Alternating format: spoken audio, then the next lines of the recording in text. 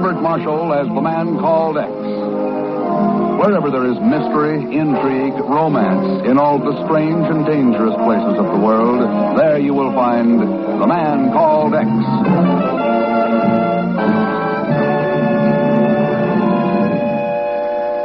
It began a few minutes before midnight in a small, dimly lighted cable office in Rangoon, Burma. Began when an elderly Burmese handed a laboriously written cable to the yawning clerk and then walked out into the blackness of the Asiatic night.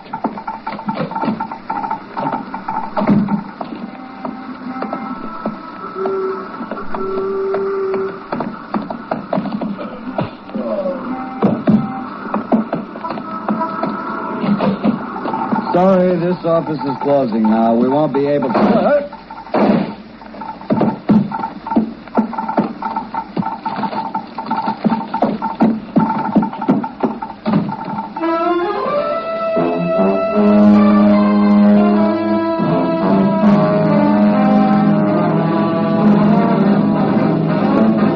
That's the story, Ken. The cable clerk was killed, and a man named Lal Rao has disappeared, along with the original cable he'd written to you. Luckily, the Rangoon police were able to make out the message from the impression left by Lal's pencil on the pad of message blank. Just a copy of it. Thanks, Chief. The shadow from the north spreads swiftly over this land. For the welfare of all our peoples, I pray that you will come at once to Rangoon. Signed, Lal Rao. Oh, Chief, you remember Lal Rao? Sure. He worked for the Bureau of the Japs who are in Burma. Practically ran the underground resistance there single-handed. Yep. Nothing meant as much to him as his country's freedom. Yes, I know, Ken. But what about this cable? Chief, the United States has slapped an embargo on strategic war materials from Asia. Rubber, tin, antimony. Yeah, I know. So what's been happening? We get reports of 10 carloads of crude rubber turning up in Budapest.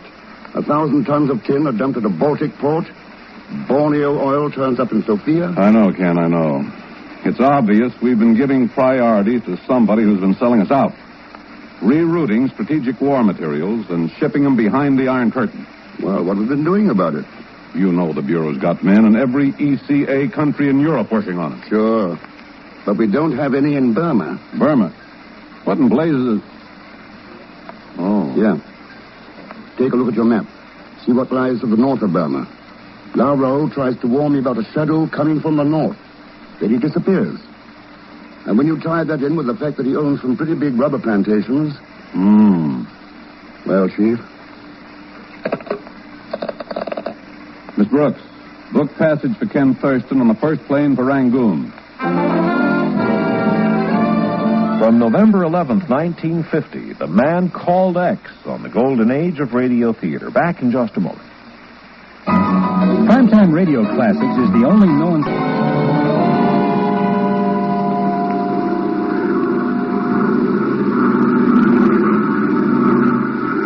I beg your pardon, but this seat next to yours, it is unoccupied. Well, yes. Oh, do you mind if I take it then? Mine was so close to the noise. Oh, please do. Oh, you're very kind. You are traveling to Rangoon, Mr. My name's Ken Thurston, and the answer is yes. Oh, how fortunate. I am Olga Morovna. Mm-hmm. Why fortunate, Miss Morovna? Well, I've always found this journey from Bangkok to Rangoon a most tedious one. Apparently, my luck has changed. Uh-huh. Yes. You see, I am engaged in what you might call a very specialized field of endeavor. I am a professional hostess. That sounds interesting. How does this business of yours operate? Well, there is little that a woman who is bored can do in Rangoon, except give parties.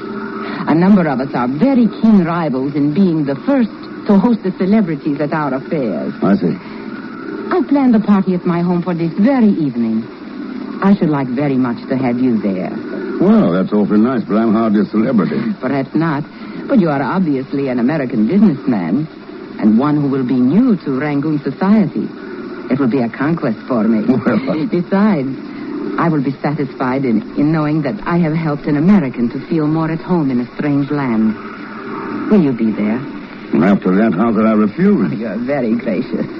And I think you will enjoy it. Oh, there will be other businessmen there, possibly with similar interests to yours. Nitrates, tin, rubber. Oh, I'm certain that you... Pardon, Mr. Thurston, but the radio officer would like a word with you at Ford. Oh. He said it was quite urgent. Uh-huh. Excuse me, Miss Morovna. Certainly, Mr. Thurston. This way, please. Thanks. Oh, Mr. Thurston, radio call for you from the States. Apparently important enough to bypass regulations. You know how to operate? Yeah, thanks, yes. Hello, this is Ken Thurston. Hello, Ken. Chief, what's up? Ken, we've had a certain suspect under surveillance for some time as a possible international agent. I just learned that this suspect booked passage from Bangkok to Rangoon this morning and is aboard that plane with you. Huh? It may be coincidence, maybe not. But if that agent is mixed up in the sellouts of strategic war materials... Yeah. Let's have his description, Chief. It's not a he, Ken. It's a woman. The name of Olga Morovna.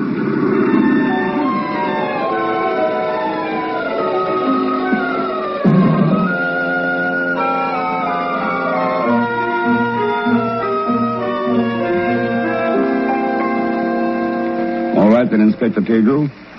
What have the Rangoon police found out about the disappearance of Lao Rao? We have placed the suspect under arrest and are holding him for questioning, Mr. Thurston. He is in the next room, even now. Good. What's the story? He had been lurking around Lao Rao's offices for several days prior to the disappearance.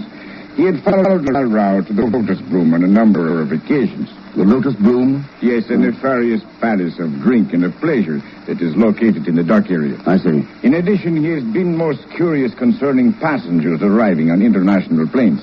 Well, let's talk to him, Inspector. Certainly.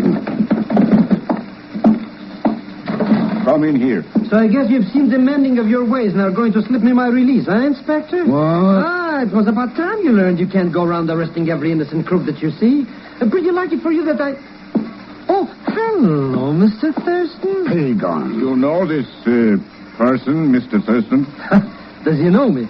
After all the years we've been friends together doing things for me? Inspector Pagon Zelsmith is without doubt the most unscrupulous man I've ever known. And I trust him as far as I would an advanced case of the plague. Boy, what a terrific reference, eh, Inspector? What is your suggestion, Mr. Release Thurston? him in my custody, Inspector. I can use him. What? Oh, sure. You know how invaluable my services are, huh, Mr. Thurston? Pagon, you're going to be living proof that it takes a crook to catch a crook. Oh, thank you, Mr. Thurston. Huh?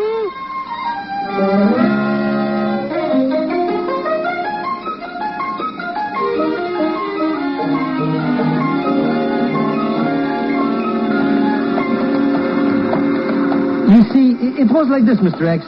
I came here to Rangoon to be at my Uncle Ahmed's coming-out party. Coming-out party? Oh, sure. Coming out of the clink, you understand? When I ran into this Lao Rao. Oh, naturally, he was very grateful for how I'd practically snitched Burma from the Japs with a single-handed during the war. Sure. How much did you chisel out of Lao? Oh, it was only $10. Mr. Thurston. That's what I thought. But I didn't chisel nothing.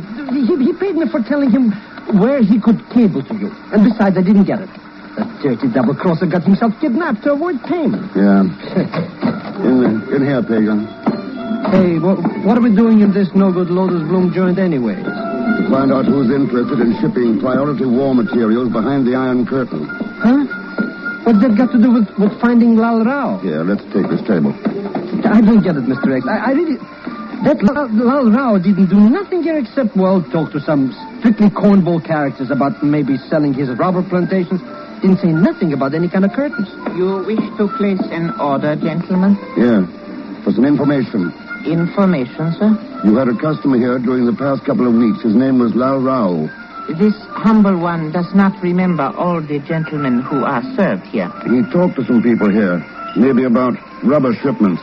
This one is not in the habit of listening to customers' conversations. Maybe this will help your memory and your tongue. Mr. Thurston, a tense spot.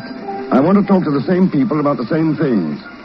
If you find them for me, I'll double that. I will return with your orders in a moment, gentlemen. Mr. Thurston, if you have to be throwing money around, throw some my way. I could tell you for half what you're going to get from him. You could? Well, sure. Well, for instance, that character over there. Going into the back room. Oh, the one with the shearsucker suit. Yeah. That's the one that Lao Rao talked to. Who is he, Pagon? What's he do? Well, maybe I could find out for, let's say, $50. I'll give you $5. Oh, it's a deal. Where will I collect? I'll be here. Or I'll be at Olga Marovna's party. Olga Marovna? You know her? That pretty Petunia? See you later, Mr. Thurston. Yeah. Your friend is right, Thurston. Absolutely right. You're throwing your money away. Throwing it away. Well, thanks for telling me, but what makes you think so? No, Thurston. Let's not beat around any bushes, shall we? I heard you talking to the waiter. I'm the man you want, Mr. Stephen James. I'm the man. Very interesting. Do you mind telling me why? Certainly not. I'm a broker, general broker. Imports, exports, insurance. That's me, Stephen James, general broker. Okay, you're a broker, so what? So you better see me at my office, Thurston. Number 11, Kai Sing Road, about insurance. Insurance? Right, life insurance. If you're going to play around with Lalrao's friends, you might wind up quite dead. Very uncomfortable experience, you know. Goodbye, Thurston.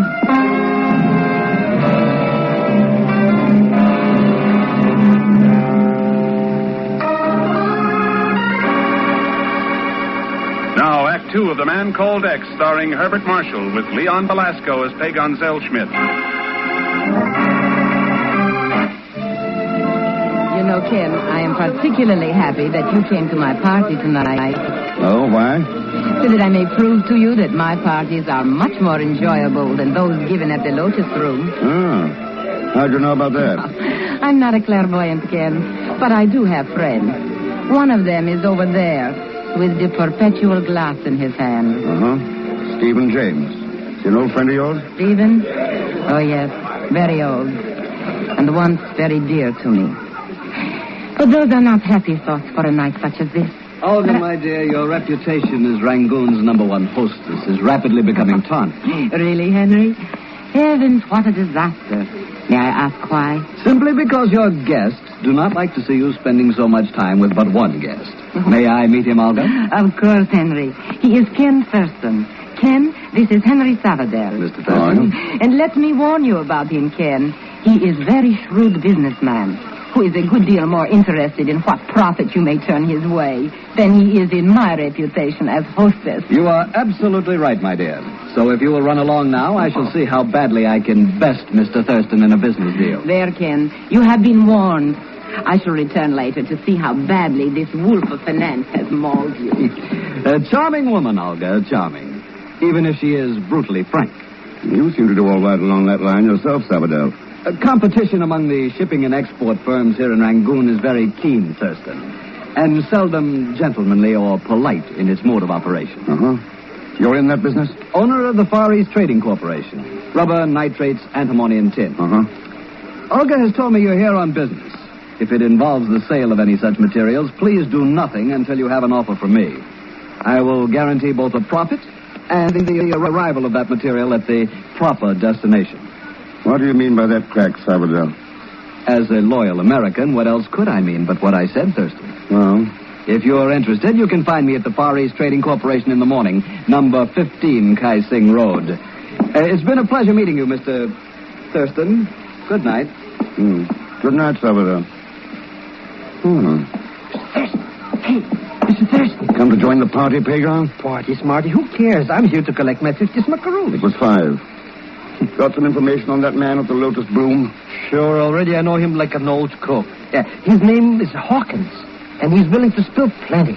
All about shipments of stuff that wind up someplace where they're not going. Where's Hawkins now?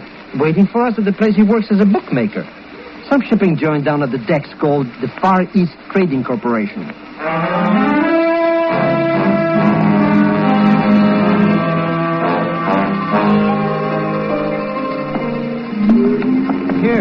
Here, there's the joint now, Mr. X. Yeah, no lights on. You sure Hawkins is going to meet us? Believe me, that guy would meet my Aunt Zenobia at the altar, if there's money in it. See? Yeah, he's left the door unopened and everything. Come on in. Oh, Mr. Hawkins. You, Mr. Hawkins? It's me, Zellschmidt. Down, you idiot.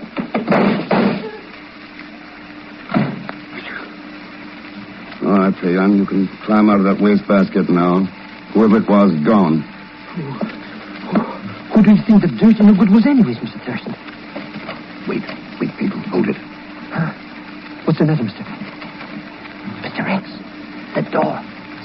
at the door. Quiet.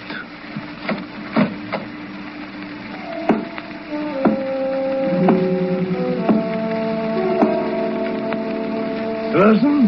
That's you, Thurston? James, what are you doing here? My office, just a couple of doors away. Saw you come in. Heard that beastly racket. Guess you'll believe old Jamesy Wamesy now, eh, Thurston?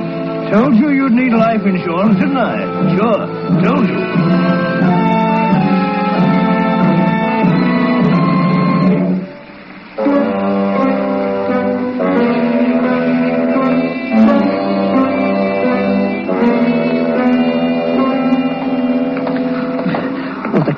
Crummy neighborhood, Mr. Thurston. Characters standing around would maybe cut your throat for a wooden nickel. Even less, maybe. Why do we have to pay visits down here anyway? Hawkins is your friend, Pagan, not mine. According to Inspector Tago's police records, you don't know where he lives. Well, he's not home.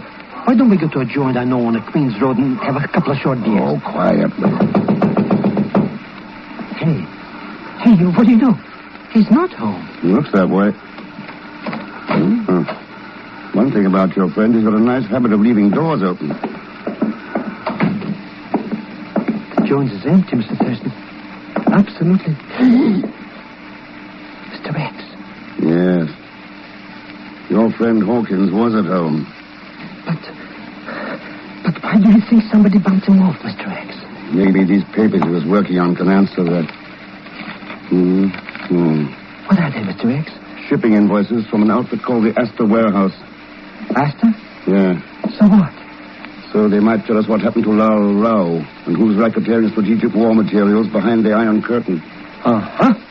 Then why don't we figure out what they mean? I'm going to try right now, Pagan. At the Astor Warehouse.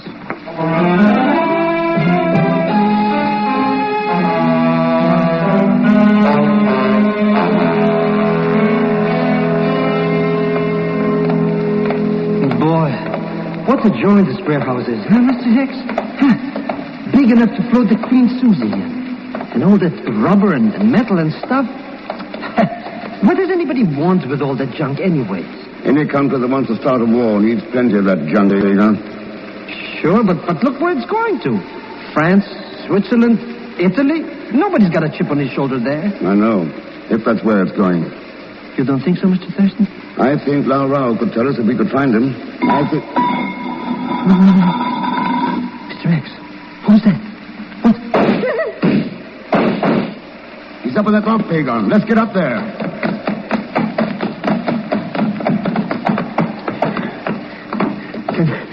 Can you see anything, Mr. X? No. I thought I heard a door close somewhere. Our friend's probably gone again. Let's look around. Friend, he says. Such friends I wouldn't wish on Joe Staten. There's sure to be a law against him.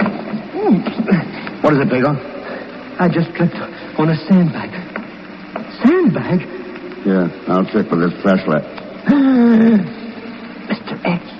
Yes. Lal Rao. Looks like James was right. We're going to need plenty of life insurance. Unless we get some answers. Fast.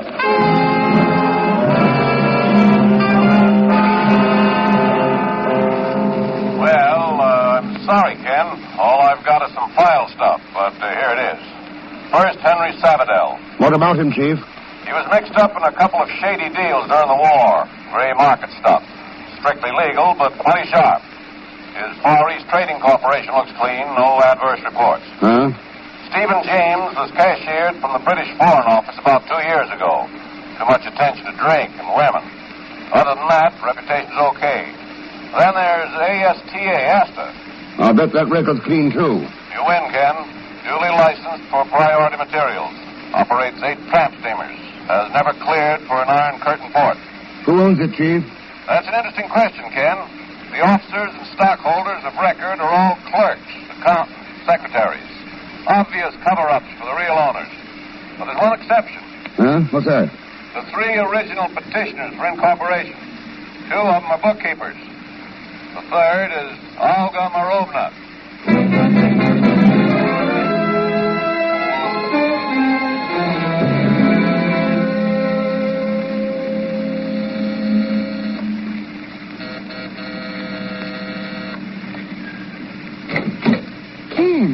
mind if I come in for a minute, Olga? Why, no, please do. Thanks. The party has been over for some time, Ken. Yeah. I just came back to check on a theory. Theory? About these parties of yours. Tonight your guests were businessmen and government officials, military men. Pretty valuable contacts for making friendly deals. Oh? Yeah. Deals involving war materials shipped through licensed American firms to marginal plan countries where dummy customers reship them behind the Iron Curtain. What do you think of that for a theory, Olga? Do you mind answering for me, Henry? Not at all, Olga, my dear. I should be happy to, so long as Mr. Thurston maintains his distance. I won't argue with you, Sabado. Or with that Colt automatic. Excellent judgment, Thurston. As excellent as your deductions. Olga did hold these parties so I could make contacts, get customers, arrange private deals, but you made one mistake. Did I? Yes. I stressed the point once before that I was a loyal American. I am. My dealings have been and always will be for the benefit of my country. Well? And so, my dear Thurston, your accusations are false. I shall protect Olga from them at all costs. The door is directly behind you, Thurston. All right, Sabado. I'll go.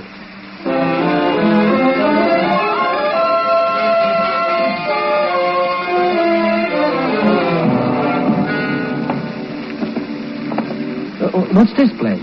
Number 11 Kai Sing Road. Let's go in. Still in the mood to talk about insurance, Mr. James? Well. So you decided to take my advice, eh, Thurston? Very smart, very smart. Nothing like life insurance to insure your life, I always say. Pretty good, eh? Pretty good. I'm talking about a different kind of insurance, James. Different kind? Yeah. Insurance to protect the free world. Huh? What do you mean by that, Mr. Thurston? Ames is an export broker. He'd contract for priority materials and ship them out through Astor, a licensed shipping firm he owns through dummy stockholders. What's that? He'd send the stuff to dummy customers in legitimately cleared countries and then reship behind the Iron Curtain. You must be crazy or something. Must be Olga. She owns Astor, sure. Olga does. Her name's on the list. Sure, because you played her for a sucker when she was your girlfriend before Sabadell came into the picture. Another cover-up. Huh? That gorgeous Gardini was this character's girlfriend? You let it slip at the party, Pagon. And here, on this desk. No, Astor invoices. The same kind that Hawkins had when he was killed. You're doing a great deal of surmising without evidence, Thurston. It all ties in. Hawkins could have been one of your agents who decided to double-cross you. Larao, a customer who got too suspicious. The invoice numbers, a code for the real destination of your cargoes. Even if what you say were true, such operations would be perfectly legal. The only ones breaking any laws would be the customers overseas who were guilty of reshipping. Hey, is this character right, Mr. Thurston? I'm afraid he is, Pagon. We can't touch on any of that, but we can get him for murder. Murder? Yes. The murders of Larao and Hawkins. And that gun you're wearing in your shoulder holster will give us all the proof where... I'll get that gun all right, Thurston. Look out, Mr. X! Let's have it, James. Come on, let's have it. I said let's have it. Grab it, Pagon. I got it, Mr. X, I got it. All right. You have it. Let go. Sure, I'll be glad to. Oh. Boy, what a smackaroo. He's out like a couple of lights. Well, I guess we cleaned this one up all right. Yeah, I guess we did, Pagon. Sure. What a pushover. Thinking he could pull the wool over his sheep's clothing by acting drunk. Well, that's the trouble. It wasn't an act. Huh? James and all those like him, they're never acting. They're all drunk. Drunk with greed, power. James thought he could get away with murder just as long as he held a gun. He found out different. And you know, Pagon, that holds true for certain countries, too.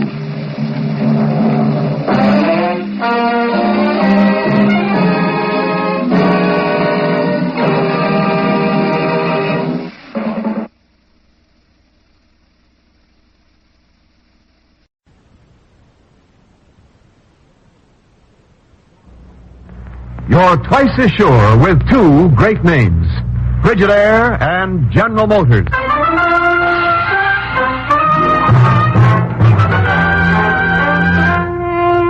Frigidaire presents Herbert Marshall as the man called X.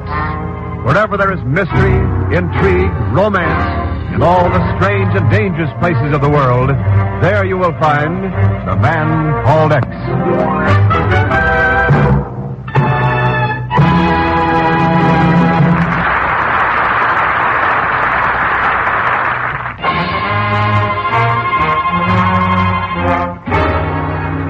Now, Frigidaire presents Herbert Marshall as Ken Thurston, The Man Called X.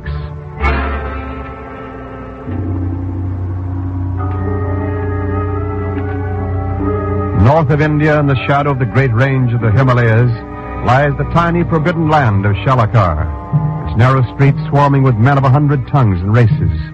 Holy men from Lhasa, firewalkers from the Ganges, and beggars, jugglers, and yogis from the plains of Bengal to the south.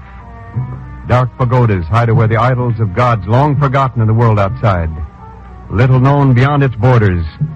Such is the last land of mystery, Shalakar.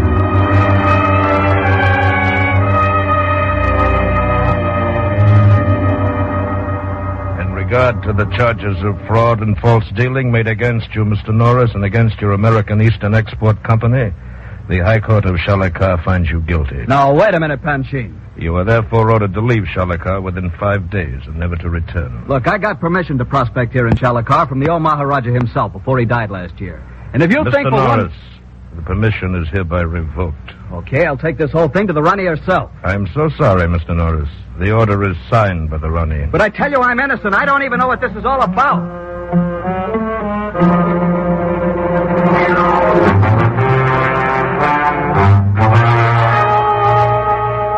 I don't even know yet what it's all about, but, gentlemen, there's one thing certain. I'm innocent of those charges. Yeah, I think you are, Fred. Too bad, Chief. Yes, it is, Ken. What about the American consul, Fred? Did you take it up with him? Well, we don't have a consul there, Ken. I was the only American in Shalakar. And you say the Rani refused to talk to you? Wouldn't even see me. As a matter of fact, she seldom does receive visitors. I've only seen her twice since her father died last year and she took over the throne. Oh, boy. Huh? Gentlemen, I think the Rani of Shalakar is the most beautiful woman I've ever seen.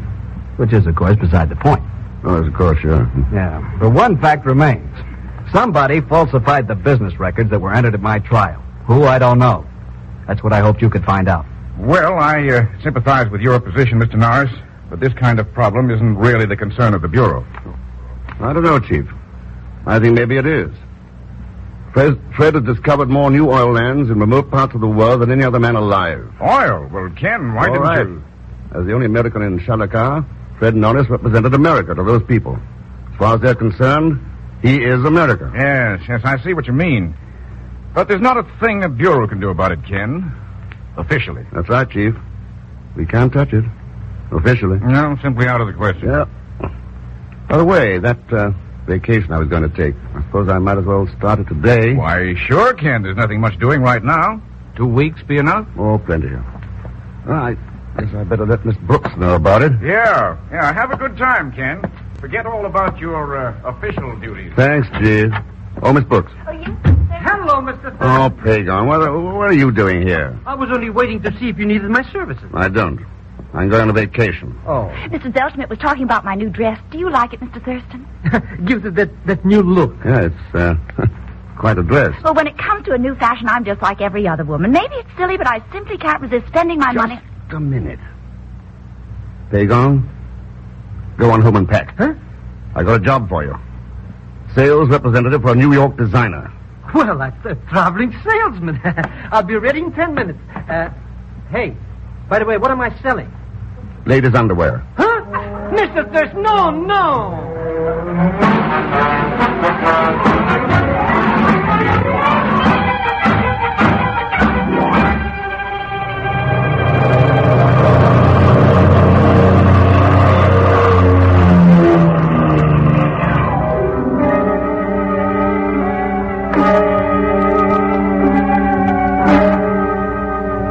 I will be most happily pleased to publish your advertisement in the Royal Palace Bulletin, Sahib. But since you are American, perhaps you will pay in advance. Anybody think I was a crook? Here. Thank you. Now, is this the correct wording? Monsieur Zellschmidt, New York designer, will stop for 3 days in Shalakar before continuing to Burma. Yeah. Exclusive models of the newest feminine fashions will be shown to a select clientele by appointment only. Call at Suite 27, House of the Golden Eye. Don't look at me like that. Wasn't my idea.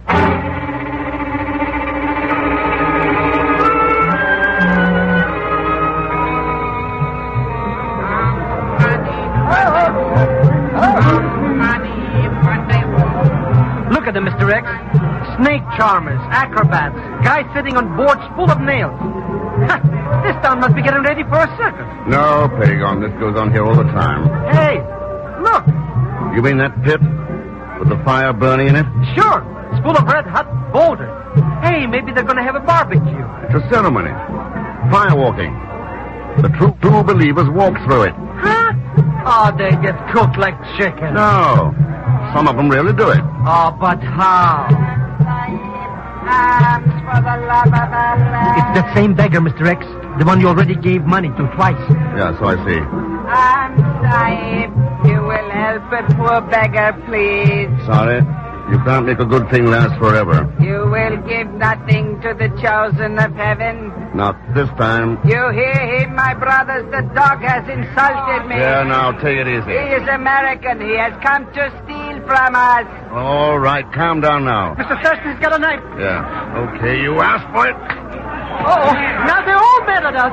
What are we going to do, Mr. Thurston? Back against the wall there. Easy, Pagon. I don't want to shoot unless I have to. They got knives, too. Oh, I should have sprayed in New York. All right, now. Now, you murdered idiots. Look, we got help. Sullen about it, eh? All right, then.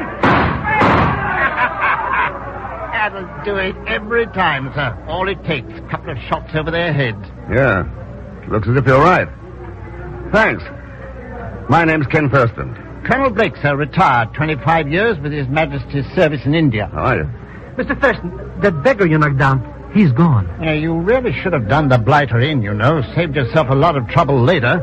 Well, pretty rough treatment for a beggar who only lost his temper. Beggar? I hardly think so, Mr. Thurston. That fellow was a dacoit. A dacoit? Yes, a member of the cult of professional murderers. Somebody hired him to kill you.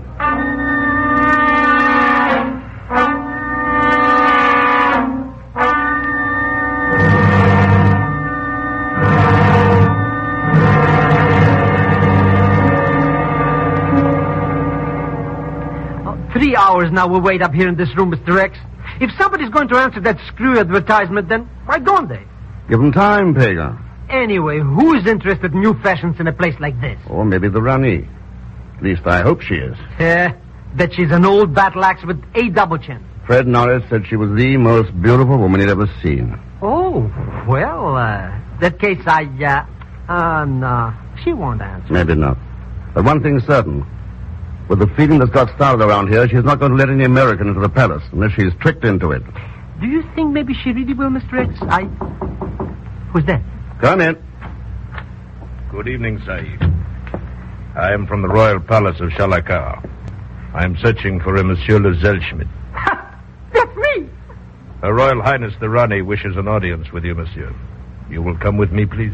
But I mean, yes. I'm as good as gone. So long, Mr. Thurston. Good luck, Pagan. And before you pass out with ecstasy, don't forget to give her that letter. Letter? Oh, sure, I'll remember. My good man, to the harem, and don't spare the horses.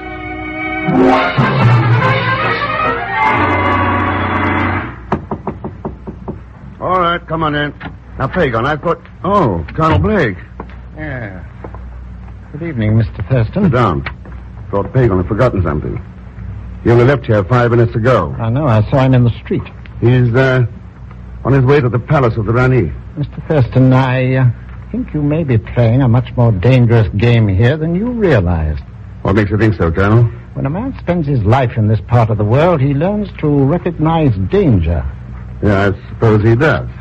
It was a mistake to hire a band of dacoits, you know. They're treacherous. What gave you the idea that I hired a dacoit? The evidence of my own eyes. When I saw Mr. Zelschmidt in the street a while ago, he was accompanied by 6 of them. What? Colonel Blake. You mean you didn't hire them? No.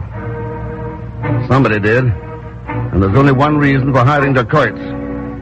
Of course you knew that, though. Didn't you, Colonel?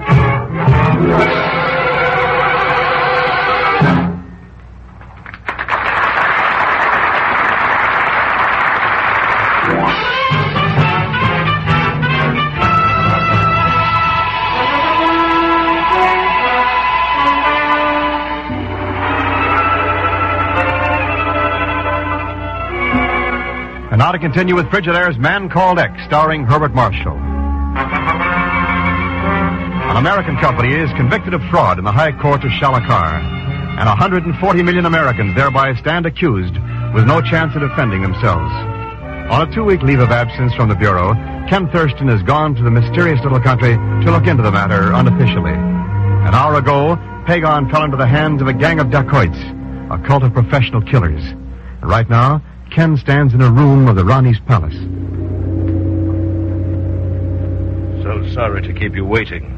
Is there something I can do for you? So it's you. Yes, there is. Where's Pagon? I do not know of any Pagon. Oh, Monsieur Zellschmidt, then. He left to come here about an hour ago. With you. What happened to him? You are mistaken, Mr. Thurston. I have never seen you before, nor the man you speak of. Like that, eh? All right. I'd like to talk to the Rani. Certainly. If you would care to send her a letter stating your reasons, perhaps it might be arranged in a few months. Her Royal Highness, the Rani of Shalakar. Your Highness. I have just seen the most interesting... Oh, Panchin. Who is this man? Hardly one deserving your attention, Highness. Suppose I decide that for myself. But your That will do. You will wait at the other side of the room.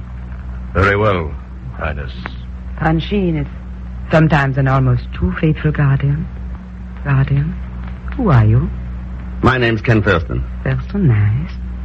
What did you wish to see me about? About a friend of mine. Apparently, Panchin kidnapped him. Panchin, is this true? This statement is false, Highness. Oh? He is American. Oh, I see. Mr. Thurston, I presume you have lodgings in the city? Yep. The House of the Golden Eye. May I suggest you return there immediately? And as soon as possible, get out of Shalakar? Otherwise, who knows? Perhaps you too might disappear.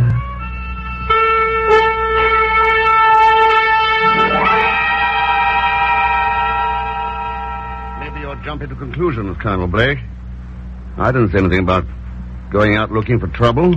Well, after all, Mr. Thurston, when a man cleans and oils an automatic pistol, he usually has something on his mind. Yeah, I suppose he does at that. Be glad to go along and help, you know. I'm still a pretty fair shot. Wouldn't think of it. No point in you getting mixed up in this. Exactly what are your plans, Mr. Thurston? I don't know for sure. One way or another, I'm going to find Pagon or find out what happened to him. I'd be a lot of help. Know the country and all that, and I'd rather enjoy a bit of excitement, you know. It gets frightfully dull sometimes, being retired. Well, this will be anything but dull. Eh? Sit still. Well. Let me in, please, quickly. Well, by George, it's the run. Oh, Colonel Blake. I'm highly honored. Never mind that now, please. Maybe... I thought you would be alone after this. Oh, I say, it's getting late here. I hope you won't think it rude if I say good night. Not a bit, Colonel. Good night. Well, I suppose you dropped in to make sure I got out of town. No, please forget anything I said earlier tonight. None of us can be sure when it is safe to speak the truth. You think it is safe with me? Yes. Please, come back to the palace with me. To my own quarters. We can be fairly safe there.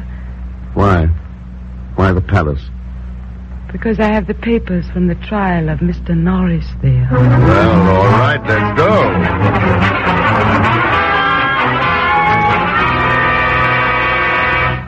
Well, that's that.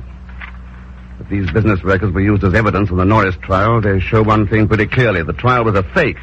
There was pressure put on the court. Ken, I suspected As far as I'm concerned, they proved definitely who was behind it.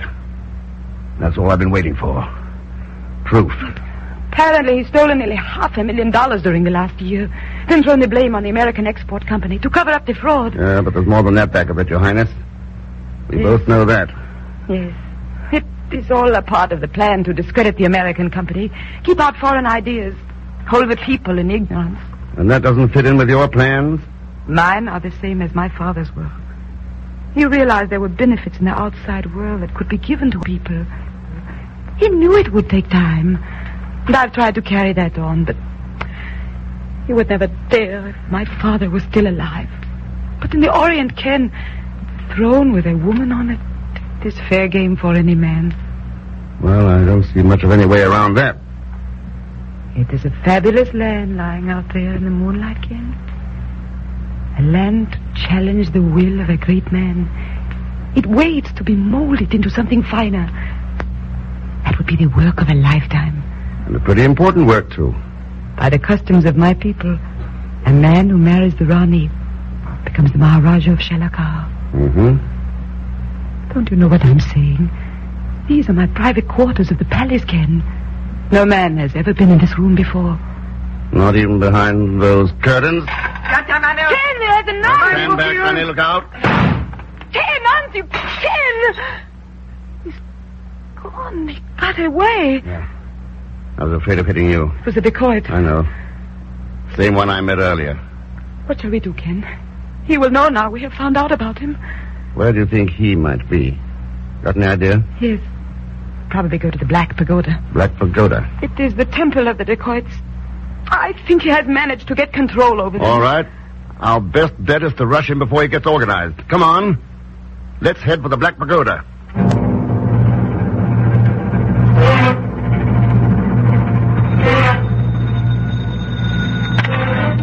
Hello? Yes? Blake speaking.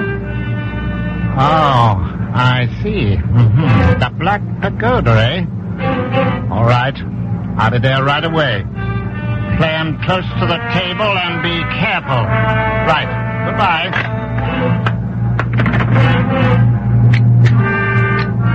So it's out in the open now. This lad Thurston works pretty fast once he gets started.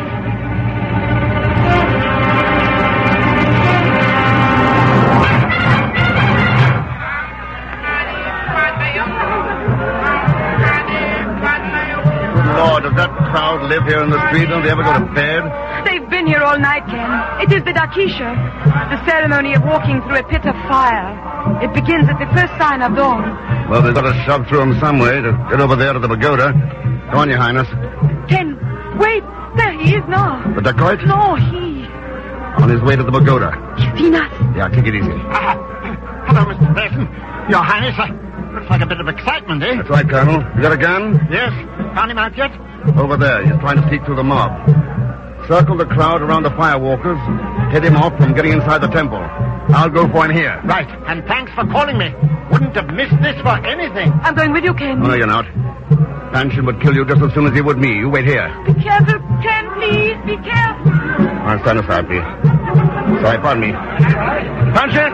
Excuse me, please. Panshin, stop! You haven't got a chance. Out of my way with you. Wait, you fool! Look out! Good Lord, he slipped and fell right into the fire. Yeah, let me through. Let me through. One side, please. Oh, no. Ken, is he? Yeah. Oh. In that pit of fire. He lived about 3 seconds. Come on. Let's get away from here. He tried to jump across. I saw him. Oh, forgive him. Forget him. I've still got to find Pagan. No, wait. There he comes now with Colonel Blake. Yeah. Seems to be in pretty good shape. Ken, before they get here. I mean, Norris can come back and go on with his work, of course, but... Well, we were talking about... About what? About the throne of Shalakar. And about other things. This is a fine kind of a vacation, Mr. Thurston. I get knocked on the head, tied with ropes, and maybe even they were going to cut me in pieces. I saw from the temple steps what happened to Panshin, Mr. Thurston. Yeah, pretty rough ending, Colonel. Have any trouble with the guards? No. They took to their heels when they saw their leader was dead. Mr. Thurston, I told you anybody would get cooked in that fire pit. You said they walked right through it. Only the true believers, Pagan. Panshin didn't believe in anything except power. And all the bad that goes with it. He kindled a fire in the ignorance of the people he wanted to exploit. Isn't it strange how often men with their own hands light the fire that finally destroys them?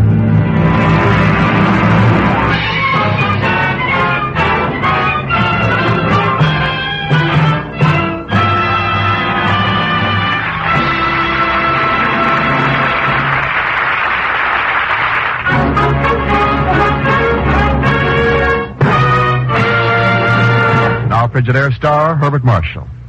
Thanks for being with us. Next week, our story bears a strange title. It's called Carbon-14, which is the name of a substance known to science that may affect the destiny of the whole world. As usual, Leon Belasco will be along as P. Gonzalschmidt. So join us, won't you, when next I return as the man called X. Good night.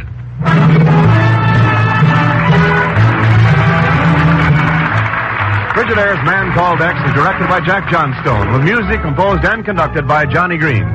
Tonight's story was written by Les Crutchfield. So until next week, same time, same station, this is Wendell Niles speaking for Frigidaire, made only by General Motors. All characters and incidents used on this program are fictitious. Any resemblance to actual persons or incidents is purely coincidental. Remember, every Sunday night brings you two popular dramatic shows on CBS, The Man Called X and The Adventures of Sam Spade. Yes, for the best in entertainment, tune in and stay tuned in to CBS, the biggest show in town. CBS, the Columbia Broadcasting System.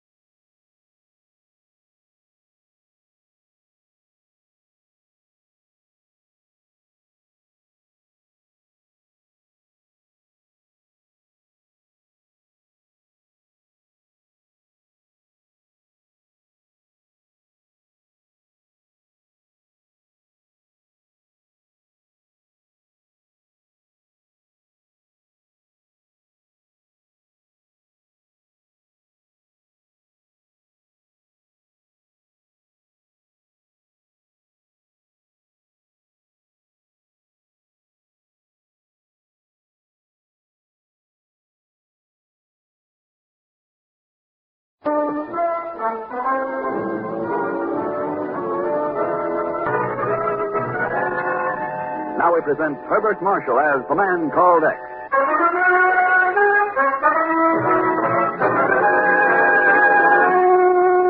Herbert Marshall as the man called X.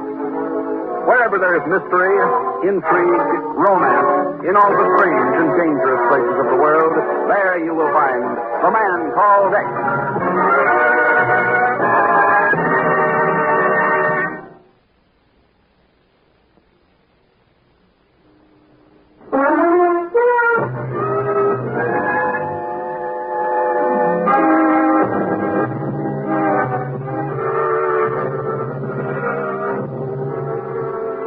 Off the east coast of India lies Bengal Bay, a vast and rolling tropic sea stretching 1,000 miles from the mouths of the Ganges southward to Ceylon, Sumatra, and the Indian Ocean. Many an adventurer of the past sleeps damply beneath its dark waves, and even now on starless nights, others of the living go to join the dead. Daddy, keep the searchlight on that fishing dhow. Yes, sir. Yeah. Still no sign of life on board. Scared, I guess. Yeah, I imagine. Better fire another shell into it. Okay, sir. Try for the water line. Right. On target. Steady, all. Steady,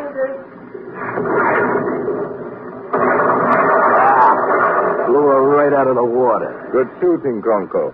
All to tower. Prepare to submerge. Lash the gun and let's go below. Prepare to submerge. Oh, yeah. I'd better take that flag down. We may need it again. We sure didn't need it tonight. Not a single survivor again. It's better that way. Survivors mean witnesses.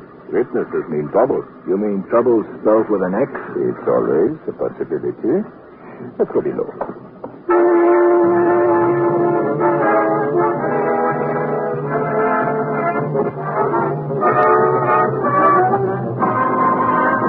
I know, Ken. I know it sounds fantastic, but it's happened. There's the cable from Calcutta. The third ship in 6 months to leave Calcutta and disappear somewhere in the Bay of Bengal. Guess I better read the cable, Chief. Now, later, Ken. Here's the story in brief. This Muhammad Lal had been fishing in the Andamans and was beating north to Calcutta in a sailing dhow. Around midnight, he noticed the lights of a freighter coming from the northwest. It was still 4 or 5 miles away when it suddenly blew up. A tremendous blast. And sank immediately, is that it? Yes. By the time he reached the spot, there was only a few pieces of wreckage and this submarine. Cruising around on the surface and machine gunning survivors. Chief, if that's true. Yeah. Anyway, Lal was smart enough to grab a life jacket and slip over the side of his boat and swim away from it. A few minutes later, the sub picked it up in a searchlight and sank it with a couple of shells. Oh, that's quite a story. Listen. Lal claims he saw something in the searchlight. That sub was flying an American flag. What? Chief, you don't suppose they're trying to use that angle now? I don't know, Ken, but we've got to find out. Right. I checked with the Navy just to cover. They've got one light carrier on maneuvers in the Andaman Islands. Indian government observers aboard. No subs. Hiding under an American flag. Machine gunning survivors. Hello, Mr. Thurston. I just happen to be... How do you do, Mr. Chief? Zagon Zellschmidt. By heavens, when it isn't Pagon, it's cousin Zagon. Oh, shoot. I guess you're just a friendly type. Not with me, Zagon. Now get out. I just got here. Hey, what is this big map on the table? Get out. The Bay of Bengal. Boy, is that an ocean for you. I used to be a steward on the George line from Cairo to Calcutta. I don't care what you used to be. If you don't... I'll have Miss Brooks check the airlines right away. All right, Jim. I want to get Calcutta fast. I wonder what happened to that girl. Zagon, are you aware of the fact that you and I are alone? We are? Oh, well, I suppose that's the way... We are? Now, look, Mr. Chief, let's keep our temper. Let's not be hasty. Let's not... Mr. Thurston! Mr. Thurston!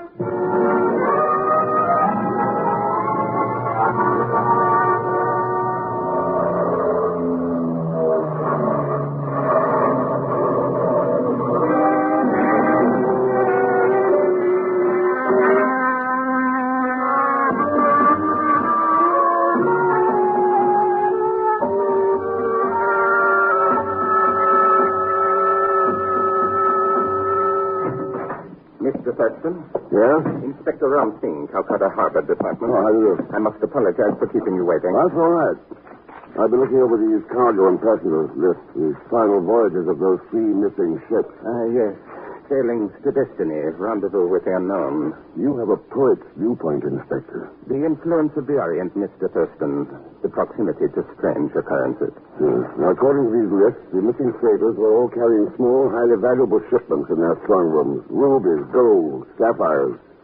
And on the last one, the Mozambique, nearly $1 million in platinum bullion. It's possible, of course. They also carried passengers. True enough, but accomplices. That submarine had to have help from somebody on board the ship. Some to knock out the radio, break open the strong room, so on. The radio, of course, to prevent distress signals. That's right. In one or more cases at least. Pardon me. Inspector Singh? What? Oh, yes. Yes, I see. Thank you. Mr. Thurston, I told you I'd arranged for a car to take us to the hospital to talk with Mohammed Lal. Yeah. Shall we go now? It won't be necessary. Mohammed Lal is dead.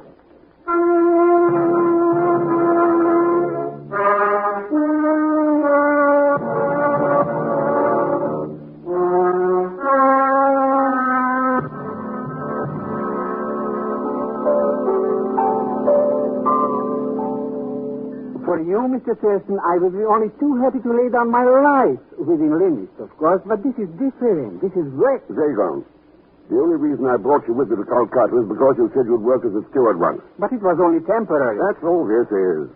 You don't have to make a career of it now. The Bangalore sails day after tomorrow. Why don't you get that Muhammad Lal to be a steward? Because he's dead. Huh? I thought he was doing okay. He was. Until his wife came to visit him this morning. The old battle axe, huh? Oh, they're pretty, according to the hospital authorities. Strange thing, though, Zagon. What do you mean, strange? I did some checking up on Mohammed Lal. He wasn't married.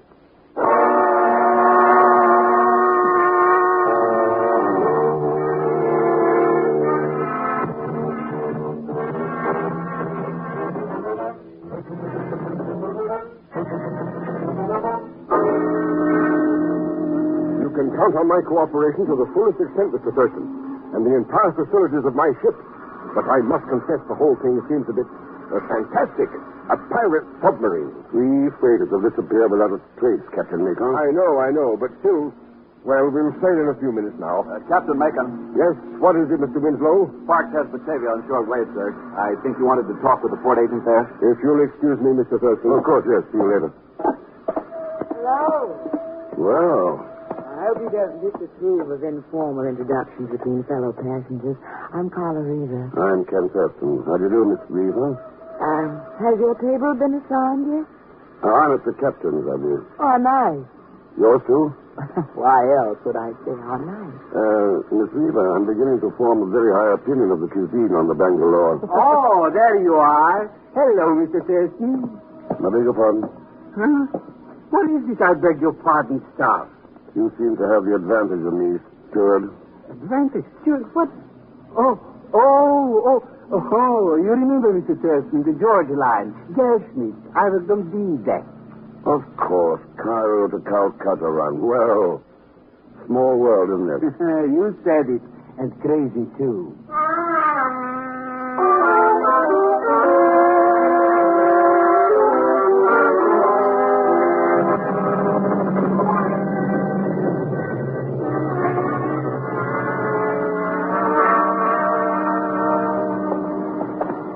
Steward here in the midship hold, Mr. Thurston.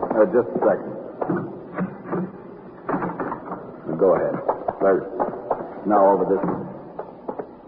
Captain Macon told me why you're aboard, but I don't see what this 5-ton shipment of candles has to do with it. That's what I want to find out, Mr. Winslow.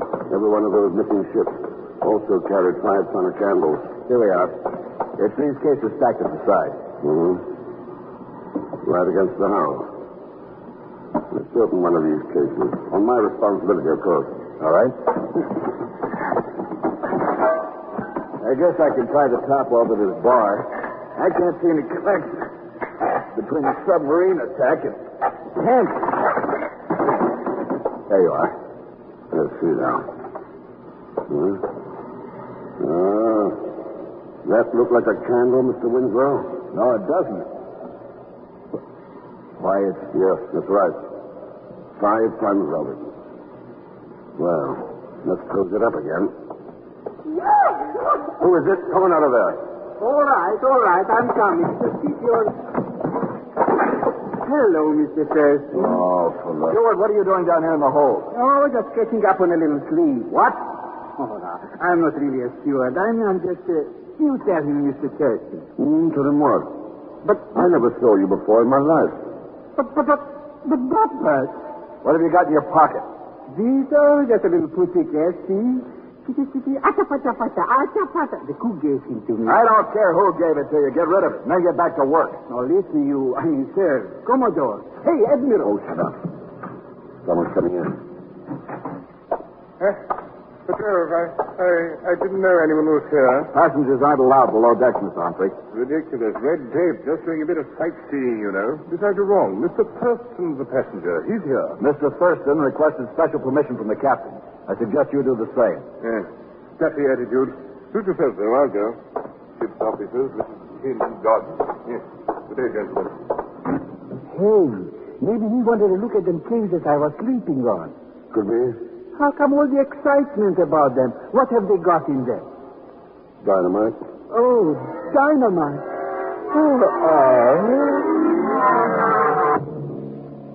Got a bucket of water handy, Mr. Winslow.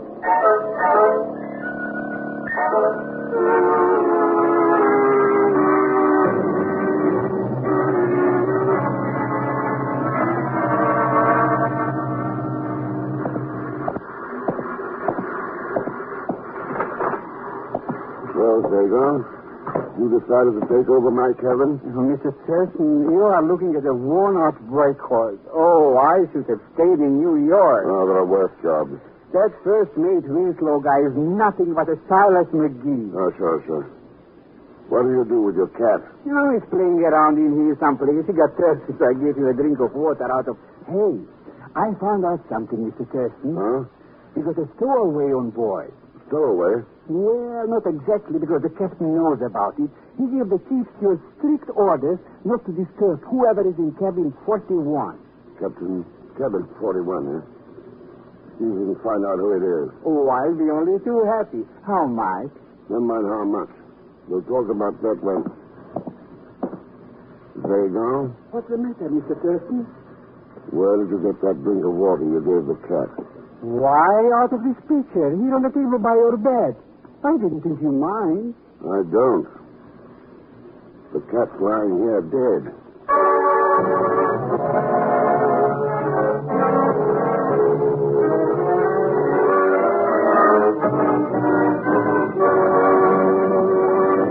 We will continue with The Man Called X in just a moment.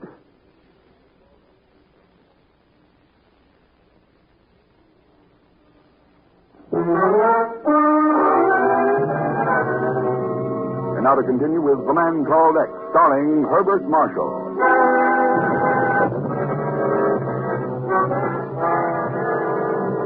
9 o'clock at night, and the freighter Bangalore plows steadily southward through the warm swells of the Indian Ocean. On board, 5 tons of dynamite, a mysterious passenger, a dead cat, and a poisoner. Ahead, waiting somewhere in the darkness, a submarine, violence and death. I'm always such a fool on an ocean voyage. About friendships, I mean. The rest of the world so far away, nothing seems to matter but just living. But the rest of the world still exists, even if it is far away. No, not for me. When I close the door of cabin 25, that's my word. What's that, Miss Weaver? 25 is your cabin? Yes, I'm an next-door neighbor to Mr. Thurston. That's right. I'm in 26. Well, my neighbor, too, then. 27 is mine. Miss Weaver and I have you hemmed in, old boy. Right between Scylla and Charybdis. Between body... Oh. Here is your coffee, Mr. Thurston. Thanks, George. What about the captain? Meet me outside on the deck, Mr. Thurston. I got a hot tea. Right, Dagon. Maybe you can tell us, Mr. Thurston, the captain. Why doesn't he show up for dinner? Oh, I don't know, Mr. Humphrey. Navigation problems, I suppose. The Indian Ocean isn't quite as tame as it seems. Oh, but you're wrong, old boy. Still in the Bay of Bengal, you know. Northeast to the Andaman Islands, if I'm correct. I imagine you are, Mr. Humphrey. Excuse me, I think I'll go on deck, get some air. Eh? I say now, that is no sense. No intense. Over here, Mr. Thurston. All right, Jake, on what's up? Well, it's the four-way I was telling you about. I got a look at him. Guess who, Mr. Thurston? Who? He's that harbor guy in Calcutta, Inspector Ram Singh.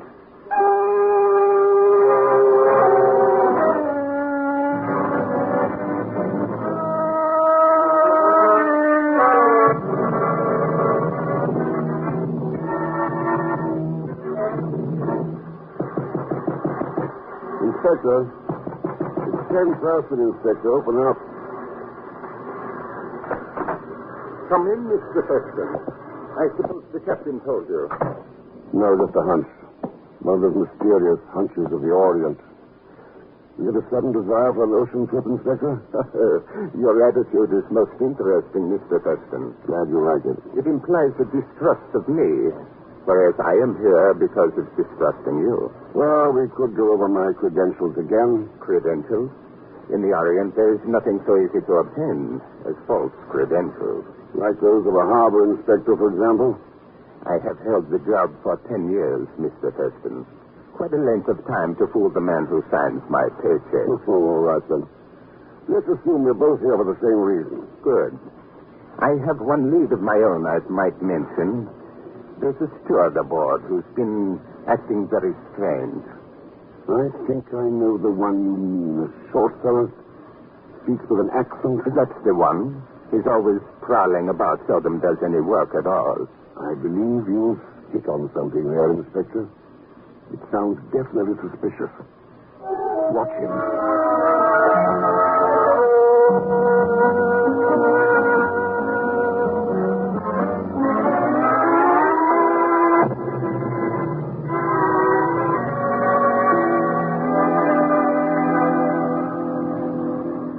Perhaps I should have told you that Inspector Singh is aboard, Mr. Thurston. But frankly, not knowing you, I felt it just as well to have two independent investigators. Mistrust seems to be fairly common in this part of the world, Captain Macon. No, it's not that. But I'm responsible for this ship, the passengers, cargo, and crew. And when I think about what could happen, well... What about the passengers? Know anything about any of them? No, they're all strangers. Except Mr. Humphrey, of course. He's sailed with me before. I see. Inspector Singh may know some of them. Under the circumstances, I suppose they'll work together. They're doing it already. We're watching Zago. But I don't see... What time for your release, Captain? All right, Mr. Winslow, take over the brig. The log's up, and everything is in order so far. You'll excuse me, Mr. Thurston. Of course. Good night, gentlemen. The captain's a good man, but he's certainly jittery on this trip. Well, he may have reason to be. That's the trouble. Not knowing when they'll make their play or even if they'll make it. They'll make it. I'll lay odds on that. When they're left the witness to the sinking of the Mozambique, What is it, Mr. Thurston? Turn off the bridge lights. I want to open this window. All right. There.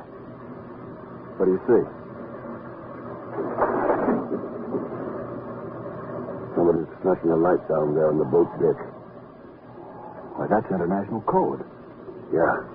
Check it with me. ONIG tonight at TWOAM. Tonight at 2 a.m. And there's an answering flash from across the water. The submarine. Well, we know when. All we have to find out is how. And then stop it.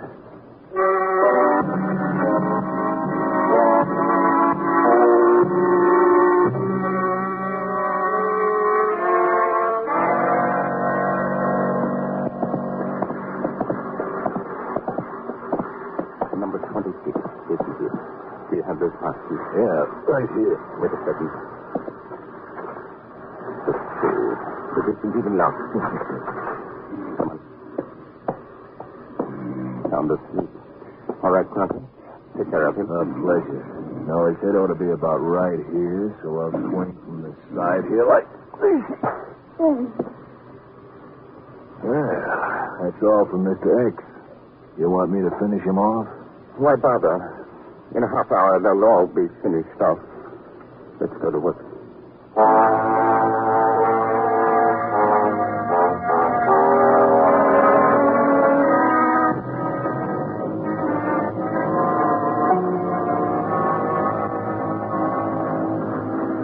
box isn't in there. Those wireless room's empty. It doesn't matter. The important thing is to smash that radio. We can take care of Sparks later. Come on. Tear off the mic and the key first, Pronto, and then we... Insomnia, Inspector? Heston. But I slugged him. It can't be insomnia. You're dreaming. All right, Mr. Winslow, put the cuffs on them. Okay, boys, turn around. I said hold it. All right, Poor Cronco. I much prefer the handcuffs. You're the Winslow. You're opposed to personal violence, Inspector. Only when it has no chance of succeeding. I'm a fatalist, Mr. Feston. Influence of the Orient. I'll get it. Wireless room, Thurston. Good. All right, Captain. Take him to the lounge. I'll meet you there. The boys in the hold just caught 2 men setting a time detonator on the dynamite. There's still been no move in the strong room. Sing. Who else is in with you? I fear I won't be much help to you, Mr. Thurston. I don't feel very talkative. Too bad. We might have had an interesting conversation about your next move, for instance. Breaking open the strong room, and then using one of the ship's boats to get out there to the submarine before the explosion. What about that sub, Mr. Thurston? Suppose they get suspicious and try to board it. Well, it's 1:46 now. They'll probably stand by for another 15 or 20 minutes at least. That's enough time. Maybe you'd better open up the radio and make contact. All right, sir. Then you want me to search that cabin, right? Right. Let's see you in the lounge. Right, Inspector, pick up your friend and let's go join the party.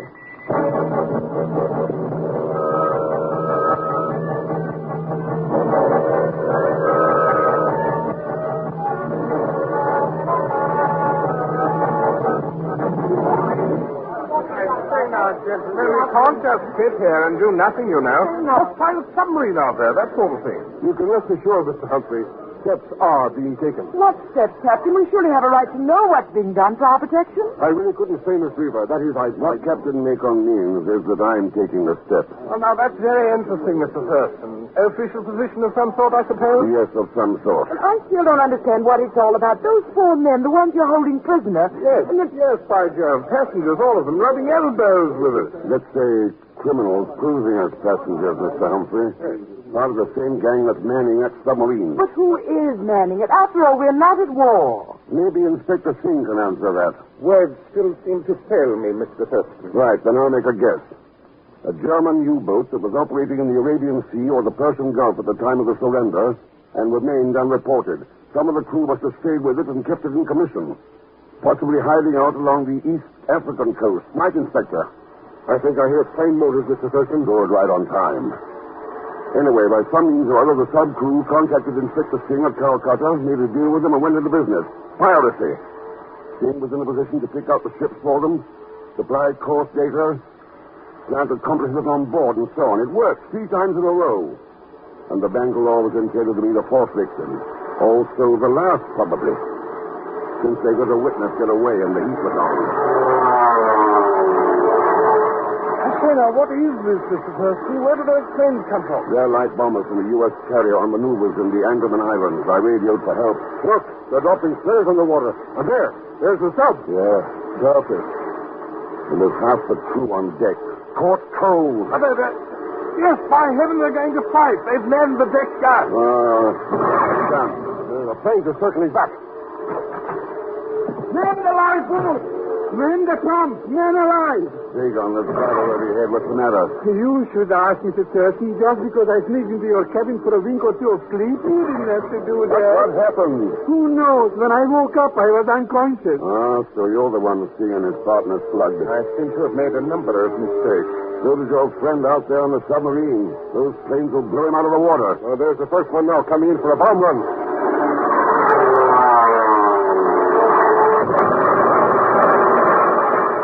Close. Come on in, Mr. Winslow. Things are getting a little exciting. Well, I found it, Mr. Thurston, right where you said. Good.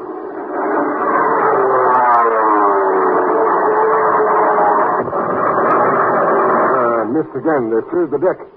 Looks like they're going to submerge. There's still 2 things that haven't been explained. Mohammed Lau's death in the Calcutta hospital and the poisoning of Zagon's cat. Oh, come now. Hardly the time to track down cat killers, old boy. Well, I think it is the time, Mr. Humphrey. Particularly since the poison used in both cases has just been found in Miss Weaver's cabin. What? Oh, well, Sullivan, it's ridiculous. You surely can't It's think really that I... no use, Carla. Mr. Thurston holds all the cards. I've often told you one had to be a fatalist in this sort of game. She was most valuable, Mr. Thurston, in keeping the purses of the ship occupied. Yes, I imagine.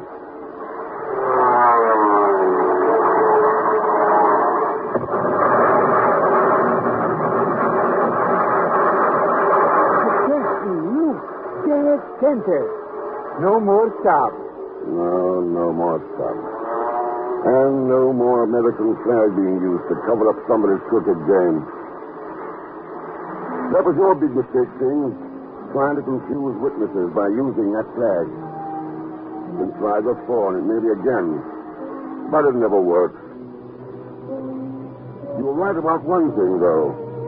The man who plays that game had better be a fatalist. Because that's a game that's always fatal.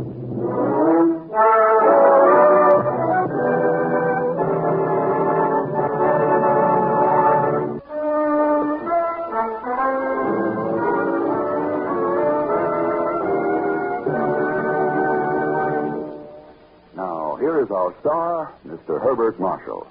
Thanks for being with us. Join us, won't you, when next I return as the Man Called X. Good night.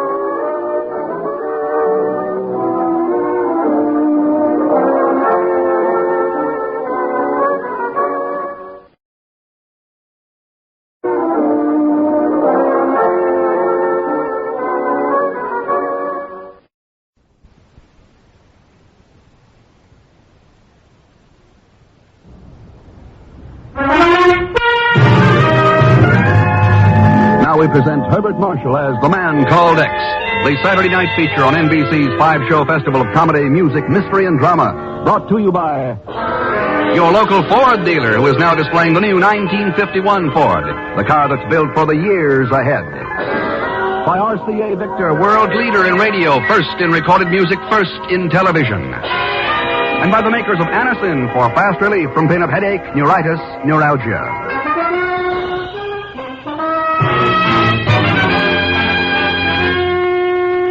Herbert Marshall as The Man Called X. Wherever there is mystery, intrigue, romance, in all the strange and dangerous places of the world, there you will find The Man Called X.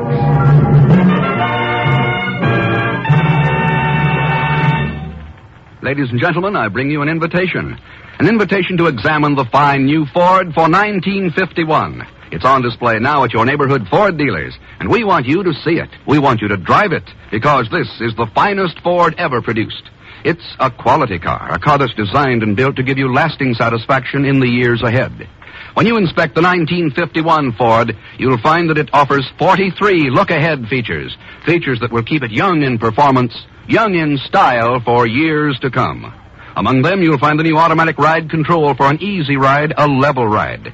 The automatic mileage maker for real fuel economy, and new luxury lounge interiors with rich, color-harmonized Ford Craft fabrics. We invite you to see all 43 look-ahead features of this great new Ford for 1951 at your Ford dealers tomorrow. Under the frowning volcanoes of Guatemala lie the ruins of a once proud city, Santiago de los Caballeros La Nepa. The walls of her more than 100 churches and convents crushed by an earthquake in 1773. Now even her name is almost forgotten. The tourists who pass through call it only Antigua, the old, the ancient. And a thin, half-hidden road that forks off the highway from Guatemala City leads not to the past, but to the present, perhaps even the future. A small blue roadster hesitates and then turns up this crude trail.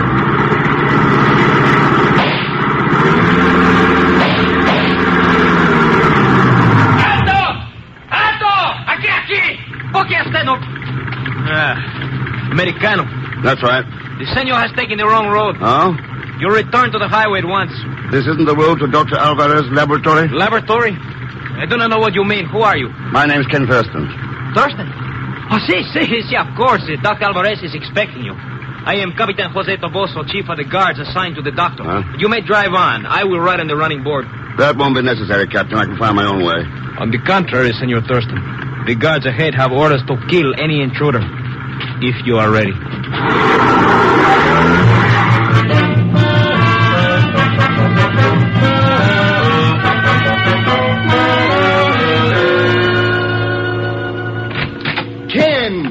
How good it is to see you. Hello, Dr. Alvarez. Dr. Alvarez. Oh, come now. You know me better than that. It's been quite a while, Fernando. How are you? Much too long it has been. You had no trouble getting to Guatemala? The only difficulty I had was getting into this place. Just what are you doing? What are you doing here, Fernando? Guards all around, a laboratory in a ruined convent? I could not explain in the wire I sent to your bureau, Ken. I could not trust this matter even to the usual diplomatic channels. Oh? Ken, have you ever heard of Professor Zender? Professor? You mean Hilda Zender, the German bacteriologist? Yes. Oh, of course, one of the most promising young scientists in Europe. Why, there was even talk of awarding her the Nobel Prize about 10 years ago. Yes. Professor Zender is here. Oh. During the war, she escaped from Germany and fled to Brazil. Yeah, I know that. After I became head of the Guatemalan Public Health Service, I invited Professor Zender to continue her research under the auspices of my government. I see. She has been working on ways of combating germ warfare. Unfortunately, this work has quite, by accident, produced a new and terrible means of bacteriological attack. A virus cholera. Virus cholera? Yes, Ken. A cholera that spreads through the air, rather than by the usual media of infection. A cholera for which there is, at present, no immunization, no cure. No cure? Fernando, if the wrong country got hold of this... That is why I have sent for you. You must take the virus culture back to the United States. Perhaps your scientists will be able to develop a preventive or a cure. At least, it will be safer there. There have already been 2 attempts to break into my laboratory. Why not destroy the culture? Because, fantastic as it may sound, this cholera virus is apparently indestructible. All right, Fernando. I'll get a plane out in the morning. Good. Dr. Alvarez, I've just discovered that the test... Oh, I did not know you were busy. I must see you alone at once. It is of the utmost importance. This is Mr. Thurston, Professor Zender. Mr. Thurston. Oh, it is good that you have arrived. You see the test tube containing the cholera culture. It has disappeared. What? I have searched everywhere. Someone must have broken in and stolen it. Come with me. I will show you.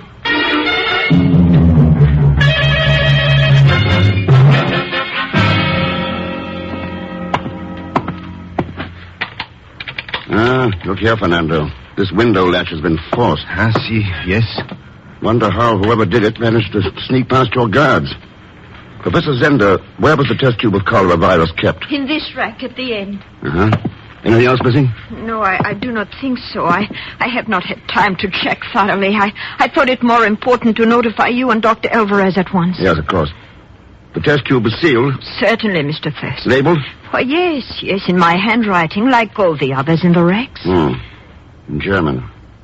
Who else knew about this cholera discovery? No one, only the doctor and I. Pedro? Why, yes, I had forgotten him. Pedro? My secretary, Ken, Pedro Martinez. But no, he knows nothing about science, which is why I employed him. I even have to spell out the scientific terms for him. Is he around? He has been away all week on a vacation at Lake Atitlan.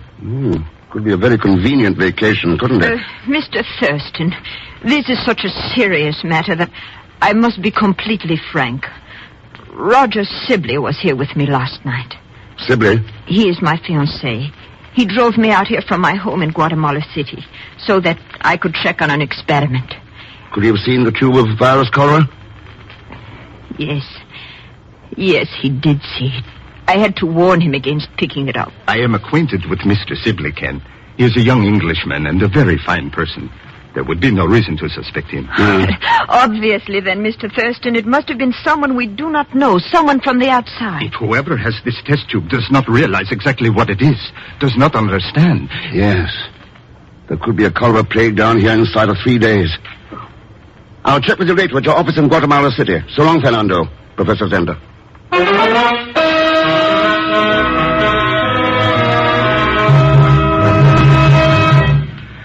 Well, it's about time you called, Ken. There's a situation developing in Formosa, and I think that you'd better... Sorry, Chief. Afraid I'll have to stay here a little longer. Why?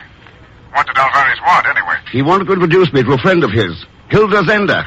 Hilda Zender? What are you talking about? Where are you? My hotel room in Guatemala City. Oh, I see. Well, go on. Hilda's engaged to Roger Sibley. You remember him, Chief? Sure, he's the son of Ford Sibley, the man who... Yes, right. Well, anyway, Hilda is working down here with Alvarez. Something similar to the Westbrook project. Oh? She is doing quite well. Too well. But her best work is missing. So I'm going to help her look for it. All right, Ken. I'll leave it up to you. Let me know what happens. Sure, Chief. Say hello to Miss Brooks for me. So long.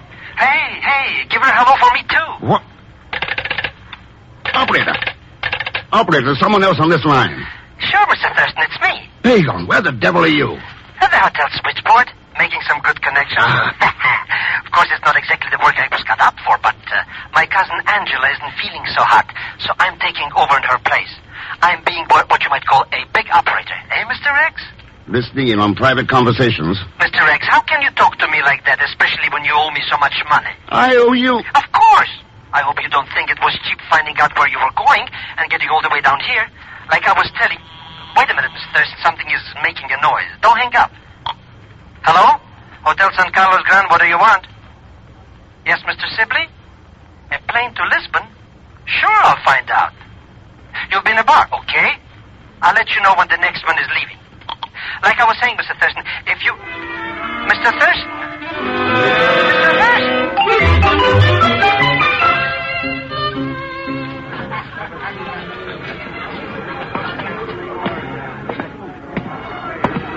You'll pardon my saying so. When a man drinks this early in the afternoon, it's usually because of a woman. Eh? Afraid I wouldn't know. Sorry, my name's Thurston. How'd you do?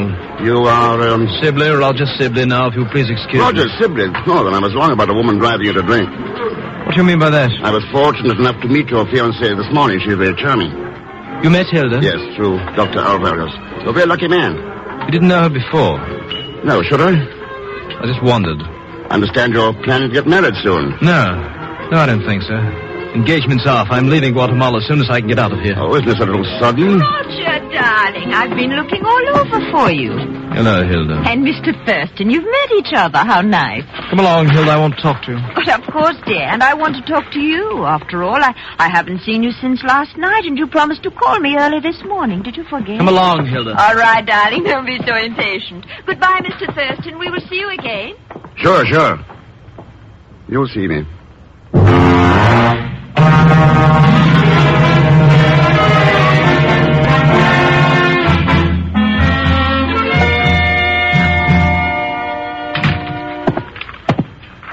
I'd like to talk to Dr. Alvarez. Name's Thurston. Oh, yes, Mr. Thurston. The doctor left word. He has been called to a conference at the presidential palace. He will be back later this afternoon. If there is a message... Nothing important. You're his secretary? Yes, sir. I understood you were on a vacation. I came back quite suddenly this morning. Uh-huh. Yes, the weather at Lake Atilan suddenly changed. It became most unpleasant. Oh. You are enjoying your stay in Guatemala, Mr. Thurston? Afraid I haven't been here long enough yet to draw any conclusions. If I may give a word of advice... Why not? The weather here may change quite suddenly, too, and become most unhealthy. If I were you, I would leave before that happens, Mr. Thurston.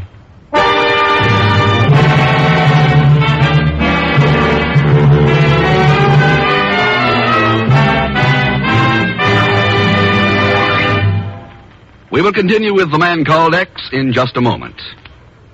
Here's a word from RCA Victor. If you've ever built a house, you know it costs far less to include all the rooms you'll ever want at the start than to add them on separately later. Well, the same thing's true about buying home entertainment equipment today. You save tremendously in the end by shooting the works in the beginning, by buying a complete combination set, including console radio by RCA Victor, world leader in radio, console phonograph by RCA Victor, first in recorded music, and of course, console television by RCA Victor, first in television. You get 3 worlds of entertainment in one beautiful, beautiful cabinet for one beautiful, beautiful price.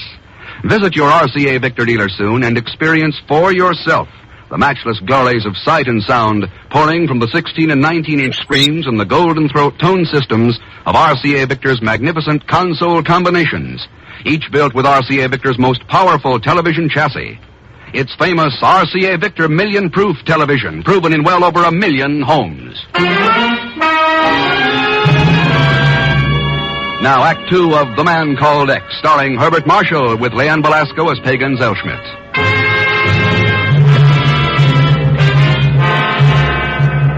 A test tube of virus cholera, dangerous enough to threaten whole peoples with the dread Asiatic plague, has been stolen from a laboratory in Guatemala.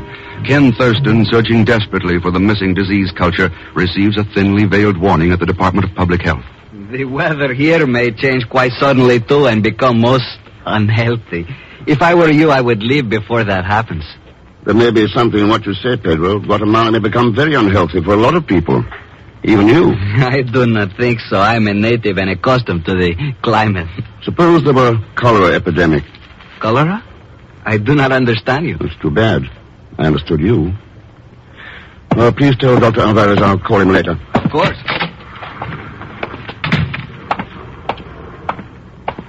You, Mr. Thurston. I've been looking all over for you. No? What happened to your job at the hotel, Pagan? You call that a job? Paid hardly nothing. Anyway, how was I to blame when the manager was talking to that cute little chick in 314? And his wife got cut in on the same lie. Oh, no. Boy, did I tell him off. I said my good friend Mr. Thurston was in Guatemala, and he'd be like a lost shepherd without me. I sure was right, too, eh? Who else could tell you about that pretty little petunia who came to the hotel asking for you? Pretty? You mean blonde with a German accent? No, a local type. A brunette with a figure like the hands on an hourglass.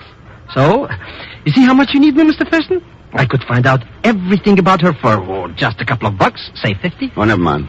You don't want me to find out about who she is and where you can meet her? If it's important, she'll turn up again. Well, if you're going to act that way about her... Her name is Maria Santos, and she makes with the rumba at the Casablanca Dance Hall. She wants you to come there before 8 o'clock tonight, and, see, it's almost 8 now. Any idea what it's all about, Pagan? Oh, I don't know, some double talk about germs or bugs or something. Ah, the Casablanca. Come on, Pagan.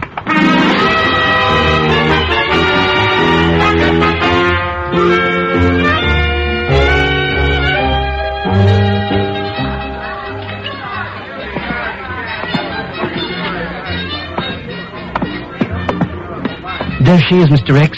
That fancy little flower sitting at the table in the corner. Wait here, Pagan. Good evening. Do I know you, senor? Do you? There's so many men who come to the Casablanca, it's hard to remember them all. But I don't think I would have forgotten you. Thanks. May I? Oh, yes, sit down.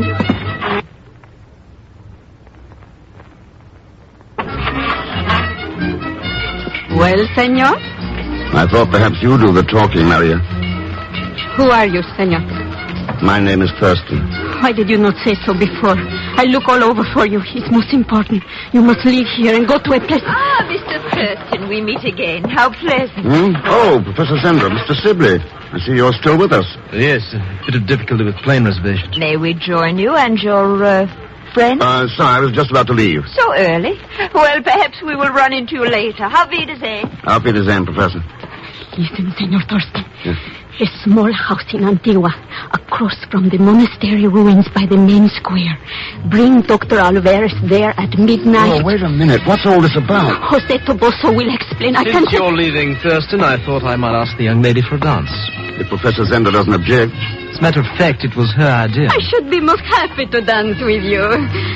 Buenas noches, Senor Thurston.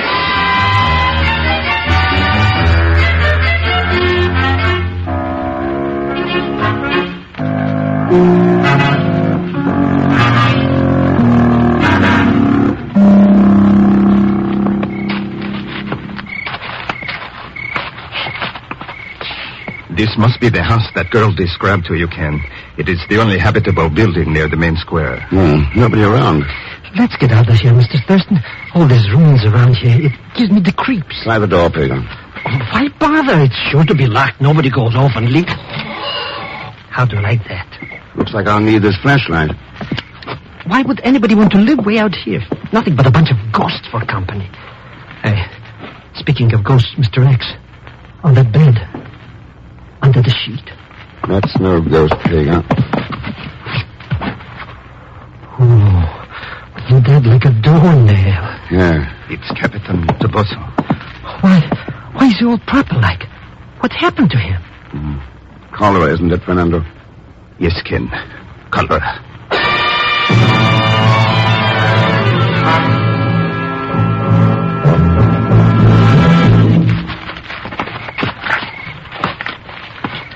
How much longer are we going to tramp around these old ruins, Mr. Thurston? I don't know, Pagan.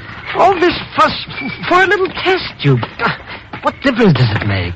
You saw Captain Toboso's body. Well, sure, but you mean that's what killed him? The test tube? Why don't we come back in the morning? It'd be easier to find it then. If we haven't found it before morning, this whole area will have to be quarantined. Us along with it. Ken, over here, quickly. Maybe he's got a test tube, huh? Maybe. No, not the virus culture, but this. Roger Sibley. See. Don't tell me this character got the colic, too. No, he was luckier than Captain Toboso. A bullet through his brain. Well, if you ask me, there's enough ghosts around this joint already. There will be more. What's that? Look out, Mr. Thurston! Give me that gun, No, Mary. I killed you just as you killed Jose. I said give it to me. You murderous, all of you. You deserve to die.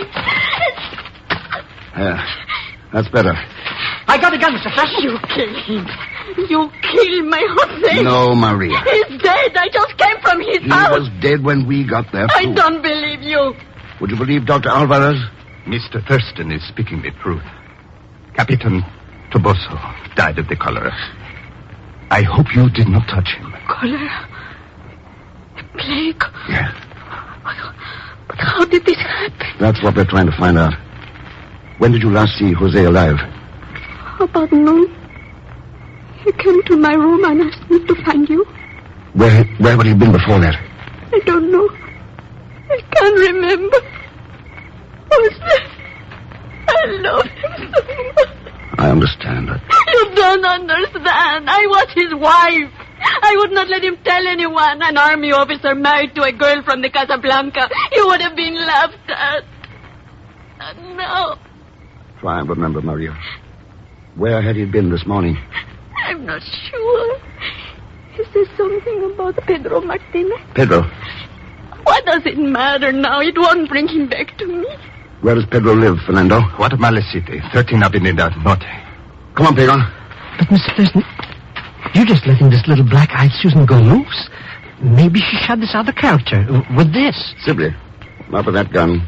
It's too small a caliber. Huh? Whoever murdered him used a .38. Come on, Pedro.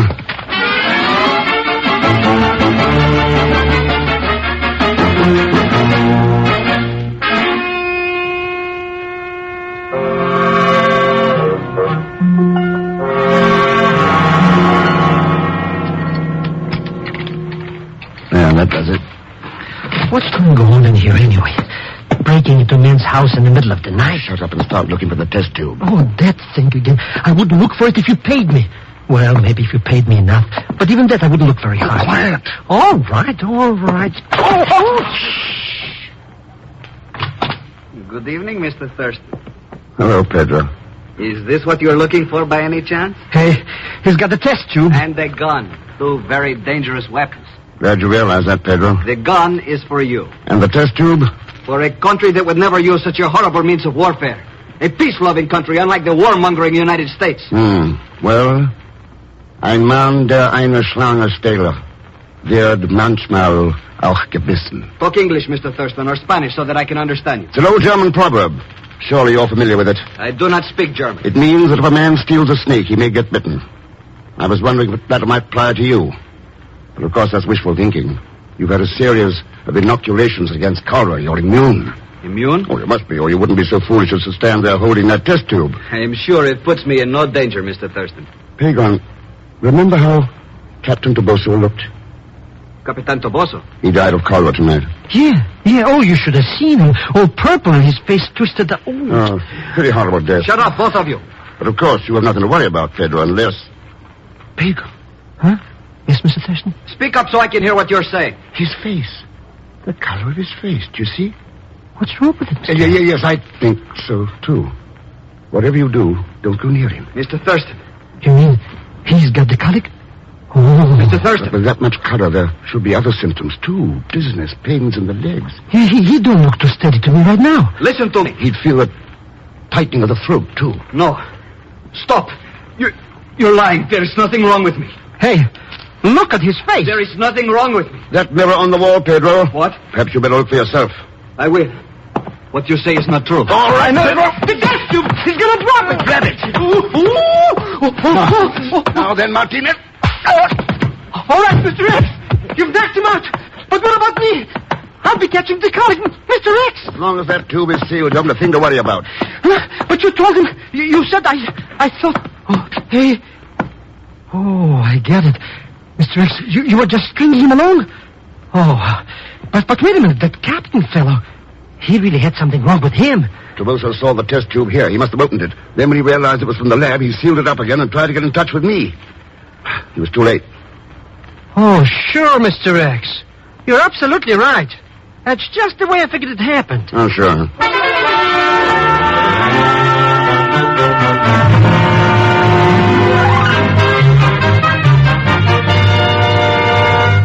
You don't know how relieved I am. This whole thing, I have felt responsible. Yeah? Ken, I think Roger may have told you. We aren't engaged any longer. A few days ago, I would have felt so alone without him, but now, since I've met you... Roger is dead, Hilda. What? That shouldn't be such a surprise, since you killed him. You are not serious. It's Pedro. That gun we took from Pedro hasn't been fired for at least 24 hours. Oh, this is too ridiculous. I do not even have a gun. Why'd you do it, Hilda? I cannot lie to you, Ken. I did kill Roger.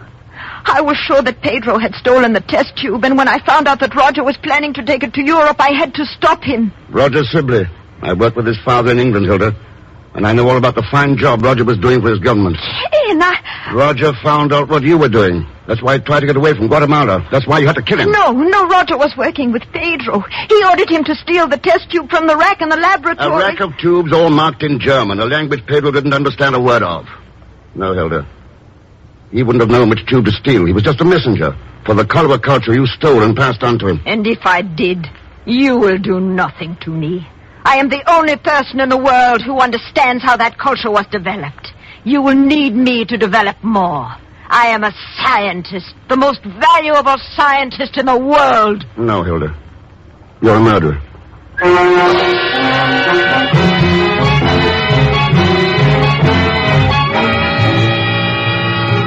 I just can't believe it, Mr. X.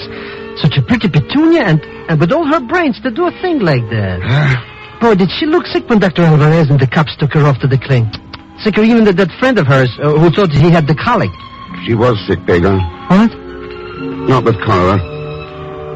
There are other diseases more terrible and more deadly than those that attack the body. Sicknesses of the soul and spirit. But at long last, we are learning how these diseases can be treated and cured with large doses of truth and justice and freedom.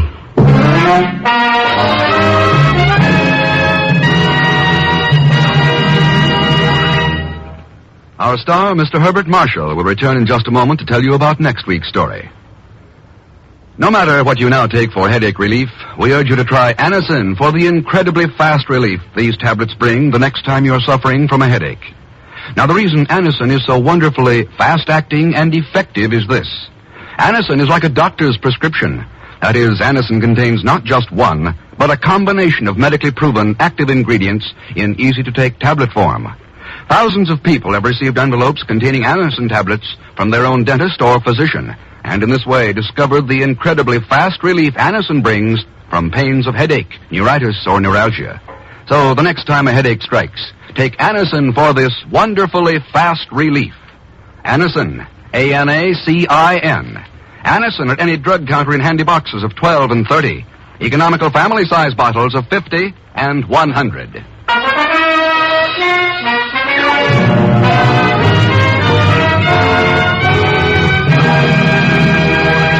Now, here again is our star, Mr. Herbert Marshall. Thanks for being with us. Next week, Mr. X goes to Syria, where he learns that every inch of the new international oil pipeline holds danger, not only for him, but for the peace of the entire world. And there's no help from Leon Belasco as Pagon Zellschmidt. So join us, won't you, when next I return as The Man Called X. It's a Saturday night feature on NBC's 5-show festival of comedy, music, mystery, and drama, brought to you by our local Ford dealer, who is now displaying the new 1951 Ford, the car that's built for years ahead. And by RCA Victor, world leader in radio, first in recorded music, first in television. And by Whitehall Pharmacal Company, makers of Anacin, Colinos, Bisodol, and other fine drug products. Good night.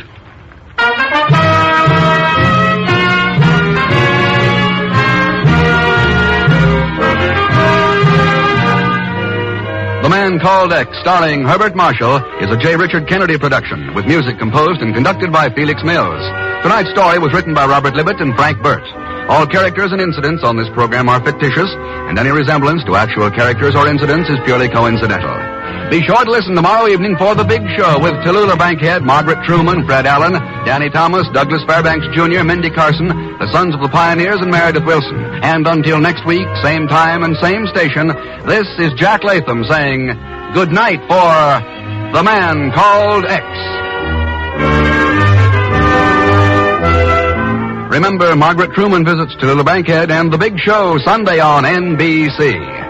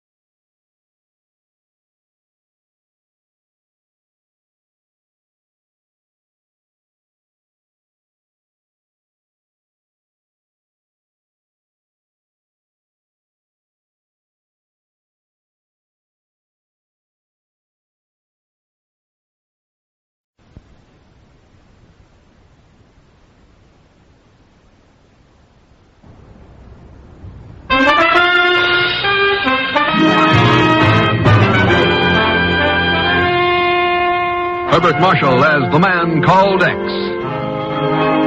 Wherever there is mystery, intrigue, romance, in all the strange and dangerous places of the world, there you will find The Man Called X.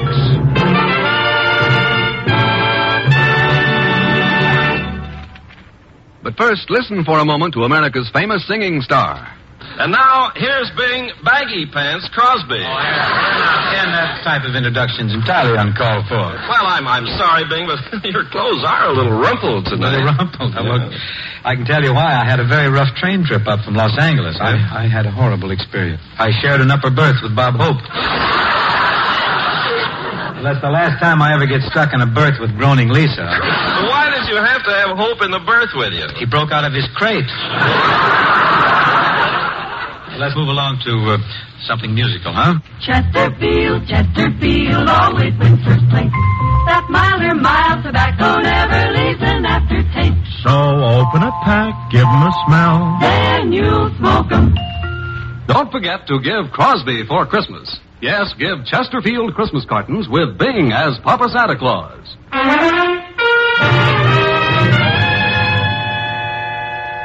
It happened on a moonless night near a peaceful oasis on the vast South Arabian desert.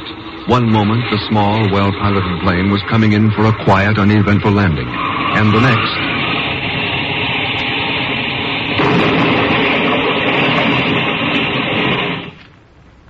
The following morning, the pilot of that plane lies in a hospital room in Beirut, Syria. Arabs. Tap line. Ken. You still there, Ken? I'm here, Jack. Go on, yes. Guns. Somebody's smuggling guns. Explosives. Can't let them, Ken. Can't let them destroy Tap line. Who's behind it, Jack? Who's smuggling these guns into the Arabs? Who's after the Tap line? Mud. Red mud. What about red mud? Red mud. Stop me, Ken. Stop. Jack. Okay, Jack. I'll see what I can do. Oh. Looking for someone? Oh, why, yes. I was looking for the room of Mr. Jack Buckley. You might find that easier by looking for the room numbers above the doors, not by leaning against them. Oh, yes, I see. What did you want with Jack, Miss... Anthea. Marilise Anthea. I'm Jack's fiancée. I have just heard of his accident, and But you have just been in his room. Tell me, how is he? I'm sorry, Miss Anthea. So he is dead. Jack is dead. So young, so much to live for. And now he has been killed by the hand of fate. That's one way of putting it, Miss Anthea. What do you mean? Somebody pumped 2 bullets into his back. So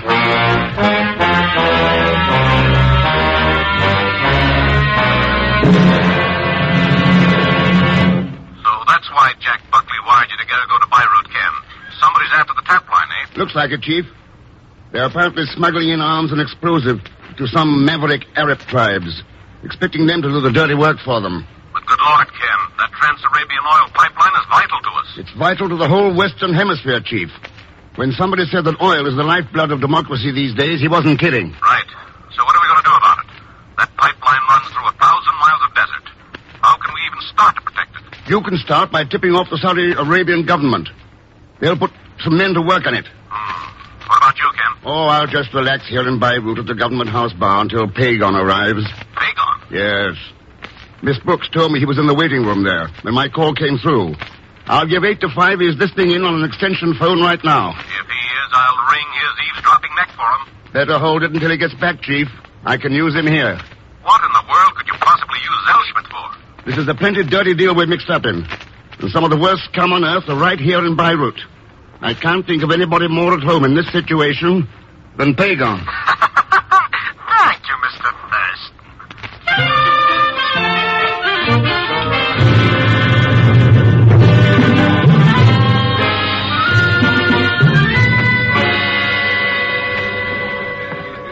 Here you are, Thurston Effendi. A martini with onion. Thank you.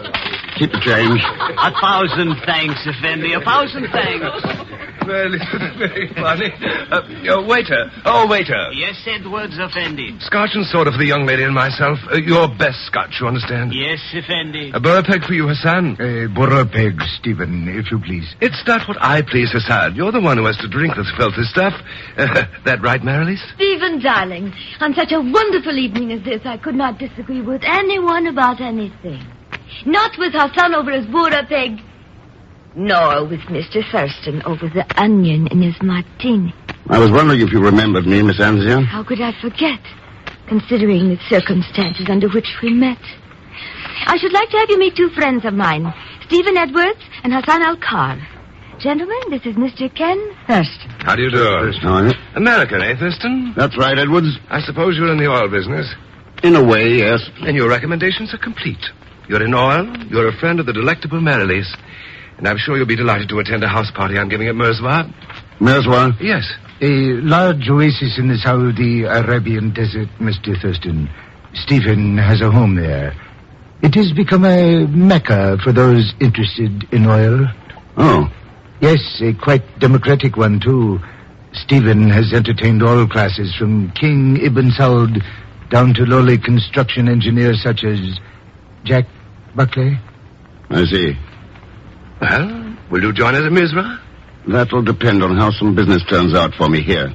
Suit yourself, Thurston. Your drinks are ready, Edwards, Effendi. Good. We'll have him at that table in the corner. Come on, Marilis, Hassan. This place gets more depressing by the minute. Of course, Stephen, darling. I do hope you will be able to make it to Mirzwa, Ken. I think you will find it most interesting. Yeah? And I should like to express my hope to see you there, Mr. Thurston. Also, to add a slight note of warning. Warning? Yes. One must beware of mirages on the desert. Please do not disregard them as did Jack Buckley. You see, he was flying to Mirzwa when the accident occurred.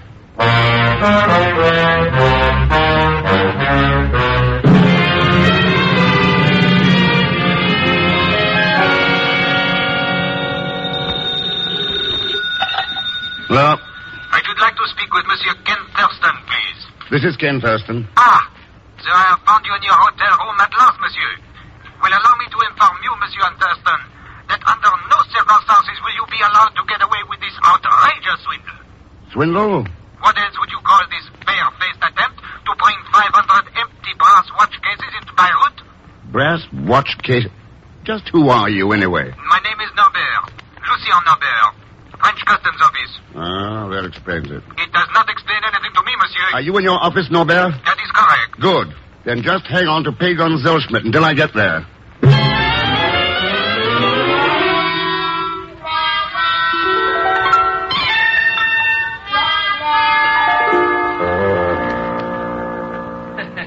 But there's nothing to get all excited about, Mr. X. It's all just one big happy mistake. Oh, sure. Oh, sure. After all, this Arabian desert is pretty tough on watches. Yeah. All that sand and stuff and sand. Well, so in case something happened to mine, I brought just a few spare cases. 500 of them. So I'm not an optimist. You were optimist enough to ship them under my name, Pagon, and figure you could peddle them to the Arabs as good American watches. It's lucky that Norbert latched onto them.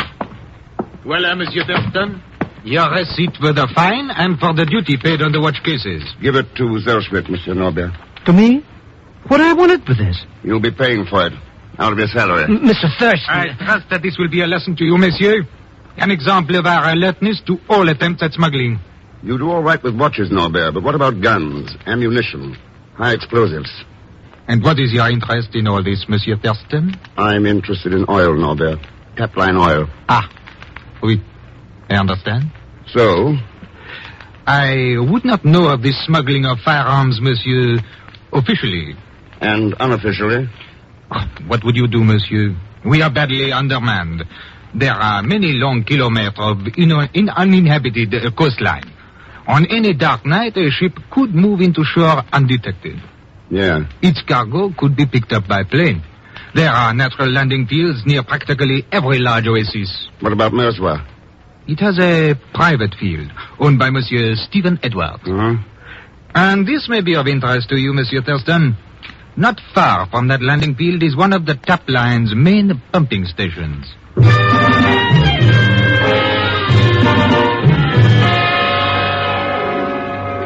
makes it a bit awkward, Thurston, this late decision of yours to come to my party at Mirzwa. Does it? Yes, the plane I'm flying is already filled up. But I have another one here in Beirut. You can fly out yourself, if you want to tackle it. Why not? Good. There's radio to clear the field when you're set to come in, and we'll welcome you with open arms and a raised glass.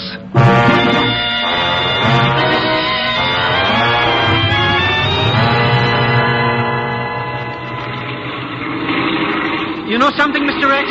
I think I should have stood in New York. I don't like flying around all over this desert sand, and at night, yeah. Don't worry about it, Pagan. They told us at Beirut that Edwards Field is well equipped with lights. Those jokers. What do they know about anything anyways? 5 hours it took them to put a couple of nuts and bolts in this flying junk heap. It had a cracked manifold.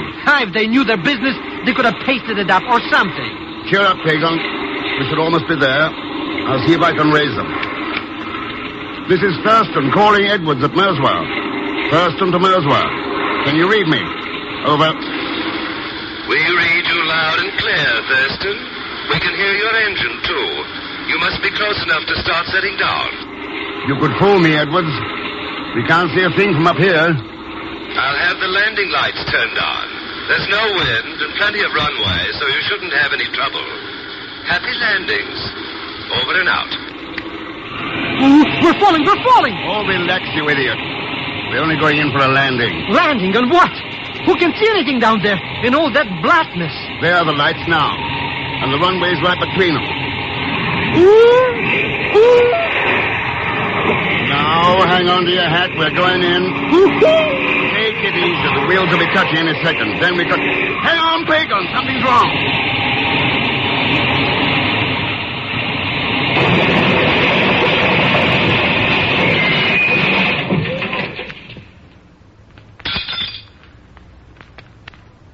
We will continue with The Man Called X in just a moment.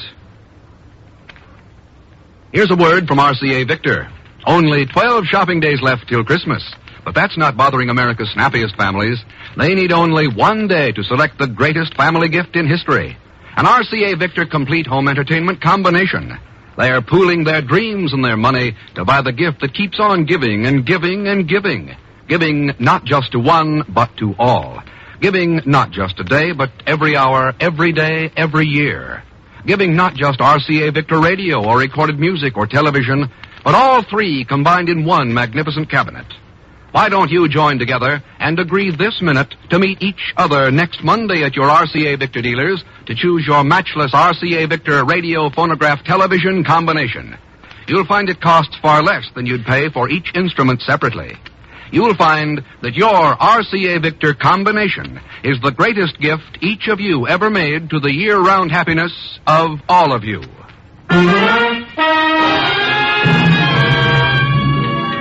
Now, Act Two of The Man Called X, starring Herbert Marshall, with Leon Belasco as Pagan Zellschmidt.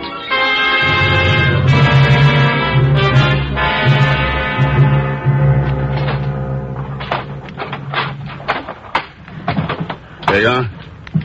You okay? Pagan. Go away, don't bother me. Huh?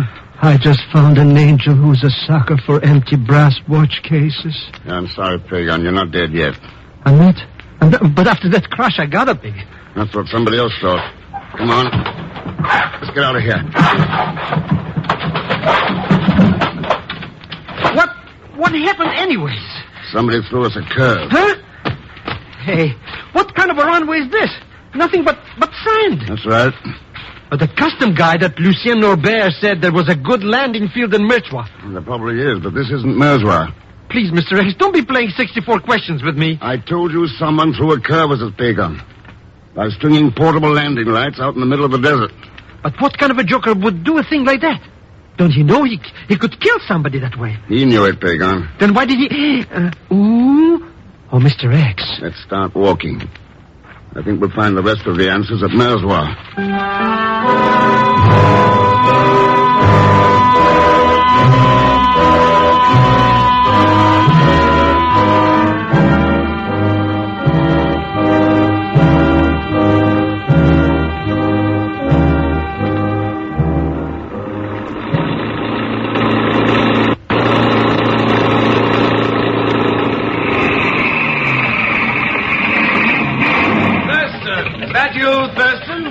That's right, Edwards. What happened? Where's your plane? Why did you come into the field? Go ahead, Mr. Thurston. Go ahead. Tell him a couple of things or two, will you? If you didn't know what happened to us, how come you're out in the desert with that half-track? I was worried about you. Oh. Yes, the lights on my field had shorted and I couldn't get them on. When I tried to call you back, my radio was dead. Pretty convenient coincidence, wasn't it? I'm not sure I know what you're talking about, Thurston, but I am sure I don't like the way you say it. And I don't like to be murdered, Edwards. Murdered? You wouldn't happen to have any portable landing light gear at Merswa, would you? As a matter of fact, I did have. But it was stolen. Before or after Jack Buckley's plane crashed? Before, but I failed to see... And that plane he cracked up in, was it one of yours? Was he trying to land at Merswa when he crashed? Now, look here, Thurston. You're right about all of these things. But I'll be hanged if I'm going to stand here and be cross-examined about... Wait a minute. Are you trying to say that you cracked up, too? And you think that somebody used fake landing lights in order to get both of... You're doing all right, Edwards. Why stop now? I will see that you're flown back to Beirut in the morning. What's the matter? Afraid something might happen if I stick around? No, but apparently you are. And who knows, Thurston? You may be right.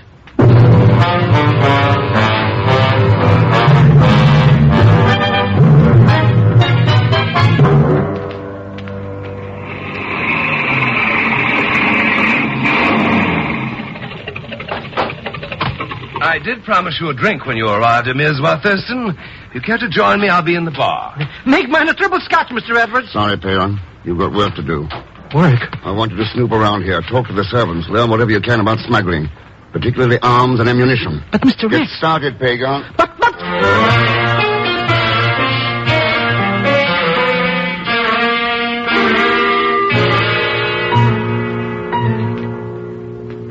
So, your plane crashed in accidental landing, Thurston. How unfortunate. Yes, wasn't it? The only trouble, Hassan, is that our unappreciative guest doesn't think it was an accident. But what else could it have been, Stephen? Ask Thurston. He's the one with the suspicious mind. Let's skip it, Meredith. Maybe that crash shook me up a little too much. Maybe I'm seeing things around there. A change of heart, Thurston, or a cover-up? They are your questions, Edwards. What do you think? Here's your drink. That discharges my duties as a host. One of the servants will show you to your room when you're ready to retire. Aren't you being a little rude, Stephen? A matter of definition, my dear. Let's go to the game room, Hassan. Of course, Stephen. Though I do regret Thurston's involvement in this unfortunate matter. It was to be expected, however. Was it, Hassan? It is only natural that Western strangers run into difficulties when they attempt to pry into Middle East affairs. See you later, Thurston. Yeah. Coming, Meredith? Stephen, I feel badly about... Are you coming, Meredith? Yes, Stephen, of course. Good night, Thurston. Ken, there is a fountain at the rear of the gardens. Meet me there in 10 minutes. Huh? Because you are right, Ken. Someone did try to murder you. As they murdered Jack Buckley. And I can tell you who that someone is.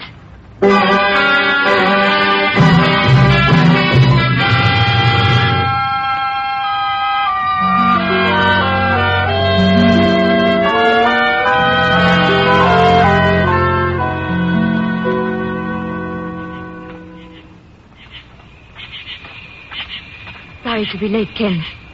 Stephen is in an ugly mood. It took me longer to get away than I had thought. I don't mind waiting. If you can tell me who killed Buckley and why. I can tell you, Ken. Though I am not certain that I'm going to. Well, why not? It might place my life in danger, too. You knew that when you arranged this little meeting. I think it only fair that I be paid for the risk I take. So that's it. What else did you think it could be, darling? How much, Meredith? $10,000. Oh, you don't come cheap, do you? Building the tap line wasn't cheap either. Well, Kate?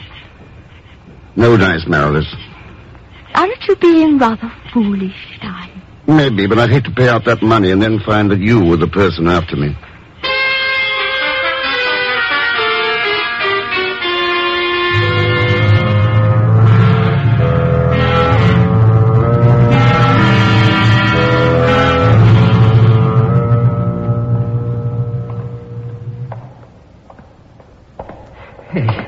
Why Why are we wandering around in this airplane garage anyways, Mr. Thurston?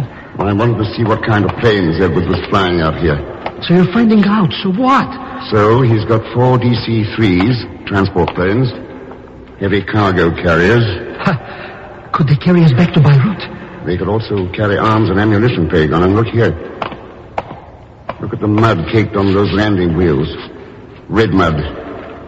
And Jack Buckner said something about red mud just before.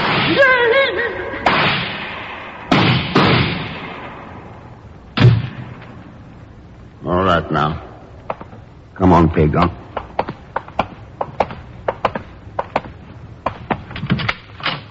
Going somewhere, Christian? Hassan, what are you doing out here? I thought I was going to take a quiet stroll before retiring, but those shots rather upset my plans. I don't suppose you know who fired them? It was not I, Thurston, if that's what you are thinking. But I did see some shadowy figure slip away in the darkness. Ah. You have had your share of difficulties out here, haven't you? Strange that others do not share the same troubles. What are you driving at? I was merely referring to the pilot of that plane. He's coming in for a landing. And this time the landing field lights seem to be working perfectly.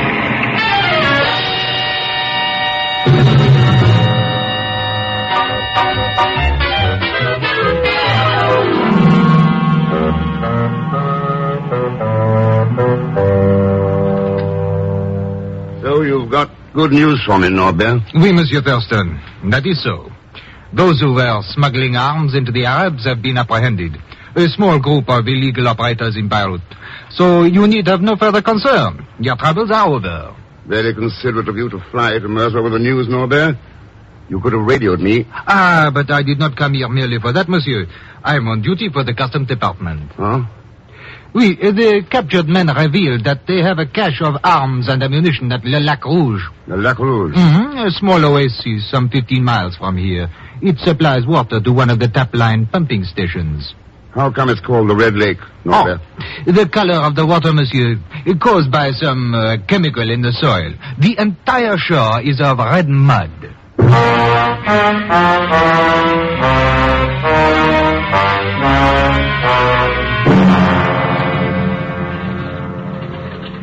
How about it, Norbert? You willing to let us fly to La Rouge with you? Well, I don't know, Monsieur Edwards. But we are all getting bored with each other's company here, Monsieur Norbert. Hassan, Stephen, and I. Besides, this way you will have some company on a lonesome town.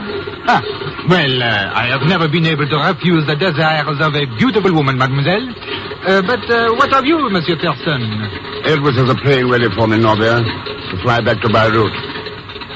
Now that you've got things under control, why should I stick around?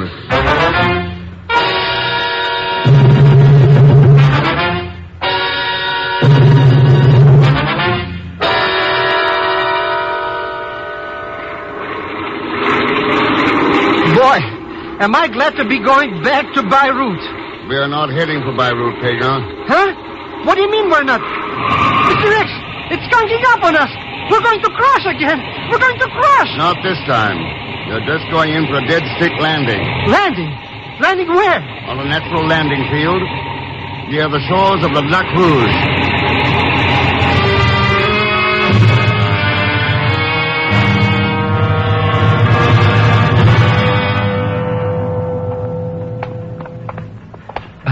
But this isn't any lake, Mr. X. That's right. It's one of the tap line's pumping stations. Pumping stations? What are we going to do at the... Hold it, Pagan. Huh? What is it, Mr. Thurston? Look over there, near the main piston shaft. Mr. X? Yeah. What's going on over there? A little plan to blow up this pumping station. To blow up? Let's get out of here, Mr. X. No hurry. Let's talk it over first. Talk it over? Yeah. Need any help with that nitroglycerin? Thurston. That's right, Norbert. Sorry if I startled you. I wouldn't want you to drop any of those nitro bottles prematurely. But what are you doing here? Putting an end to your plan to destroy the tap line. Mr. X, you mean this no-good customer is the one we're after? That's right, Pagan. Some country was paying him off to wreck the tap line. But when his gang was caught in Beirut, he came out here himself to make one last desperate day to blow up this station. Hey, Wait a minute, Mr. X. This guy wasn't even at Mirzwa when we crashed. And he couldn't have taken those shots at us. No, but his Arab friends could, and they did. They rigged the lights on us and shorted Edwards' radio and landing field. Just as they did to Jack Buckley. What happened, Norbert? Did Buckley learn about your scheme? Oui. You are quite correct in everything you have said, Monsieur Thurston. Unfortunately, you will not be able to take me back with you. Mr. X, he dropped one of those bottles of TNT. Yes, I am about to leave now. And I would not advise your shooting to stop me. If you try, we will all be blown up. Perhaps my last desperate gamble did not work. But we have plenty of time, Monsieur Thurston. The winning of an entire world is worth waiting for. He's gone, Mr. X, he's gone. We gotta do something, No hurry, Player. But he's got that explosion stuff with him. Maybe he'll use it now to blow us up. Maybe he'll...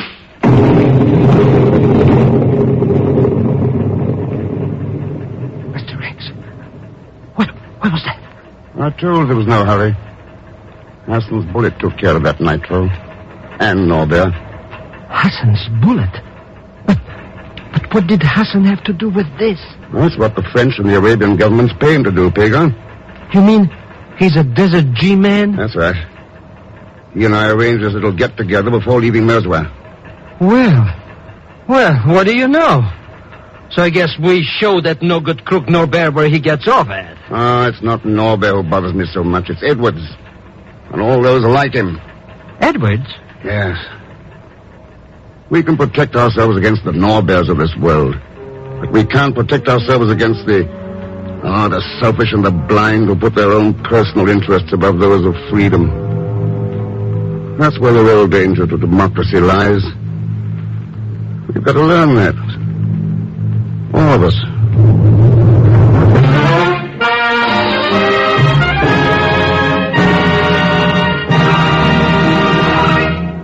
Now, here is our star, Mr. Herbert Marshall.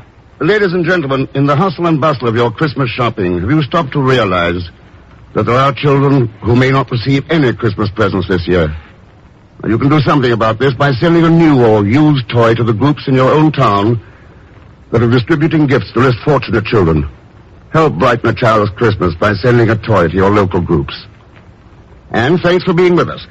Next week, Mr. X goes to the Belgian Congo with Leon Belasco along as chief headhunter, Pagon Zellschmidt. So join us, won't you, when next I return as the man called X. Good night.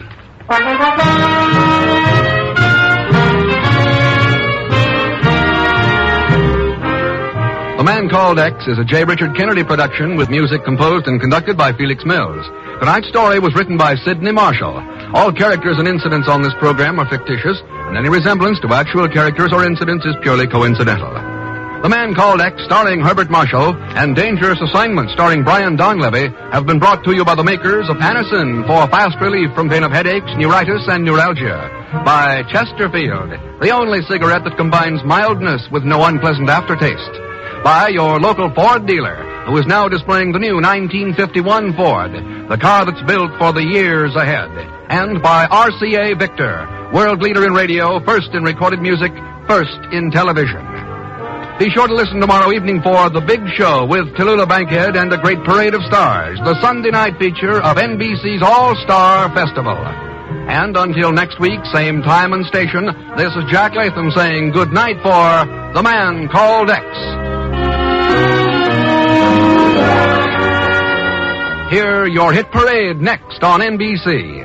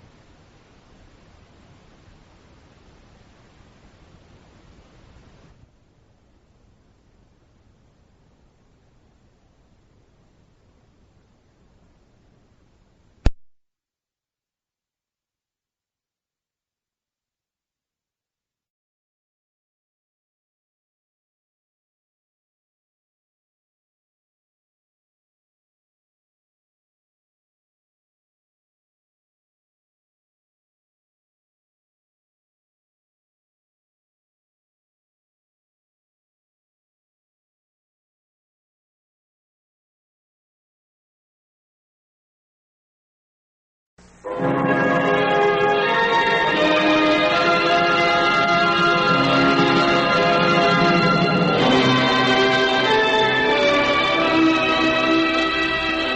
there, welcome to the golden age of radio theater.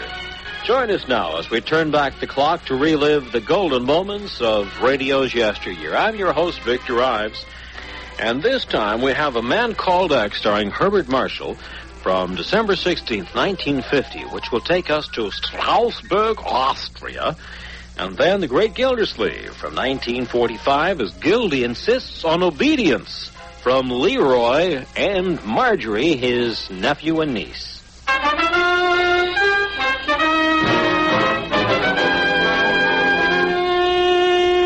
Herbert Marshall as The Man Called X. Wherever there is mystery, intrigue, romance, in all the strange and dangerous places of the world, there you will find The Man Called X.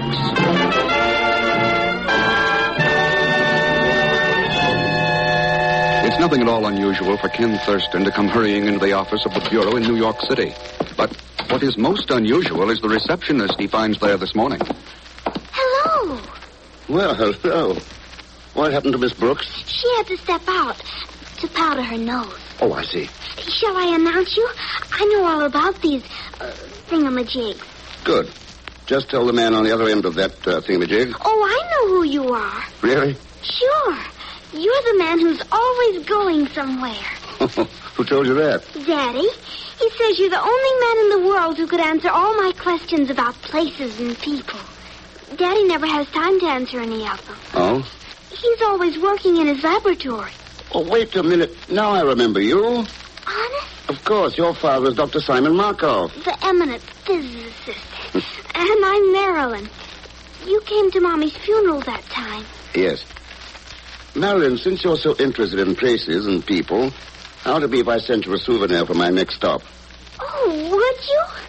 I love even just hearing from faraway places. It's a promise, then. We live in Schenectady. That's in New York. I'll write down the street address. Oh, no, don't bother. After all, I'm the man who's supposed to know all those things. Now, how about announcing me? Oh, sure. Yes, Miss Brooks? Mr. Thurston to see you, Chief. Huh? Miss. Who's out there, anyway? I can explain everything, Chief. Oh, Ken. Glad you're here. Dr. Markov, good to see you again. Mr. Thurston, I cannot tell you how grateful I am to you and the Chief. You make it sound pretty serious. No, it is worse than that. Worse than anything that I could ever have imagined. Security leak, Ken. Oh? Anything to do with the doctor's experiments on a new type of atomic reactor? Oh, you know about that? Guess I'm not the only one. Mr. Thurston. Ken, yesterday in Strasbourg, a man was shot down while resisting arrest.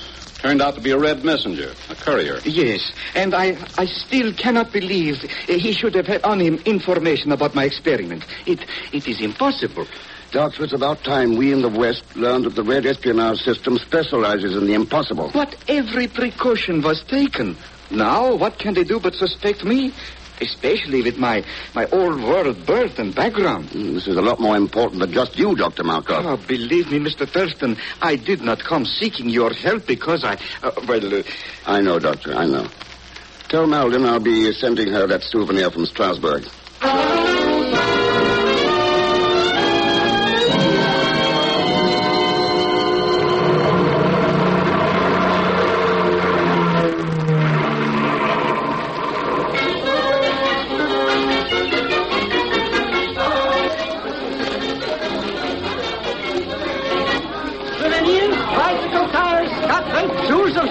Cathedral.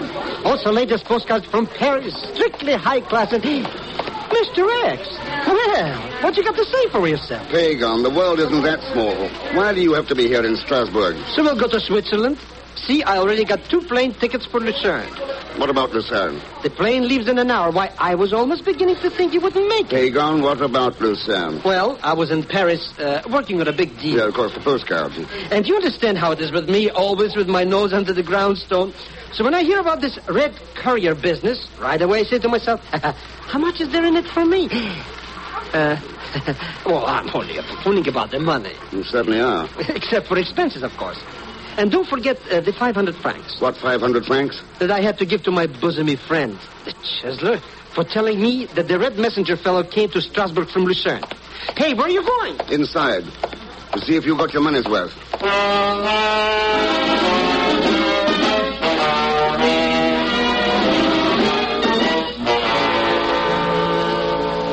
I regret, Monsieur Thurston, that we have as yet been unable to learn where the courier was coming from. That is, with any degree of certainty. But you did learn something, Captain. Ah, oui. One informer told us, for 1,000 francs, that the courier was on his way from Lucerne. For 1,000 francs, sir? Oui. But until we can find some way of confirming the tip of this Zellschmidt person... listen. It's right outside. Let's go. Where? Where? Trying to call into the sewer. All right, come out of there, Pagan. Let go. Let go. I'm an innocent citizen. You can't do this to me. I'll write to my congressman and cut off you from the Marshall Plan. Oh, Mr. Thurston. Zellschmidt, what is the meaning of this? Search me. It must be a case of mistaken identity. A fellow I never saw before in my life. It goes rat-a-tat-a-tat. And what do you think, Monsieur Thurston? I think, Captain, that the information about Lucerne has been kind of confirmed.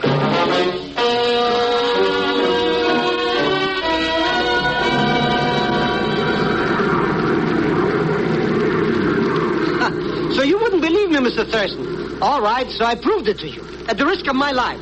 Absolutely, the red agent came to Strasbourg from Lucerne. Pagan, don't you usually charge for your information? Huh? That man right across the aisle from you, pretending to be asleep. He hasn't missed a word of your broadcast.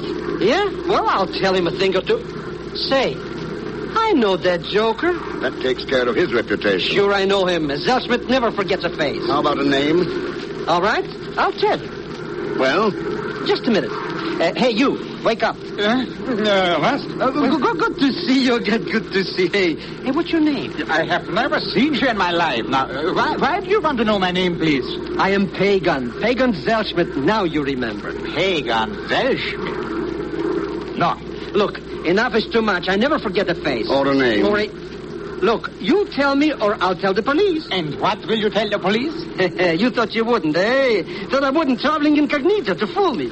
I know all about you and that red messenger. Please, I do not know what you are talking about. But all right, I will tell you my name. Now, it is Anton Bieber. Uh-huh. Anton Bieber. Why, we used to be in the same jail together. No, that's not your name. And why should I lie to you? My name is Anton Bieber. Now, if you want, you can have a look at my passport here. Forged, naturally. But I'll look at it. I live in Lucerne. I travel for a manufacturer of watches. You see, everything is written down here. Now, why should you make trouble here? Ever been to the United States, Herr Bieber? Yeah. Recently? Yeah. Give him back his passport, Pagan. But Mr. Thurston. And keep trying to remember the name you think you've forgotten.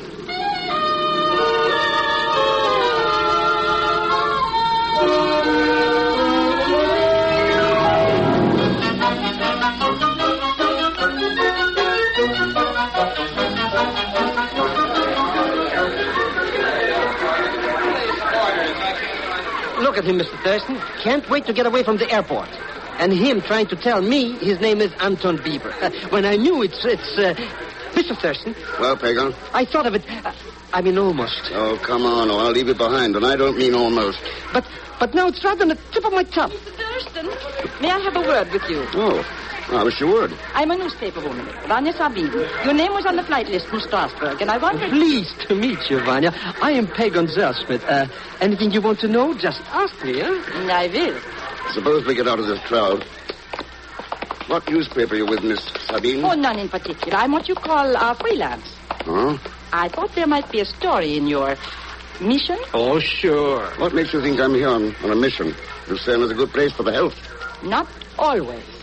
May I quote you on that? That should have been my question. Well, maybe you've still got others. One in particular. What about the Red Courier who was killed in Strasbourg? Yes. What about him? Maybe I'll have better luck interviewing you next time. If there is a next time, Mr. Thurston. Hey, you know something, Mr. Thurston? She's got the classiest front page. Yeah, what? What's this? Piece of paper stuck on your coat pocket, so what? It wasn't there when we got off the plane. Probably that luscious Lily or somebody that pushed up against you in the crowd. Oh, it might mean nothing. Then again, it might mean we're near the other end of the Schenectady line. 10,000 in American dollars. Number 60, Holbeinstrasse. Midnight.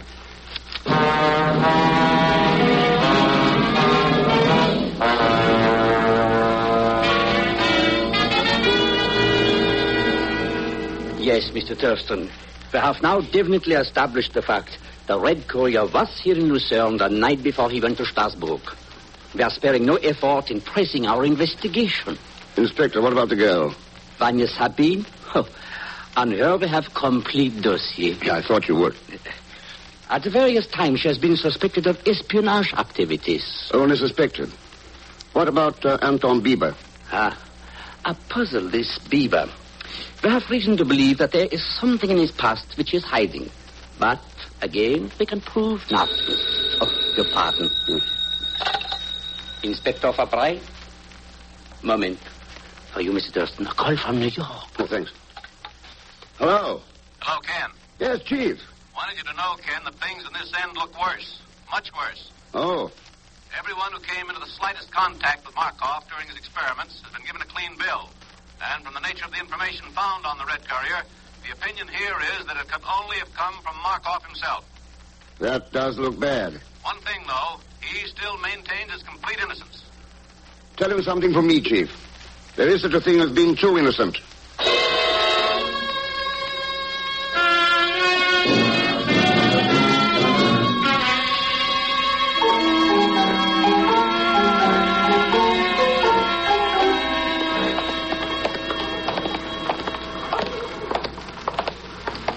This is the place, all right, Pagan. Number 60, Malbeinstrasse.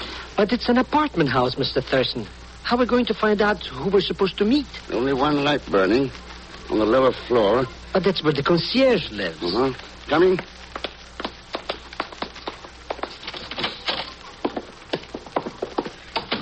Wait, Pagan. Before you knock on that door, let's have a look at the names on these mailboxes. It's so dark in here. It gives me the creepers. Look, why couldn't we come back in the morning? This match ought to brighten your spirits. Anyway, what good does it do to read the names of the tenants? Just names? Greta Tanzinger, Anton Bieber, Vanya Sabine. Hey. Yes. 3 tenants in the building, and 2 of them we've met. Mr. Thurston, something tells me I should have been told before not to come here with you. Now stop being yourself, Pagan, and knock on the concierge's door. Well? Oh, here. See? Nobody's home. He stepped out. At midnight? See if the door... Yeah. But maybe he wouldn't like us for 2. So that's why the concierge didn't answer. His head. Oh, did he get bumped? Can't have been dead very long. Oh, something clenched in his fist. Mr. Thurston, why don't we just call the police? Get down, Pickle.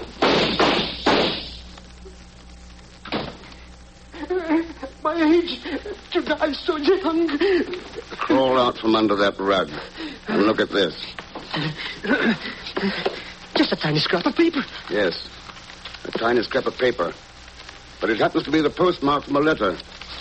A postmark that reads, Schenectady, New York. We'll return to The Man Called X in Strasbourg, Austria. Now the conclusion of The Man Called X.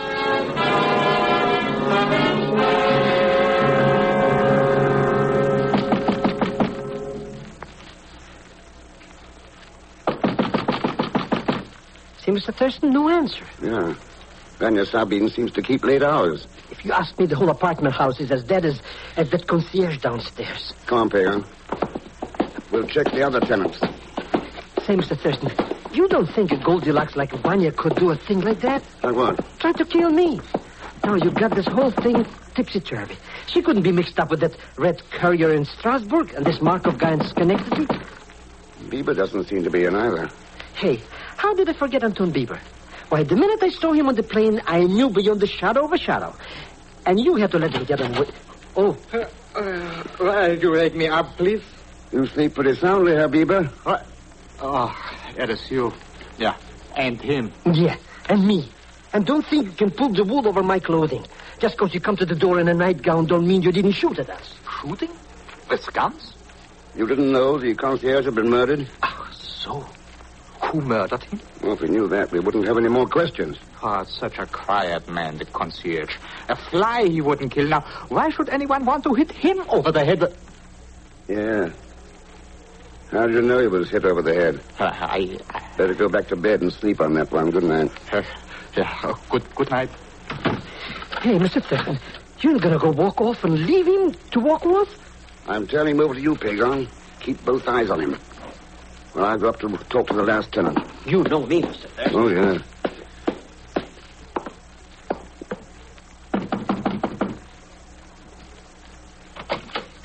Fräulein Totziger? You are with the police? You heard the shooting, then? I have been afraid even to look out of my door. But forgive me, My name's Ken Thurston. Oh, and you are an American? Yeah. Yes. You see, for most of my life, I have been a teacher in the Lucerne schools. Languages? You lived in this apartment house long? Almost, yes, 10 years. The same concierge all that time? Oh, yes. Herr Weisser has been concierge here from the very beginning. The gunfire. It was Herr Weisser. Yeah. He's dead. No. Can you think of any motive? I know. Yes. Lately he has acted different. Furtive almost. But that it should have come to this. The other tenants, Fräulein, what can you tell me about them? Oh, we say hello in passing, but that is all. Herr Bieber moved in about 1 year ago. That girl has only been here 3 months. You don't approve of Vanya Sabine? In my time, a girl had different standards. But I would not dream of accusing her. Thanks, Fräulein. Please, Mr. Thurston, may I ask a favor? Sure. Could you come to speak to my class? My pupils are so interested in America. I try to do everything I can to make them pals with this great nation of yours. Anytime you could arrange it, even for half an hour. Oh, it'll be a privilege. Oh, thank you. Mr. Thurston, he's sneaking out. Well, follow him, Pagon, and don't lose track of him.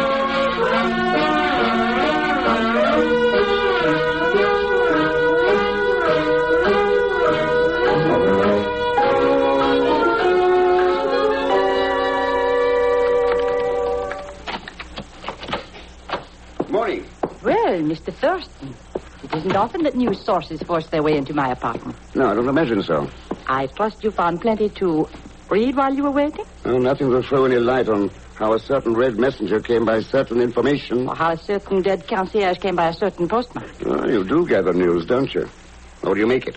In this instance, I happened to run into your confrere, Pagan Zellschmidt. What else did my confrere tell you? That he had lost track of the elusive Herr Bieber. Now, suppose we talk about you. Oh, yes. You would like me to account for my whereabouts. Especially around midnight. Well, just before midnight, my phone rang. Someone who called himself Mr. X. You've heard of him, of course. What did he have to say? That if I came immediately to Rutley, he would give me... what is the term they use in America? A scoop? Did this Mr. X show up? No. I waited and finally at dawn I left. But you can't prove a word of it. Unfortunately. Well, maybe that's your Mr. X again. You think so? Hello? Vanya, baby, this is your tall, darkened maybe. Do me a favor, huh? Look outside and see if Mr. Thurston... He's right here. Hold on. Thanks. Hello, confrere. Listen, Mr. Thurston, huh? A fine thing to call me when I finally caught up with this Elias Anton Bieber again. Where is he, Pagon? At the airport. Didn't I tell you all the time that this joker is... This time, don't lose him. Give me time for a quick phone call, and I'll be right over.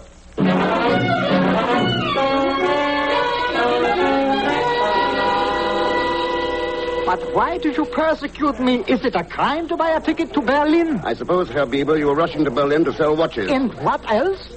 Listen to that subversive. Well, this time we got the goods on you, and I don't mean watches. Mr. Thurston. Inspector. 1,000 pardons, Mr. Thurston, but I could not help the delay. Well, if you'll take over now, I'll be going. Where will you be if I should have to get in touch?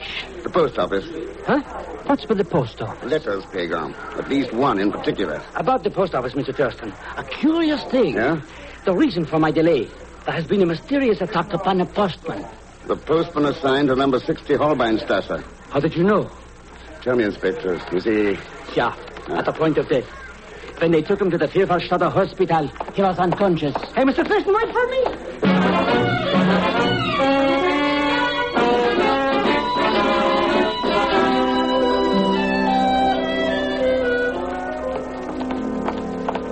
Not so fast, Mr. Thurston. I don't see what we're doing in this hospital anyway. As long as we got that alias Anton B. Here, this is the room. Oh, nurse. Yeah? Oh, you are from the family of the dead man. Dead? When? 4 minutes ago. Did he say anything before he died? Over and over. The same word he says. Oh? What word? I think, palpen. Is there such a word? Palpen? What kind of a language is this? You're sure that's what he said, nurse? Yeah. To me, it sounds like palpen. Well, thanks anyway. Come on, Pagan. Palpen. Of course! Why didn't I think of it before? Pagan, I've got it. Oh, have I?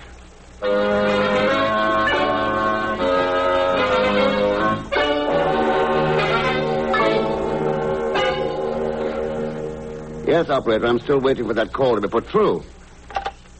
Well, I suppose you three are wondering what this is all about. Just so there's a story in it. Oh, I think I can promise you that, Vanya. As for me, Mr. Thurston, I only wish that my pupils could be here with me.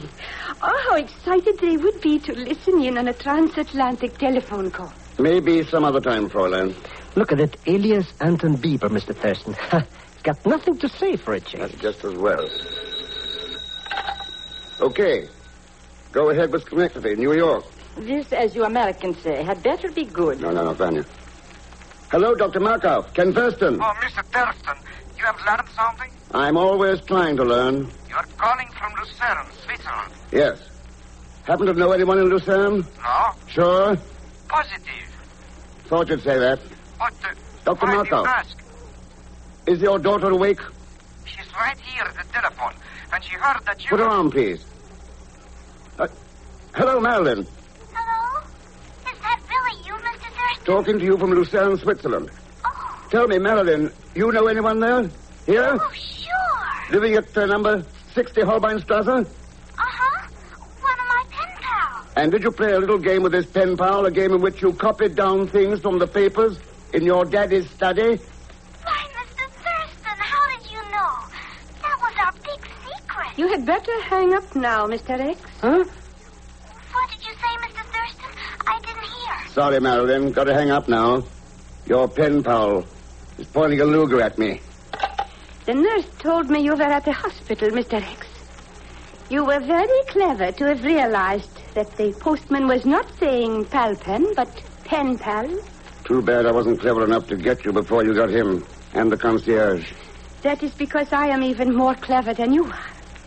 So clever, in fact, that I will live on to have other innocent pen pals, from whom I will coax other secrets, which will bring top prices in the espionage market. Try to follow me, and I shoot. Auf Wiedersehen. Mr. Thurston, quick, before she gets away. Don't bother, Pagan. I asked Inspector Fabre to have his men waiting outside. You see, they're never clever enough. These people, they prey on the innocent, the unthinking, the unsuspecting. And in the end, well, you just heard what happened to the Fräulein.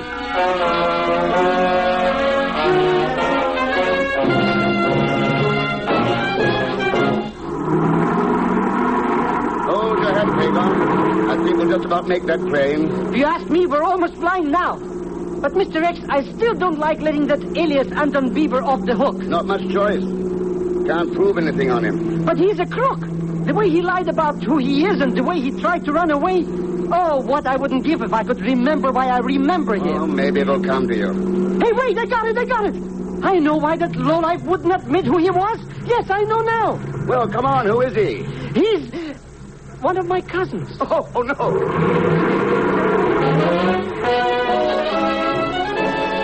And that's the December 16th, 1950 episode of The Man Called X with Herbert Marshall.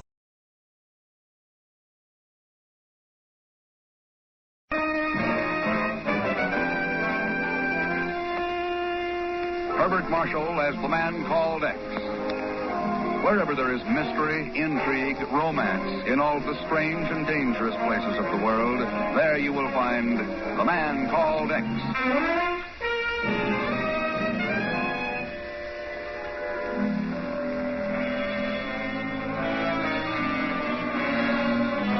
Inside Outside a tiny engineer's shack at a uranium mine near the village of Kutu in the Belgian Congo, two white men sit in pitch darkness watching the natives outside dressed in the skins and claws of leopards and panthers as they writhe and turn in the firelight to the age-old rhythm of the Congo drums, the rhythm of death. I tell you, Dubeck, I don't like it. Those devils are working themselves up to no good out there. Oui, I know what you mean, mon ami. And after what happened at Bosoko. Yeah, and Ajolu and Ikela. But what can we do about it? After all, look. Oh, yes, I see. They wave now the spears like a dance of war. What do you mean, spears? Those are guns. Guns? C'est impossible. Do you see the glint of them in the firelight? But how could they have guns? I don't know, and I'm not going to stick around to find out. Guns like a dojour. Come on, we've got to get out of here while we're still in one piece. But where? Behind us is the jungle, and in front, listen to them. I'll chance it through the jungle. Here, help me with this window. Yeah, if we can make it to the river in the old power boat, we can... Dubeck. Fight, mon ami. You are hurt. Go on. Keep going. Run for it. No, I cannot leave. Thurston. Ken Thurston. What? New York. Thurston. The Maglow. Fred!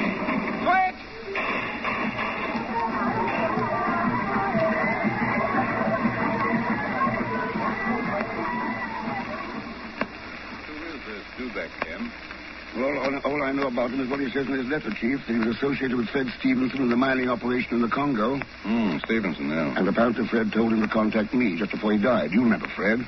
Helped us out in that Brazilian copper setup. Oh, of course. Top-notch mining engineer, wasn't he? That's right. That's too bad. But what is he doing in Africa?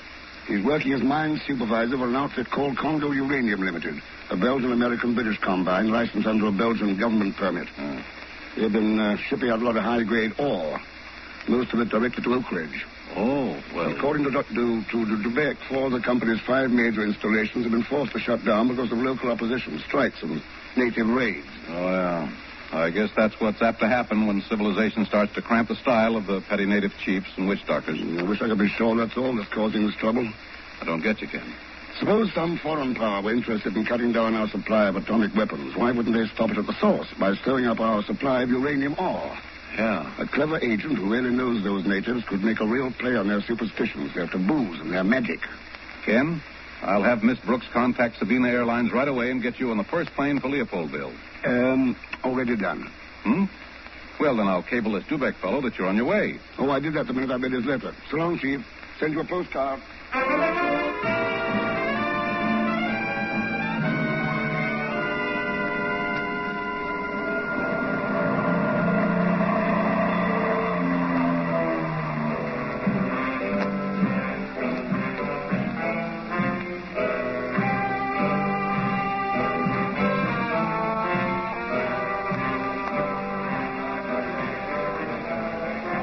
The Royal Albert offers little luxury, Monsieur Thurston, but it is the best we have in Leopoldville. Now, if you will come with me to the bar... Why not start at scratch, Dubeck? Then we start with the natives. The natives on whom we must depend to work the mines. But it may be you know them as well as I, Monsieur. Go on, Dubeck. We have all thought of them as just a sulky child. Monsieur Jerry Pickens has often said... Jerry Pickens? Yes, what you call cockney trader at Lucala. He says they are nothing but children. Treat them that way and they are all right. And that is what I used to think myself, until 6 weeks ago, when the trouble started. Your letter said something about playing on their superstitions. Yes, we employed some 3,000 native workers, and one day, none of them reported for work. You mean no matter how much you offered them in trinkets and money, they wouldn't come back? It was as though some spell had been cast. 4 of the mines were destroyed. The buildings burned to the ground. I tell you, monsieur, when you sit in a tiny board shack and watch those devils twist and turn to the beat of those drums, the hysterical cries of the witch doctor, it is hard to think you are not bewitched. Yeah, I can believe that. What about the witch doctor? Is it always the same one? I think so, for he always wears the same skin, that of the giant black leopard. Well, is he from one of the loyal tribes? Who knows? He might be from here, or the Ivory Coast, or Mozambique. He might even be a white man. Yeah? Or a woman. Who knows? Dubeck, you haven't told me how you managed to escape the night Fred Stevenson was shot. Cassis, Martini. Oh, fine. Here, Salut. Ah, merci. Hi, martini in the middle of the jungle. Your friend must be a very important man to deserve such a luxury, Gaspar. I should enjoy meeting him. Tanya Stevenson, Monsieur Thurston. How do you do? Tanya was Fred's wife. Oh, well, I can't tell you how sorry I... Thank you. Oh, please sit down. Won't you join us? Well, just for a moment. There. Thurston, I'm sure I heard Fred speak of you. Oh, but of course you're Ken Thurston from New York, isn't it? More or less. Whatever are you doing in Africa? Oh, I spent a lot of time just traveling around. Monsieur Dubec has been kind enough to invite me to visit the mine at Lucala. Oh, what a coincidence. If you are leaving tomorrow night, we shall be on the same riverboat. Tanya, surely you are not going to Lucala? Oh, but of course, Gaspar. The company has been kind enough to offer me work as a bookkeeper. To carry on the work that Fred was doing. The work that cost him his life. And now, if you will excuse me, I must begin packing. Until later, Mr. Thurston. Goodbye, Gaspar. A man can never understand a woman. And he's a fool to try. Any woman, Dubec, or that one in particular? That one especially. While her husband was alive, she refused to go near the mines. She hated Africa and begged him to give up his job. She even threatened to divorce him if he would not. And now... Yeah. I see what you mean.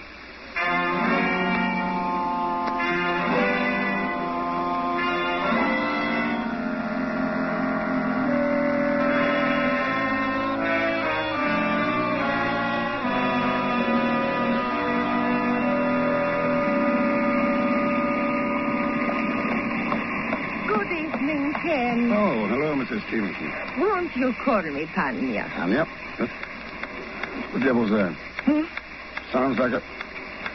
Yes, it's the Geiger counter. Oh, yes, one of the passengers. A silly little man who says he's looking for uranium. Oh, no. Excuse me, Tanya. You won't forget what I told you. No, I won't forget. All right, Pagon. Oh, hello, Mr. Vick. What are you doing on this boat? Well, I've been riding up and down this river for the past 10 days waiting for you. I know every nick and cranny. I was visiting my cousin in Brazzaville when I heard about the trouble in the uranium mines. So I said to myself, Mr. X will be turning up and needing my expert assistance. No, thanks. But it won't cost you a thing. Well, maybe just a fare back to United States. No dice, Pagon. All right. If that's the way you feel, I'll go along for free. It isn't as though I have broke or something. When 10,000 smackers ride in my lap... 10,000 what? Sure, didn't you know? That's what you get for finding a uranium mine. What do you think I rented this gadget for? Any uranium found here belongs to the Belgian government. But they can't do that to me, Mr. X. It's an American.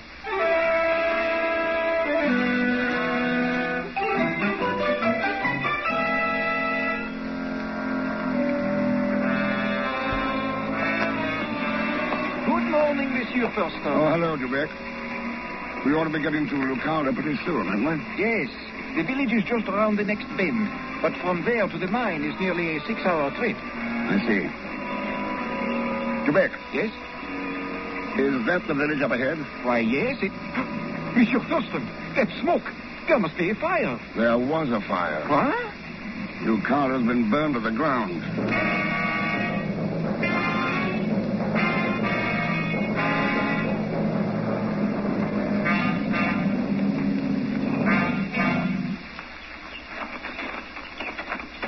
This must have been the trading post right about here. Sure. There's what's left of the sign.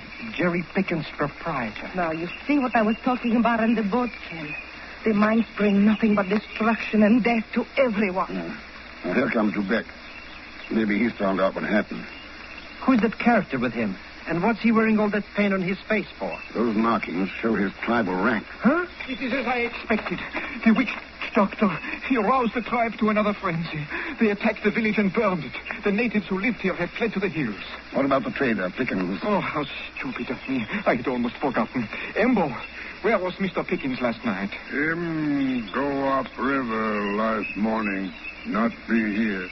He owns another trading post at the next village. He must have been staying there. I picked a good night to be somewhere else. Embo, did you see the raid? Hear drum, see fire.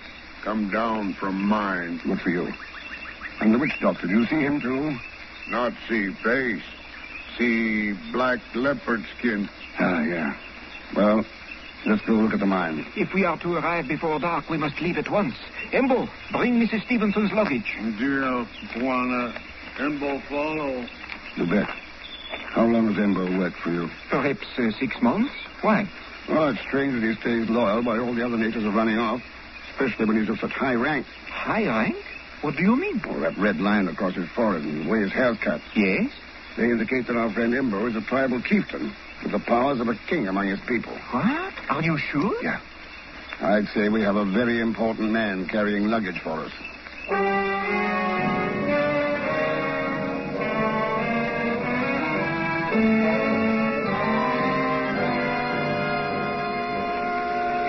Do we have to keep going so fast, Mr. Thurston? We've been walking all day, and I'm getting tired. You invited yourself on this safari, Pagan. I don't like that Ember character behind us, neither. He looks like he would double-cross his own grandmother for $50. Hello! How's on the meat? Jerry Pickens. Oh. Been trying to catch up with you chaps all day. Oh, hello, Mrs. Stevenson. Heard you was coming up to work at the mine. Sorry. I don't believe I've had the pleasure of meeting you, sir. This is Ken Thurston, Jerry Pickens. My pleasure, sir. Sure, we've met before, maybe at Leopardville. Oh, I don't think so, Mr. Thurston. At least it ain't likely. Ain't been there for the last 6 months. Spends all my time trying to keep my trading posts running. Not that it's done me much good. I am most sorry about the fire at Lucala, Mr. Pickens. We saw what has happened. Ain't it a crying shame? There's not 5 shillings of salvage left. I just takes one look and decides to hightail it after you. How did you find out where we were? Some of the natives come sneaking back. They've been watching you from the hills and tipped me off. I practically had to run all the way to catch up. We had better move on. It will soon be dark. Embo? Dio. Embo lead way now. That won't be necessary. Embo will... Let's see in dark. Embo will lead way. All right, whatever you like. But we must hurry. Hey, Mr. Thurston, what's that noise? Talking drums, Pagan. The natives are sending some sort of message. Embo. Yes? What do the drums say? I, not know. Of course you do. What do they say? I don't want to tell. Embo, answer Mr. Thurston's question. Drums say, evil one in jungle, very evil. Huh? Destroy mine tonight.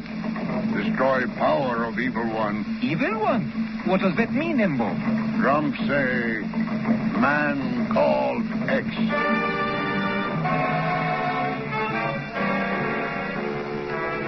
From December 30th, 1950, you're listening to Herbert Marshall as The Man Called X, starring Herbert Marshall.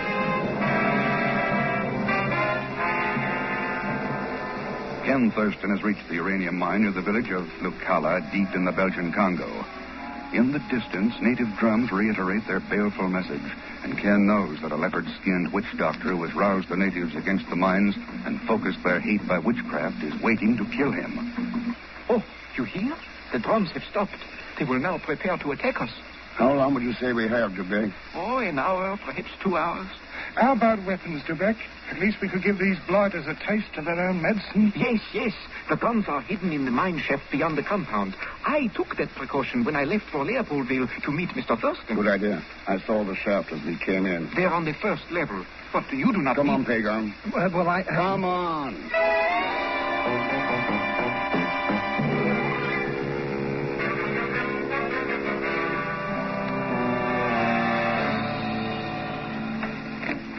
Ah, you found the rifles. C'est bon. Here you are, Quebec. Here, Pickens. Righto. Wait a minute here, Thurston. Afraid this gun won't do much good. There ain't no bullets in it. Huh? No, in this one. We had a little trouble finding the cartridges, but Pagan will be along with them in a minute or two. No, it's not true. Shells are not... Go on, Embo. The shells aren't what? Oh, you mustn't pay no attention to him, Thurston. These natives don't know what they're talking about. Embo knows what he's talking about. He got rid of the ammunition on somebody's orders. I do not understand. Whose orders? The witch doctor who wears a leopard skin. Thurston, I think you've got something there. If we only could get our hands on him, If we knew who he was, We do know who he is, Pickens. What do you mean, monsieur? Remember when we left the Carlo and started for the mine? Embo followed us. But as soon as Pickens joined the group, Embo insisted on marching in the lead. Yes, I thought it strange at the time. It wasn't strange. The natives of the Congo tribe believe that it's wrong to walk in the footsteps of a witch doctor. They believe the witch doctor stamps down evil as he walks along, and anyone who touches his tracks will pick up that evil. That's why Embo wouldn't walk in back of Pickens. Pickens? I'd heard about you, Mr. X. Heard you was plenty smart. But I didn't expect you to figure out things this fast. Not that it makes much difference, you see. This here pistol has got bullets in it. Huh, I'm sure it has. Embo, tell your tribe we've made prisoners of the evil spirits that's cursed your land. And we're going to bring him to quick justice.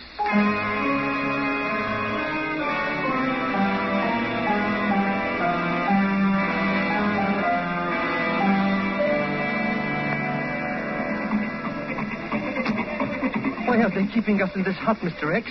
Well, I imagine they're preparing the fires, Big, huh? Fires? Yeah, these natives think that the only way an evil spirit can be destroyed is by flame. You mean if I ask what's cooking, the answer will be it's me? Come now. Everything ready. You really intend to burn us, Embo? Freddy hasn't got much choice, Thurston. Evil must be destroyed. Natives won't have it any other way. That's the native religion, I know that. But what about the preliminaries? Preliminaries? Sure. The accused is entitled to trial. Trial by poison. Huh? You've had all the trial you get, Mr. X. As witch doctor, I'm the only judge here. And I says you're guilty. What about it, Embo? If we really are evil ones, the trial will prove it. And if not... Him speak true. All wise men always test by poison. I'm your wise man now, Embo. And I say that... Embo still chief. Embo say evil wants to have trial. Huh? You fix poison. Come. Now. All right, but it'll only prove what I've been telling you all along. I don't get it, Mr. X. What's all this talk about poison? The natives who practice black magic... Black magic? ...believe in what they call trial by poison. Yes, I have heard of it. The accused person and several other members of the tribe drink a mixture concocted by the witch doctor. Then the guilty one falls to the ground in agony, while the others apparently feel no pain. What a trial. It don't make sense. Psychology, Pagon, like all witchcraft. Say, you're right, Thurston. Sure. The so-called poison is just strong enough to cause a little nausea. But the guilty one exaggerates the sickness in his mind and thinks he's really been poisoned.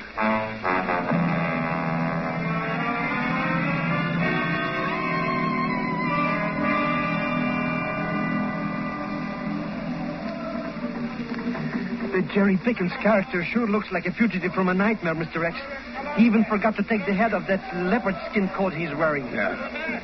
But hey, why he's keeping dancing around that pot and scraping pieces of bark into that boiling water? It's not sanitary. We got to drink it. That's the bark of the blood tree. These natives think it makes the poison I told you about. Mr. X, if you don't mind, I don't feel very thirsty. Mr. Thurston, blood water is ready. We are ready, Embo, and unafraid. For our hearts are free of evil doing, aren't they, Pagon? Yeah. Yes, sure. You, Chief Blood Devil, you drink first. I, Chief, drink with you. And 3 elders from village. Wait, Embo. As the person on trial, it's my privilege to pick who must share the test with me. It's true. It's tribal law. Then I choose your witch doctor, Mr. Jerry Pickens. Hey? What? You're crazy. I makes the stuff. You drink it. This time you're going to drink it, too. Oh, no, I'm not. You heard, Embo. It's the tribal law. Or are you afraid that my magic will turn out to be good? That you'll double up in pain from the evil inside you? Don't be ridiculous. Make him drink up, Embo. Let's get this over. How about it, Embo? You're chief, and the law is the law. Embo ask elders of tribe.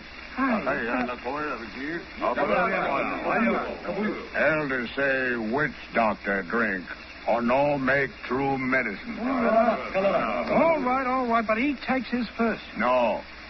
If you not evil, blood water no hurt. You drink first. No, I won't do it. You go on, Jerry. You're an intelligent Westerner. You know it's only the bark of a tree, isn't it? I'll tell you. I won't touch the stuff. Drink. No. I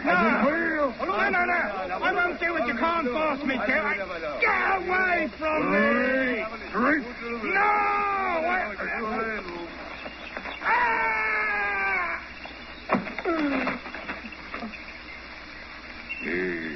Dead.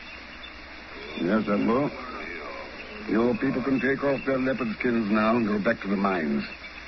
The taboo is over. The evil spirit that cursed the jungle is gone. A good one, Makubra. A good. Mr. X, that blood water sure finished off that Pickens character. You see, monsieur, why I tell you we must almost believe in this witchcraft? It wasn't witchcraft that killed Jerry Pickens, Quebec. The stuff in that cup smelled to me like potassium cyanide. What? Pickens realized that Park's mixture wouldn't affect me because I knew what it was all about. And the test would prove me innocent. But Mr. X... Couldn't risk that. So he put some real poison in it. I knew all the time there wasn't any such a thing as black magic. Oh, but there is, Pagan. And not just in the jungles. It swept whole countries of the world. Wherever lies are repeated and repeated until ignorant men believe them, wherever peoples are deceived into hate and greed, there you have witchcraft. The most evil witchcraft of all. And only truth and faith and courage can destroy this false belief.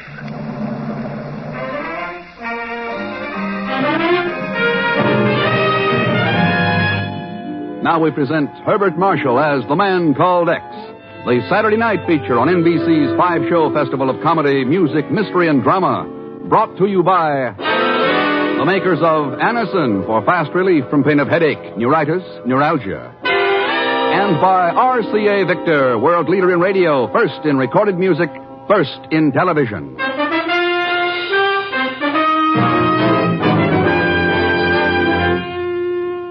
Herbert Marshall as The Man Called X. Wherever there is mystery, intrigue, romance, in all the strange and dangerous places of the world, there you will find The Man Called X.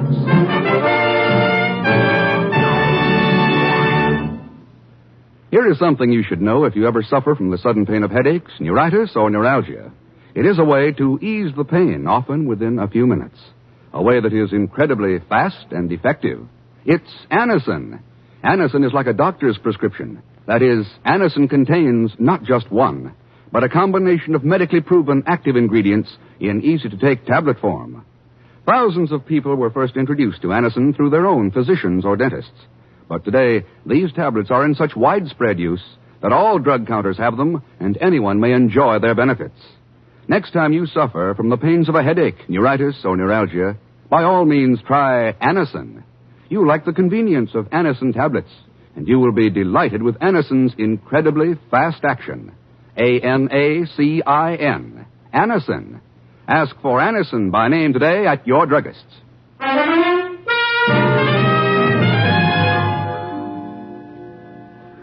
Flight 6 for Lisbon. Now It's a gray day and a cold wind whips the airstrips, but the flight tower at LaGuardia Field is doing business as usual. At 12:04, it brings in the liner from Dublin and lands it safely. The wheels chocked and the doors opened. Ken Thurston comes down the steps and hurries across the ramp. Yes, it's a gray day, all right, dark and cold. But the voice that greets Ken is bright with the warmth and innocence of springtime. Hello, Mr. Thurston. Pagan. What a happy coincidence, eh? Imagine meeting you here. Yeah, just imagine. How did you get hold of my schedule? Well, I just accidentally happened to see the cablegram on Miss Brooks' desk. And I mean, Coincidence, yeah. Well, I thought Welcome to New York, Mr. Thurston. Here, let me carry your bag. No, thanks. And no, I won't loan you $100. So long. Wait a minute, Mr. Thurston, wait. Now, how could you even think that I only came out here to borrow money? Besides, I need $300. Really broke, eh? Oh, flat as a flounder. I've only got $50 or $60 left, and of course, that's nothing. Nothing? Is inflation that bad? And I've only been away a week. How about it, Mr. Thurston, eh? After all, it's only money and... Hold it, Pagan. Huh? You mean that guy there by the guardrail? Yes, he looks like, By George, it is. Is it? Yeah, I mean, is who I mean? Pedro Andolera. Pedro! Must be him. He turned around. Pedro, wait a second. Hey, Hey, look, he's running away. Yeah, now what the devil... He crawled under that guardrail. He's on the ramp. I can't understand what he... Pedro! That plane! You don't see! Pedro, look out! Hey, oh, Mr. Thurston. Oh, Mr. Thurston. Yeah. He ran straight into that propeller.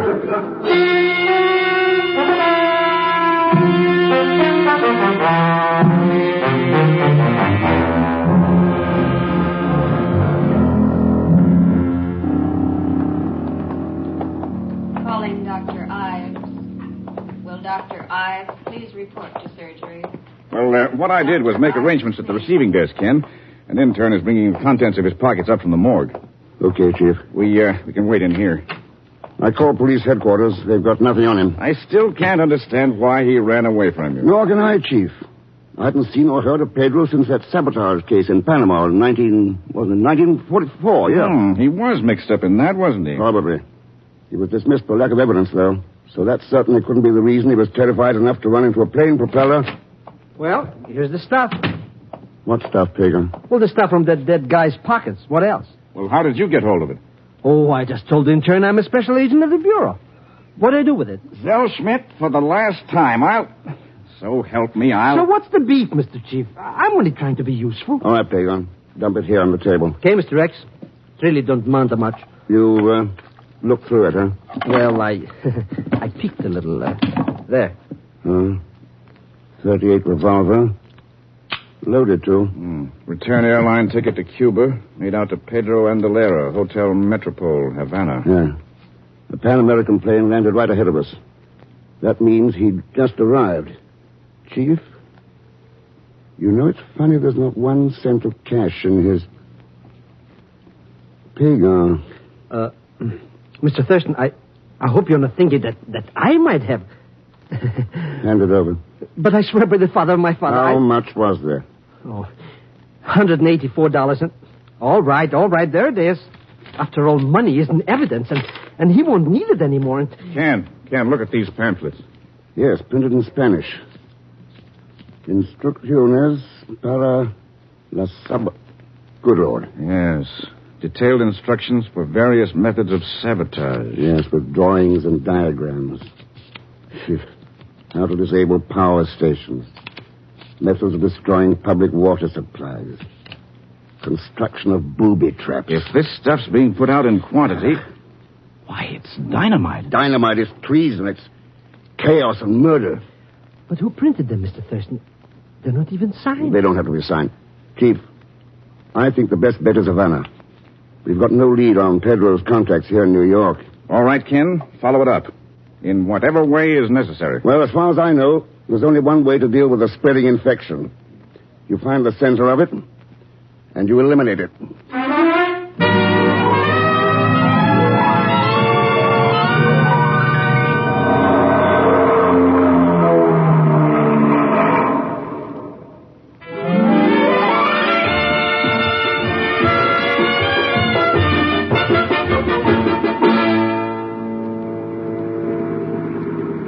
Well, here we are, Mr. Thurston.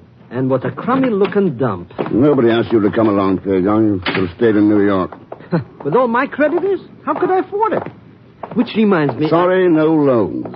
Not even $10? I mean, just for tips? No, not even.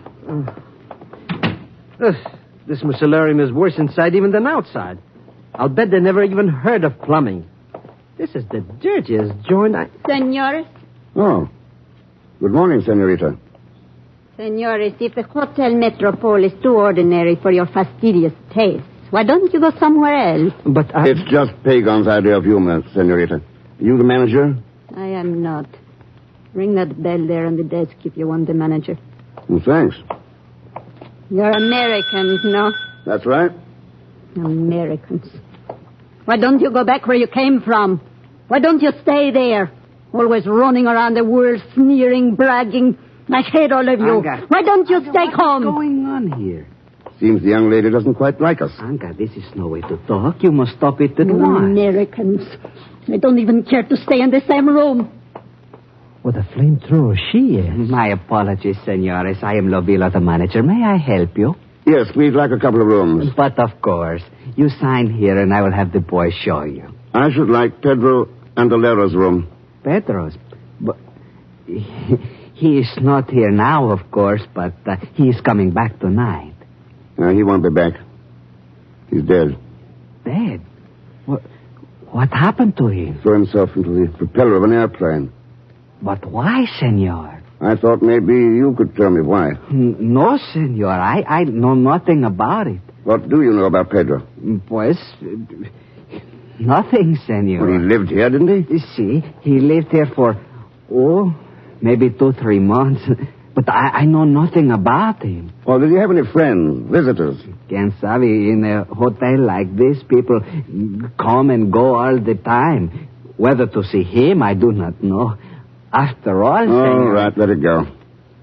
Have your room available across the hall from Pedro's? Let me see.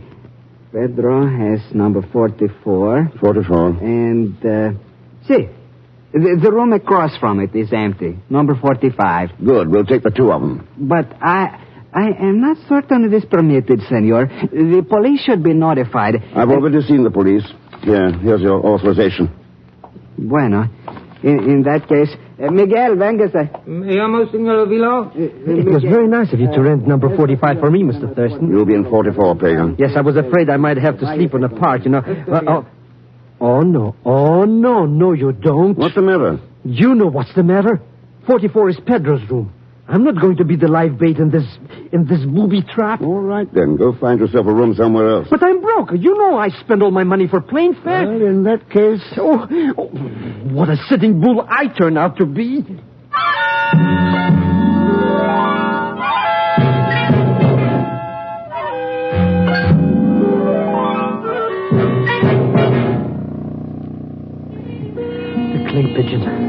clay pigeon, that's all I am. Alone in the room all afternoon. Any minute now, it's getting dark. And then what? Oh, why don't Mr. Thurston come back? Why don't he... Maybe if I keep still, they'll go away. Pagan! They know my name. Who is it? Come on, Pagan, open up. Mr. Thurston, boy, am I glad to see your face. Just wait till I move this sofa. And this lamp. And this table. And the chair. And the bed. Now. Hello, Mr. Thurston. What the... You expecting an invasion? With sabotagers all around, who knows what to expect? Oh, you weren't in any danger. Pedro wasn't due back from New York until half an hour ago. So why should anyone try to contact him? Now I find out. Now, pull down those blinds and turn on the lights. Might as well make it look as though someone's home. Sure. Did you find out anything around town about that Pedro character? Not a thing. I'm hoping somebody will try to get in touch with him here. Lovilo is keeping quiet about his death. Well, there's sure not much low down in his room. Nothing but few clothes and some empty sardine cans and some food cans in the closet. He must have lived on sardines. Maybe. But there could be another reason for... Answer it, Pagan. I'll cover you from the closet. Mr. Thurston, maybe... Go ahead, Pagan. I'm coming. Don't shoot, I surrender. ¿Qué pasa? What are you saying? I said, well, I'll come right in, you luscious little frijoles. Who are you? What are you doing here in this room? Never mind, baby. Why don't we sit right down here on the sofa? You sit there. I think I like this chair by the window better. Where's Pedro? Suppose you tell us about Pedro, senorita. Oh, Mr. Thurston, I didn't need to be covered. Who are you? What has happened to Pedro? What are you doing here? What's your name? Paquita. All right, Paquita. What do you know about those little booklets Pedro was distributing? You are the police. Are you in on the scheme, too? No, I know nothing. Who are his friends? Who's he been working with? I do not know. Where does he print the stuff? Senor, maybe we can get to be friends. How long have you been tied up with Pedro? I know nothing about his business. I'm only, how you say, girlfriend. And Pagan, snap off those lights and hit the floor. The shot must have come from that open window straight across the court. Too dark to... Mr. X, I think she's hurt. Yeah, let me shave this flashlight. Easy now, Paquita. Tell me who it was. No use, senor. I wish to know Pedro. His Island Export Company. Island Export Company. See, tell Miguel I'm sorry. Miguel? I want... Mr. Thurston, is she... Yeah. What she was trying to say there? What's it mean? It means we've finally got a lead. Come on, Pagan. Let's have a look at that room across the court.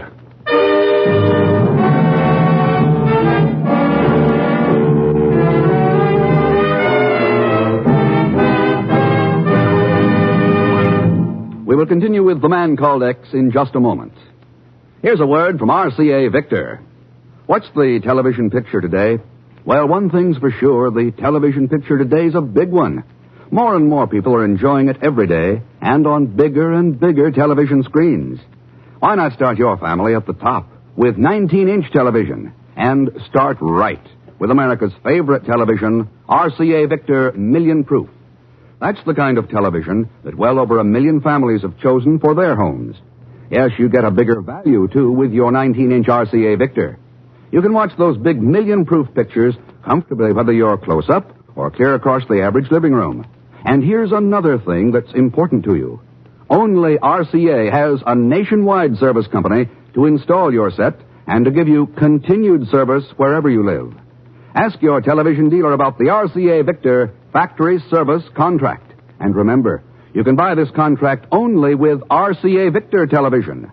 It's one more big reason for making your choice a big 19-inch RCA Victor.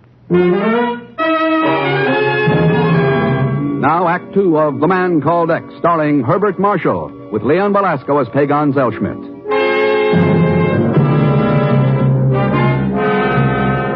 A few small pamphlets found in the pocket of a man killed accidentally in New York threaten the security of the whole Western Hemisphere, bring the Bureau instantly alert, and send Ken Thurston by fast plane to Havana, Cuba. Now another person has died, this time by a bullet, and Ken and Pagan approach the room from which the shot was fired. The next door ahead. Easy now, Pagan. Easy. Not even breathing. Maybe I should wait here. I don't care where you wait, but stay out of the way. I'll throw the door open and step in. Now, you stay to one side. It's empty. All right. Turn on the lights. Pagan, take your fingers out of your ears. Sorry, Mr. Thurston. I just can't stand the sound of shooting, especially if it's at me. Isn't going to be any shooting. Somebody fired that one shot from here and then beat it. Hey, this room hasn't even been lived in. No, it was only used for the shooting because it's straight across from ours. It was an accident. They were really shooting at us. I doubt it. That table lamp would have thrown Paquita's shadow on the blind.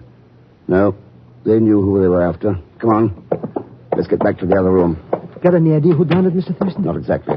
Too bad. I just was getting acquainted with her. Oh, sure. Sacre Santos del Cielo, senores. Senores, what has happened? The girl's been shot. Over in Pedro's room, Ravilo. Shot? Who did it? I don't know. It was fired from a room down the hall. There's no one there now.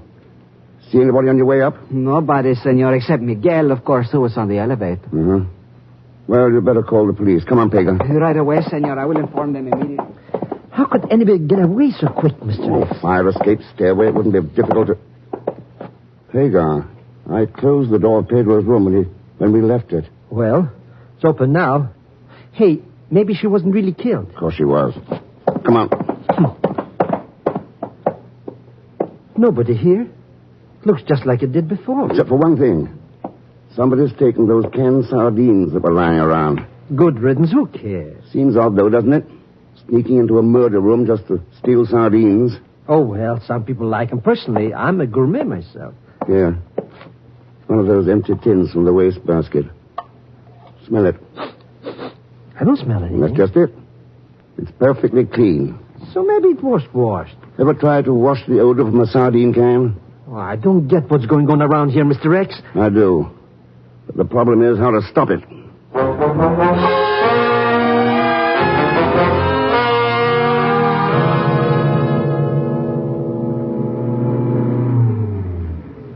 Well, here's the elevator, Mr. Thurston. Going down, senores.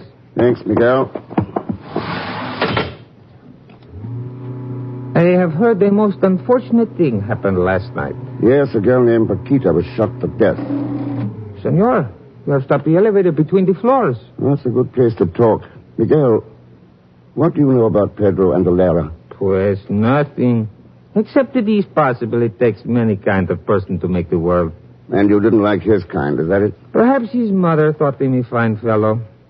You see, I am something of a philosopher, senor. I see. Do you know anything about the business Pedro was in? It is enough to manage one's own affairs in these times. Maybe this is partly your affair. Senor?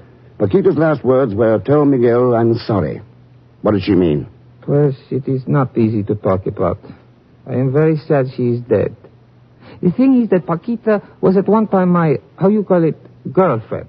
When she went to Pedro, at first I was crazy mad. Then I say, what's the difference? You see, I was getting tired of her anyway. And you know how it is with philosophers. Oh, sure. Well, let's go on down. I am very sad that she is dead, though. But you understand. Yeah, I understand. Main floor. Thanks. Buenos dias, senores. So long, Miguel. Yeah. Quite an unusual bellhop. Oh, I don't know. Lots of philosophers work at jobs like that. No, Pedro. I mean the fact that he's wearing a shoulder holster and carrying a gun.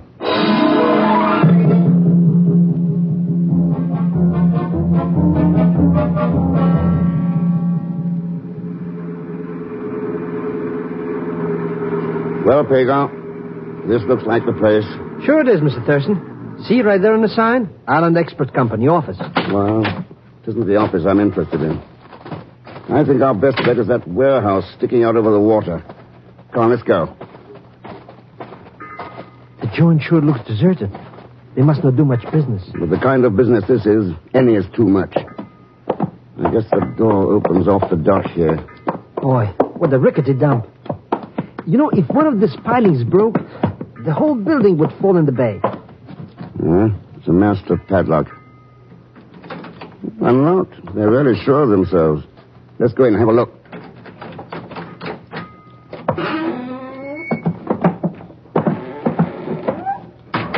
No windows. It's dark in here. Wait, there's a light switch here by the door. Sure don't look much like a warehouse. It's not intended to. Hey, look. That's a printing press. And what's this Rube Goldberg gadget? That is a canning machine, Pedro. What? Sure. Let's open up some of these sardines. You mean that's what is in all these boxes? That's right, all crated and ready for shipment to agents all over the Western Hemisphere. Here we are. You hungry, Mr. Thurston? Not for this kind of stuff. Here, Pedro, have a sardine. Have a sir. Look, it's full of little books. They're patterns that can't... Well, just like sardines. Yeah, 5 ounces of treason. The perfect way to ship the stuff. Distribute it. Sabotage, the rottenest game in the world. Well, I guess the addresses on these crates give us what we need. Sure. It's got who this stuff's going to, but who is sending it? The name is on the crates. Lo Vilo. We don't know of any Lo Vilo. But we know a Lovillo. Oh, that hotel manager. You mean he's no good guy who... Quiet, there's somebody coming. Get away from the door.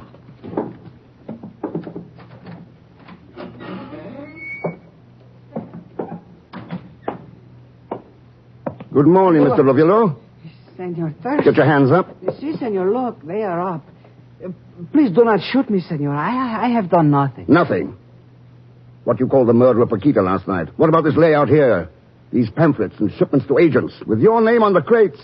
You call that nothing? But I am not the one, senor. It is my sister, Anga. Hey, that's the hard-boiled little chicken who insulted us, Mr. Thurston. Si, senor. She is the one. She is bitter and dangerous. Since she has come back from Europe, she has those ideas. She and Pedro forced me to help them. Help murder Paquita, for instance? No, I had nothing to do with it, senor. I swear I did not. She was the one. I will help you, senor. I will tell you anything you wish to know. Wait a second. Pedro, you smell. You mean like sardine cans or... smoke? This place is on fire. And somebody's locked the door on the outside. Levilo. But we got to get out of here. We'll get burned up like rats in a tinderbox. Anga, she's trying to destroy the evidence. And all of us along with it. No windows. No other door. All of us. She must not know I am here. I see. So you weren't forced. You are a full partner. Here, Peter. Let's get the handles off this press. Now, shove the bar in this crack in the floor. Yep. And let's pry it up. It's coming, Mr. Thurston. Good. Now, the next one. It's a good thing this building is so ramshackle. Senor, I hope you do not misunderstand. Never mind. Let's get out of here. Drop through that opening to the water, Levilo. Go ahead. It's only 10 feet. That's it. Hang by your hands. Good. Carpega. Maybe you don't believe it, Mr. Thurston, but I paid $200 for this suit. Unfriended, of course. Oh, sure. Cheer up, Hagar. If this building caves in, you'll never have to pay for it. Now swim.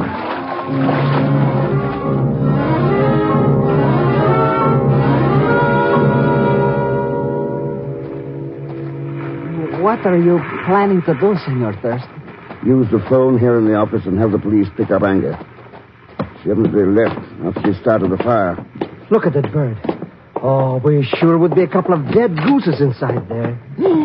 Anga! Come in, Senor Thurston. And don't reach for a gun. Well, glad you waited, Anga. Saves us the trouble of looking for you. I knew you would be here, Anga. I knew you would think of something. Be quiet. You're almost as weak and silly as a doll faced Paquita. But not as pretty. That's really why you killed her, wasn't it, Anga? Jealousy. I killed her because she was a fool. She would have told you everything, like my brother. Anga, you're mistaken. I have said nothing to them. Oh, come now, Ravilo. What about the signed confession that you said was here in the office? Confession? There is no confession. You told us there was. Hidden here under the end of the rug. It's a lie. Look, Anga, I will show you. Stay there where is you nothing. are.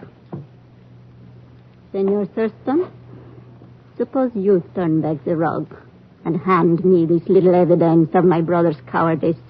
Sure, glad to. It should be about right here. Get a gun, Pagon. Got it, Mr. Rex. I got it. Stay where you are, Lavilo. Boy, what a dummy. Standing on a rug and letting somebody grab the other end of it. Ooh, she's out like 3 strikes. I perceived you are also a philosopher, Senor Thurston. Well, come and join the party. It takes a philosopher to realize there are certain times when a woman should be rendered unconscious. I guess so. Miguel, I'll take that gun of yours. This? But why, senor? It is not loaded. I only have it because of the tourists. Huh? See, I tell them I was once a bandit, and it gives them the big thrills. Look, someone has even filed off the pin. It won't work. Here. Yeah. That's useless. As useless as a plane or a gun or a power plant that's been wrecked by saboteurs. But what if you really needed that gun to protect your life or your freedom and didn't know the pin had been filed off by a saboteur?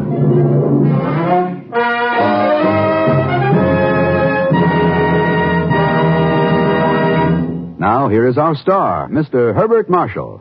Thanks for being with us. And I think you'd like to know that in tonight's cast you heard Peggy Webber, Lois Corbett, Harry Bartell, Frank Gustel, and Ted Von Eltz. Next week, Japan, for a crack at one of the most dangerous underground organizations in the world today. And Pagon Zellschmidt? Sure, he'll be along as Leon Velasco. Or vice versa or something. Anyhow, join us, won't you, when next I return as the Man Called X. Good night.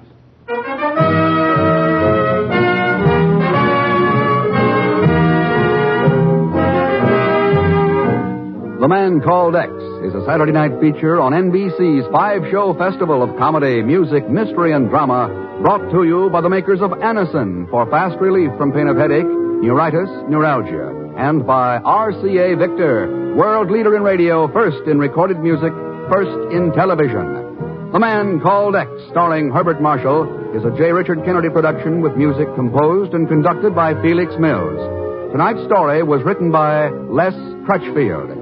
All characters and incidents on this program are fictitious, and any resemblance to actual characters or incidents is purely coincidental. Be sure to listen tomorrow evening for The Big Show with Tallulah Bankhead and the Great Parade of Stars, the Sunday night feature of NBC's All-Star Festival. And until next week, same time and same station, this is Jack Latham saying good night for The Man Called X.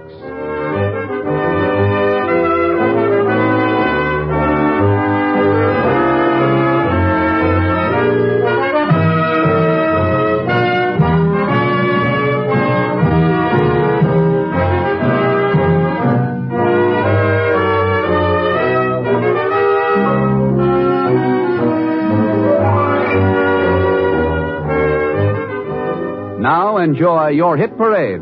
Tomorrow, hear The Big Show on...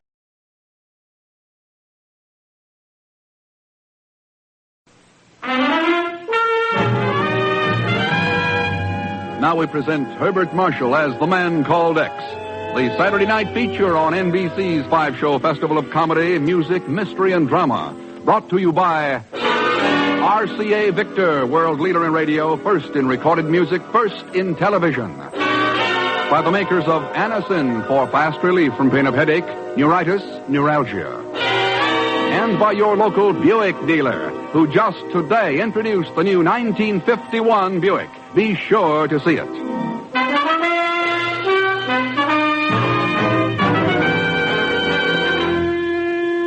Herbert Marshall as The Man Called X. Wherever there is mystery, intrigue, romance, in all the strange and dangerous places of the world, there you will find The Man Called X.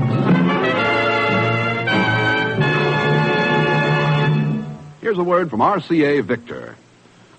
Inch for inch, your best buy in television is RCA Victor 19-inch. Yes, a great many American families have taken this advice and bought the thrilling RCA Victor 19-inch console. Truly, the most exciting buy in television. When you set out to become an RCA Victor million-proof television set owner, remember that the set you choose will be the very hub of your home for years to come. So select the model you really want most. And chances are that model will be the Kingley RCA Victor 19-inch console. Inch for inch, your best buy in television. Your 19-inch set will give you, in a great big way, all the matchless million-proof qualities of sight and sound possible only to the world leader in electronics. Yes, inch for inch, your best buy in television is indeed RCA Victor 19-inch.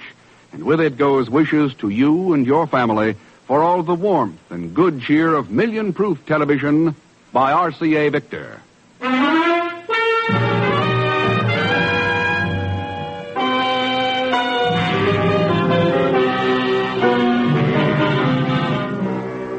The big black limousine moves at moderate speed through the crowded streets from Tokyo Airport toward occupation headquarters in the Daiichi building. Within the limousine are one of our highest state officials traveling incognito is Mr. White and Ken Thurston, the Man Called X. The car moves up to the heavily guarded entrance of the Daiichi building and slows to a stop. Bonsai! Bonsai! Bonsai! Get down! Get down!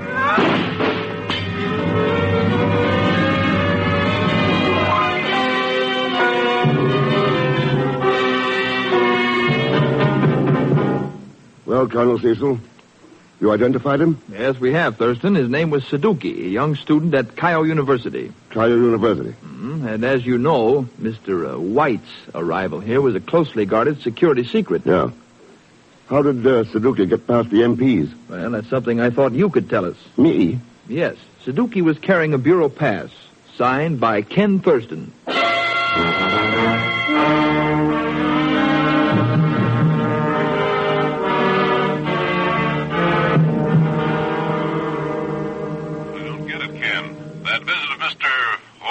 Top secret.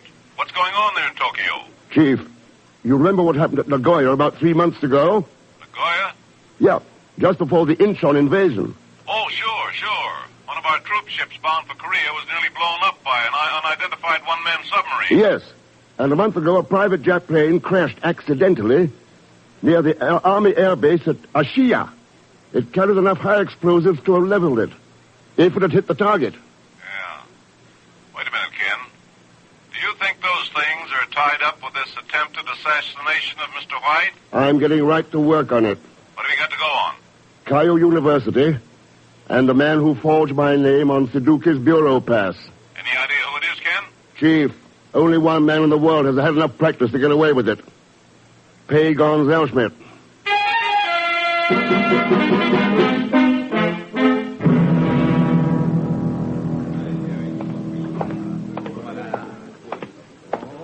I beg your pardon, Mr. Thurston. My name is Nikolai Krachenko. I'm correspondent with TASS, the Soviet News Service. So? I am quite familiar with Cairo University, and the attempted assassination of Mr. White is public knowledge. If you are seeking information concerning Suzuki here, I could be a valuable aid to you. What makes you think I'm interested, Krachenko? I told you I was a news correspondent, Mr. Thurston. It is my business to know about men like you. That doesn't explain your knowing about Suzuki. And why not? The name of the man who attacked White has been kept top secret at headquarters. Try again sometime, Krachenko. Maybe you'll have better luck. Thank you, Mr. Thurston. I shall. Come in, please. Well. You are surprised at something? No, I'm pleased. Is Professor Hawkins in? Yes. I'm Natasha Koroya, his secretary. And you must be Mr. Thurston. That's right. Professor Hawkins informed me that you would be calling upon him this afternoon. How unfortunate. Oh. A girl has her dreams, you know, Mr. Thurston. Knights in shining armor. And what happens? When such a one walks into his office, he wishes to see Professor Hawkins. Oh, well, If you have some spare time after discussing assassinations and Suzuki with Professor Hawkins, perhaps we might have a drink together. I'm rather tired of sipping sake with Russian news correspondents. Oh, thanks for telling me that you know Krachenko. Now perhaps you will wonder what else I might know and attempt to worm the information out of me. Over, shall we say, martini? You win, Miss Koroye. The Hotel Imperial Bar at 8:30 tonight? Hotel Imperial, 8:30.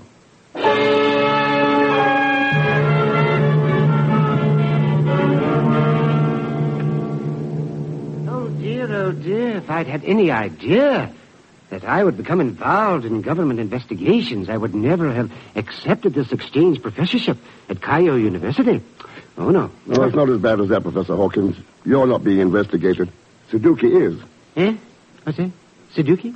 What do you know about him? Why, he is a student of mine. That's all, specializing in subsoil microorganisms. Oh, he's very good at it, too. Very good. Excellent paper on his last field trip. Oh, excellent. Your classes take many field trips, Professor? They take field trips? Oh, of course. Yes, of course. How else could they study actual soil conditions? Ever taken in near the Army Air Base at Ashia? Or at Nagoya? Well, all I know about Suzuki is that he is an excellent student. You should read his last paper entitled Bacillus botulinus and the Subsoil of Usumi. Oh, yeah, all right, Professor, yeah. Yes, what information do your files show about him? You know, it's strange that you should ask me that, Mr. Thurston. That's very strange. Oh? I checked our student files just prior to your visit here. It was very surprising. Very. We just don't seem to have any information regarding him. Well, how's that possible? Well, it isn't. That is, it shouldn't be. But I made a very extensive search, added by the registrar and by Mr. Krachenko. We simply couldn't find anything. What's a Russian news correspondent got to do with this? What's that, Russian news? Oh, you mean Nikolai Krachenko? Oh, he is taking some courses at the university. The art of basket weaving, university administration. Oh, no, I'm afraid I can't tell you any more about it. Oh, but of course, what's the matter with me? I do have some information about Suzuki. It's right here in the paper he wrote about Osumi. Yes, here it is, on the flyleaf. It's his home address. Well, that's something. What is it? Oh, I'm sorry. I thought I told you. Bacillus botulinus and the subsoil of Osumi. I mean Suzuki's address, Professor. Oh, yes, of course, yes. It's number 213 Kobe Road. 213 Kobe Road. Oh, pardon me, please. Professor Hawkins speaking. Who? A Mr. X? No. There's no one here by that name. That call is for me, Professor, if you don't mind. Hello? Hello, Mr. Thurston. Pagon. That's right. Long time no see, eh, Mr. Thurston? Where are you? Outside in the reception room, talking to this cute little cookie, Natasha. I'm all ready to drive you to your next stop. What? Sure. number 213 Kobe Road.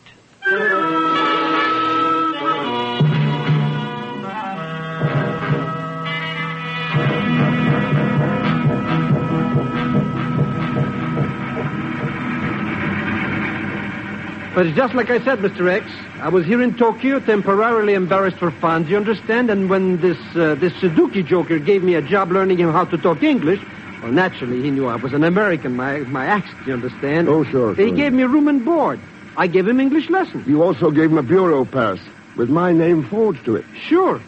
Suzuki found out you were in Tokyo, and he said he had some absolutely top-drawer secret stuff to tell you. But we couldn't get past those military cops at Daiichi, and then I found his bureau pass. Yeah, where? In my wallet. And naturally, you had to have this top-secret information of Suzuki, so I wrote up a pass for him to do a favor. Oh, just for old lang's sake. There you go, I ought to wring your neck. Always joking, eh, Mr. Thurston? Anyways, when I saw you leave headquarters, I followed you to university, and here we are. Number 213, Kobe Road. Okay, let's go in. I want to look over Suzuki's things. Go right in, Mr. X. The door is open. Anything worthwhile stealing already... I mean, go right in, right in. Looks like somebody's been packing. That's Suzuki stuff. Yeah, it's all his. He was going to leave on a field trip or something. He couldn't use these to do any research. Huh? You mean those Japanese dime novels? They're pamphlets, instruction manuals, issued during the war to kamikaze battalions. Well, imagine that. So that's what Suzuki was studying at the university? He was studying them all right, but not at the university. This ties it all up. Ties what up? The attempt on Mr. White's life, the sub at Nagoya, the plane at the Shia. Come on, Pagon. We're taking these back to the Colonel at Occupation Headquarters. Cut your throttle, chum. Mr. X. You're not taking off with nothing. Yeah, I see him, Pagon. That rates you 20-20, chum. Figuring you did miss a persuade in my hand. No, I didn't. Hey, what gives with this character, Mr. X? Even I can't understand what he's saying. He wants these pamphlets, Pagon. Give a gentleman a cigar, Herman. He just rang a bell. And one more little handy hint. Don't try making like Gorgeous George. You're in the land that invented judo, remember? The pamphlets. Ah, you activate nicely, chum. Just keep on piling up your points like that. You never wind up with a Section 8. Any other free advice? Brother, I'm so full of it, I should be toting 4 stars. Oh, I understand your honorable ancestors are nuts for guys who remember anything about Mitsubishi 101. Mitsubishi 101? That's right, brother. You start beating your gums anywhere about that little number, you'll join those honorable ancestors. Chop, chop. Any questions? No? Okay, chums. I'll bowl.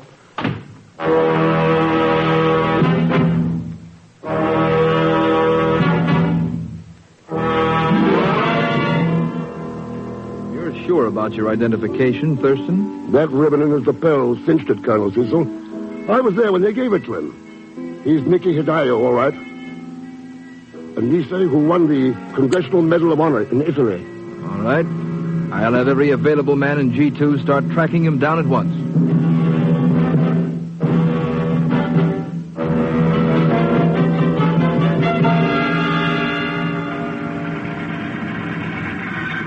Well, here we are, Mr. X, arriving safe and sane. The Hotel Imperial. Yeah, thanks for the lift. See you later. Oh, don't mention Mr... Hey, what do you mean later? We got a date inside there with that luscious lotus bloom Natasha Koroye. I've got a date, Pagon. So long. But, Mr. Thurston, How do you like that? Such ingratitude. I should ought to stop giving my invaluable services right now. And I would, if it wasn't for the money in it. Your pardon, Mr. Zerschmidt. I am Nikolai Krachenko, news correspondent for TASS. And I'm greatly honored by this opportunity to interview the great Pagon Zerschmidt. Interview? Great, but concerning your mission here in Japan with your assistant, Mr. Thurston, I know it must be... Well, how strange. What? This money, lying on the seat of your car. Hey, this is a C-note. That. I seem to have an uncanny faculty for finding $100 bills. It is? You do? We'll hop right into my jalopy, Nikolai, my oldest, my dearest friend, yeah. Now, what was it you wanted to ask me about my important mission to Japan?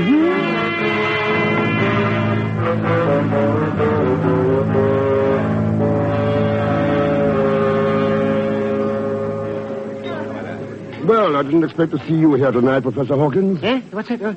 It's you, Mr. Thurston. Oh, it's a ghastly place, isn't it? Ghastly. Why, that girl insisted upon us coming here. I didn't know you'd been invited to Natasha's little party. Oh, yes. Natasha was most insistent that I be here. Did she tell you why? No. Come to think of it, she didn't. Now, that's strange, isn't it? Yes, that's very strange.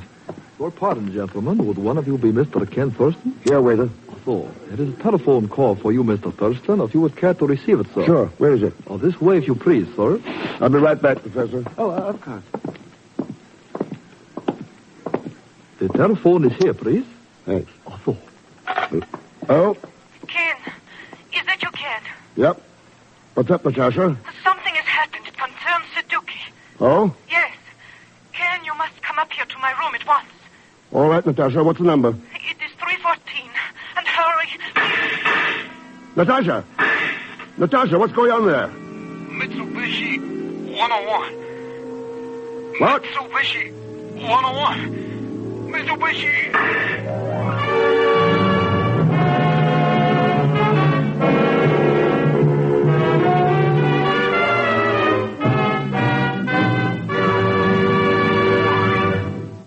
We will continue with The Man Called X in just a moment. The next time you suffer from pains of headache, neuritis, or neuralgia, take Anacin. You will bless the day you heard of this incredibly fast way to relieve these pains.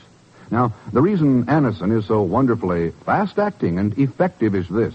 Anacin is like a doctor's prescription. That is, Anacin contains not just one, but a combination of medically proven active ingredients in easy-to-take tablet form. Thousands of people have received envelopes containing Anacin tablets from their own dentist or physician, and in this way discovered the incredibly fast relief Anacin brings from pains of headache, neuritis, or neuralgia. So the next time a headache strikes, take Anacin for this wonderfully fast relief. Anacin, A-N-A-C-I-N. Anacin comes in handy boxes of 12 and 30, economical family-size bottles of 50 and 100. Get Anacin at any drug counter. Now Act 2 of The Man Called X, starring Herbert Marshall, with Leon Velasco as Pagan Zellschmidt.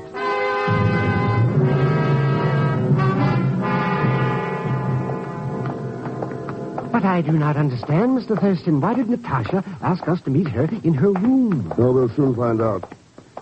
Here's 314. Really, Natasha, I must apologize for this rude entrance, but... Mr. Thurston, that's not Natasha. No. It's a Nisi Medal of Honor winner. By the name of Nikki Hidayo.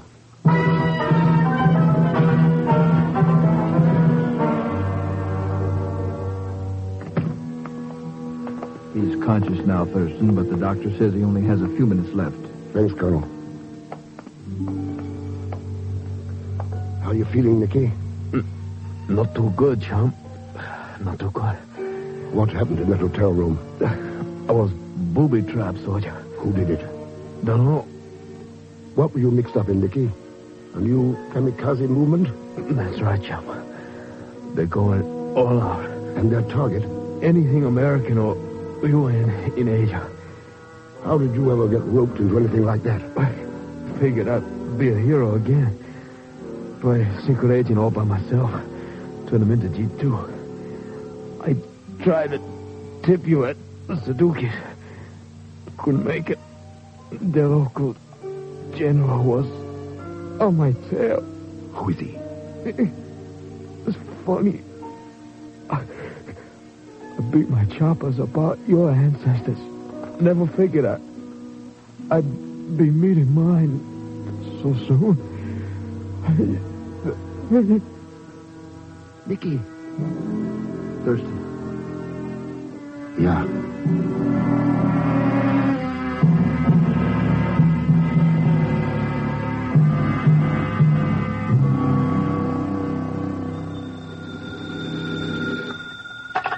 Oh, hello, Professor Hawkins' office.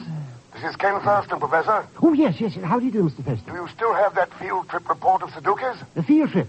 Yes, I have it. It's right here. Then hang on to it. I'll be right down.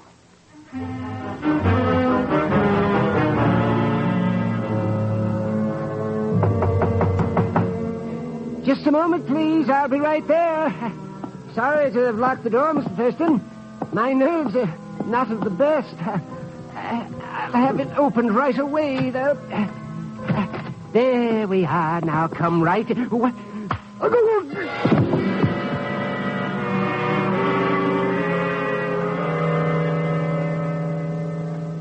And that's all I remember, Mr. Thurston. Whoever this person was struck me. When I regained consciousness, Sudoku's field trip report was gone. Then my hunch was right. Hunch? Yep. What was the title again, Professor? Was Bacillus botulinus in the subsoil of Osumi. Osumi. That's a small island off the coast near Tokyo, isn't it? Yes, it is. What's the...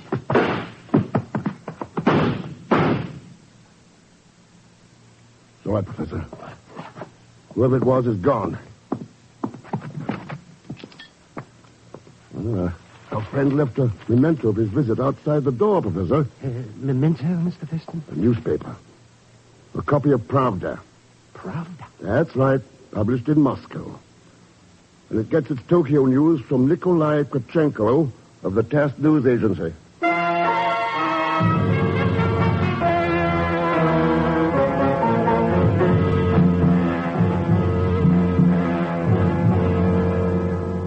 Why, yes, Thurston, I remember the island of Osumi very well. Matter of fact, I planned several raids on it during the war. However, it was so badly demolished, no attempt's been made yet to rebuild it.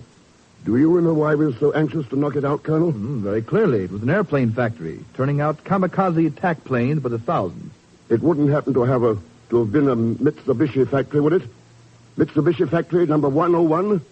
Why, come to think of it, I believe it. Thurston. Yeah. They'd have a speedboat ready for me at the Tokyo docks.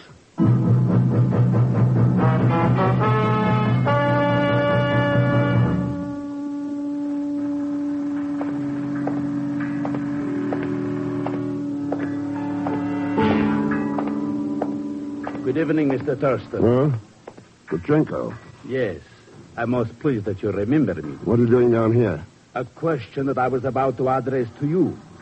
It would seem to be a strange hour of the night to go boating. If I'm correct in assuming that speedboat is waiting for you. Still trying, aren't you, Krachenko? It was at your suggestion, Thurston. You asked me to try again. Remember? Yeah. But I still can't take any chances. Mr. Thurston, are you? Pagon, how the devil did you get down here? Oh, that colonel guy at G2 told me where you were. When I told him where I'd been and what I learned for you. You see, I was all tied up with a very important man, a big newspaper fellow. And I wanted you to... Hey, you met this newspaper guy, too? Small world, eh, Mr. X?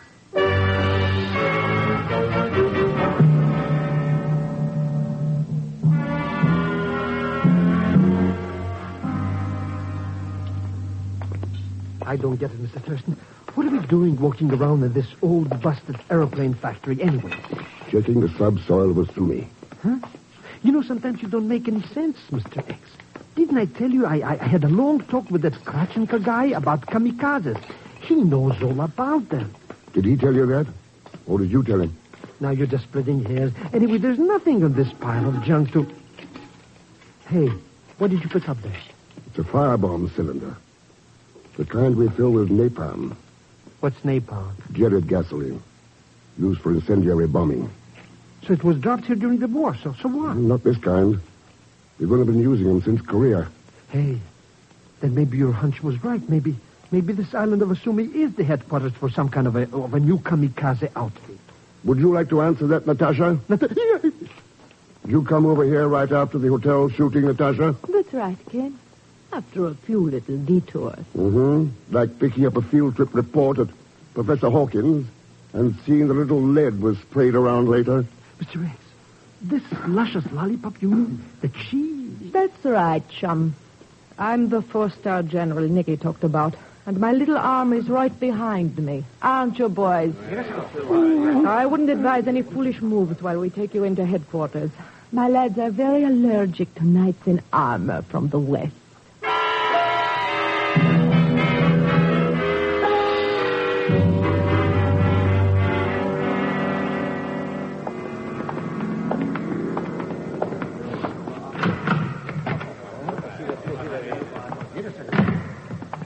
Well, Ken, what do you think of our little headquarters for the kamikazes? It explains your interest in Suzuki's field trip report. You were afraid something in it might tip me off to this place. What happened at the hotel? Did you see Nicky around and figure he might spot us in the bar and spill something to me? Yeah, of course. And I wasn't going to take any chances with the wool I intended to pull over your eyes. So I planned on meeting in my room.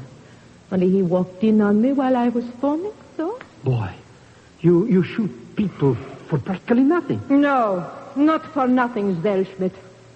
From here, we control our entire movement throughout Japan. Train our leaders, choose our targets. Ease us for the Asiatics, and we'll not rest until that goal is achieved. Letting your slogans run away with you, aren't you, Natasha?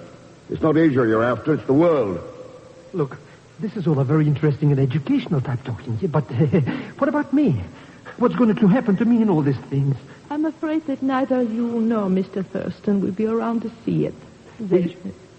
What? You mean... Yes, my friend. Mr. Thurston. Relax, Pagon, you're not dead yet. Don't let that comfort you. You will be soon. Mr. Rex. Going to play executioner yourself, Natasha? No. The gun is merely to prevent you from getting any ideas, what I call some of my students.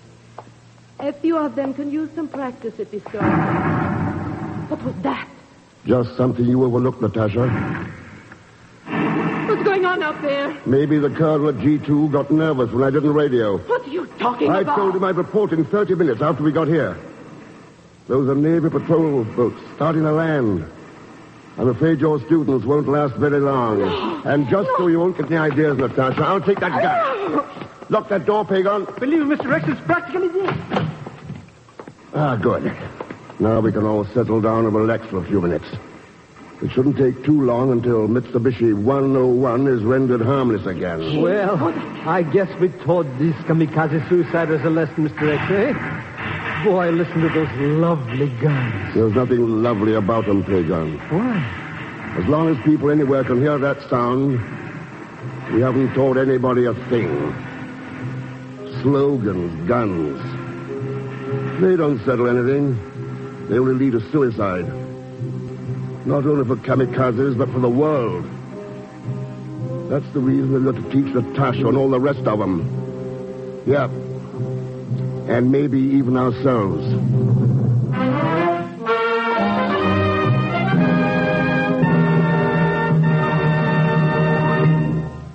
Our star, Herbert Marshall, will return in just a moment. You've read about them coming, you've heard about them coming, and now they're here. The new 1951 Buicks. Today, your nearest Buick dealer took the wraps off Buick's new all-star lineup for 51. A lineup that stretches the imagination of even Buick owners. With its new features, new style, new design, the 51 Buick hits a new high in smartness and distinction. You won't believe it until you see it. So see the new 51 Buick first chance you get at your nearest Buick dealers. Your first look thrills you, your first ride tells you, the smart car, the smart performer, the smart buy for 51 is the new Buick. See it at your nearest Buick dealers now.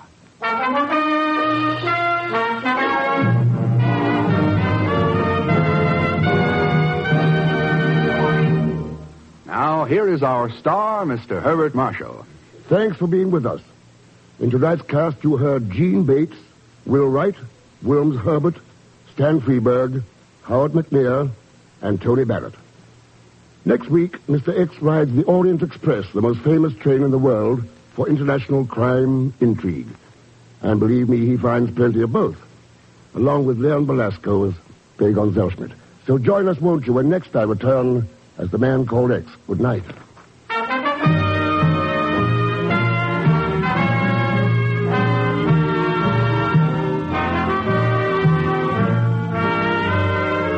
The Man Called X is a Saturday night feature on NBC's 5-show festival of comedy, music, mystery, and drama. Brought to you by RCA Victor, world leader in radio, first in recorded music, first in television. By the makers of Anacin for fast relief from pain of headache, neuritis, neuralgia. And by your local Buick dealer, who just today introduced the new 1951 Buick. Be sure to see it. The Man Called X, starring Herbert Marshall, is a J. Richard Kennedy production with music composed and conducted by Felix Mills. Tonight's story was written by Sidney Marshall. All characters and incidents on this program are fictitious, and any resemblance to actual characters or incidents is purely coincidental. Be sure to listen tomorrow evening for The Big Show with Tallulah Bankhead and a great parade of stars, the Sunday night feature of NBC's All-Star Festival. And so until next week, same time and same station, this is Jack Latham saying good night for The Man Called X.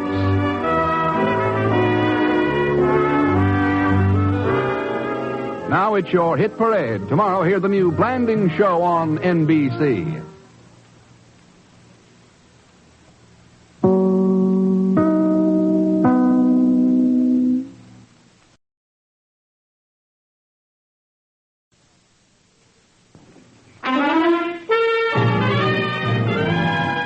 Now we present Herbert Marshall as The Man Called X, the Saturday night feature on NBC's 5-show festival of comedy, music, mystery, and drama, brought to you by the makers of Anacin for fast relief from pain of headache, neuritis, neuralgia. And by RCA Victor, world leader in radio, first in recorded music, first in television.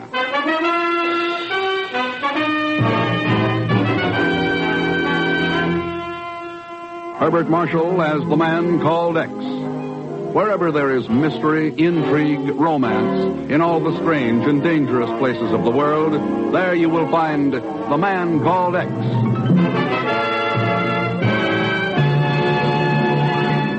If you suffer from the pains of headaches, neuritis, or neuralgia, you should discover what many thousands have known for years, that Anacin brings incredibly fast, effective relief. Anacin is like a doctor's prescription. That is, Anacin contains not just one, but a combination of medically proven active ingredients in easy-to-take tablet form. Probably at some time you've received an envelope containing Anacin tablets from your physician or dentist. Thousands of people have been introduced to Anacin this way. Try Anacin yourself the next time you suffer from the pains of a headache, neuritis, or neuralgia. You'll be delighted at how quickly relief can come. Anacin is spelled A-N-A-C-I-N. Your druggist has Anacin in handy boxes of 12 and 30 tablets and economical family-size bottles of 50 and 100 for your medicine cabinet. Ask for Anacin today.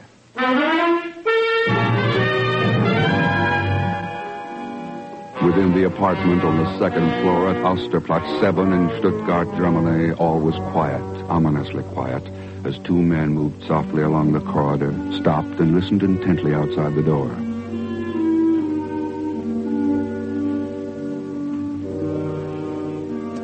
Well, Monsieur Thurston? I'll try the door, Inspector. Locked. Our bird is gone, then, huh? Maybe. Okay, Giraud, let's hit the door, but remember, we want him alive. Oui, je comprends. Okay, now. There he is, Thurston. Hold the window. Hold it. Don't.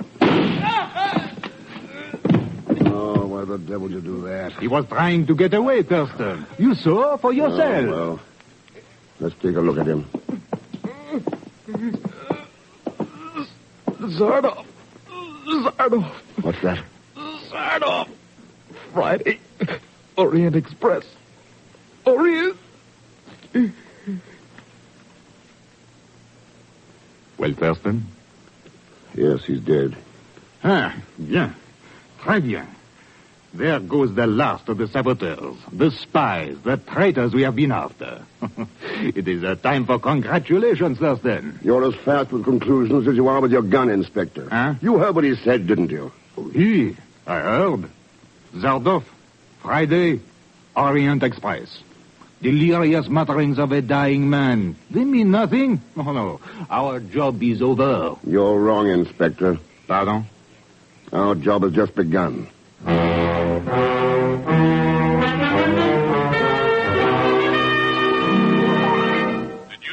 Zardoff, Ken? That's right, Chief. What do we know about him? He's the dirtiest international agent in the business. Wanted by at least a dozen of the United Nations for sabotage, treason, revolutions. Yeah, that's all right, but what do we know about Zardoff? I just told you. Oh, yes. Yes, you're right, Ken. Everything we've learned is hearsay. We haven't any background, no description. Come to think of it, we don't even know Zardoff's sex. Chief, do me a favor. Get together all the dope you can about Inspector Giraud, French military intelligence. Giraud? Well, he's the man you worked with in Stuttgart. Yeah. He's also a little too fast with a gun. What? You'll be hearing from me, Chief. So long.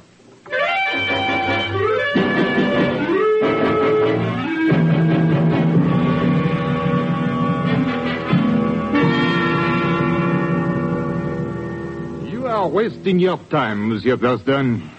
Even if Zardoff was connected in some way with this affair, why should he risk traveling on the Orient Express, huh? The express goes from Stuttgart to Bucharest via Munich and Vienna. A nice direct route to behind the Iron Curtain. Well, you believe you can stop him before he gets there? I'm going to take a crack at it. Very well, Thurston. But you might keep this in mind. You have absolutely no personal knowledge regarding Zardoff. But I am certain Zardoff knows all about the man called X. I do not think I would care to face the odds that you will face aboard that train.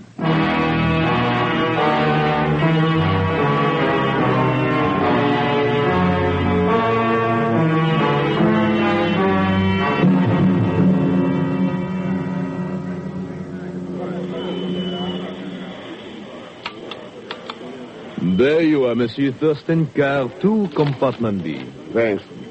We are due to depart in 3 minutes, monsieur, and the Orient Express always leaves... Hein? Oui, mademoiselle, what is it? That stupid porter. He refuses to take my trunk into my compartment. You wish your trunk in your compartment, mademoiselle? Oui. But I'm afraid all the baggage has already been checked over. We do not have time to... Oh, we've got 3 or 4 minutes, conductor. I think it might be managed for mademoiselle. Don't you? Well, monsieur. Merci, monsieur. Merci. I am certain that we can manage it somehow. If you will just follow me, please, mademoiselle. You have been most kind, monsieur. Well, I'm glad I could help, Miss, I am Herr Stephan.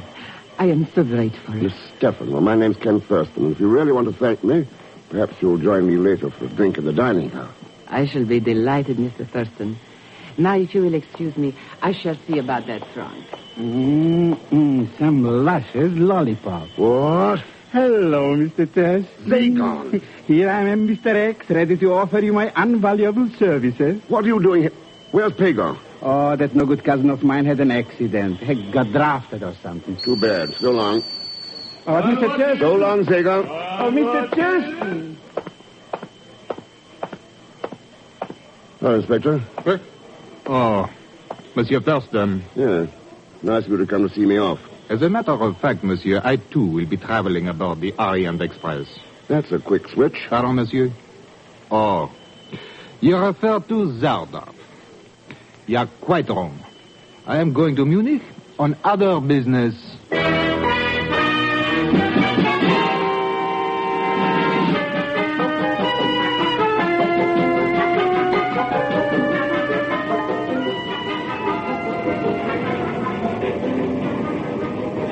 Well, this is a break for me, Thurston, sharing this compartment with another American.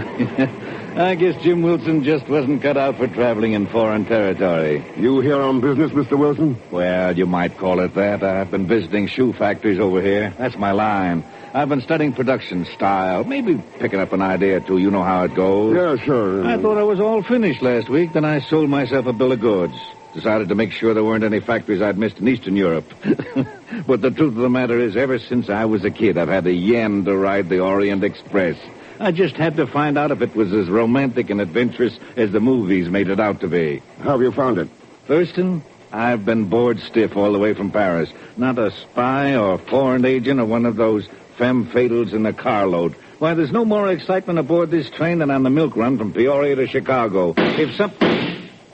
Wilson, those were shots. Shots, but where? Next compartment. Come on. Sure thing. Please, don't shoot. Don't shoot. I'll go, but don't shoot. What?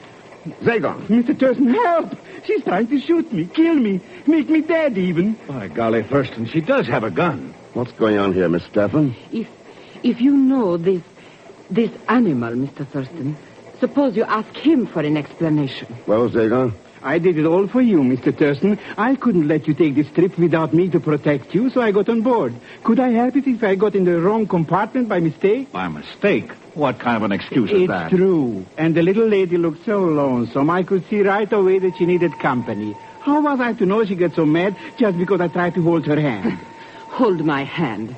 Well, maybe I did get a little impetuous, but I was only... Oh, Mr. Thurston, why are you looking at me like that? Mr. Thurston? Oh, you know something, Miss Staffen? Maybe you should have shot me after all.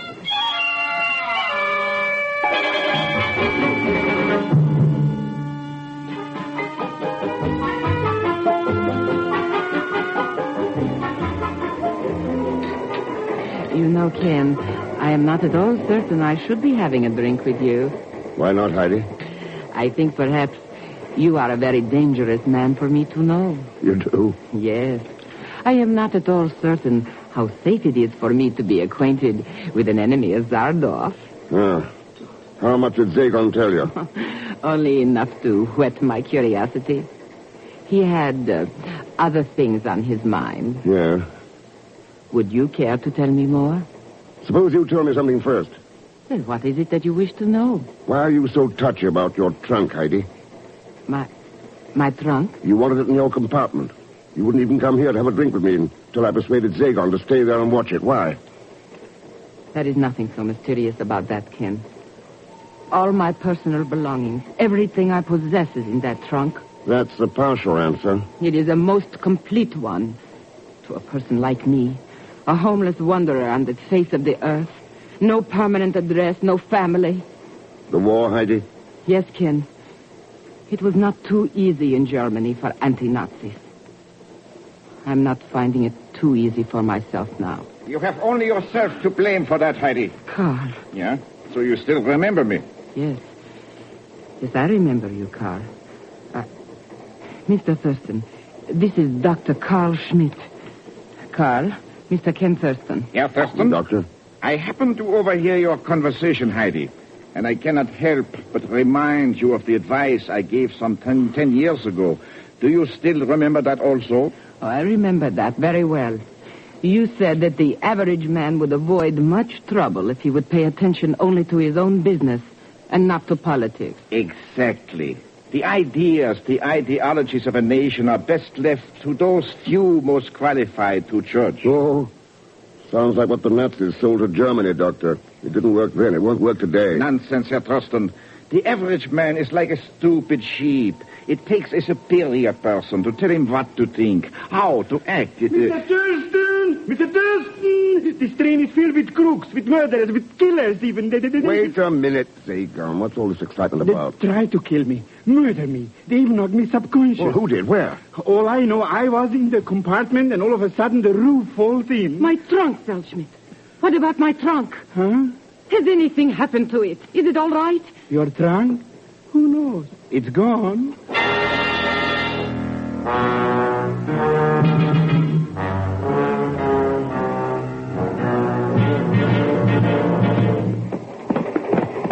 I tell you, the compartment door was locked, Mr. Thurston. Nobody was in there with me. Then whammo, the trunk was gone. Oh, pipe down, Zagon. Now, here we are. Ken. Yes. Well, Zagon? No, I absolutely refuse to believe it. It's nothing but an optical confusion. Is it your trunk, Heidi? Yes, it is mine, Ken. But it can't be. Why should some joker want to slug me, take the trunk away, and then bring it back? Better open it, Heidi. Open it? Yeah. Maybe somebody was after your valuables. Well, there's nothing of value inside to anyone but me. Look, I will prove it to you.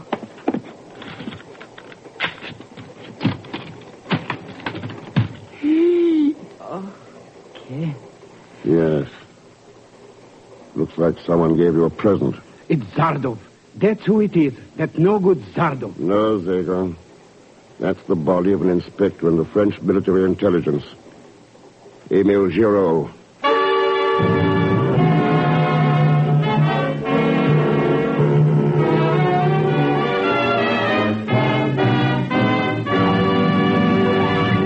We will continue with The Man Called X in just a moment. Here's a word from RCA Victor. For you people who are buying television now, that word is combination. Yes, an RCA Victor combination, which brings you AM and FM radio, recorded music in all 3 speeds, and famous RCA Victor million-proof television. Now you can have all these in one beautiful cabinet for one beautiful price. Ask your RCA Victor dealer to introduce you to the kingly RCA Victor combination, the Rutland. With its doors closed, the Rutland looks like a furniture masterpiece straight out of the 18th century. With its doors open, it is like an electronic masterpiece straight out of the 21st century. So superb are its RCA Victor features. AM and FM radio, 2 automatic record changers to play all record speeds, and exciting RCA Victor million-proof television, proved in well over 1 million American homes. Yet all these great instruments combined actually cost you much less than comparable console instruments would cost separately. Yes, with an RCA Victor Rutland, wonders never cease. But go on pouring out show after show, record after record, not just for one person, but for the whole family. Now, Act 2 of The Man Called X, starring Herbert Marshall.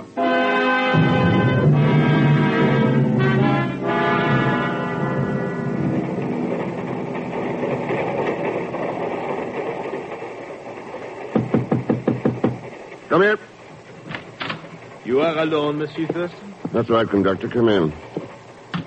I was looking for the other passenger in this compartment, Monsieur Wilson. Oh.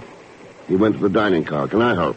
I wish to obtain his statement regarding this unfortunate affair, along with the others. Well, I've already checked with him. He was dozing. Didn't hear a thing. No, that's too bad. I had thought that with Mademoiselle Stephan's compartment right next to this one... Yeah. What goes on now? Mademoiselle's compartment shall remain locked, Monsieur Thurston. All of you must consider yourselves under arrest. When we reach Munich, this car will be sidetracked in the yards and the military police will take over. No, fine. You are certain there is nothing further you can add to what you have already told us? Not unless you can turn up Zardov for me. Zardov, monsieur? Oh, never mind. Zagon said her compartment's door was locked from the inside. Could it be opened with a train key from the corridor? It could, monsieur. And who carries those keys? Only the car attendants and, of course, myself. Ever run into anything like this before? As a matter of fact, monsieur, this is the first time I have worked on the Orient Express, and I must say that All right, mister, I caught you. Monsieur, what is that? Maybe we're going to find out. All right, Wilson, hold it. Oh, thanks for coming to the rescue, Thurston. I guess I'm not as young as I used to be. This guy almost got away. What is the meaning of all this, monsieur? I came by and caught him trying to jimmy his way into Miss Stephan's compartment. How about it, Dr. Schmidt? The statement is preposterous. I was standing here knocking on the door. I merely wish to speak with Miss Stephan. He's talking through his hat, Thurston. He was trying to force that lock. If you ask me, he looks like a plenty good suspect to question about that murder. Murder? You do not mean that Heidi was... Where is she? Where is Heidi? Being questioned by my assistant at the moment. And I think you, Monsieur Wilson, and I will join them. I should like some logical answer for your conduct. Good idea. Though I don't think you'll get the answer we need. Oh? And what is that, monsieur? How the person who killed Giraud got into that locked compartment. Unless he was using a trainman's keys.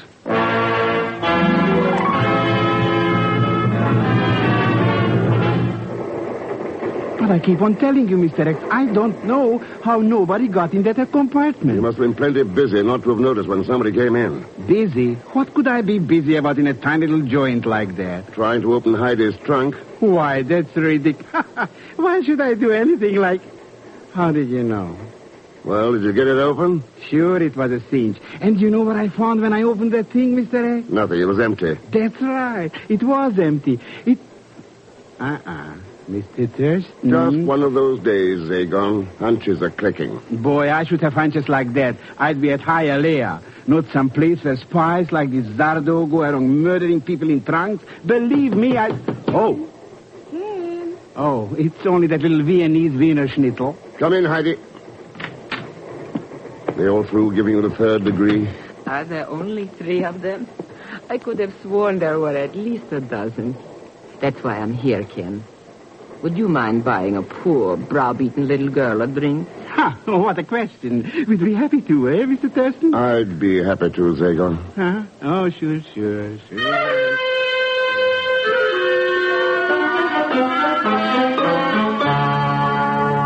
Boy, what a life. Somebody shoots at me, somebody conks me, and I haven't even made 1 lead cent. All I got to spend is the time. Cooped up in compartment here, and not even with nobody to talk to. That is where you are wrong, Schmidt. Oh, it's only you, Dr. Schmidt. For a minute I thought it was... Hey, what are you doing with that gun? It is just to make certain that you do not lose your desire to talk. Talk? What should we talk about? Many things, Schmidt.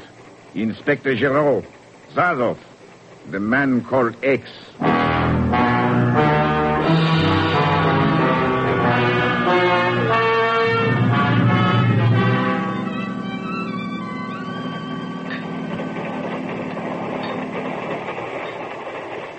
Ken, I feel that I should propose a toast to you, but I am not certain how to phrase it. Oh, don't let that stop you. Your being aboard this train has already affected my life, but I do not know if it is for good or for evil. What's your guess? I know what I should like to think, but being a Nazi has taught me the truth in the old saying about appearances being deceiving. Yeah? Like carefully guarded trunks that hold nothing inside. Or like a man who would win a girl's heart, only to trade it in for an agent named Zardoz. You have a habit of getting around to him, haven't you, Heidi? Ken, if you will see that I am not delayed in Munich because of the trunk and Inspector Giraud, I will help you get the person that you seek. No promises, Heidi. All right. Then join me in my toast. To empty trunks and Zardoz.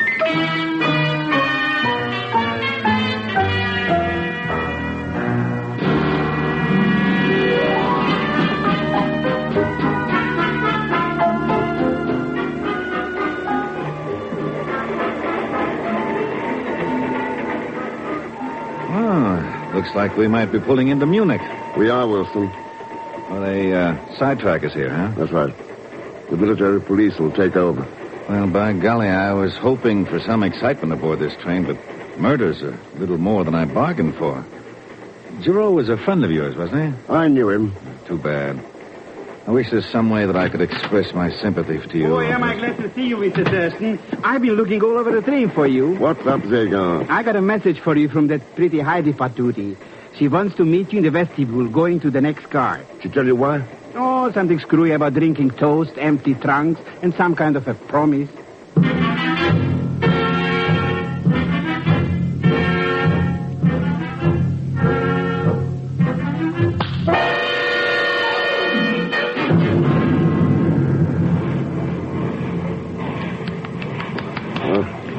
Wake up, Mr. X. Please, wake up. What's going on? Zagon. Sure, who else? I found you out in the vestibule, subconscious, and pulled you out into this next car. Oh, what happened anyways, Mr. X? Did that Heidi dame slip you a couple of Mickeys in the drink? Nothing as subtle as that. It was a... Oh, so that's what they were after. Huh? My wallet and passport. They're gone. Wait. They're picking up speed. Sure, we are pulling out of Munich. They already sidetracked the old car.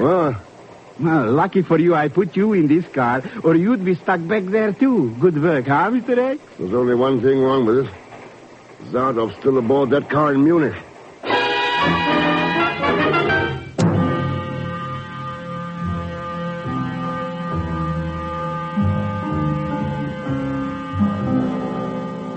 I can assure you, Herr Conductor, that there will be an investigation into these high-handed methods of yours. There's absolutely no excuse for holding me here in this car at Munich, at the railroad yards. Need I remind you that there has been a murder, Dr. Schmidt? Maybe two of them, Conductor. Unless Miss Steffen can explain what happened to Ken Thurston. I have already explained, Mr. Wilson, that Ken Thurston was not there when I arrived at the vestibule. When the military police gets here, they will investigate that also. Meanwhile, we shall remain here until... they must be boarding the car now. Believe me, Herr Conductor, you will live to regret this action of yours. What makes you think so, Doctor? Ken. And don't forget me, folks. Jimmy on the spot there. Oh, Ken. Ken, what happened to you? Why were you not there when I come to meet you? Somebody got there first, Heidi. When I woke up, I was on my way to Vienna. To Vienna? But, monsieur, then how do you account for your presence here? An old train man like yourself should have that figured out, Conductor. There are emergency cords on these trains. You said it. We got action but fast. I don't get it, Thurston. You said somebody knocked you out? That's right. But why? I think we'll find the explanation in Dr. Schmidt's pocket. It might... What are you talking about, Herr Thurston? My wallet and papers, Doctor. You took them when you slugged me. Back there in the vestibule. Are you mad? I do not know what you are talking about. No, let's take a look. You will not look at anything, Thurston. Look out, monsieur. Not so fast with that gun, Doctor. Oh, thanks, Wilson. I didn't know I still had it in me. I'm afraid I do not understand, Monsieur Thurston. What is this all about? It adds up pretty easily, Conductor. If Schmidt wanted to get back into Vienna and didn't have any papers... But of course, Ken. He was an ex-Nazi on the wanted list of the War Crimes Commission. So he stole your papers. Yeah, but only the second choice. His first plan involved your cooperation, Heidi. And an empty trunk. What are you saying? With the trunk in your compartment, you get a quick okay by customs at the border. Then, if you could smuggle the doctor in before they asked for his papers... only Inspector Giraud showed up in the trunk. So that's it. Well, that makes sense all right, Thurston. Sure. He didn't fool me with the doctor routine. That's why I gave him a lot of phony dope about you, Mr. X. I knew all the time he was that no-good spy, Zardov. Sorry, Zagar. Huh? But it couldn't be that little lettuce leaf Heidi. No. The person who knew him knew how to get into Heidi's compartment and knock you out when the door was locked. I believe we discussed the question of keys a bit earlier, Monsieur Thurston. Yeah, but we didn't discuss the fact that there was another door, the connecting door leading to the adjoining compartment. Our compartment, Wilson. Ours? But no one could have gotten in that way. I was in there all the time. Yeah, that's right. I think you've been reading too many dime novels about the Orient Express, Thurston. If you're suggesting that this Zardov character could possibly be me... I'm not suggesting anything, Wilson. I'm sure of it. You got panicky when Giraud came aboard. You shot him and stuffed him into Heidi's trunk. Ridiculous. Besides, how could you prove that anyone is Zardov? He's a man of mystery. There's no description, no means of identifying him. You're right. But we don't have to get you as Zardov. We can get you for murder. And the gun you used on Giraud will give us the proof. I see. I don't suppose you could have reference to this one, Thurston. Mr. X! You will please drop that gun. At once. I'm afraid not, Conductor. It's my ticket to freedom. I'm sorry I underestimated you, Thurston. I won't do it again. The next time we meet, I'll know better. I promise you. He's getting away, Mr. X. Stay here, all of you. Don't try following me, Thurston. I warn you. You can't get away, Zardov. The military police are coming down the line now. There's more than one direction to go. Come on, Thurston. Look out, Wilson! That switch engine. You're running right into it.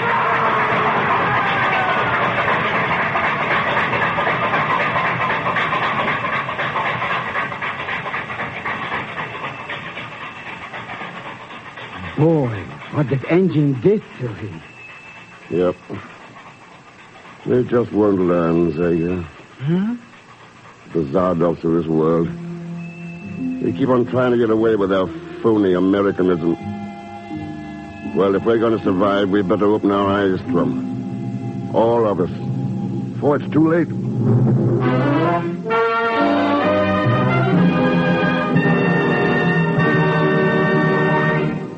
Now, here is our star, Mr. Herbert Marshall. Thanks for being with us. And by us, I also mean Lucille Meredith, Stephen Garay, Will Wright, Ed Begley, Ted Von Elst, Ben Wright, and Tony Barrett. Next week, Mr. X runs into a gang of pirates off the coast of India. That's right, pirates, who are not after gold, but the world. So join us, won't you, when next I return as the Man Called X. Good night.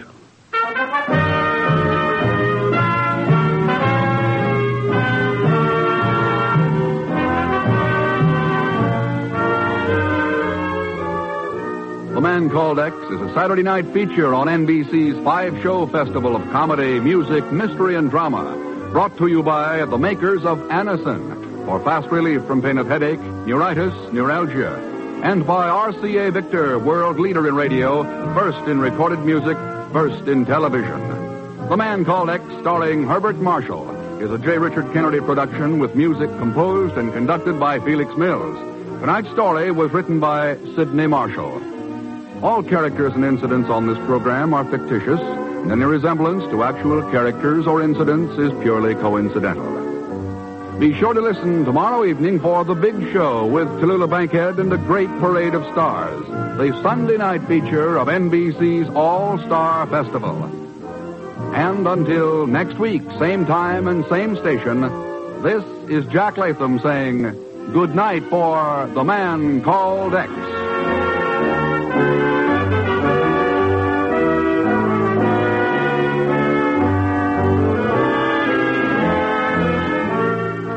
Join your hit parade. And remember, Danny Kaye's on The Big Show on NBC.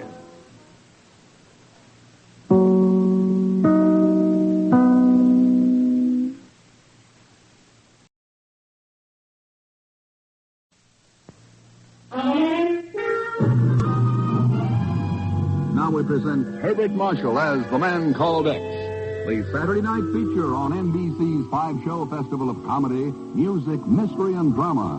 Brought to you by RCA Victor, world leader in radio, first in recorded music, first in television. And by the makers of Anacin for fast relief from pain of headache, neuritis, neuralgia.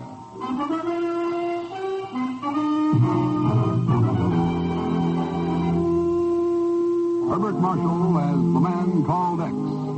Wherever there is mystery, intrigue, romance, in all the strange and dangerous places of the world, there you will find The Man Called X.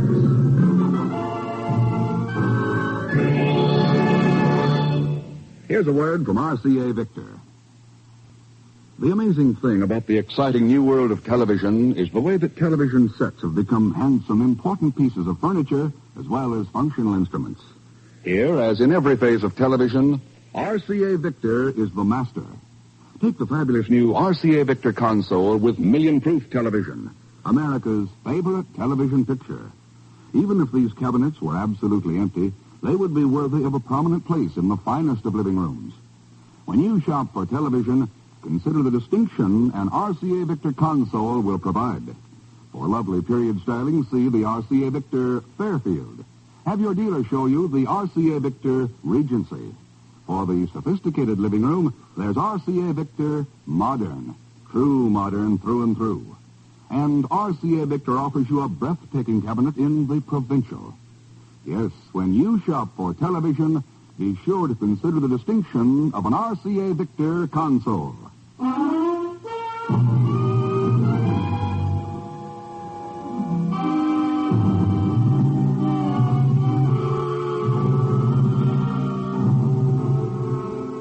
Off the east coast of India lies Bengal Bay, a vast and rolling tropic sea stretching 1,000 miles from the mouths of the Ganges southward to Ceylon, Sumatra, and the Indian Ocean. Many an adventurer of the past sleeps damply beneath its dark waves, and even now on starless nights, others of the living go to join the day.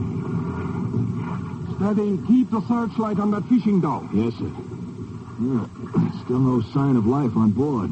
Scared, I guess. Yeah, I imagine. Better fire another shell into it. Okay, sir. Try for the waterline. Right. On target. Steady, all.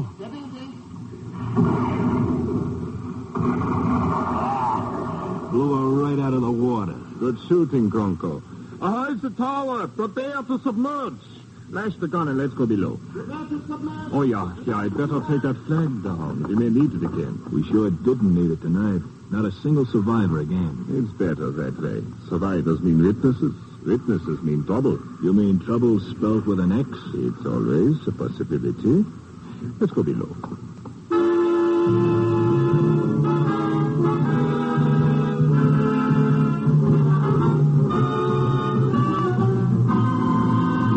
I know, Ken. I know it sounds fantastic, but it's happened. There's the cable from Calcutta. The third ship in 6 months to leave Calcutta and disappear somewhere in the Bay of Bengal. Guess I better read the cable, Chief. Now, later, Ken. Here's the story in brief. This Mohammed Lal had been fishing in the Andamans and was beating north for Calcutta in a sailing dhow. Around midnight, he noticed the lights of a freighter coming from the northwest. It was still 4 or 5 miles away when it suddenly blew up. A tremendous blast. And sank immediately, is that it? Yes. By the time he reached the spot, there was only a few pieces of wreckage and this submarine. Cruising around on the surface and machine-gunning survivors. Chief, if that's true. Yeah. Anyway, Lal was smart enough to grab a life jacket and slip over the side of his boat and swim away from it. A few minutes later, the sub picked it up in a searchlight and sank it with a couple of shells. Oh, that's quite a story. Listen. Lal claims he saw something in the searchlight. That sub was flying an American flag. What? Chief, you don't suppose they're trying to use that angle now to... I don't know, Ken, but we've got to find out. Right. I checked with the Navy just to cover. They've got one light carrier on maneuvers in the Andaman Islands. Indian government observers aboard. No subs. Hiding under an American flag. Machine-gunning survivors. Hello, Mr. Thurston. I just happen to be... How do you do, Mr. Chief? Zagon Zellschmidt. By heavens, when it isn't Pagon, it's cousin Zagon. Oh, sure. I guess they're just a friendly type. Not with me, Zagon. Now get out. I just got here. Hey, what is this big map on the table? Get out. The Bay of Bengal. Boy, is that an ocean for you. I used to be a steward of the Georgia line from Cairo to Calcutta. I don't care what you used to be. If you Chief, I'll have Miss Brooks check the airlines right away. All right, Ken. I want to get Calcutta fast. I wonder what happened to that girl. Zagon, are you aware of the fact that you and I are alone? We are? Oh, well, I suppose that's the way... We are? Now, look, Mr. Chief, let's keep our tempers. Let's not be hasty. Let's not... Mr. Thurston!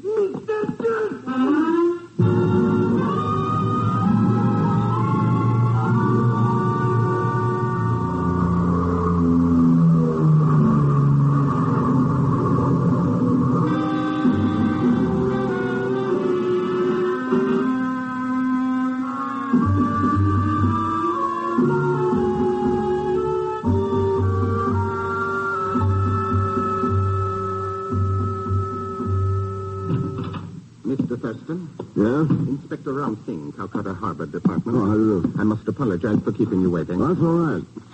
I've been looking over these cargo and passenger lists, the final voyages of those 3 missing ships. Yes. Sailings to destiny, rendezvous with the unknown. You have a poet's viewpoint, Inspector. The influence of the Orient, Mr. Thurston. The proximity to strange occurrences. Yes. Now, according to these lists, the missing freighters were all carrying small, highly valuable shipments in their strong rooms. Rubies, gold, sapphires. And on the last one, the Mozambique, nearly $1 million in platinum bullion. It's possible, of course. They also carried passengers. True enough, but accomplices. That submarine had to have help from somebody on board the ships. Some to knock out the radio, break open the strong room, so on. The radio, of course, to prevent distress signals. That's right. In one or more cases at least. Pardon me. Inspector Singh? What? Oh, yes. Yes, I see. Thank you. Mr. Thurston, I told you I'd arranged for a car to take us to the hospital to talk with Mohammed Lal. Yeah. Shall we go now? It won't be necessary. Mohammed Lal is dead.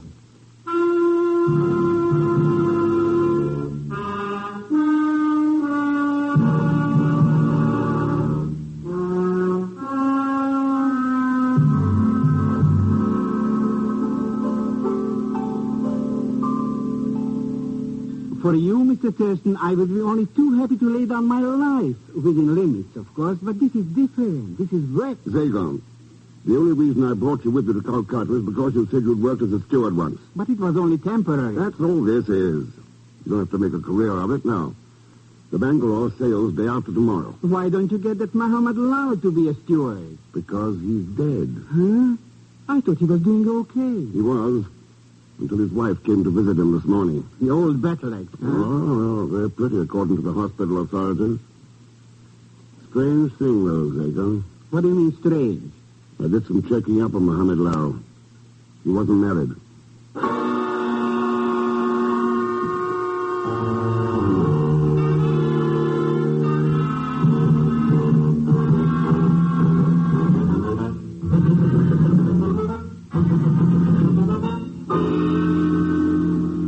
You can count on my cooperation to the fullest extent, Mr. Thurston, and the entire facilities of my ship. But I must confess the whole thing seems a bit fantastic. A pirate submarine. 3 freighters have disappeared without a trace, Captain Macon. I know, but still... Well, we'll sail in a few minutes now. Captain Macon. Yes, what is it, Mr. Winslow? Sparks has Batavia on short wave, sir. I think you wanted to talk with the port agent there. If you'll excuse me, Mr. Thurston. Of course, yes. See you later. Hello. Well... I hope you don't disapprove of informal introductions between fellow passengers. I'm Carla Reaver. I'm Ken Thurston. How do you do, Miss Reaver? Has your table been assigned yet? Oh, I'm at the captain's, I believe. Oh, nice. Yours, too? Why else would I say how nice? Miss Reaver, I'm beginning to form a very high opinion of the cuisine on the Bangalore. Oh, there you are. Hello, Mr. Thurston. I beg your pardon? Huh? What is this, I beg your pardon, stuff? You seem to have the advantage of me, steward. Advantage? Steward? What? Oh, you remember, Mr. Thurston, the George line. Smith, I don't be that. Of course, Cairo to Calcutta run. Well, small world, isn't it? You said it, and crazy, too.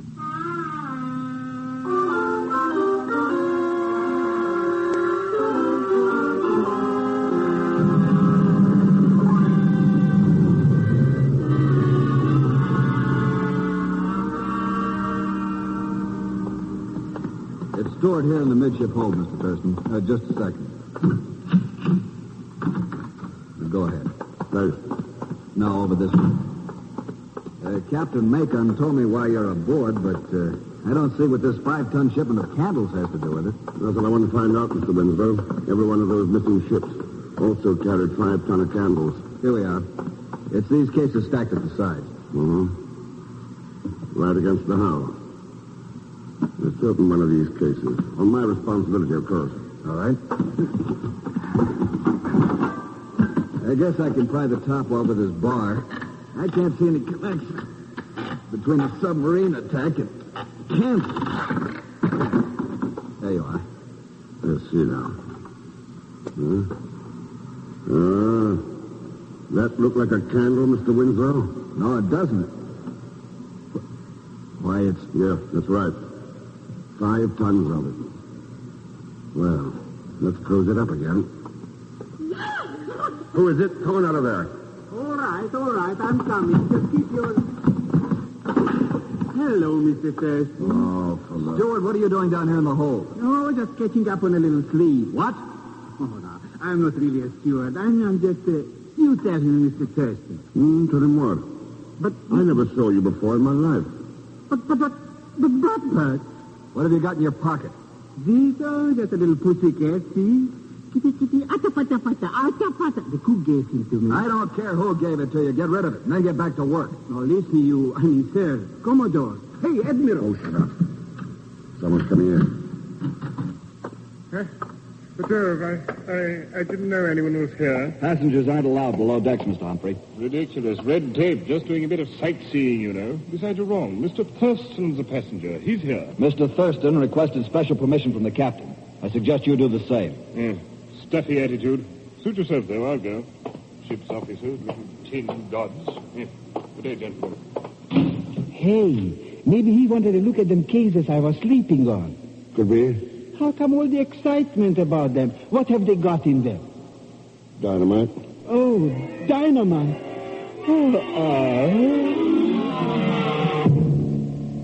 Put it back in the water handy, Mr. Winslow. Well,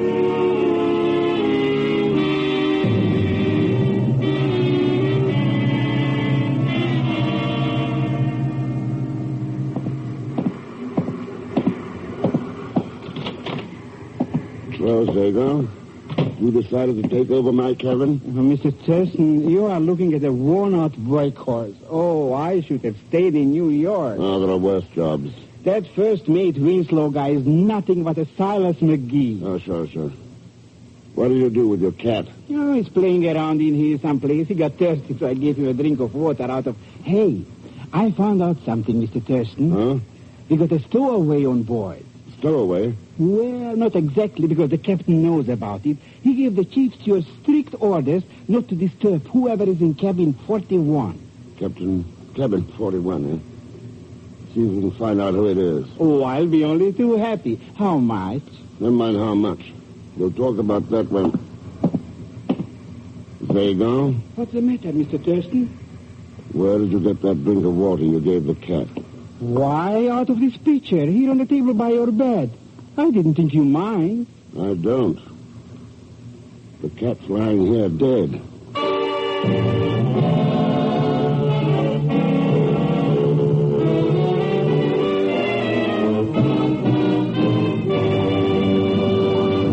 We will continue with The Man Called X in just a moment. No matter what you now take for headache relief, we urge you to try Anacin for the incredibly fast relief these tablets bring the next time you're suffering from a headache. Now, the reason Anacin is so wonderfully fast-acting and effective is this. Anacin is like a doctor's prescription. That is, Anacin contains not just one, but a combination of medically proven active ingredients in easy-to-take tablet form. Thousands of people have received envelopes containing Anacin tablets from their own dentist or physician, and in this way discovered the incredibly fast relief Anacin brings from pains of headache, neuritis, or neuralgia. So, the next time a headache strikes, take Anacin for this wonderfully fast relief. Anacin, A-N-A-C-I-N. Anacin at any drug counter in handy boxes of 12 and 30. Economical family-size bottles of 50 and 100. And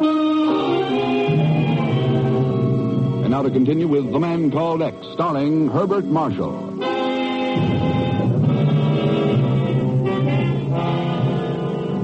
9 o'clock at night, and the freighter Bangalore plows steadily southward through the warm swells of the Indian Ocean. On board, 5 tons of dynamite, a mysterious passenger, a dead cat, and a poisoner. Ahead, waiting somewhere in the darkness, a submarine, violence, and death. I'm always such a fool on an ocean voyage. About friendships, I mean. Rest of the world so far away, nothing seems to matter but just living. But the rest of the world still exists, even if it is far away. No, not for me. When I close the door of cabin 25, that's my word. What's that, Miss Reaver? 25's your cabin? Yes, I'm a next-door neighbor to Mr. Thurston. That's right. I'm in 26. Well, my neighbor, too, then. 27's mine. Miss Reaver and I have you hemmed in, old boy.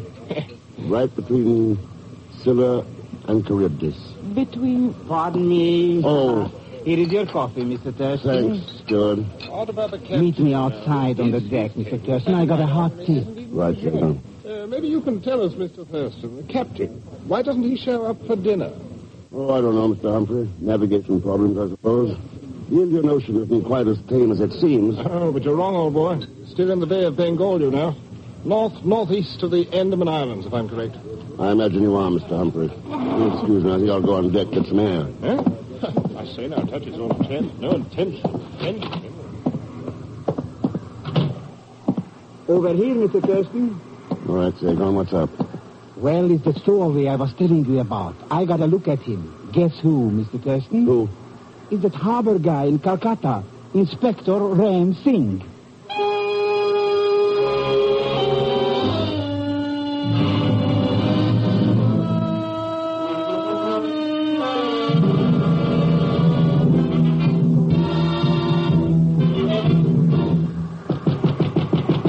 Inspector. It's Ken Thurston, Inspector. Open up. Come in, Mr. Thurston. I suppose the captain told you. No, just a hunch. One of those mysterious hunches of the Orient. You get a sudden desire for an ocean trip, Inspector? Your attitude is most interesting, Mr. Thurston. Glad you like it. It implies a distrust of me, whereas I am here because of distrusting you. Well, we could go over my credentials again. Credentials? In the Orient, there is nothing so easy to obtain as false credentials. Like those of a harbor inspector, for example? I have held the job for 10 years, Mr. Thurston. Quite a length of time to fool the man who signs my paychecks. All right, then. Let's assume we're both here for the same reason. Good. I have one lead of my own I might mention. There's a steward aboard who's been acting very strange. I think I know the one you mean. A short fellow? Speaks with an accent? That's the one. He's always prowling about, seldom does any work at all. I believe you've hit on something there, Inspector. It sounds definitely suspicious.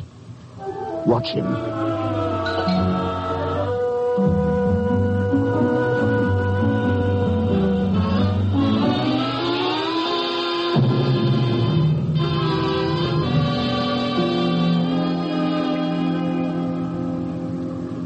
Perhaps I should have told you that Inspector Singh was aboard, Mr. Thurston. But frankly, not knowing you, I felt it just as well to have two independent investigators. Mistrust seems to be fairly common in this part of the world, Captain Macon. No, it's not that. But I'm responsible for this ship, the passengers, cargo, and crew. And when I think about what could happen, well... What about the passengers? Know anything about any of them? No, they're all strangers. Except Mr. Humphrey, of course. He's sailed with me before. I see.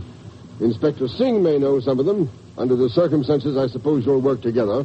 We're doing it already. We're watching Zagar. But I don't see what... Time for your relief, Captain. All right, Mr. Winslow, take over the bridge. The log's up, and everything is in order, so far. You'll excuse me, Mr. Thurston? Of course. Good night, gentlemen. The captain's a good man, but he's certainly jittery on this trip. Well, he may have reason to be. That's the trouble. Not knowing when they'll make their play or even if they'll make it.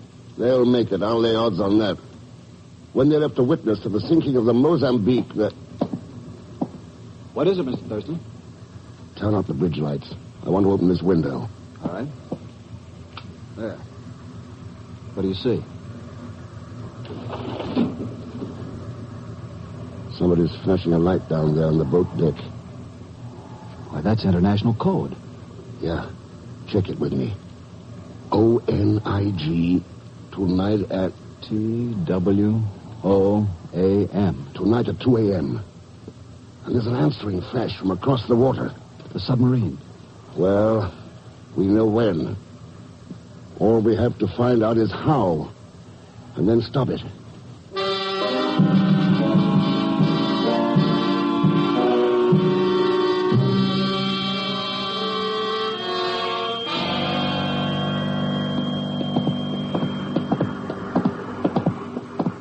Number 26. This is it.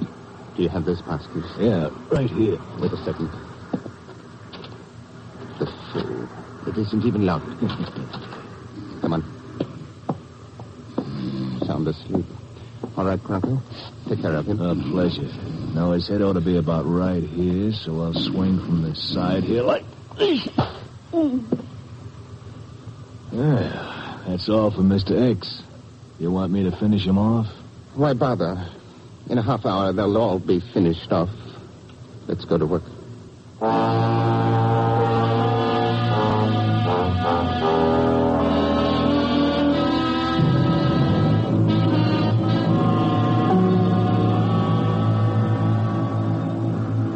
Sparks isn't in there. The wireless room's empty. It doesn't matter. The important thing is to smash that radio. We can take care of Sparks later. Come on. Tear off the mic and the key first, Bronco, and then we... Insomnia, Inspector? Thurston. But I slugged him. It can't be insomnia. You're dreaming. All right, Mr. Winslow, put the cuffs on them. Okay, boys, turn around. Not me, you don't. I said hold it. All right.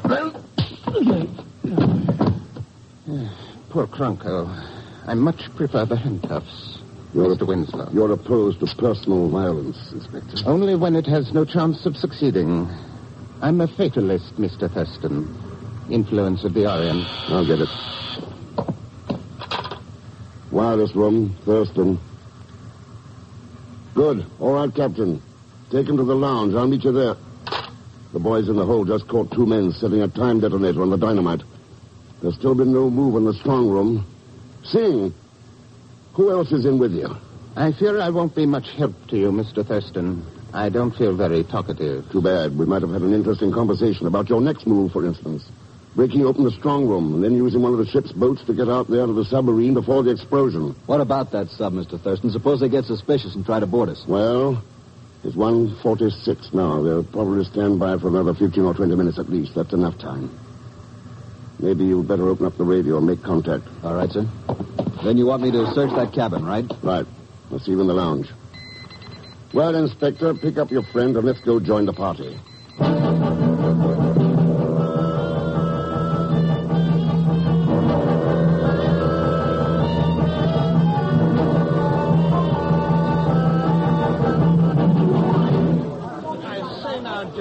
Can't just sit here and do nothing, you know. Hostile submarine out there, that sort of thing. You can rest assured, Mr. Humphrey, steps are being taken. What steps, Captain? We surely have a right to know what's being done for our protection. I really couldn't say, Miss Reaver. That is, What Captain Macon means is that I'm taking the steps. Well, now, that's very interesting, Mr. Thurston. Official position of some sort, I suppose? Yes, of some sort. But I still don't understand what it's all about. Those 4 men, the ones you're holding prisoner. Yes, by Jove. Passengers, all of them, rubbing elbows with us. Let's say criminals posing as passengers, Mr. Humphrey.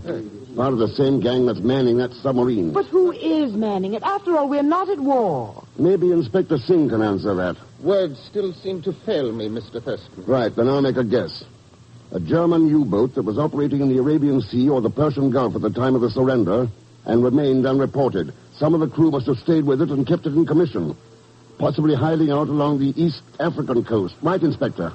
I think I hear plane motors, Mr. Thurston. Good, right on time. Anyway, by some means or other, the sub-crew contacted Inspector Singh at Calcutta, made a deal with him, and went into business. Piracy. Singh was in a position to pick out the ships for them, supply course data, plant accomplices on board, and so on. It worked 3 times in a row. And the Bengal was intended to be the 4th victim. Also the last, probably. Since they let a witness get away and the heat was on. Say now, what is this, Mr. Thurston? Where do those planes come from? They're light bombers from a U.S. carrier on maneuvers in the Andaman Islands. I radioed for help. Look, they're dropping flares on the water. And there's the sub. Yeah, surface. And with half the crew on deck. Caught cold. Are they? Yes, by heaven, they're going to fight. They've manned the deck gun. Chance. The planes are circling back. Men the lifeboats! Men the pumps! Men alive! Zagon, there's trouble over your head. What's the matter? You should ask, Mr. Thurston. Just because I sneaked into your cabin for a wink or 2 of sleep, you didn't have to do that. What happened? Who knows? When I woke up, I was unconscious. Ah, so you're the one seeing his partner slugged. I seem to have made a number of mistakes. So did your friend out there on the submarine. Those planes will blow him out of the water. Oh, there's the first one now, coming in for a bomb run.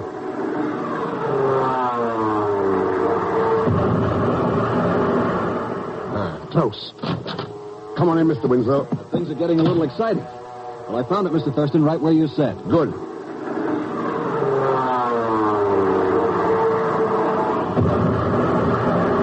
Missed again. They've cleared the deck.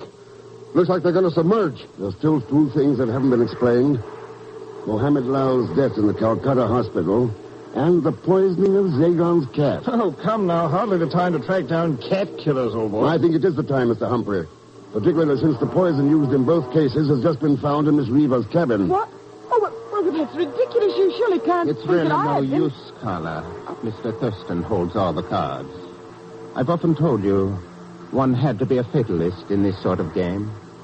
She was most valuable, Mr. Thurston, in keeping the pursers of the ships occupied. Yes, I imagine.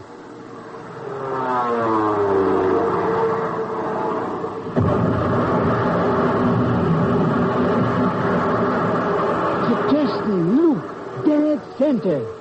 No more sub. No more sub.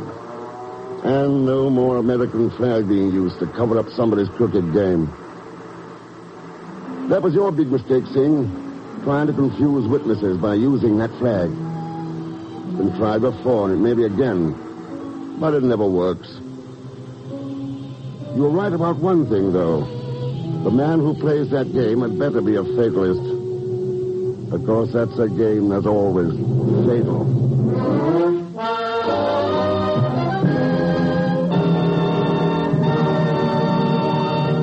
Now, here is our star, Mr. Herbert Marshall. Thanks for being with us. And I'm sure you'd like to know that tonight you also listen to Betty Lou Gerson, Stephen Garay, Will Wright, Herbert Rawlinson, Stan Waxman, Harry Bartell, Daniel Herlihy, and Peter Leeds. Next week, our story is called As Black as Diamonds. And believe me, the black diamonds involved are worth the peace of the world. Oh, and Leon Velasco will be back with us as Pagon Zellschmidt. So join us, won't you, when next I return as The Man Called X. Good night.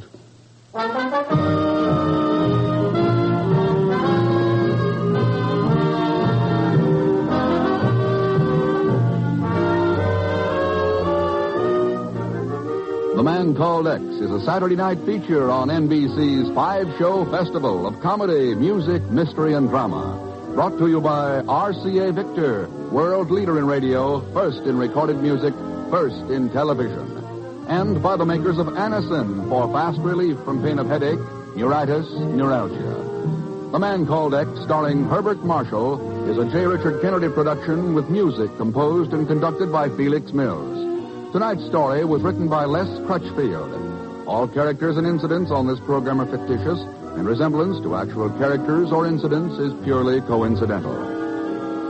Be sure to listen tomorrow evening for The Big Show with Tallulah Bankhead and a great parade of stars, the Sunday night feature of NBC's All-Star Festival. And until next week, same time and station, this is Jack Latham saying good night for The Man Called X.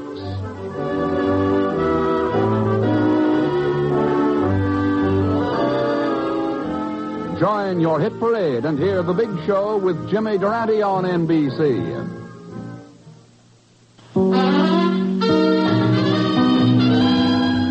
Now we present Herbert Marshall as The Man Called X, the Saturday night feature on NBC's 5-show festival of comedy, music, mystery, and drama. Brought to you by Chesterfield, the only cigarette that combines mildness with no unpleasant aftertaste. The cigarette that brings you Bing Crosby and Bob Hope. By the makers of Anacin for fast relief from pain of headache, neuritis, neuralgia. And by RCA Victor, world leader in radio, first in recorded music, first in television.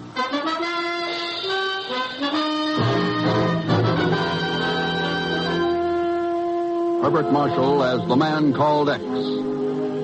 Wherever there is mystery, intrigue, romance, in all the strange and dangerous places of the world, there you will find The Man Called X.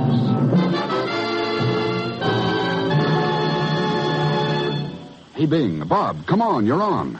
Say, Bing, you got a minute? Oh, sure, Bob. I got all the time in the world. Don't tell me you own that, too. Oh, never mind that stuff. Get to work with it. Okay. Folks, better tasting Chesterfield is the only cigarette that combines for you mildness with no unpleasant aftertaste. And you can prove that yourself. Just make our mildness test. Buy Chesterfields, then open them and enjoy that milder, mellow aroma. Now light one up, and you'll know Chesterfield's milder because it smokes milder. And Chesterfield leaves no unpleasant aftertaste. That fact has been confirmed by the country's first and only cigarette taste panel. Yes, mildness and no unpleasant aftertaste are what you and I and every smoker wants. Hurry up, Dad. Here comes the music. Chesterfield, Chesterfield always takes first place. That mild tobacco never leaves an aftertaste. So open a pack, give 'em a smell, then you'll smoke 'em.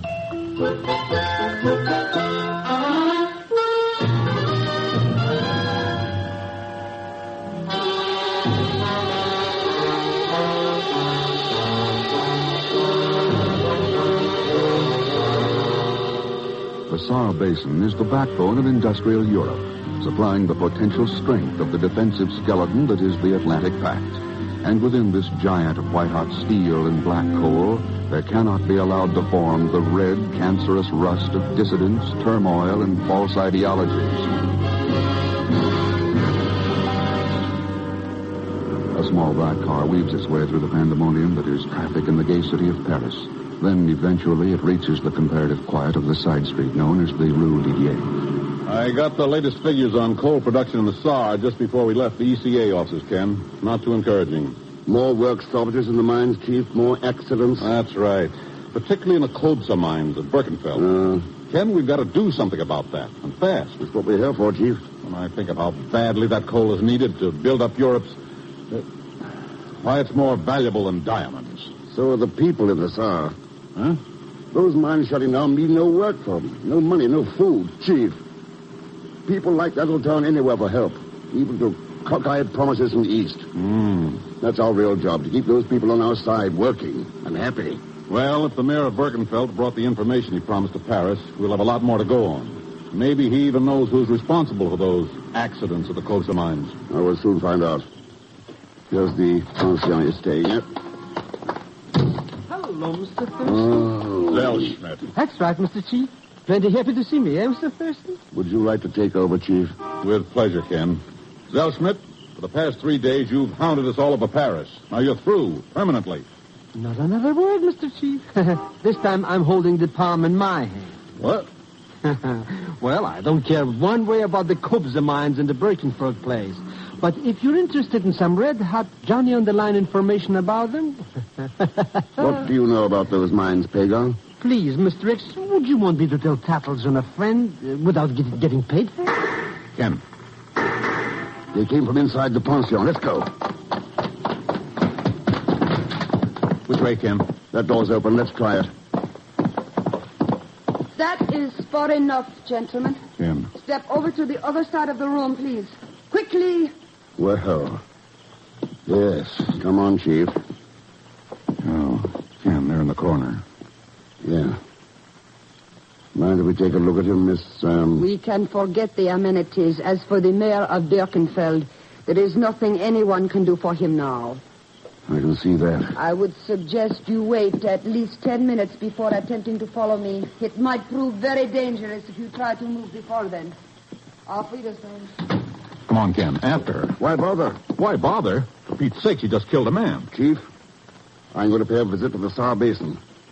I'll discuss it with her there. But what good will... Wait a minute. You mean you know her? I've seen her picture in the paper. Well, who the devil is she? She's usually identified as the very rich and very wild Aline Kobza. Kobza? Owner of the Kobza mines at Birkenfeld.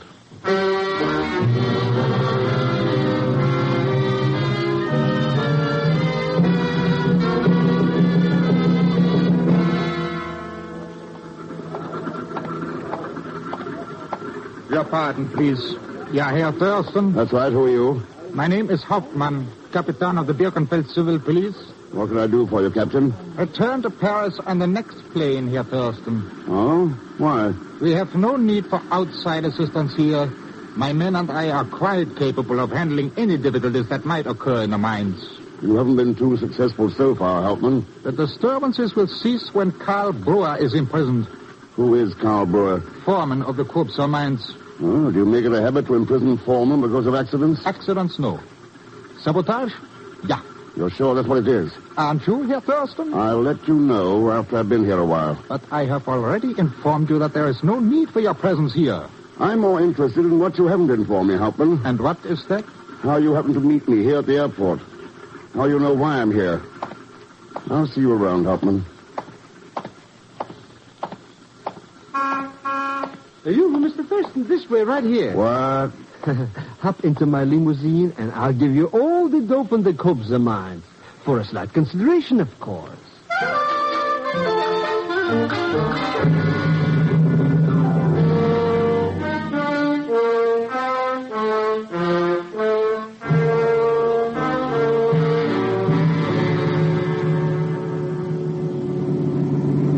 So Aline Kobza sent this car for me. Sure. I got to know that cute little Kuchen in Paris.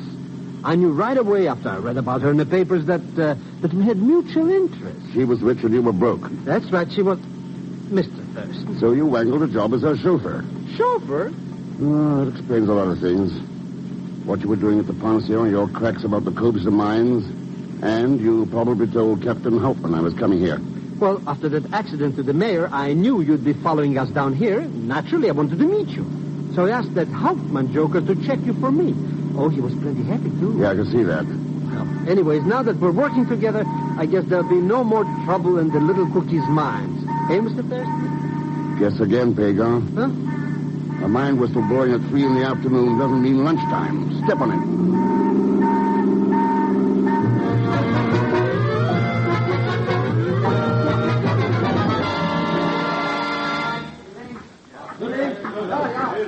All right, Carl.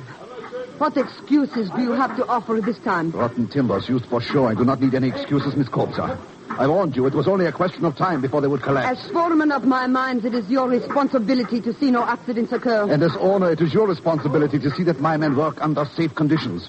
3 more of them lie dead in the east shaft. 5 more are badly injured. That is most unfortunate. How soon can we start mining the east shaft again? Perhaps in 36 hours. See to it we are operating within 12. 12? It cannot be done. 12 hours, Carl.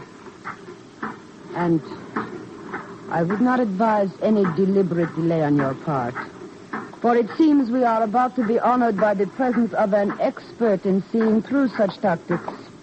Is that not right, Mr. Thurston? Is it, Miss Kobza? Who is this man? He is Ken Thurston, the expert I just mentioned.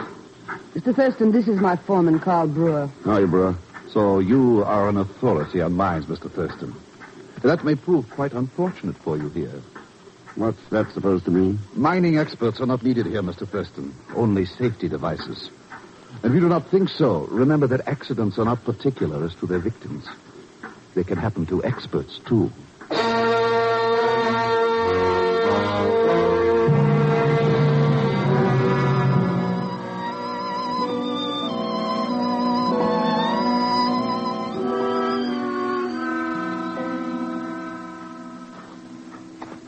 This way, please, Mr. Thurston. My office is this way. We can discuss your visit with more privacy there. What is there to discuss, Miss Kobza? Perhaps we may clarify certain misunderstandings you have regarding me. If you still believe I murdered Birkenfeld's mayor in Paris. You know, Mr. Thurston, I found your friend Zellschmidt a most amusing person. The conversation was getting interesting. Why change the subject? The mayor called me in Paris. I came to his pension to learn what he knew about the accidents. Before we had a chance to talk, someone outside the rear window shot him. That is all there was to it. You wouldn't think so if you'd been on the other end of that gun. I had no intention of becoming involved. I had enough unfavorable publicity in the Parisian papers. That could be a reasonable explanation. Why not give it to the Sûreté in Paris? Perhaps I will, Mr. Thurston. Now, is there any other cooperation I can extend to you? You can tell me what you know about Hauptmann. Emile, our police captain? Yes. He is above suspicion. Can you say the same for your foreman, Carl Brewer? Just a minute. Charles, will you bring in the report on Carl Brewer, please? Certainly, Miss Kobza. Is the gentleman here who wishes to see it? Yes, Charles. This is Mr. Thurston. Mr. Thurston. Charles Gurn, my office manager. Glad to know you, Gurn. It is a pleasure, sir. Here is the information Miss Kobza requested. Brewer's entire personnel record, as well as all the background we've been able to obtain on him. Thanks. Yeah, it'll take a little time to... I see Brewer was with the French resistance movement during the war. He was. Why the penciled-in question mark after the statement? I can explain that, Mr. Thurston. I was in the same unit of the Marquis as was Brewer. He was suspected at the time of being a Gestapo agent who had slipped into our ranks. Any proof? No, neither of his guilt nor innocence. It is quite unfortunate, too, particularly since a series of accidents here at the mine. Yeah. About time we gave somebody a chance to prove something about those. You forget we have been trying to do that ever since the accident started. I'm afraid it will not be too easy to accomplish, even for such an expert as you, Mr. Thurston. Oh, it shouldn't be too tough, Miss Kobza. If sabotage is involved, somebody will start giving himself away. What makes you think that? I'm going to start spending some time down in the mine.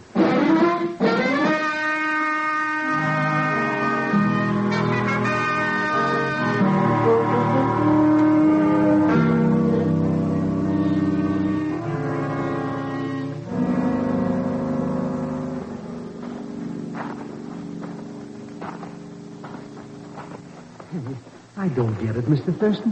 Why do you want to go wandering down here in the bottom of the earth for anyway? I'm setting myself up as a sitting duck, Pagan. Huh? What kind of talk is that? Ducks would have better sense than to go sitting around in the coal mine tunnels. Hey, what are those things running along here that look like railroad tracks? Railroad tracks? Oh, you're joking, Mr. Thurston. There's hardly room in this narrow place for me to get through. The loading cars can just about make it. Loading cars? They carry the workers to the mine headings and bring out the coal. Boy, private railroad cars to go to work in? Pretty soft for those miner jokers. The three who died in that accident didn't think so. Hey, this is the end of the tunnel. Now, let's start back.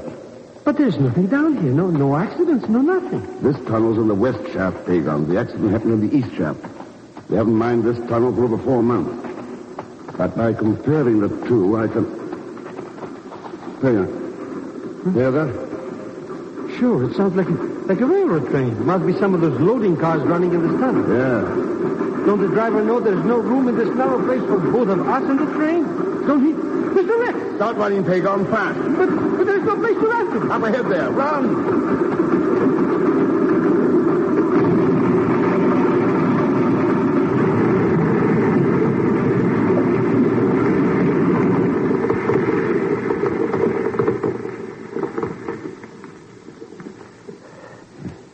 Oh, boy. Yes. Yeah, the train bashed itself flat in the flat jack at the end of the tunnel. Hey, what happened to the poor driver? There wasn't any driver. Huh? Then how come it was running loose in a tunnel where nobody works? If I didn't know better, I think somebody was trying to run us down. Mr. X.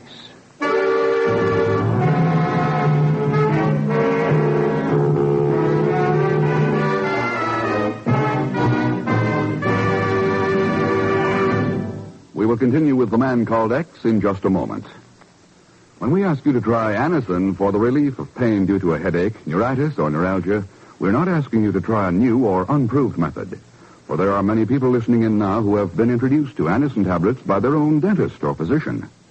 You who have received Anacin this way know the effective, incredibly fast relief these tablets bring.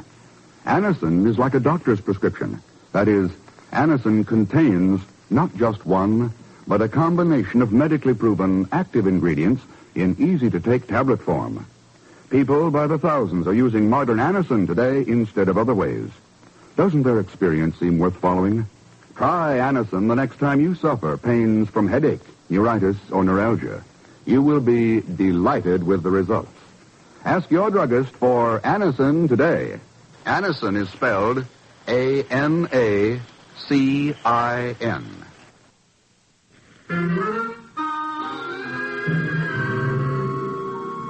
Now, Act Two of The Man Called X, starring Herbert Marshall, with Leon Belasco as Pagon Zellschmidt.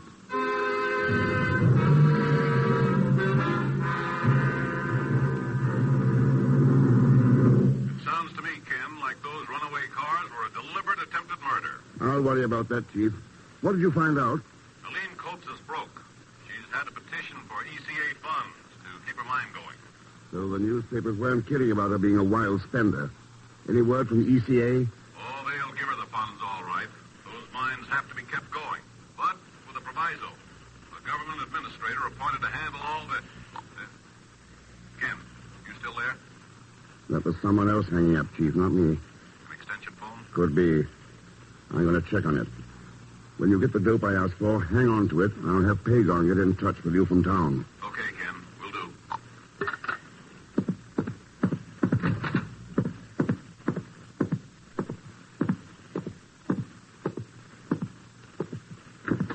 Were you looking for something, Mr. Thurston? Yes, your extension phone. It wouldn't happen to be in the library there with you, would it? As a matter of fact, it is. Did you enjoy your little eavesdrop? It was not too enlightening. After all, it is no news to me that I need money badly. Some people could make a pretty strong motive out of that. Oh? Yeah. A woman who likes to spend money like you do might not be too particular where it comes from. You're saying, Mr. Thurston, that such a woman might even take pay to destroy her own mines? That's right, Helene. What do you think? Why not? If the mines no longer provide her an income.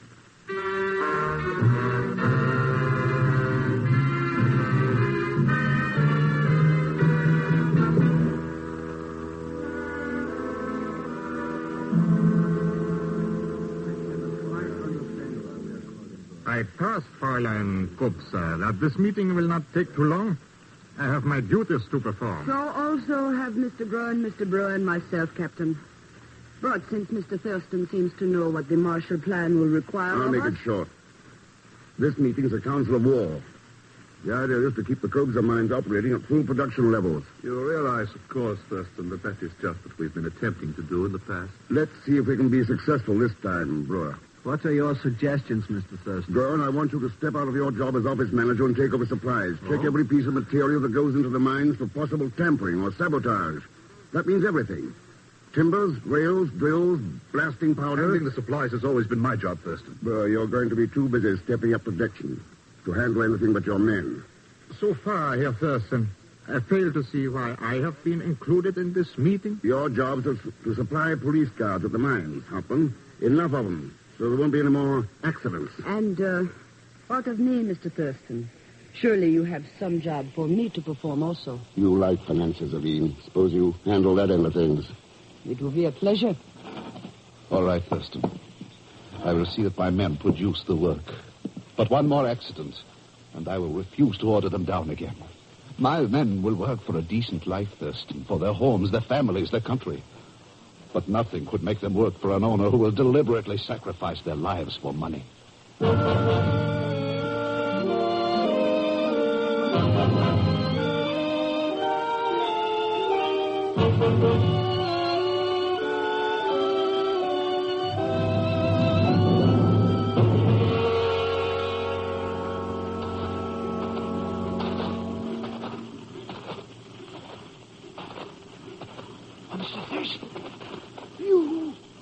Are you out here, Mr. Thurston? Quiet, you idiot. Oh, there you are, Mr. X.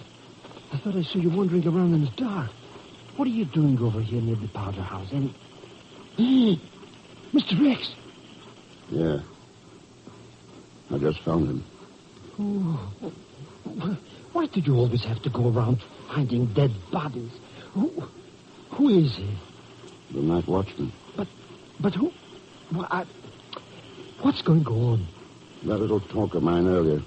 Looks like it's starting to break things open.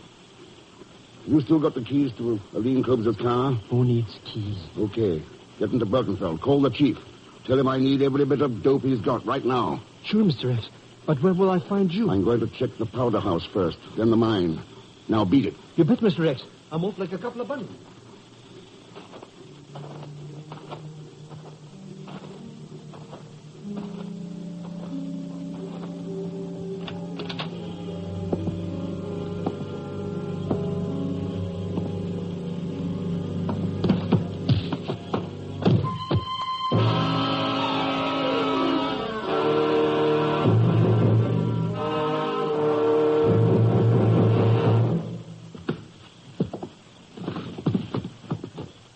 There is no doubt about it, Mr. Thurston.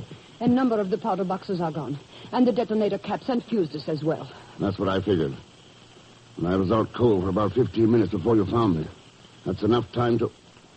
Does Brewer have any men down in the mine? A full shift went to work. But surely you don't think... I'm going down there, Eileen. You get hold of Hauptmann and his men. Tell them they better locate that powder, and fast. Hauptmann, but I saw him in the mine elevator, starting to go down the shaft.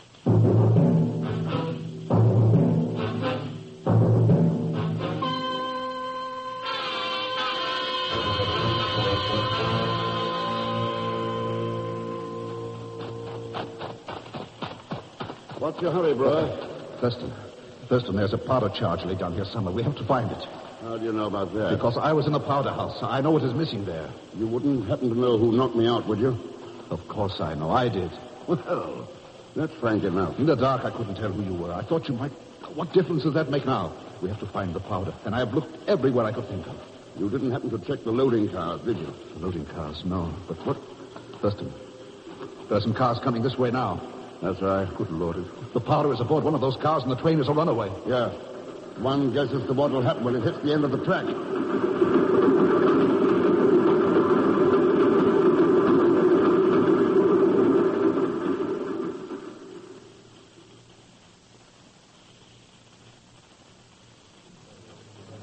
Oh, come on, please. Get up here before it is too late, please. Hello, Miss Kobza. What's cooking with everybody? Welschmidt, what are you doing here? Looking for Mr. Thurston. He wasn't in the powder house, so I figured I'd take this elevator thing down into the mine. Look, Welschmidt, have you seen Captain Hauptmann's men around? Sure, Hauptmann gave them the night off in Birkenfeld. Birkenfeld? Yeah, they're drinking beer and playing pinochle. Oh, I should have known. Well, I'll tell you the next time. With your money and my cards, we'll practically own the whole town. Welschmidt, you had better pray that Ken Thurston is coming up on this elevator. Huh? You mean something going on down there?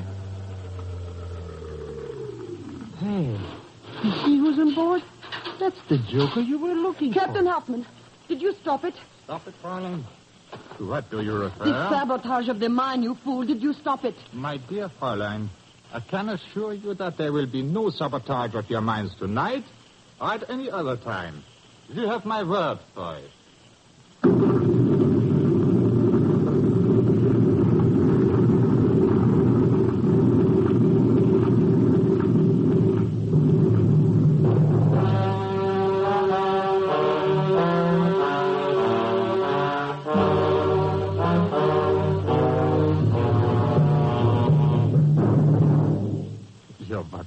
But I assure you, Fräulein Kobza, I did make a most thorough check. There was not the slightest trace of blasting powder. It is not possible. All right, Hauptmann. All right. It is all over. The mine is gone. Who cares about the mine? Mr. Thurston was down there. He's the one who's gone. Oh, what am I going to do now? I have sent some crews down to check the damage, but I'm afraid it will be several hours before we hear anything. Why wait that long, girl? Ken! Yes, sir. I'll give a report now. It's you. It's really you. But I do not understand, Herr Thurston. The explosion, it must have blown the tunnel into bits. It did. In the west shaft. The west shaft? But that's the one where there's no coal, no nothing. Not quite, Pagan. There are still tracks for the loading cars and switches to route them in there. Ah, so. The powder was aboard loading cars, and you switched them into the west tunnel. Yep. The brewer says he'll have the mine in operation again by daybreak. Hey, then we're in business, Mr. Thurston. Yeah, there's to be plenty of coal coming out of the Kobza mine. Plenty of it, Pagan. As for future accidents, well, we'll put an end to them. Captain Hauptmann. Yeah, Herr Thurston. You may as well arrest Charles Goen now. Charles? You are joking, of course. How about it, Pagan? You got the report from the chief? Huh? Oh, that one, yeah, sure. Said something about this grown character being a Gestapo man or something in the French resistance. No, you are mistaken, Selschmidt. That is Karl Brewer you speak It of. won't do, Goen. The files in Paris don't make mistakes. Even granting that you are right, there's no proof against me. No? Someone tried to run me down with those loading cars. I had a hunch the same trick might be tried again. So I laid a trap. A trap, Thurston? I smeared a light mixture of graphite and grease on the throttle of every shuttle engine in the mine. When you set that powder train going, you got that mixture on the palms of your hands. Not so fast with that gun, Goen.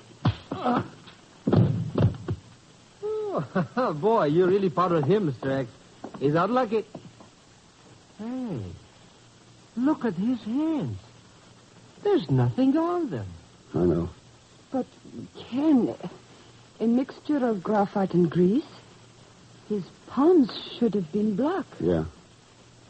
But he didn't have any on his hands. Mr. Thurston, you mean all that stuff you told him was just a gag? That's right, Pagan. He didn't have to have any black on his hands. His conscience was black enough.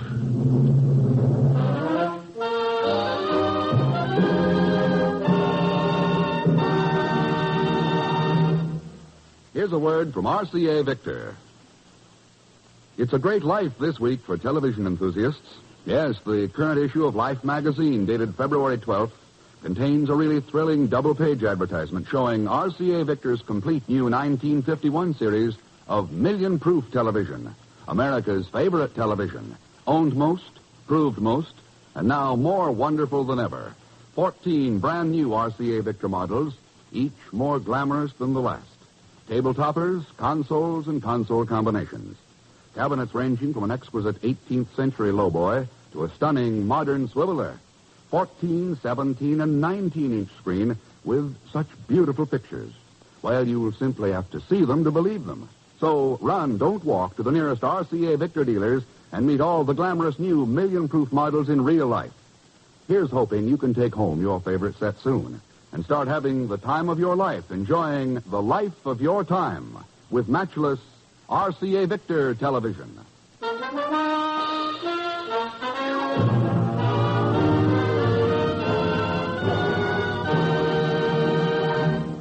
Now, here is our star, Mr. Herbert Marshall. Thanks for being with us. And before I say anything else, I think you ought to know that those in tonight's cast were Joan Banks, Will Wright, Hy Averback, Harry Bartell, and Ben Wright. Next week's story is called North of 38, and I don't think I need tell you where it takes Mr. X. It's a story filled with plenty of danger and high adventure. And complicating matters as usual, but will be Leon Velasco's Pig on Zosmet. So join us, won't you, when next I return as The Man Called X. Good night.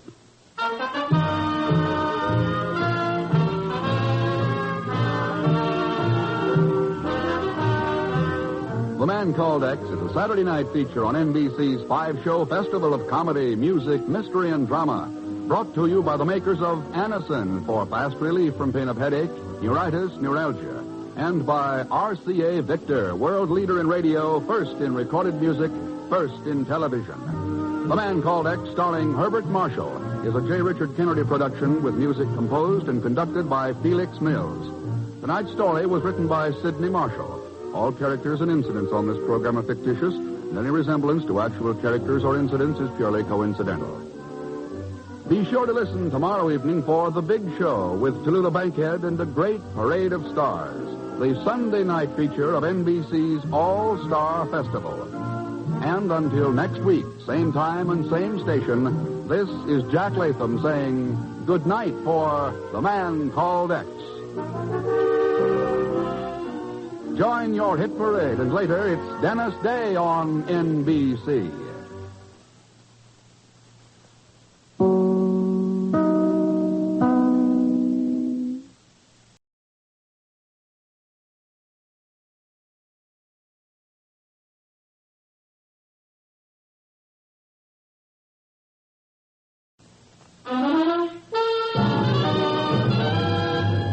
Now we present Herbert Marshall as The Man Called X, the Saturday night feature on NBC's 5-show festival of comedy, music, mystery, and drama. Brought to you by Chesterfield, the only cigarette that combines mildness with no unpleasant aftertaste. The cigarette that brings you Bing Crosby and Bob Hope. By RCA Victor, world leader in radio, first in recorded music, first in television. And by the makers of Anacin for fast relief from pain of headache, neuritis, neuralgia.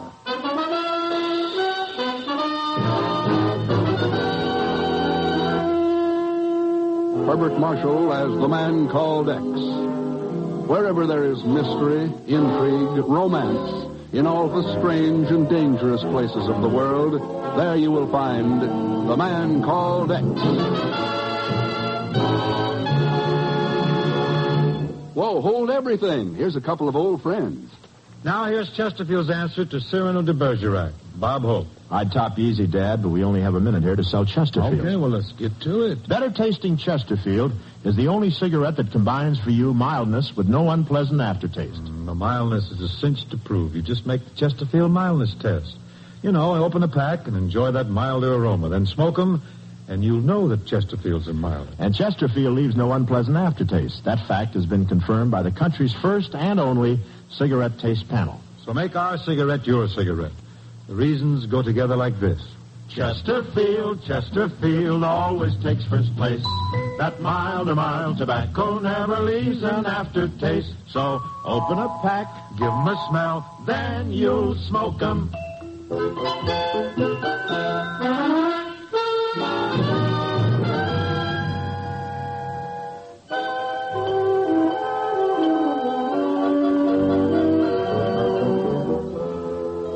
Over most of the earth at this time of year, men begin looking forward to the end of winter, begin sniffing the air for the first faint signs of spring. Much too early, they begin repairing trout rods, poring over seed catalogs, planning vacations, and longing for the joy and freedom of an outdoor summer. For Or at least they did these things in times gone by, in the years before North Korea.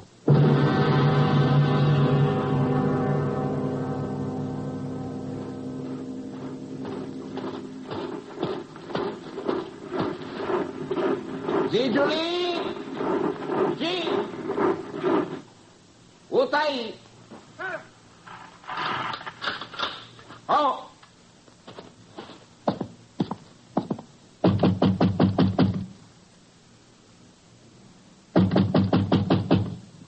Oi! Nilari! Wagwan! Kaidemon!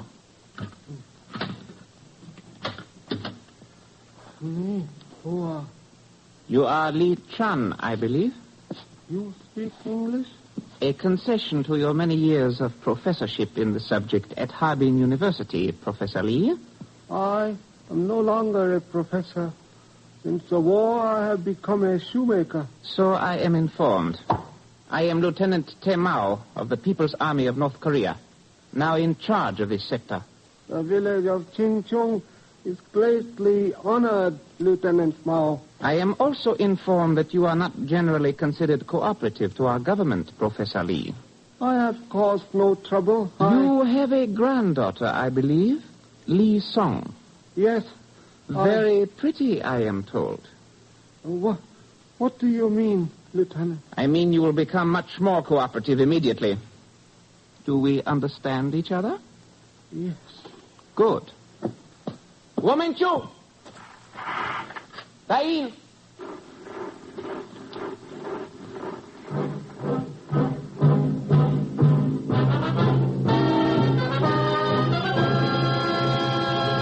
A refugee from the north brought the information into Kusan yesterday, Ken. A man from the village of Chinchong. Chinchong. Near the Manchurian border, isn't it, Chief? That's right. About 70 miles inland from the Yellow Sea coast. And, Ken, hold on to your hat. Roland Patterson is hiding out there. Patterson? Patterson's alive? I know what you mean. You heard he crashed at sea on that solo flight from Formosa last month. Only he didn't. Or at any rate, he was rescued. Oh, thank God for that. He's the greatest expert in the world on Oriental affairs. Ken, he predicted Pearl Harbor a year ahead of time. The invasion of South Korea 6 months before it happened. And probable Chinese intervention the day the UN forces crossed the 38th parallel. Only then, nobody would believe him. I think they're ready to now. Except for one thing. He's not available. He's in North Korea, hiding out with a man named Li Chan. Used to be a professor at Harbin. I've heard of him. Apparently, Patterson's in no shape to try and escape on his own. Well, we've got to get him out some way. That's right. And from here, it looks like a one-man job. I'm afraid so, Ken. If the enemy finds out he's there, well, that'll be that. It's got to be secret. And it's got to be smooth. Well, we're in contact now with the Army and Navy in Tokyo. They'll cooperate fully. Anything you want. In that case, I guess I'd better plan the operation from there, Chief. You'd get a plane out in an hour. And, watch yourself, Ken. Oh, sure. Incidentally, it's almost too good to be true, but what's happened to Zellschmidt lately, I hope? Pagan. The last time I saw him was when he got a telegram from Uncle Ahmed and took off for Washington. Washington, huh? You know something? I wish you hadn't asked me. Why not? Oh, well, you know. Speak of the devil. Chief, I'll call you from Tokyo.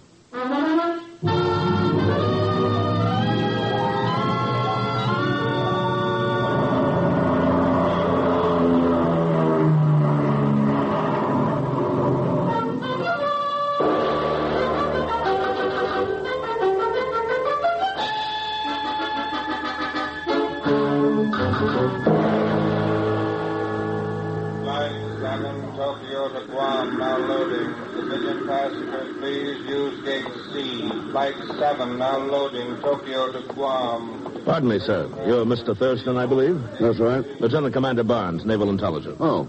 I'm assigned as liaison officer to your project. Fine, it's good. If you'll give me your check, I'll have your baggage cleared through customs and we'll go straight to headquarters. Thanks, Commander. Here you are. I'll be right back. Oh, pardon me. Oh, it's nothing, my good man, nothing. Hello, Mr. Thurston. Oh, no. I knew the chief shouldn't have asked. Asked what, Mr. Thurston? Pagan, what are you doing in Tokyo? Oh, just making an honest buck or two. Smuggling or black market? Mr. Thurston, I'm the Far Eastern representative for Uncle Ahmed, Incorporated. That still leaves the question open. But he's strictly legitimate now. Very big at the Pentagon building. He's a 6%er, you understand? 6, eh? Nothing cheap about Uncle Ahmed. And you're the Far East representative. Oh, sure. You see, I know the Orient, well, like the back of my head. You don't say. Ever hear of the village of Chinchung in North Korea? Chinchung? Like 42nd Street. Pagan, would you be interested in a little job? Well, I'm pretty busy, Mr. For, say, $500. I'm not that busy. What's the job? Smuggling. You know, for a second I thought you said smuggling. Stick around, Pagan. Stick around.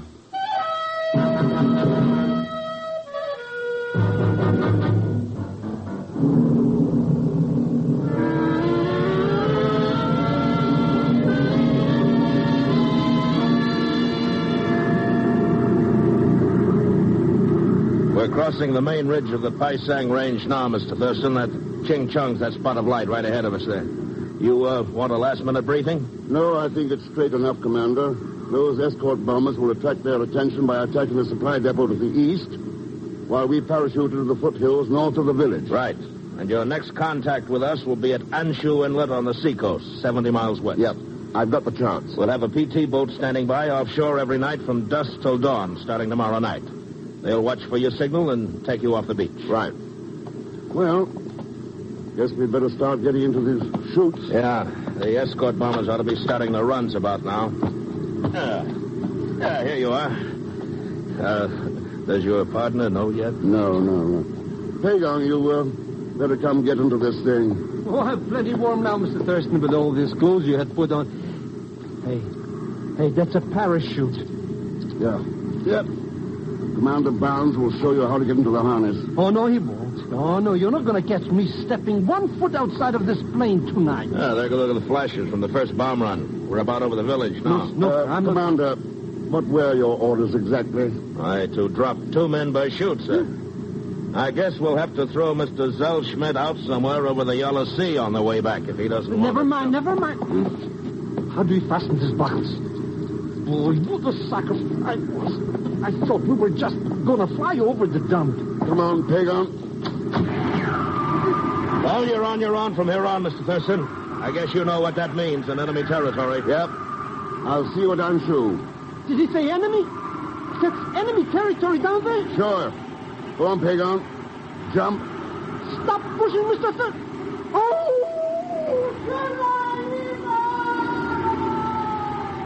So long, Commander. Good luck.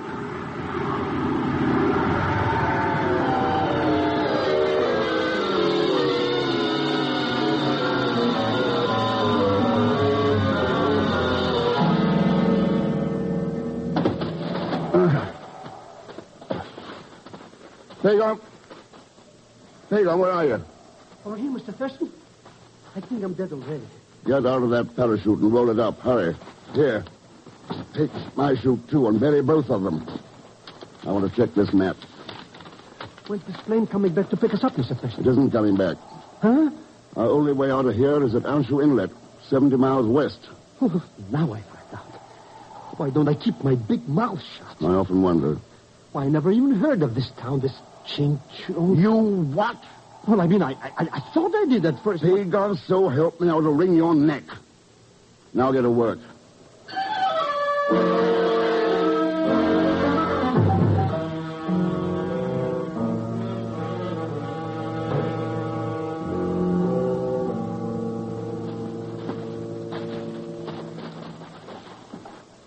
There it is. Shop on the left. Lee Chang Shoemaker. It's a good thing all these characters go to bed early. Or we'd sure have.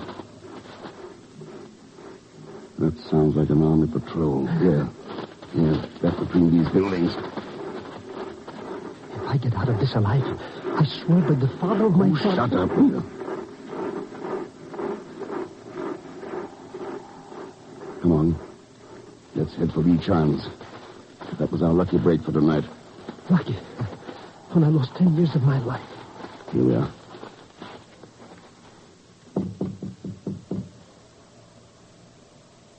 Oh, good. Nobody home. Let's go. A friend. Open up.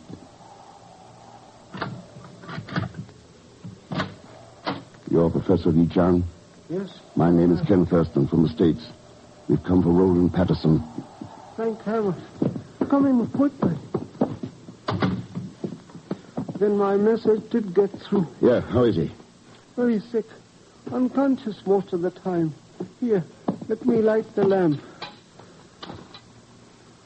I was at my wit's end. They're very suspicious of me out here. Who is it? 2 men who have come to take Mr. Patterson out of Korea. Oh, I'm so glad. Gentlemen, my granddaughter, Lee Song. Oh. Where is Patterson, Professor Lee? Right above us here. There is a narrow loft between the ceiling and the roof. Good. Well, I think Patterson had better be moved as quickly as possible. Who's there? Up into the loft. Both of you, quickly. Lee Song will... Over here. One climbs up the shield. Like this.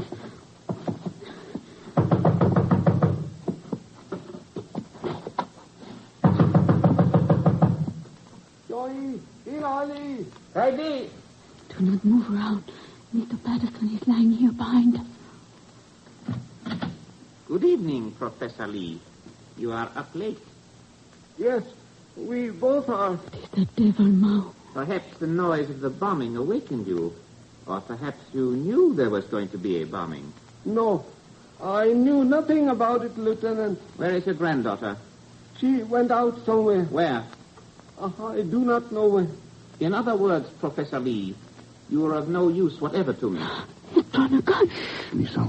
And for those of no use to me, I have only one answer. This.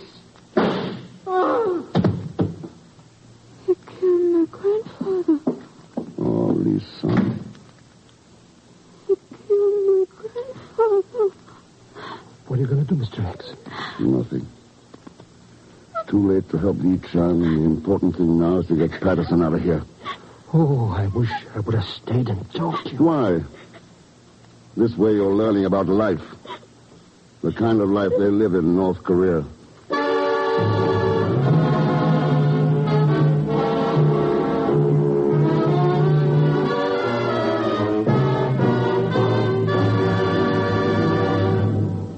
We'll continue with The Man Called X in just a moment. Here's a word from RCA Victor. Well, here it is, right in the middle of winter. There's nothing more fun these winter nights than curling up in front of a good warm television set and let the laughs, chuckles, and downright merriment of television entertainment warm the cockles of your heart. And if there's one thing that's more fun than just plain television, it's television on a new RCA Victor set. You probably know that RCA Victor television is America's favorite, that it's called Million Proof because almost 2 million families today are happily using RCA Victor television in their homes. And you'll know why when you watch the lifelike picture of RCA Victor's new model, the Kent, now on display at your RCA Victor dealers. The Kent brings you clear, big 17-inch pictures locked in place by RCA Victor's exclusive Eyewitness Picture Synchronizer. And then, too, look at the value of the Kent. It's like having console television at table model price. You'll say that RCA Victor television is the best way to warm up your heart with television fun and keep the frost off your pocketbook. Now Act 2 of The Man Called X, starring Herbert Marshall with Leanne Belasco as Pagan Zellschmidt.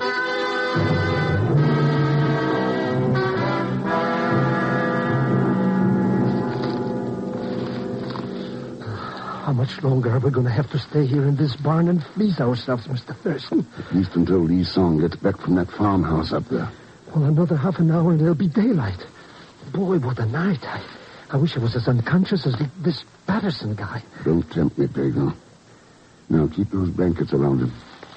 Hey, he's breathing better. You know, that penicillin must be working. He needs a doctor, though, badly. Wonder what's keeping her, anyway. I sent her up there about 20 minutes ago. Mr. Thurston, maybe she's pulling a double cross. No. With her guardian dead, her only chance now is to get out with us. Hey, Somebody's coming. Mr. Thurston, I brought Guam back with me. Good. Welcome, Mr. Thurston. Has been long time since conference in Seoul. Many changes. How are you, Kwang? It's good to see you. The song has said Mr. Patterson is with you. It is bad when friends dare not confide in one another. We did not know who to trust. Forgive us. This old one understands, child. In our country now, each man fears his brother. Kwang, is there any way you can help the four of us get out of here toward Anshu Inlet? Can take you in ox cart to Lushou, 12 miles west. Ox cart, yeah? It is possible for you to lie in back, covered with load of straw. It might work. In Lushou, it's possible you can make further arrangements. Yeah, I know a man there who may have a truck, if he's still alive. All right, Kwang. Let's hitch up the cart.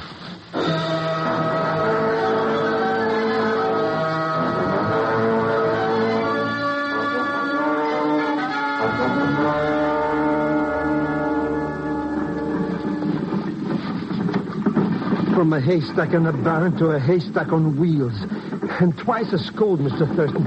You know, we're getting nowhere fast. We're within a half mile of Lushou. It's better than walking. But I'm allergic to hay. I'm allergic to bullets. Lee Song, how's Mr. Patterson coming along? He's all right, I think. He's sleeping again. Mr. Thurston, there's a road guard station just ahead. It's necessary that we're very quiet. Yeah, I understand. Now listen, I can't go myself. So are you sure you know where to find the man I told you about in Lushou? Yes, I know. I've heard of him. Well, Huang is going to drive us on through town in the cart. We'll wait for the truck on the Anshu Road. Got it? Yes, I understand. You don't move. See, Juday. Hi, hi. Hey, don't come at Kwang. Where you go, Kwang? To Lushou with load of hay. I know this one. Load of hay? Maybe something for black market. No, nothing. Maybe Only hay. A fat pig. No, nothing. If he shoves that bayonet in here, I'll have to kill him and risk getting away. Wait. Let me talk to him. What do you mean? I'm a woman. All right. Have a try at it. I'll keep you covered. Hey, have a care. What is it you try to do? Lee Song, why are you there, hiding? Sometime one wishes to run away from grandfather and see what things are in next village. And Kwang has helped you? Ha! Sly fox, old Farmer Kwang. But, like you say, old. Oh, in 3 hours, one would be off duty here. In 3 hours, it's possible one would be in marketplace. Drive on, Kwang. Hoi! Hoi! 3 hours. 3 hours.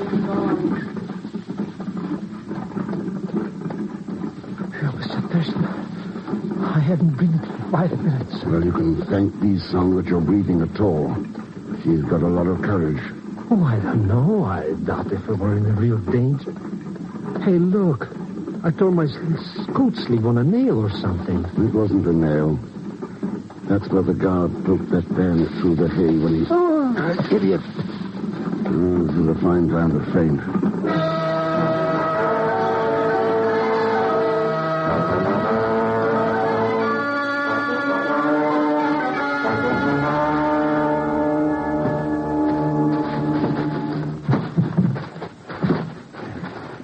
Easy now, Pagar. Let's slide him into the back of the truck. I've got his shoulders, Mr. Thurston. Now! All right.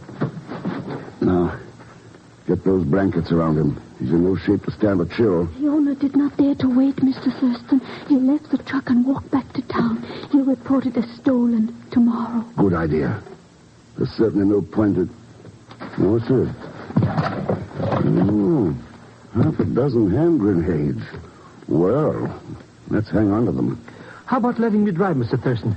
I know these Japanese army trucks will just like the... Like the back of your hat, huh? Just give me one of those things with a tank full of octanes, and I'm off like a bat out of my belfry. Well, hurry up. They're pushing our luck. Okay, everybody, hang on. Motor must be cold. It always takes a while for these, you know. It must be flooded. Or something. All right, Pig, I'll move over. But, Mr. Thurston, just give me a little time to... What did you do? Turned on the switch.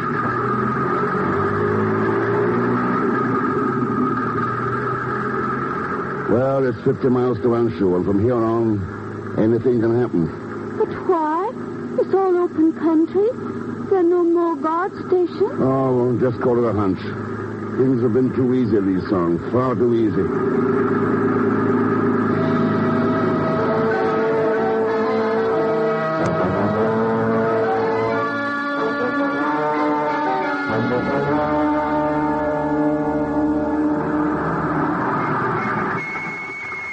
Well, Anshul Inlet, end of the line. Boy, so dark I can't see the nose in front of my face. How will we find the boat, Mr. Thurston? We won't. It'll find us as soon as I signal. Let's get Patterson down to the beach first. Do not move any of you. You are covered by a dozen rifles. Panchadi, light the lantern. Lieutenant Lamau. Yes, my dear. I don't believe I've met your friends, though we did find their parachutes. Pagan. Well, the ground was froze, Mr. Thurston. I couldn't bury them. Ah, Thurston. The famous Mr. X. We are fortunate tonight. The Patterson you mentioned will have to be identified later. How did you know where to look for us? First, the parachutes. Second, Li Song reported heading west by a road guard.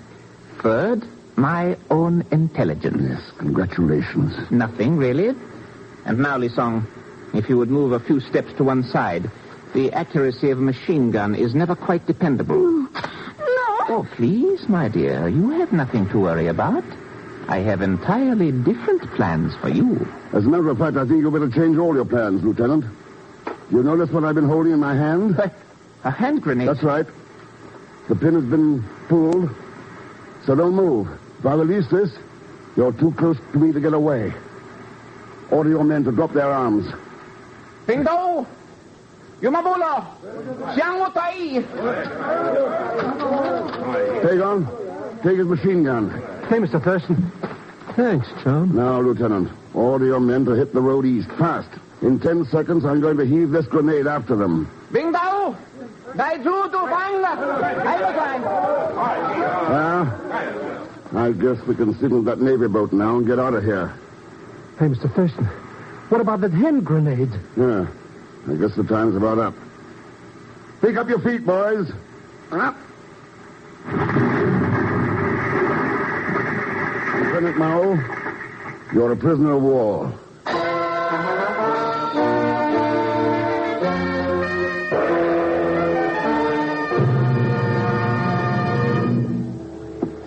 All right, boys, lay him in the center of the launch and keep him covered up. We've got a Navy medic there on the PT boat. Good. Now, he's come through it pretty well, Commander, but he should have attention. Oh, sit here, Li Song. Thank you, Mr. Thurston. Okay, shove off. Keep your eye on that prisoner.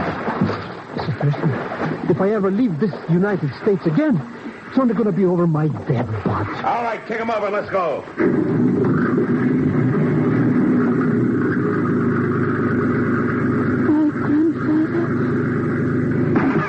What the... Mao, did you have some more men there?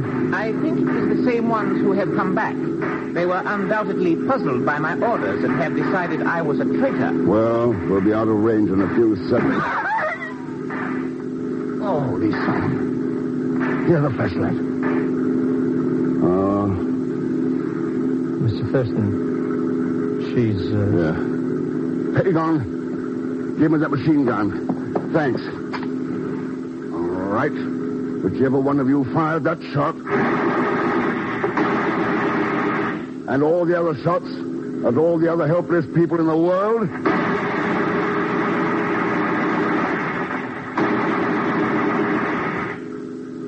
that stopped them, Mr. X. They're not shooting anymore. I'm afraid it's too late to do her any good, though. I know. Well, at least one thing worked out all right, Mr. Thurston. You rescued the expert you went after. Yes, and we need him.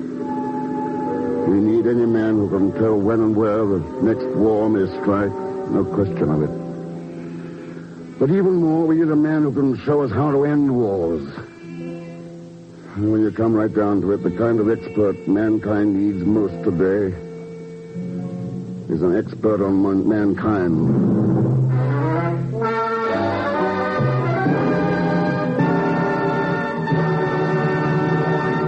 Our star, Herbert Marshall, will return in just a moment.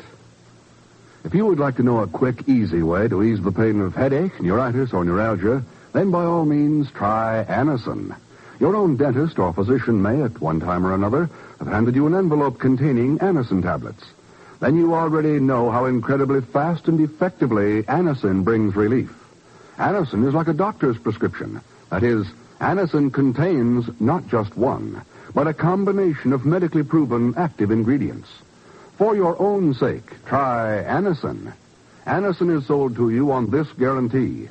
If the first few tablets do not give you all the relief you want, as fast as you want it, you may return the unused portion and your money will be refunded. You can get Anacin tablets at any drug counter. Anacin comes in handy boxes of 12 and 30 tablets and economical family-size bottles of 50 and 100.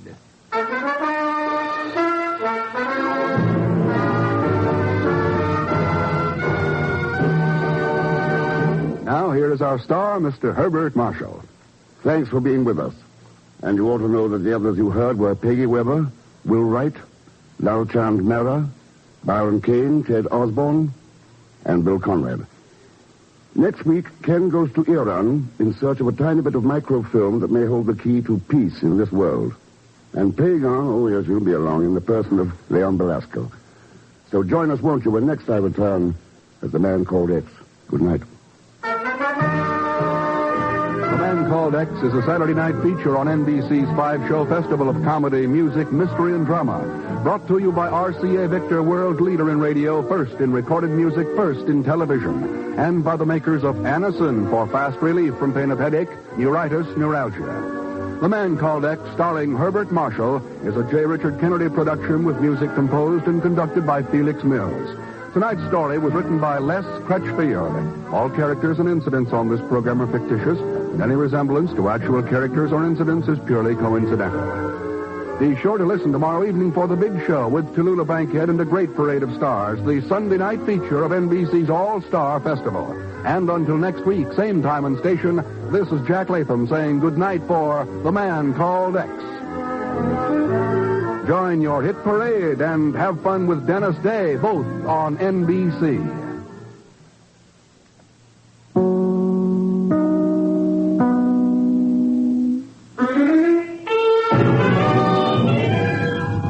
Now we present Herbert Marshall as The Man Called X, the Saturday night feature on NBC's 5-show festival of comedy, music, mystery, and drama. Brought to you by Chesterfield, the only cigarette that combines mildness with no unpleasant aftertaste. The cigarette that brings you Bing Crosby and Bob Hope. By the makers of Anacin for fast relief from pain of headache, neuritis, neuralgia. And by RCA Victor, world leader in radio, first in recorded music, first in television.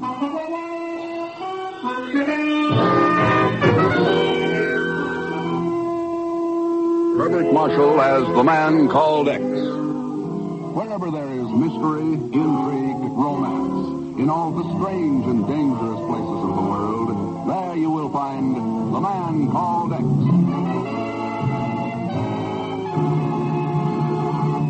Hey, wait. Here are those two guys again. Bob, do you realize we only have one thing in common? Hardly enough for a happy marriage, is it? What's that, Bing? Chesterfields, of course. We both like them, we both sell them. And we'd better get to selling them now. You know, folks, better tasting Chesterfield is the only cigarette that combines for you mildness with no unpleasant aftertaste. How do you know they're mild? Well, you just make our mildness test. You buy them, open them up, and enjoy that milder aroma. Then smoke a Chesterfield. You'll know it's milder because it smokes milder. And Chesterfield leaves no unpleasant aftertaste. That fact has been confirmed by the country's first and only cigarette taste panel. So, always buy Chesterfield. Join me, Junior. Let's sum it up musically. Chesterfield always takes first place.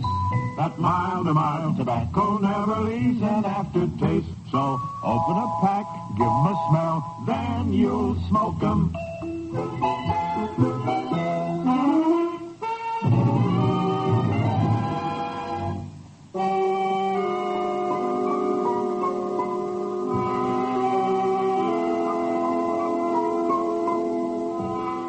There are some who say that the history of modern man began in ancient Persia, now called Iran.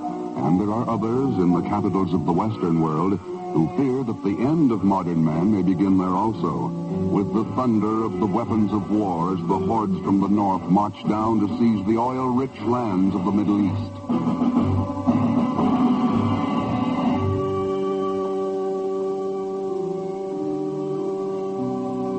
On a lonely windswept plateau in the Socialist Soviet Republic of Azerbaijan, just north of Iran, a sheep herder huddles in his tiny hut, huddles over a shiny, portable shortwave radio transmitter. This is Outpost calling X in Tehran. Outpost calling X in Tehran. Listen closely. May not be able to repeat. Listen closely. The information will be aboard the Tehran-Baghdad plane on the 25th. Take seat 10B. Your contact will... Oh, contact will be...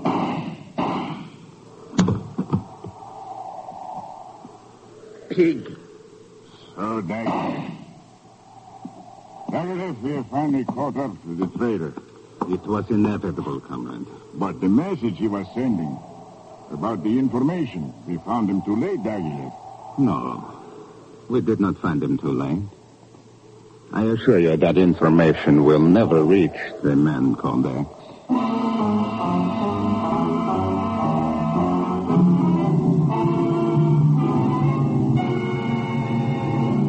you think we've lost a contact in Azerbaijan? Looks like it, Chief. I haven't been able to raise him again. Well, any idea what the information he mentioned was about, Ken? Yep. Russia's military plans regarding Iran. What? That's right. Everything she's been doing about massing of troops, moving military supplies and materiel. The works. Good Lord, Ken. That information vital to us. Vital to the entire Western world. Yep. And it'll be somewhere aboard the Tehran-Baghdad plane on the 25th. But we don't know who has it, who the contact is. How the devil are you going to get that information? That's an interesting question, Chief. I'll give you the answer later. After I land in Baghdad.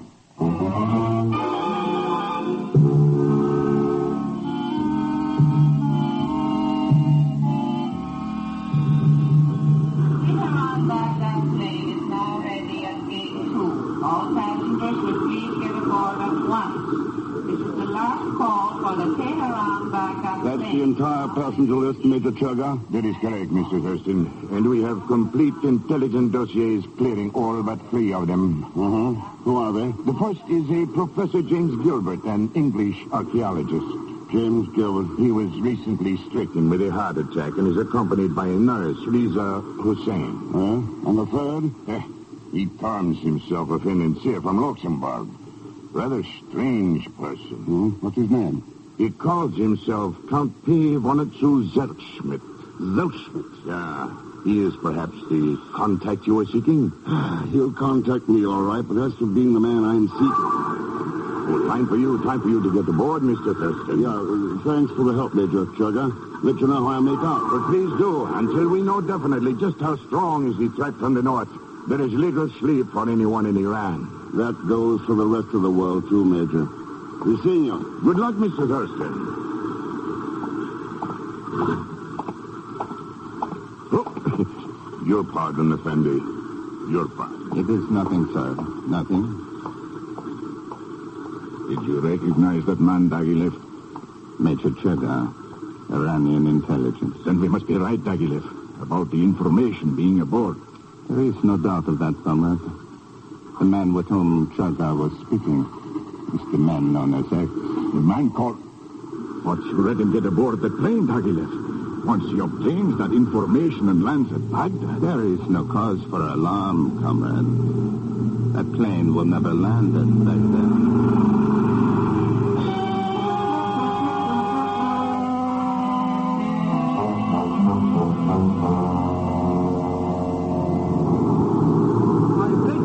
My dear sir, but would this seat next to you happen to be unoccupied with nobody in it? Like I was saying, my friendly traveling companion, if this seat is empty without any passengers, and you would like to spend a few pleasant moments discussing financial type matters with a brother financier. Sit down, Pagan. Thank you. Never how I did it, eh, Mr. X? Nobody on board this flying jalopy could even know we know each other. All right. What's the pitch this time? Pitch? I don't get it, Mr. X.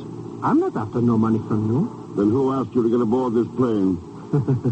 Oh, he's joking, eh, Mr. X? You asked me naturally. What? I didn't even know you were in Tehran. Oh, that's not what my Uncle Ahmed told me. Your Uncle... Sure, I'm working for him in Tehran. A big importing and deporting business. He's got big connections, you understand? Now, wait a minute. Just what did your Uncle Ahmed tell you? Just what you told him. That you wanted me to take the script with you. It was all very hush-hush, important, top-secret stuff. So here I am. Well, so what's cooking, Mr. Hay? Pagan, if I could believe for 1 minute that... Sir, but would you happen to be a Mr. Ken Thurston? Yeah, that's right, yeah. I am Riza Hussein, Mr. Thurston. Oh, how do you do, Miss Hussein? And I'm Mr. Pagan Zerchman. Welcome on board. I am a nurse, Mr. Thurston, and my patient, Professor James Gilbert, is becoming quite bored and restless on the trip, and this is bad for him. He suffers from a heart ailment, you see. Oh. Well, yours was the only other name on the passenger list that might indicate an English-speaking person.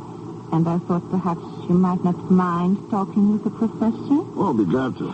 Oh, sure. Go right ahead, Mr. Thurston. Yeah. Me and this pretty little pill peddler will talk over things while you're gone, huh, Miss Hussein? He is in seat 14B, Mr. Thurston. And thank you so much. It's my pleasure, Miss Hussein. So you're a nurse, huh, baby? Well, sit down. Professor Gilbert? What's that? What? Oh, yes. I'm Professor Gilbert, and you must be Mr. Thurston, eh? That's right. Sit down, please. Sit down. Thanks. I understand you're an archaeologist, Professor. I was until this heart of mine began acting up. The winds and colds of Azerbaijan proved too much for it. Azerbaijan. Yes. You'd be very surprised at what interesting things one can uncover up there. For example, there's a lonely little plateau at the Russian border. So lonely, I've named it the Outpost. Descriptive, eh? Yes, very. Find anything up there? Yes, some remarkable data, Thurston. Remarkable. It might affect our entire concept of history. Perhaps you'd like to look over some of my notes regarding it. Or would that bore you? I doubt it, Professor. Good. Now, if you'd be kind enough to call Miss Hussein... Good. What was that? That's an explosion.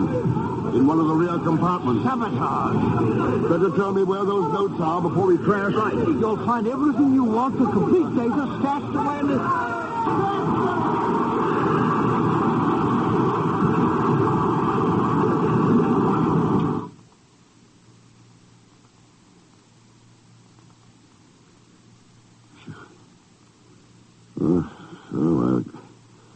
I've got to get information before crash. Everything is all right, Mr. Thurston. There's no need for concern. Everything is all right. Got to get... What, oh, it's you, Miss... Yes, Mr. Thurston. You are in a hospital in the village of Hamadan. You suffered a slight concussion. We have kept you under sedatives for the past 24 hours. Your arm, please, Mr. Thurston. Never mind the hypodermic. What happened in that crash? What about Professor Gilbert? You suffered a slight heart attack, but should be in perfectly safe hands by now. Your friends flew him back to the Tehran hospital. My friend? Pagan? No, Mr. Thurston. Your friend who flew down here this morning. I believe his name was Mr. Dagilev.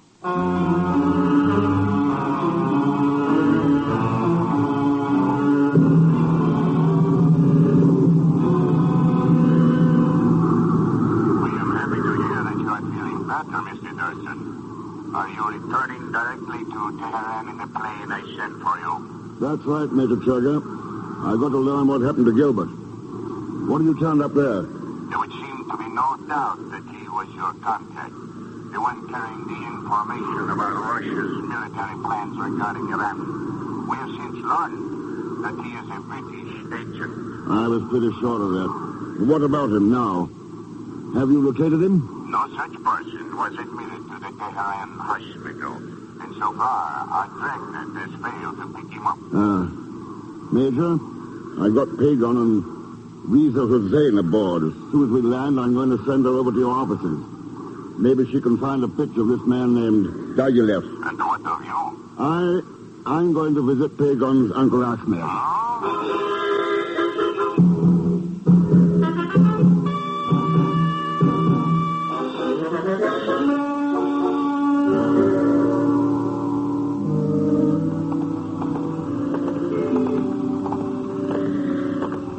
Believe me, Mr. Thurston, you're just wasting time. My Uncle Ahmed may be a character, but he don't know nothing about any kind of a secret information. You could trust him just as far as you could throw me. Where is this shop of his? Right over here, Mr. X. Right here. Some classy joint, eh? Ahmed's import and export establishment. Sheepskin, tobaccos, carpets, also tricks with dice and cards. Just something to add life to the lanyard. Oh, sure, yeah. Hey, what's been going on here? Look at this joint. Huh, like a bull in China. And where's Uncle Ahmed anyway? What's been happening since... Hey, Mr. X, the lights just went out. Yeah. There's the main switch. Huh? In a strange storage room in the back. Well, let's go. And it's practically pitch black in here. Oh, you got a pencil flash. Why do you always have to think of everything? Come on. There's nobody in here, Mr. X. Wait. Listen. That sound. What is it? Look up there. At the rafters. Mr. X. Yeah. Oh, it's my Uncle Ahmed. Hanging from a rope. It's my Uncle Ahmed. Yes, again, Pagan. Huh? It's Professor Gilbert.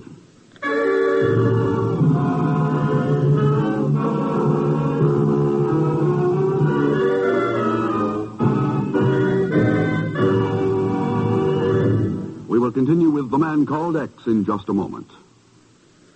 The next time you suffer from pains of headache, neuritis, or neuralgia, take Anacin.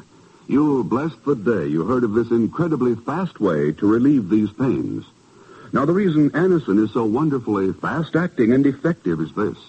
Anacin is like a doctor's prescription. That is, Anacin contains not just one, but a combination of medically proven active ingredients in easy-to-take tablet form. Thousands of people have received envelopes containing Anacin tablets from their own dentist or physician, and in this way discovered the incredibly fast relief Anacin brings from pains of headache, neuritis, or neuralgia.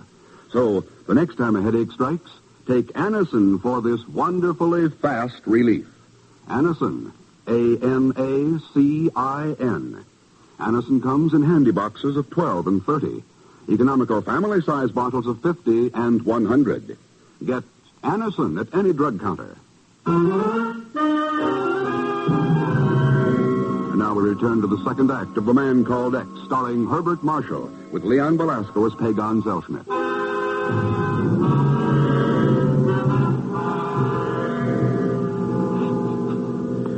What about it, Mr. X? Is he... We got him down too late. Oh, the poor professor. But look at him, Mr. X. What happened to him? He was questioned, Pagan. Oh, they must have wanted to know where that military information is pretty bad, eh? Yeah. Do you think he told them anything? One thing's certain. He didn't have those notes on him, or they wouldn't have done this. Look out, Pagan!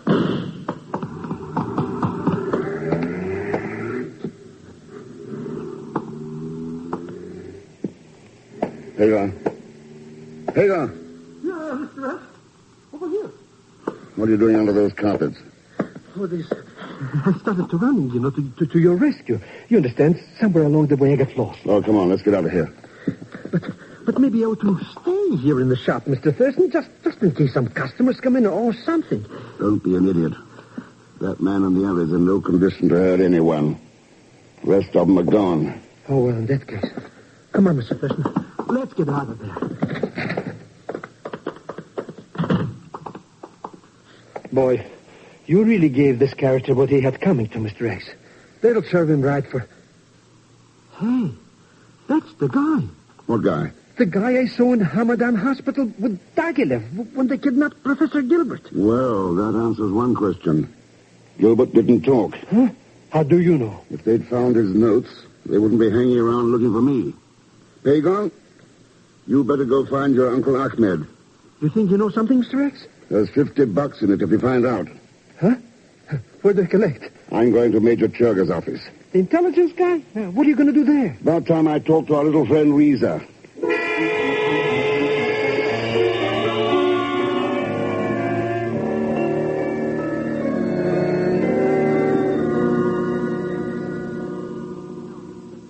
Professor Gilbert told me nothing about them. Just before the plane crash, he asked me to get to you, so you could give me those notes. I do not care what he told you. I know nothing about them. Then what about this man, Diaghilev? Could you identify him? No. I know nothing about him either. Only that he took Professor Gilbert away from Hamadan after the crash. Well, didn't the professor put up any kind of a fuss? I told you he had suffered another heart attack. He was under sedation at the time. All right, Reza. I'll get your stuff from Major Churga and then see you safely home. You are very kind, Mr. Thurston. Very kind. You heard, Major? Every word, Mr. Thurston. What about her things? Did you check them? I did. Her purse, medicine kit, overnight bag, there was nothing. Does that mean you still suspect she might be guilty of some complicity? I was wondering why I was in the Hamadan hospital for 24 hours before coming to. But you explained that. You had suffered a concussion, were being kept under sedatives. Maybe she's a little too eager with that hypodermic. Huh? What if somebody wanted me out of the way for 24 hours, long enough for Diaghilev to get down there and pick up Gilbert for questioning? It is a possibility, of course, Thurston, but you're speculating. There's something else that isn't speculation. Reza said Professor Gilbert was under sedatives for a heart attack when Diaghilev picked him up. Remember your report from British intelligence? Yes, Mr. Thurston. They reported that James Gilbert had no heart ailment, that he was in perfect health.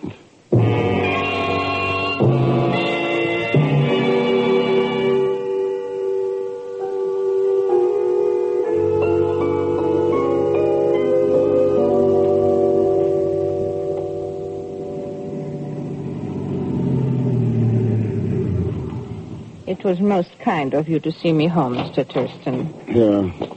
I'll take that medical kit. Thank you.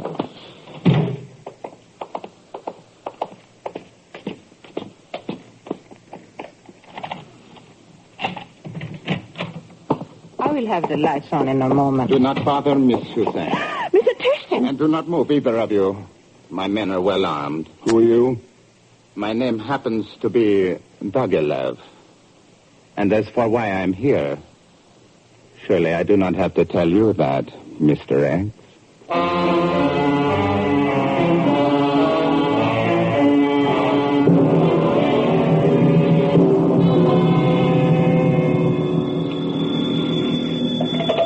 Major Churga. Very well. Send him in at once. I got it, Mr. Thurston. I got it. Believe me, this case has blown up higher than... Hey, Mr. Thurston isn't here? That is correct, Sir Schmidt. He has taken Reza, his son, home. But I got some real hot dope for him. Concerning your Uncle Ahmed? How did you know? Mr. Thurston asked me to take your information for him. Oh, no, you don't. Oh, no, you don't. Nobody gets what I know but Mr. X himself. No, nobody. He also left me $50 in American money. Except, of course, you, my oldest, my dearest friend, Major Churga. Boy, 50 smackaroos. 10, 15, 20... The information, Sir Schmidt. 25, 30...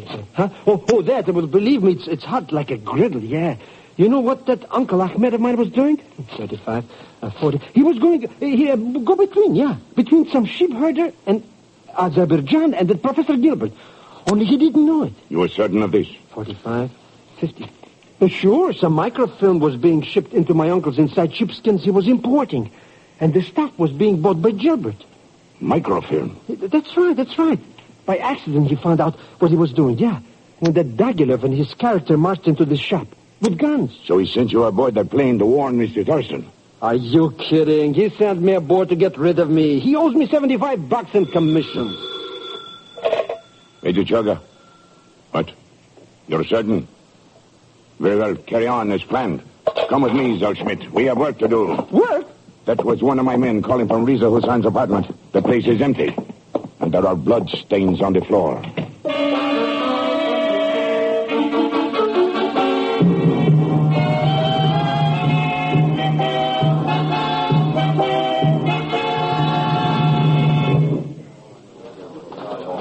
This way, if you please, Miss Hussain, Mr. Thurston. You will find my farmhouse quite comfortable, even though a bit off the beaten track. Sergei, stand guard at the door. There, Comrade Dagilev. So, we are here. What do you think of my headquarters, You didn't bring us here for small talk, Dagilev. Really, Mr. Thurston, must we proceed so quickly to business? I am proud of this farmhouse. You will not find many like it in Iran.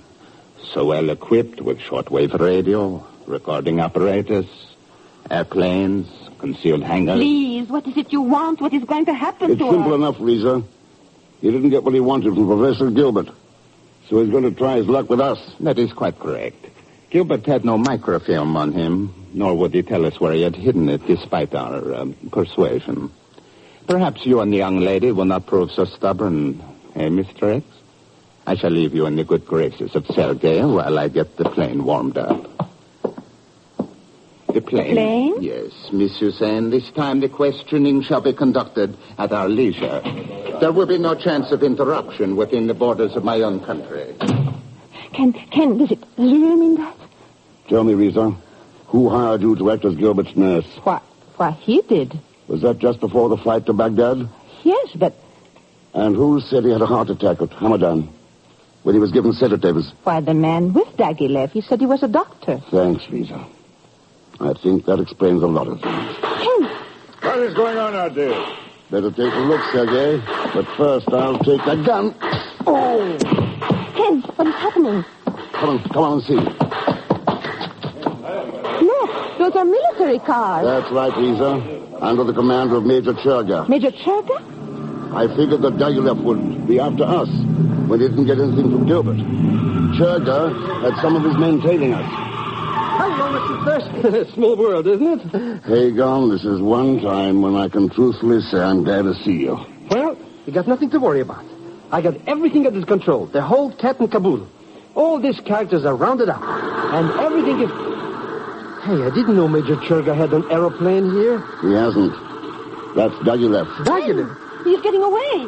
All right, Hagon, let me have that wheel. The wheel? But where are we going, Mr. X? Oh. Hang on to your hat. Mr. X, you're driving this thing right into the runway. That's right. But the airplane, it's coming this way. We're going to smash into it. Get ready to jump. Jump! But... Get ready. Huh? Now. Jump.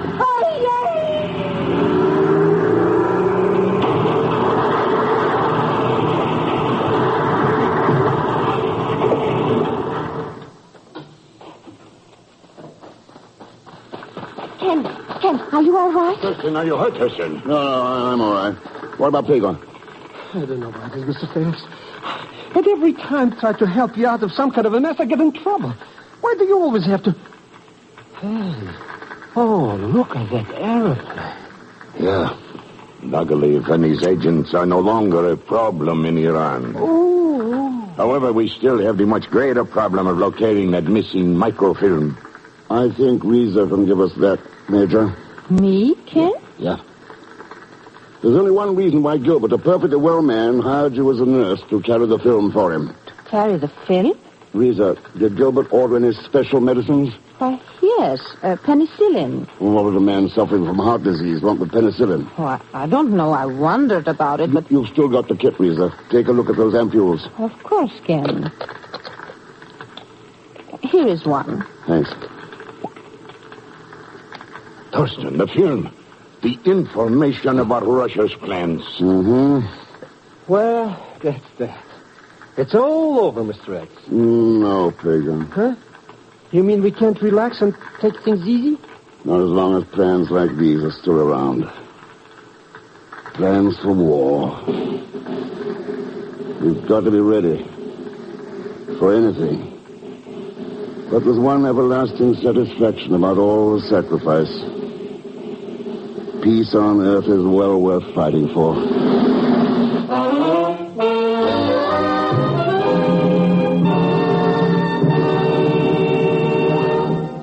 Our star, Herbert Marshall, will return in just a moment. Here's a word from RCA Victor. It's been said that the entire history of the American people during the past 50 years can be summed up in one sentence. The automobile took them out of the home, and the television set brought them back. And the set that does most of the bringing back is an RCA Victor. And that's because RCA Victor television is owned most, proved most. In fact, it's million-proof. Almost 2 million families are happily enjoying RCA Victor television in their homes today. If you want to see a set that turns gadabouts into homebodies, look at the new RCA Victor Regency console, one of the 14 new RCA Victor models for 1951. It has great big 17-inch television, clearer and more powerful than ever, framed in a luxurious cabinet of authentic Regency styling. See the RCA Victor Regency console and then bring your family happily homeward every day with America's favorite and best-looking television, RCA Victor.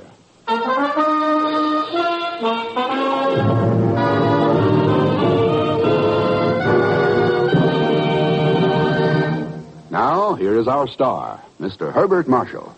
Thanks for being with us. And before I say anything else, I think you ought to know that in tonight's cast were Gladys Holland, Will Wright, Eric Snowden, Ken Christie, Stan Waxman, and Ted Von Eltz. Next week, Mr. X digs into one of the most vicious, most insidious rackets the world has ever known, dope smuggling. And speaking of, I beg your pardon, but Leon Velasco will be along as Pagon Zellschmidt. So join us, won't you, when next I return as the man called X. Good night.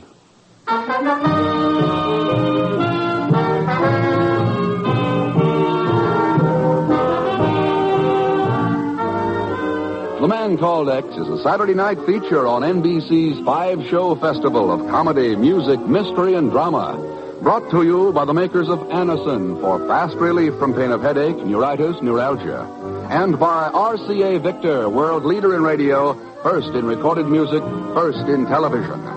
The Man Called X, starring Herbert Marshall, is a J. Richard Kennedy production with music composed and conducted by Felix Mills. Tonight's story was written by Sidney Marshall. All characters and incidents on this program are fictitious, and any resemblance to actual characters or incidents is purely coincidental. Be sure to listen tomorrow evening for The Big Show with Tallulah Bankhead and a great parade of stars, the Sunday night feature of NBC's All-Star Festival. And until next week, same time and station, this is Jack Latham saying good night for The Man Called X.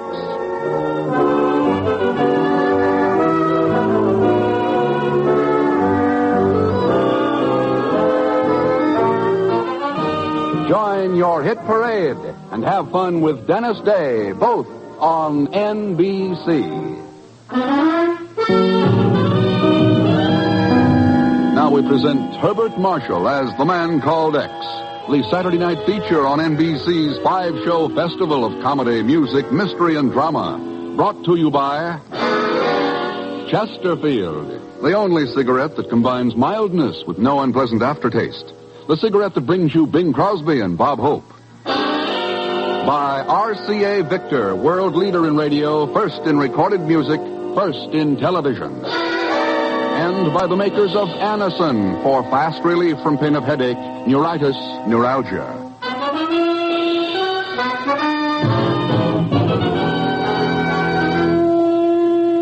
Herbert Marshall as The Man Called X. Wherever there is mystery, intrigue, romance, in all the strange and dangerous places of the world, there you will find The Man Called X.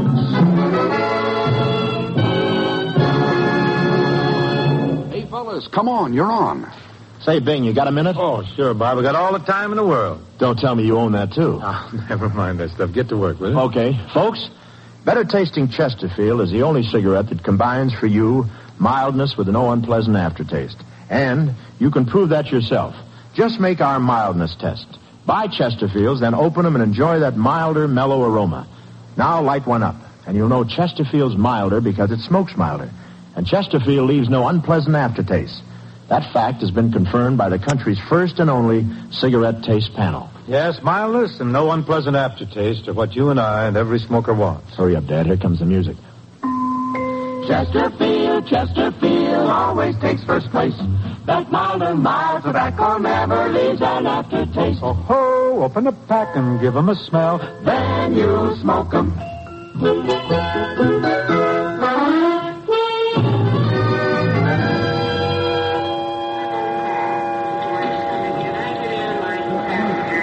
The international airport at Los Angeles is a main port of entry between the West Coast and Mexico. The volume of business is large, and the U.S. customs inspectors who man its gates have their hands full. They deal with all kinds of people in the course of their work, good and bad, honest and dishonest, and shrewdly place them in various categories. But one of today's passengers has a category all his own. Zellschmidt is the name, Inspector Pagan Zellschmidt, Vice President of the Axel Beverage Company, butlers of the famous soft drink... Never heard of it. Oh, you will, my good man, you will, yeah. I'll hold my breath. All right, unlock your bag. Sure, why not? I've just got this one bag. What's in those boxes? Oh, just some spices and herbs. What kind of spices and herbs? All kinds. Hey, look out. You're going to knock that box off the table. Oops. Oh, fine. Busted wide open. Well, that's okay. I can just gather it together Hey, like... wait a sec. Let's have a look at that. All kinds is right. Huh? Including opium. Okay. But... Stay where you are. You're under arrest. Well, I demand a habeas corpus. I want a lawyer. I want my congressman. I want Mr. Rex.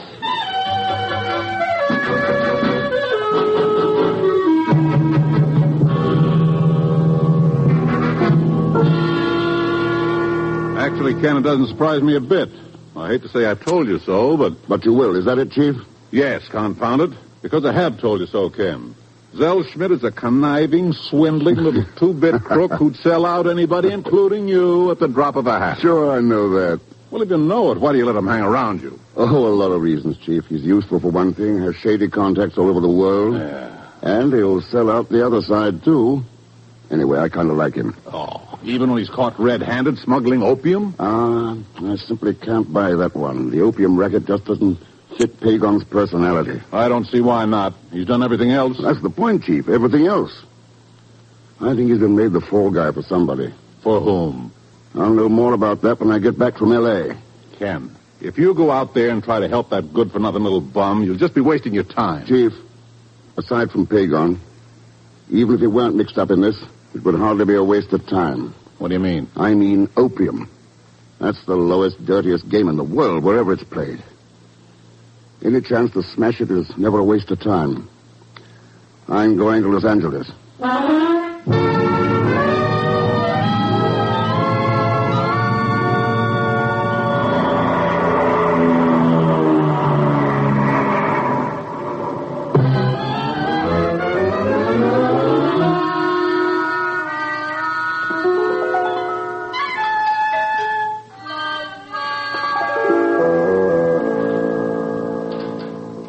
Look, Mr. Thurston. You see, they mean business. They even slapped a big master padlock on the cell, so I'll never get out. Well, that's the price of crime, Pagon. What crime? Now what? They just got it in for me, that's all. I didn't do nothing. Nothing? When did opium smuggling get to be nothing? But I didn't. I swear by the father of my father... Never mind. But I really didn't. This time. Okay. Then what is the story? Well, it all started when I decided to go into this beverage bottling business with Uncle Ahmed. No, this time it was strictly legitimate, really. Of course, the first thing we needed was some herbs and spices to make the soft drinks out of. So I had some phony letterhead printed and... Strictly legitimate. Well, anyway, I got a letter back to come down and get some free samples from this Mendoza Ranchers company in Guadalajara. Mendoza Ranchers Company, huh? Mm-hmm. Yeah, so I did. And here I am in jail. Yes, because of opium. Not herbs and spices. But it was packed inside the sample boxes. How should I know? Are you sure you didn't? Oh, Mr. X, I swear by the father of Let's not go into that again.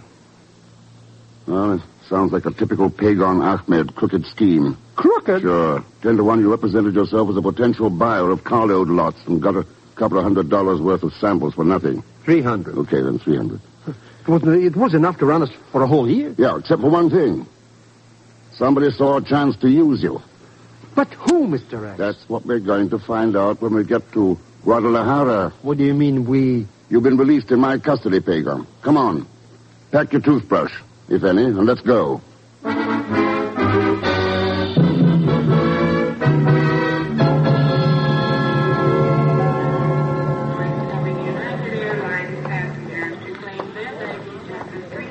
Straight ahead, Pagon. Gate D, there at the end. Hey, that's our plane now, Mr. Thurston. It's taking off. No, it's the one past it. Come on. Boy, I won't feel safe until I get in the air and not... Oh, I'm so sorry. That is quite all right. Jose, what are you doing here? Well, Mr. Thurston, I want you to meet a very dear old friend who I met on the plane coming up from Guadalajara. Senor. Jose? How come you're here at the airport? You meeting somebody? No, as a matter of fact, I'm taking the plane to Guadalajara. But you just got here 2 days ago. You said There has been a change of plans. Now, if you will excuse me. Now, wait a second, Good Jose. day, gentlemen. It has been a pleasure. I can't understand it, Mr. Thurston. He was so friendly on the trip up. Why not? With you packing his opium across the border for him, why shouldn't he be friendly? You mean It's an idea, anyway. Oh, I beg your pardon, senor. Could you tell me which is the gate for the plane to Guadalajara? It's Gate D. We're going there ourselves. Here, let me help you with that hat box. Oh, thank you so much. And, you are also traveling to Guadalajara, senor? Yeah. Have you been there before? Oh, no, for a long time. Lovely city, though, as I recall it. Oh, it is. I hope you enjoy your visit with us, senor. Oh, thanks. Here we are, Gate D. Gracias, senor. And since we are fellow passengers, it does seem awkward to call you senor. Huh? Oh, I'm sorry. My name's Ken Thurston. This, by the way, is Pagon Zellschmidt. How do you do? Hello. I am Evelina Mendoza. Mendoza. Yes. Perhaps you have heard of my father, Don Federico. He is owner of the Mendoza Ranchos Company.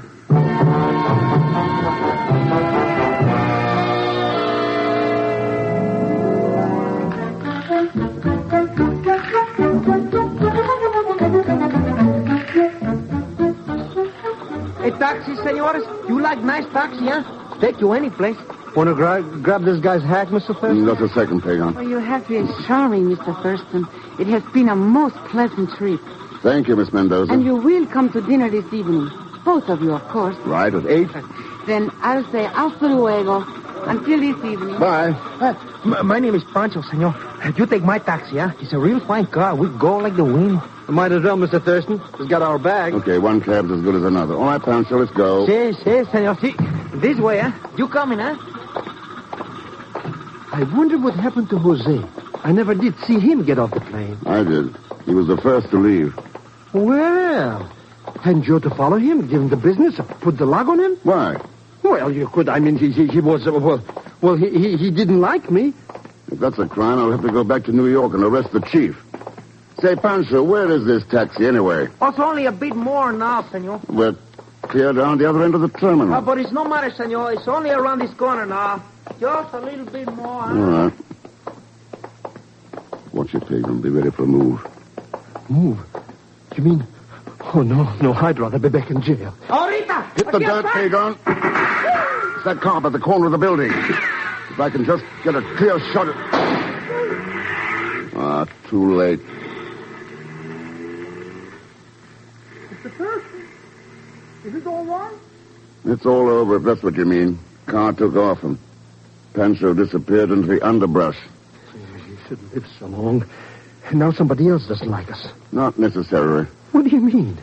The guy in the car, the one who fired those shots. That was your very dear old friend, Jose.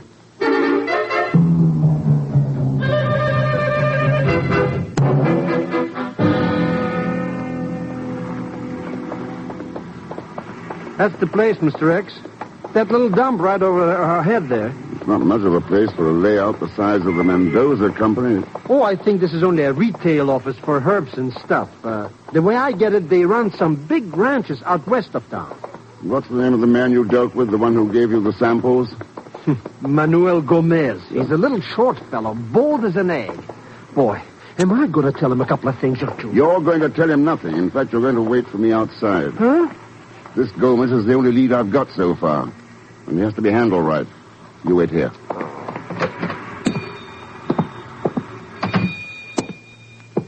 Buenos dias, senor.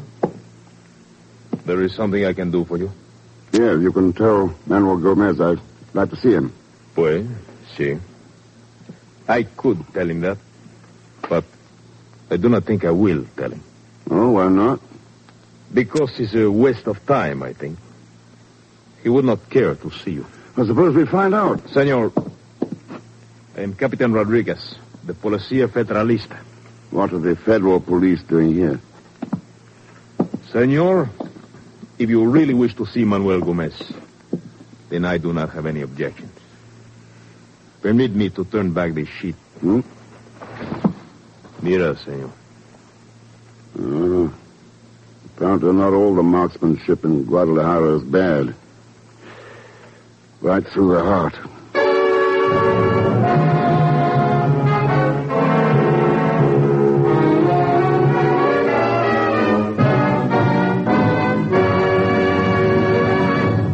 We will return to The Man Called X in just a moment.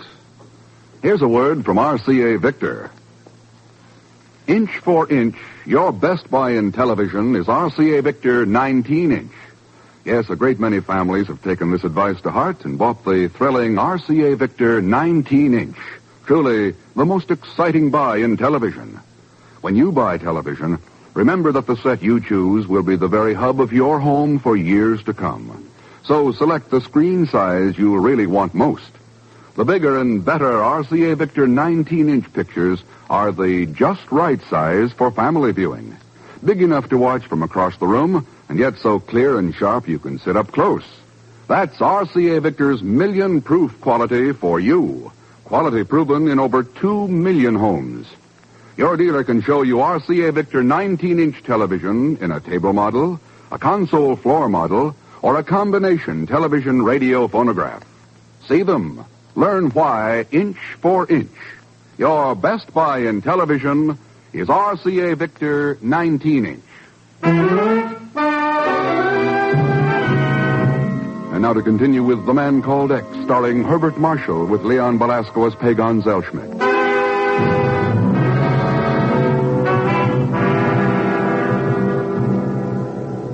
A few tins of opium hidden in an herb sample landed Pagon in jail and brought Ken Thurston into the case. But now Ken's one lead. The man who gave Pagon the sample is dead. So Ken is following a blind trail as he talks with Don Federico Mendoza in his Guadalajara home.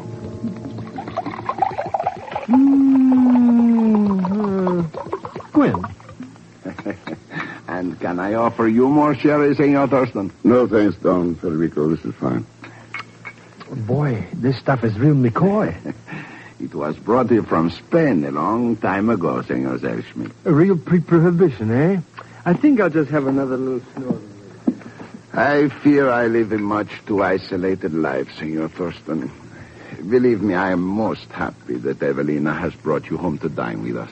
I told you you would like him, Padrecito. Well, thanks again to both of you. Of course, I imagine your ranches keep you too busy for much of a social life. No. Unfortunately, I must admit to being a farmer only by inheritance, not by inclination or ability. Oh, that is not true, Padre. In good years, the crops do very well. With scarce thanks to me, however. You see, Senor Thurston, I leave the operation of the ranchos entirely in the hands of my manager, an immigrant named Hans Borkny. I see. He's very, very efficient. Knows much more about it than I do. Padre, I am sure Senor Thurston is not interested. Oh, but yes, I am. I'm very interested in farming, especially in unusual products. Well, Hans does have a number of experimental crops, but only he could explain them. I know very little about that phase of the estate. Maybe you would like to look over the property in the morning, Senor Thurston. It's only a few miles from the city. Yeah, I should like to. I would enjoy such an outing myself. It has been nearly a month since Buenas noches. I must apologize for being late. Hans, come in and join us. Yes, we have guests for dinner. Oh. Senor Thurston, Senor Zellschmidt, Hans Borkney, my man. Oh, how do you do? You are from the States, Mr. Thurston? Yeah, just here on a visit. There's something familiar about you. Have we possibly met somewhere? I don't know. Where might it have been, Mr. Borkney? I'm not sure. Europe, maybe? No, I've been away from there for a long time. Oh, not so very long, Hans. You only came here 3 years ago. Well, I was in many other places first, Evelina. Don Federico, that trouble at the office seems to be settling down a little. Oh, excelente. No serious trouble, I hope? Oh, no, Mr. Thurston. Trouble? You mean that murder? Please, Senor Zellschmidt. Such things as you mention are a part of the world outside. I never permit them to intrude upon the social life in my home. Shall we go into dinner now?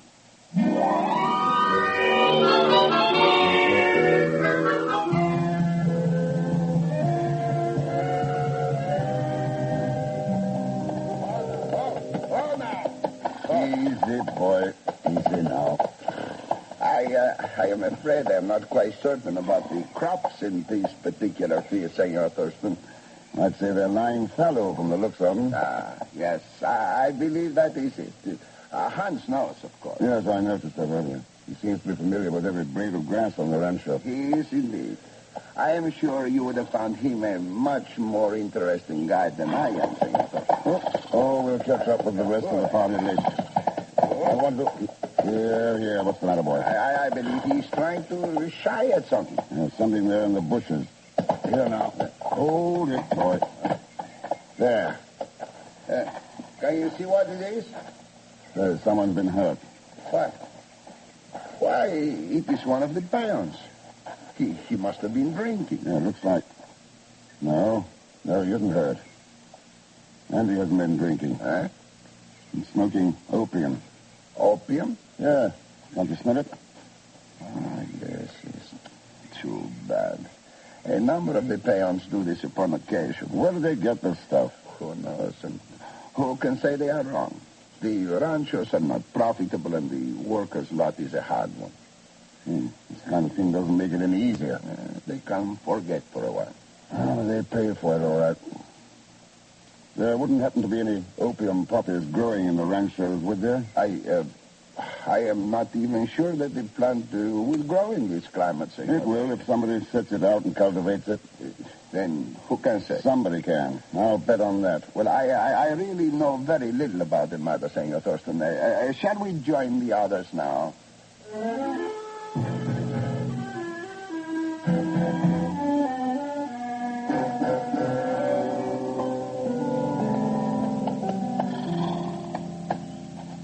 You are an excellent horseman, Senor Thurston. Nothing to it. The horse does all the work. I sure wish mine would. Well, sir, I think you've seen almost the entire rancho now. Maybe you have decided you would like to be a farmer. Well, I might, if I knew as much about crops as you do, Hans. Anything which has roots to put it in the ground, I can make it grow. Yes. Hans, Senor Thurston was asking me a while ago about the opium poppies. Opium poppies? You see, whether they would grow in this climate. Do you happen to know? Of course. They will not grow in this climate. There is not the least doubt about it, Mr. Thurston. I see. Oh, Senor Thurston, I just remembered a place we have not seen, and I would love to. I haven't been up there for years. Cañon Perdido. Lost Canyon. Sounds interesting. Oh, Evelina, my dear, I am much too tired to ride up there today. Please, some other time, eh? I am sorry, Padrecito. I should not have mentioned it. Senor Thurston, I did not realize how long we have been. Well, some other time, maybe. I will have the car brought here if you wish, and one of the peons can take the horses back. Excelente, Hans, excelente. I have had enough exercise to last me for a month. Tell me, Senor Thurston, what do you think of it? It's a nice layout, Don Federico. Good example of diversified farming. Yes. And those experimental fields. I think I saw at least one specimen of every crop that can possibly be grown. That is in this particular climate, of course.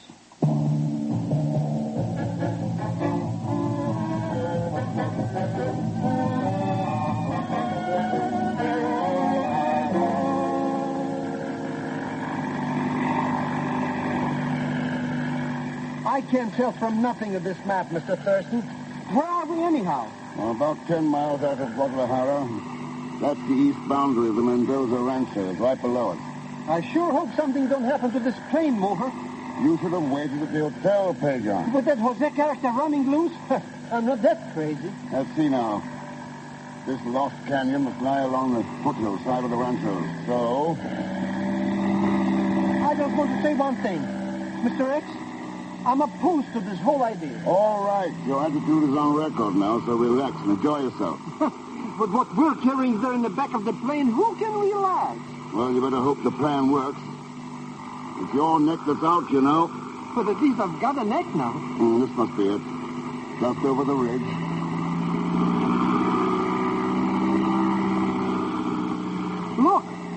Look, they're growing stuff down there in that canyon. I'll say they are. Let's drop down and circle back over it. You think it's that lost canyon, Mr. Thurston? Yeah. And a crop of opium. See it down there, 40 acres or more. But whose is it? Who's growing it? Let's go down and find out. Mr. Thurston, the motor's come down. Sure I did. I cut the switch. But why? Because there's somebody down there I want to meet. Who? A killer. Operator of one of the rottenest businesses in the world. Jose. Maybe. Hey, is that why the back of the plane is... Hang on, Pagon. We're going to land.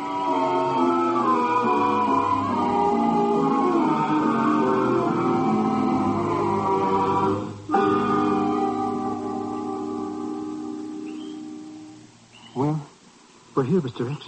What do we do now? Just sit tight until somebody shows up. Like who, for instance? Like whoever's back of this whole opium racket. And you know these pretty little flowers around here are opium poppers? Yeah. Oops. Now, I'm sure we must have been seen coming in. But if somebody doesn't show pretty soon, maybe we'd better... Pagon, what's the matter with you? Pagon. Here, you idiot. What are you holding your breath for? I should get conked out by this opium stuff? Huh? Well, look, shouldn't we get out of here before we get dopey? With the head start you've got. Wait. There comes a station wagon. But these Oh, they can't hurt you. Well, looks like we may have some action now. Action, what I don't want, Mr. X. Not the kind we're going to get. Would you rather do 20 years for smuggling dope? Right now, yes. If I get out of here alive, no. Mr. X, are you sure the back door of the plane is unlocked? I'm sure. And don't tip the play ahead of time, understand? What I'm going to do, try just to look non-conspicuous. They're suspicious, all right. Or they'd have driven right up to us. Who's suspicious? Who? You mean it's him? Yeah.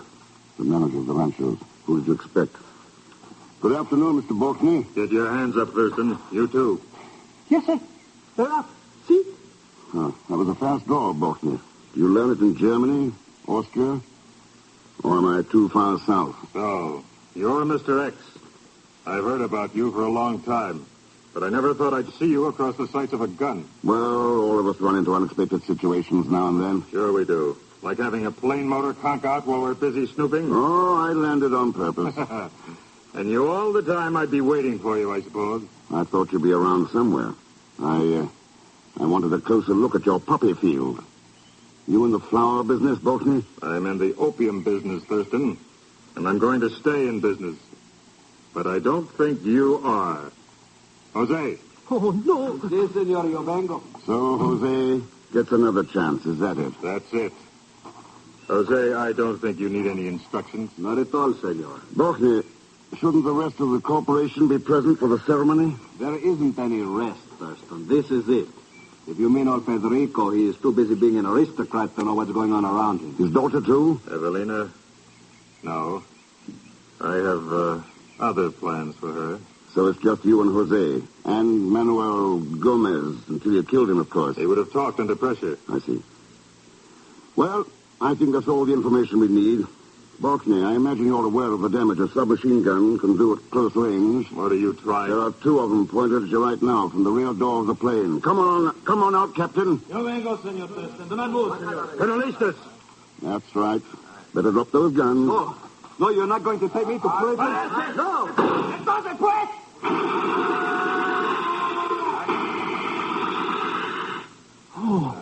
Mr. Thurston, he must have been crazy to try that. Why, he didn't have a chance. Hey, guy, he didn't have a chance before he tried it. A dope peddler never has a chance. Matter of fact, there's all kinds of dope being peddled in the world today. Far too many people are falling for it. It looks like good business for the peddler, too, for a while. But sooner or later, a dope peddler never has a chance.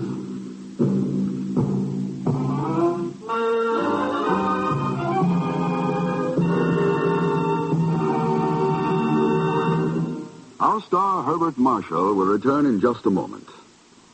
Here is something you should know if you ever suffer from the sudden pain of headaches, neuritis, or neuralgia. It is a way to ease the pain, often within a few minutes. A way that is incredibly fast and effective. It's Anacin. Anacin is like a doctor's prescription. That is, Anacin contains not just one, but a combination of medically proven active ingredients in easy-to-take tablet form. Thousands of people were first introduced to Anacin through their own physicians or dentists. But today, these tablets are in such widespread use that all drug counters have them, and anyone may enjoy their benefits.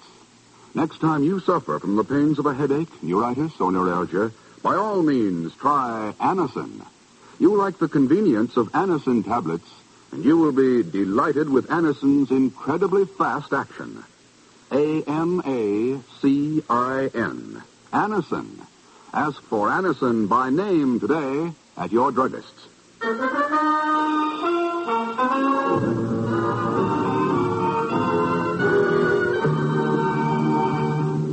Now, here is our star, Mr. Herbert Marshall. Thanks for being with us. The other folks you listened to tonight were Lucille Meredith, Will Wright, Frank Gerstle, Ted DeCorsia, Harry Bartell, and Tony Ballett. Next week, our story is called Cargo Contraband. It involves smuggling of one of the most treacherous things in the world, people. Of course, that includes Leon Belasco, who'll be along again as Dagon Zellschmidt. So join us, won't you, when next I return as The Man Called X. Good night.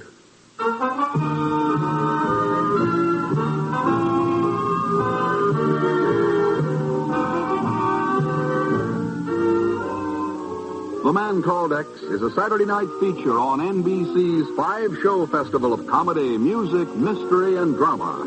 Brought to you by RCA Victor, world leader in radio, first in recorded music, first in television. And by the makers of Anacin for fast relief from pain of headache, neuritis, neuralgia. The Man Called X, starring Herbert Marshall, is produced by J. Richard Kennedy, with music composed and conducted by Felix Mills. Tonight's story was written by Les Crutchfield. All characters and incidents in this program are fictitious, and any resemblance to actual characters or incidents is purely coincidental.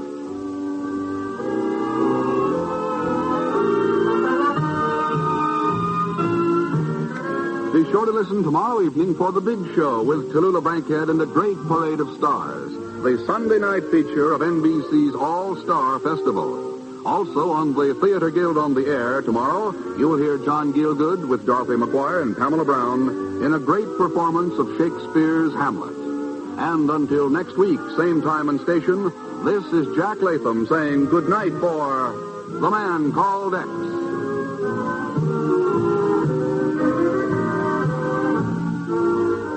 Hear Phil Regan's great new show starting tomorrow on NBC.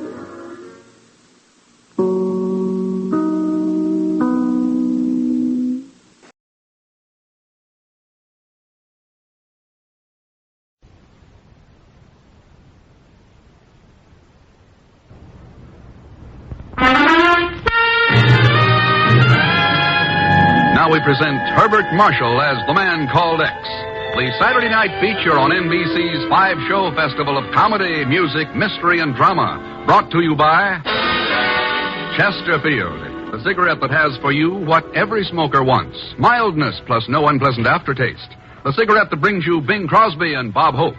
By the makers of Anacin for fast relief from pain of headache, neuritis, neuralgia. And by RCA Victor, world leader in radio, first in recorded music, first in television.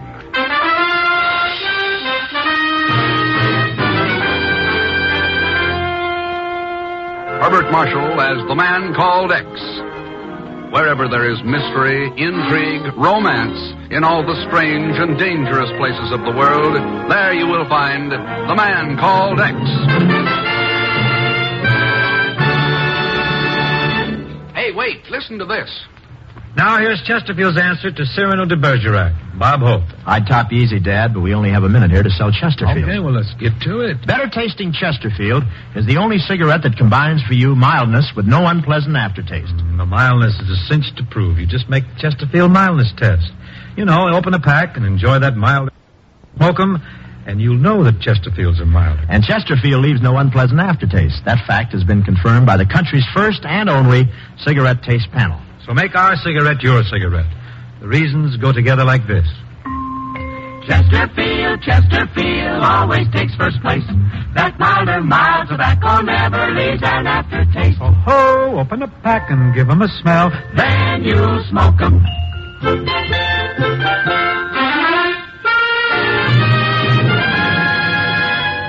Under the flat silver glare of a full moon, the California desert is a lonely, burned-out wasteland without a sign of human habitation.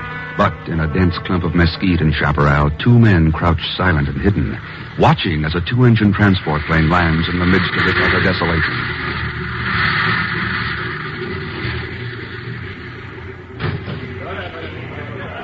Hear 'em, Thurston? They're Mexican nationals, all right. Okay, Kitty. Give the signal. Let's get out there. Check. All right out there. Stand still and nobody will get hurt. You're surrounded by men of the United States Immigration Service, so just stay where you are and we'll be... Look out, Kitty. The plane, Thurston. The pilot's getting away.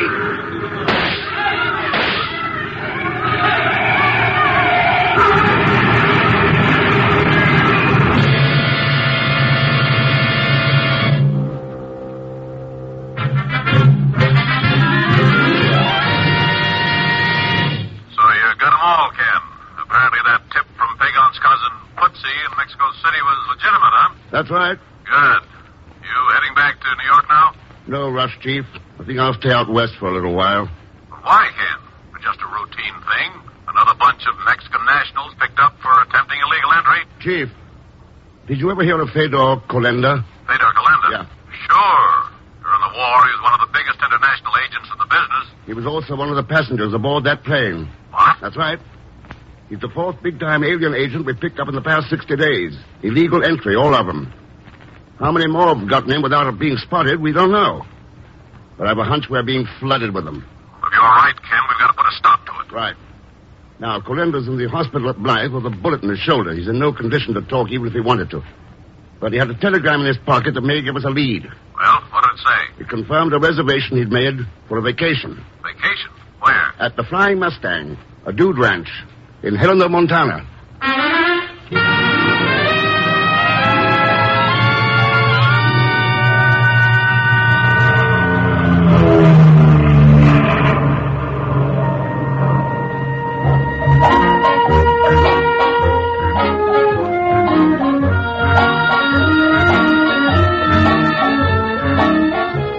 The Flying Mustang? Sure, I know where it is, stranger. About 100 miles from here as the crow flies. But it'll take 2 days easy by car, 10 by pack mule. What about flying in? Well, you maybe got a point there, stranger, if you ain't afraid of them mountains, that is. Pretty dang high, them mountains. I heard of fellas who were once... The plane ready yet, Zeke? Oh, howdy, Miss Doris. Yep, gassed up, checked out, and all ready to skedaddle. Thanks, Zeke. Say, before you go, Miss Doris, the fella here been asking about the Flying Mustang.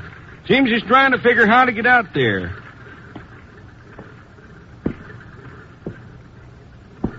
You the man Zeke's talking about, mister? Maybe. What's your interest in getting to the Flying Mustang? Well, that comes out of the heading of private business, doesn't it? It's my business, too, mister. Oh, why? Why? Why? Because she's Doris Crandall, stranger. She owns the outfit, that's why. And I'm asking, mister, what's your interest in getting out there? You're not very cordial to your guests, are you, Miss Crandall? Who are you? My name's Ken Thurston. We're full up, Mr. Thurston. Better wire for reservations the next time. Maybe sometime next fall. Would Fedor Kalenda have to wait that long? What's Kalenda got to do with this? His vacation plans have been interrupted. I thought I might be able to take his reservation. Zeke? Yep, it's Doris. Tell the boys at traffic control that I'm changing my flight papers. I'll be carrying a passenger.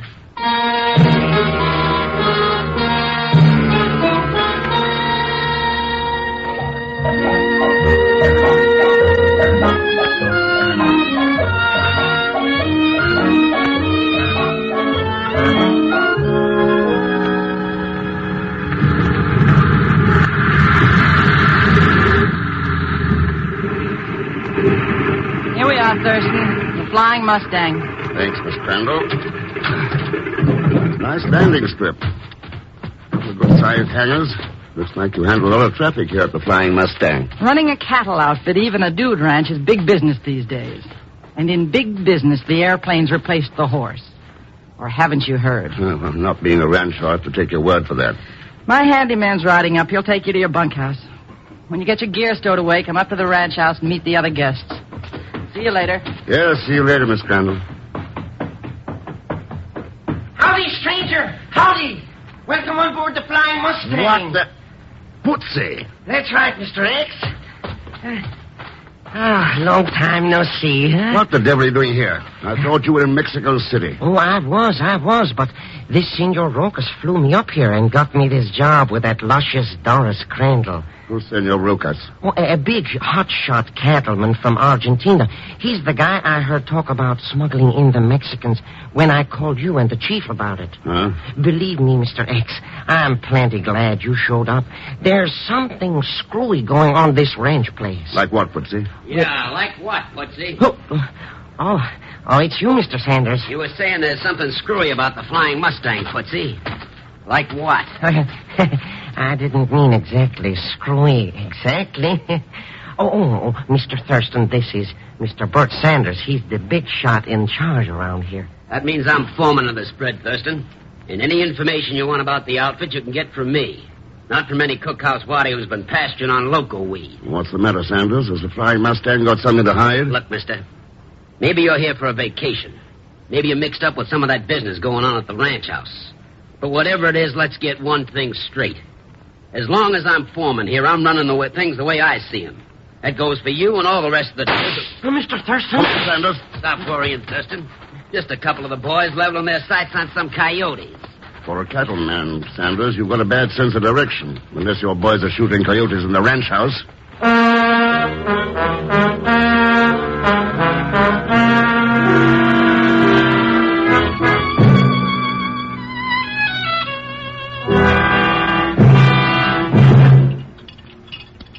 Here, Senor Thurston. Martini. Perhaps it will make restitution for the way Madeline and I startled you. Oh, well, After all, Mr. Thurston, we must have a drink to our newly formed acquaintanceship. All being dudes together? Sure, Miss Trent. A martini it'll be. Bueno. You, Senor Sanders? I don't drink during working hours, Mr. Rocas. As you wish. And I still think there's something mighty funny about those shots. I thought we had explained it, Mr. Sanders. Julio was boasting of his ability with a revolver. I asked him to prove it. He did, by firing at a target out the window. If you have any other comments, I suggest you make them to Miss Crandall.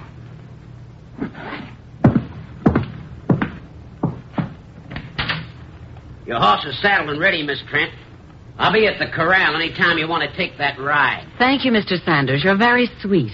But you needn't wait for me. I'm going to try to persuade Mr. Thurston to ride with me instead. Well, Mr. Thurston, will you accept my invitation? Be glad to, Miss Trent. Oh, good. I'll be changed and ready in 15 minutes. Right. Yeah, she's a wonderful woman, Madeline. Wonderful. Too rich, too bored, too willful, but wonderful. Another drink? Not just now, thanks, no. Tell me, Senor Rocas, where are the other guests? Other guests? But there are none, my dear Crandall. We three have the Flying Mustang to ourselves. Oh? You are surprised at this? Well, a little. Just as you were surprised to find your friend Putsy at the ranch? See. I find him a most amusing person and most informative. Tell me, did you manage to capture those Mexican nationals who attempted to cross the border? We did, yes. Bueno. You're happy about it? Oh, but of course. Was it not I who learned of the plot in Mexico City and told Putsy of it? And now you and I meet here at a rancho in Montana. Strange coincidence, eh, senor? Is it? You know, Thurston, I am most intrigued with this idea of smuggling people over the border. Perhaps you would care to exchange information with me later at your bunkhouse. I'll be there. Bueno. I would not miss this opportunity for anything, Senor X.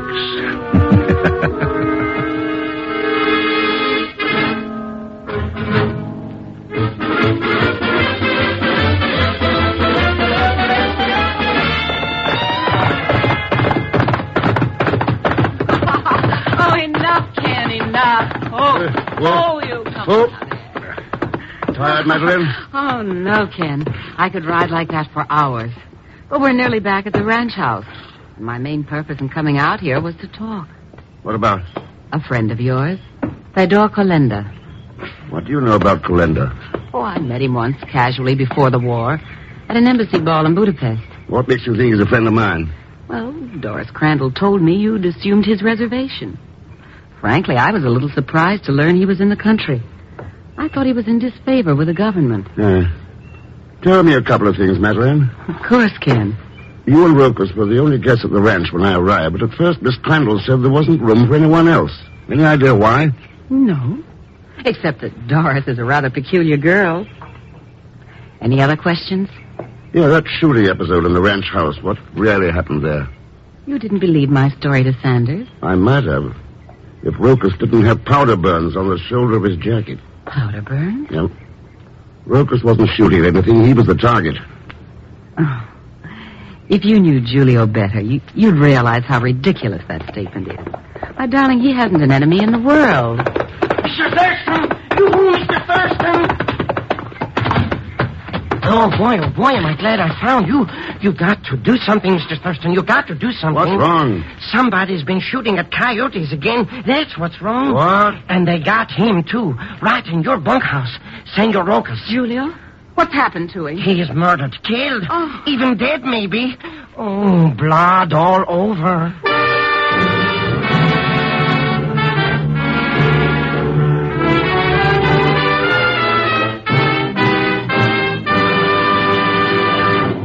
We will continue with The Man Called X in just a moment. When we ask you to try Anacin for the relief of pain due to a headache, neuritis, or neuralgia, we're not asking you to try a new or unproved method. For there are many people listening in now who have been introduced to Anacin tablets by their own dentist or physician. You who have received Anacin this way know the effective, incredibly fast relief these tablets bring. Anacin is like a doctor's prescription. That is, Anacin contains not just one, but a combination of medically proven active ingredients in easy-to-take tablet form.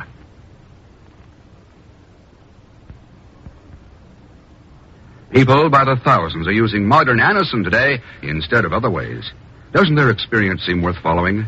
Try Anacin the next time you suffer pains from headache, neuritis, or neuralgia. You will be delighted with the results. Ask your druggist for Anacin today. Anacin is spelled A-N-A-C-I-N.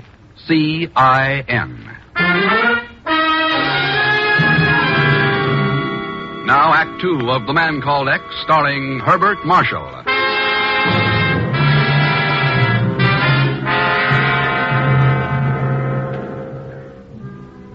Attempting to track down a well-organized effort to smuggle alien agents into the country, Ken Thurston finds himself at the Flying Mustang, a dude ranch near Helena, Montana. Right now, Ken, the beautiful Madeleine Trent, and Putsy are entering the bunkhouse, where Putsy claims to have found the murdered body of Julio Rokas.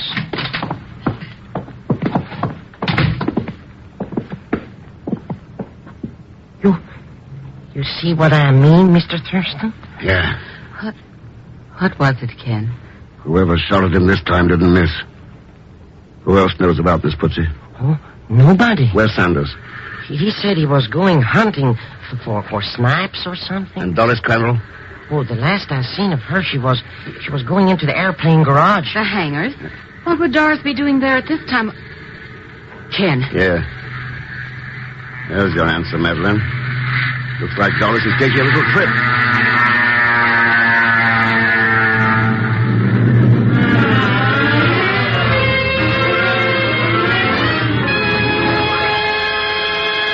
That's it, Chief.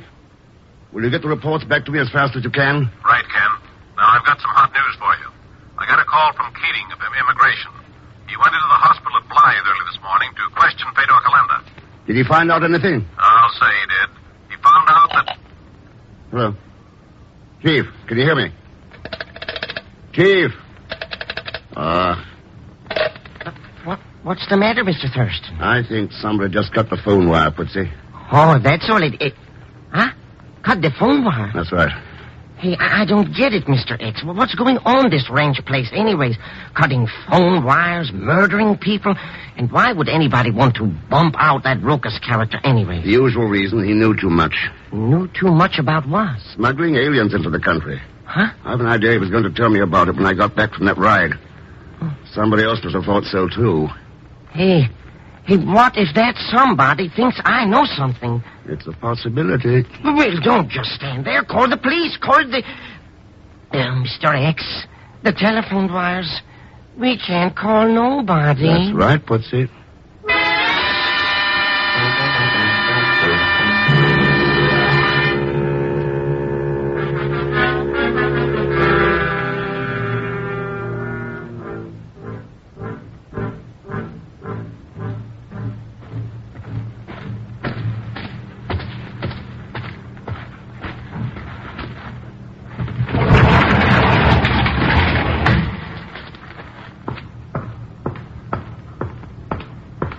Looking for me, Madeline? Ken. Oh, I was looking for you, yes, but... Well, I didn't expect to find you sitting in a plane. What are you doing up there? Oh, you might call it a test flight. Test flight in a closed hangar? You'd be surprised how much you can learn about a plane just doodling around. The fuel tanks are full, and there's a flight map in the pilot's... Know anybody in Victoria, British Columbia? Victoria? That's the flight destination marked off on the map. Oh, Canada's a long way to go to report a murder to the police, isn't it? Yeah, but not too far to pick up guests for a dude ranch in Montana. Either I'm very obtuse, darling, or you're being deliberately frustrated. Ken! Watch it, Madeline.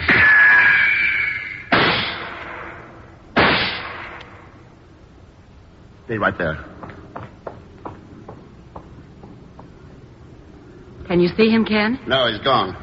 Do you think it was Sanders? Could be. Carrying a grudge against us for taking a ride together? A better guess is that he didn't want us to talk to Doris Crandall. Doris?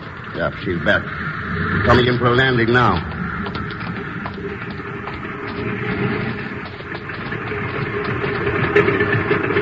She has a passenger with her, Ken. She must have gone to Helena to pick him up. Recognize him? Should I? You met him once before the war. At an embassy ball in Budapest. Ken? Yeah.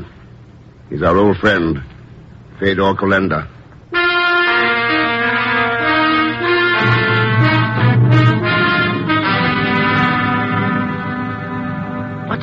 But I don't get it, Mr. X. What's that no-good spy Kalenda doing here anyways? I think he's come to meet some old friends, Putsy. Huh? Listen. The minute it's dark, take one of the ranch cars. Head down the road to Helena. Uh-huh. First telephone you come to, put in a call for the chief and tell him Kalenda's here. He'll know what it's about.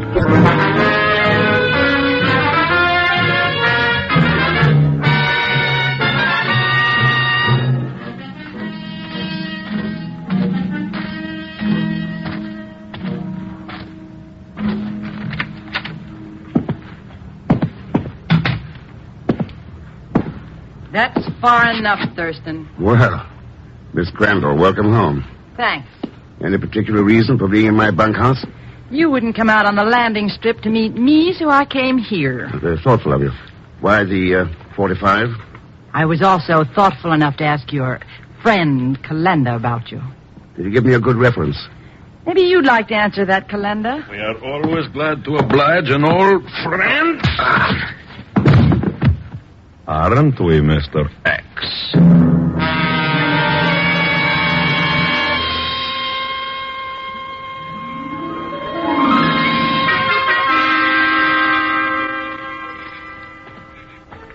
Oh, why I get myself mixed up in these things, I don't know.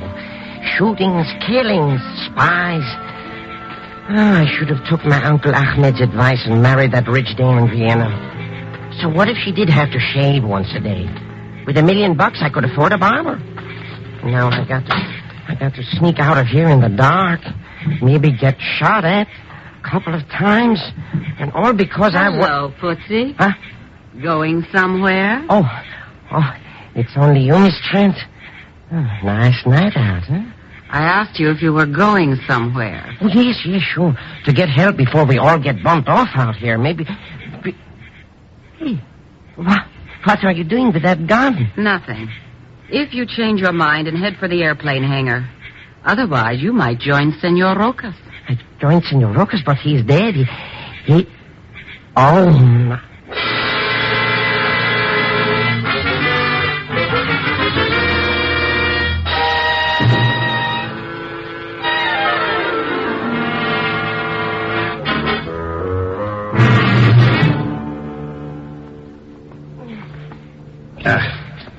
Any luck with those ropes, Pussy? Luck? These things got me tied tighter than a bum. What gives, Mr. X? What gives? Why we're all tied up in this aeroplane hangar? Why? Who's after us and for what? Smuggling enemy agents into the country is a profitable business these days. What's that got to do with that Madeline pulling a gun on me? Just protecting her vested interests, Pussy. Huh? She's the boss of the outfit. Oh, that's different. For a minute, I thought you said they're boss of the outfit. That's why she had Sanders kill her boyfriend, Lucas. Huh? He'd tipped us off once and was going to do it again. When she tried getting him herself earlier, it didn't quite come off. But he said it was target practice or something. A cover-up for her. When you love someone badly enough. Oh. But what about little Doris Crandall? How does she figure in all this? Would you like me to take over on that one, Ken? Mr. X. Hello, Madeline. You see, darling, Doris is a nice girl, though rather stupid. When the blizzards of 2 years ago nearly wiped her out, she was very grateful when I financed her. So you told her I was the one who killed Rokas. How long do you think you can keep fooling her, Madeline? Oh, just long enough for my next plane to arrive from Canada.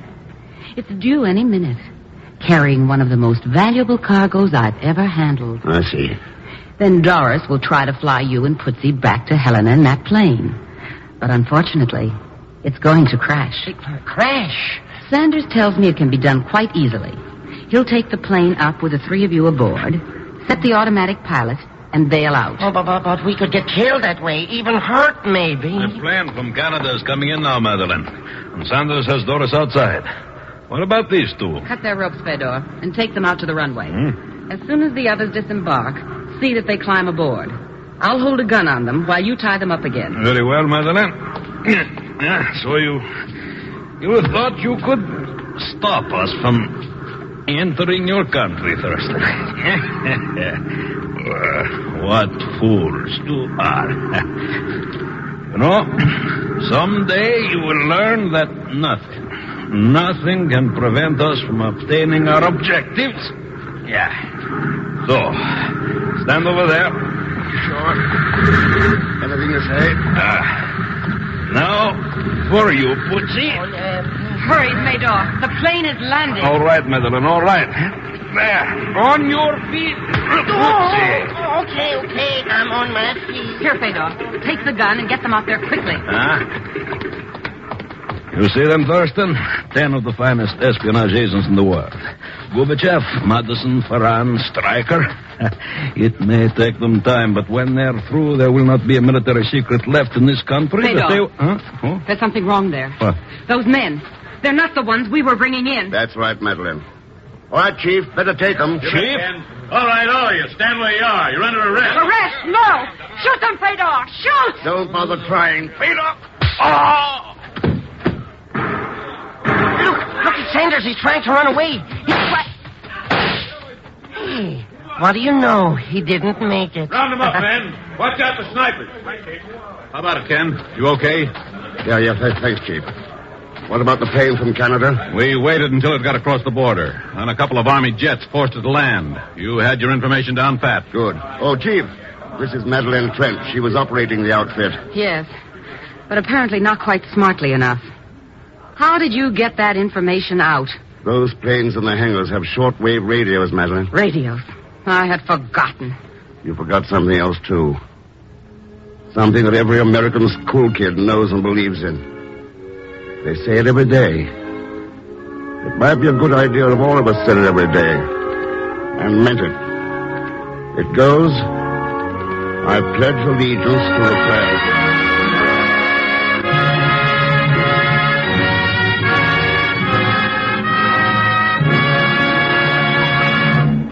Our star, Herbert Marshall, will return in just a moment. Here's a word from RCA Victor. You know, when spring puts in its appearance, the ladies always seem to catch the men off guard. They've been busy for weeks planning their spring wardrobe, studying the new styles. And this year, there's one style everyone will want to study. It's the better-looking in every way style of RCA Victor's magnificent new 17-inch television receiver, the Fairfield. With the Fairfield, you'll get television pictures which are exceptionally clear, bright, and steady. And you'll have RCA Victor's new picture pickup, which assures you of the best possible reception. If you've been looking for a television set that's going to look well in your home, here's your answer. The Fairfield's console cabinet is truly distinctive, and its beautiful doors close over the screen when your set's not in use. Go see your RCA Victor dealer. He'll be glad to show you the better-looking Fairfield.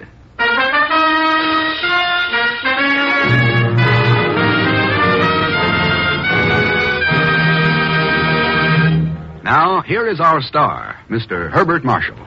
Thanks for being with us. I think you ought to know that those in tonight's cast were Gene Tatum, Lucille Meredith, Will Wright, Sidney Miller, Bill Johnstone, Billy Hallup, and Lou Merrill. Next week, Mr. X tracks down an old friend of his who is tied up with one of the most nefarious crimes in modern history. Of course, when you use a word like nefarious, you also have to mention Leon Belasco, who will be along as Pagon Zellschmidt. So join us, won't you, when next I return as the Man Called X. Good night.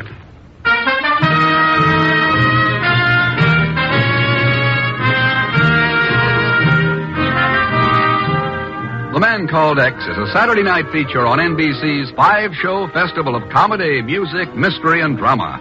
Brought to you by the makers of Anacin for fast relief from pain of headache, neuritis, neuralgia. And by RCA Victor, world leader in radio, first in recorded music, first in television. The Man Called X, starring Herbert Marshall, is produced by J. Richard Kennedy, with music composed and conducted by Felix Mills. Tonight's story was written by Sidney Marshall. All characters and incidents on this program are fictitious, and any resemblance to actual characters or incidents is purely coincidental.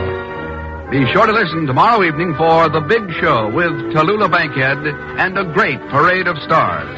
The Sunday night feature of NBC's All-Star Festival. And until next week, same time and station, this is Jack Latham saying good night for The Man Called X.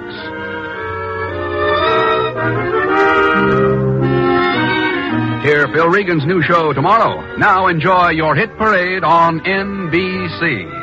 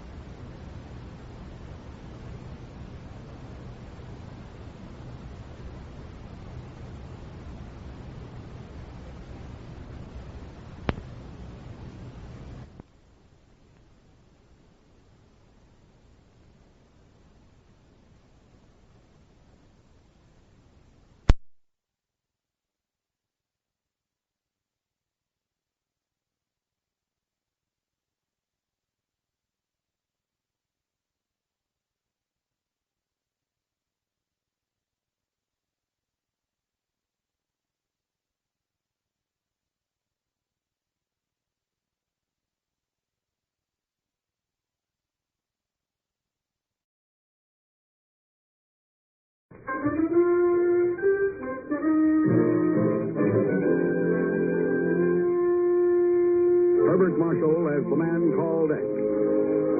Wherever there is mystery, intrigue, romance, in all the strange and dangerous places of the world, there you will find the man called X.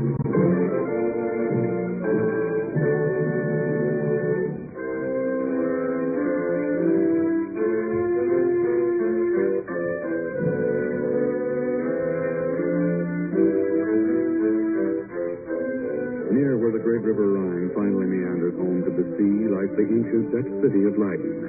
Its quaint gabled houses and bright-colored tulip gardens surround one of the great seats of European culture, the University of Leiden. For 3 centuries, these cloistered halls have been a haven of quiet and dignity and peace. But now the silence is shattered. The old stone walls echo with the angry shouts of a student meeting.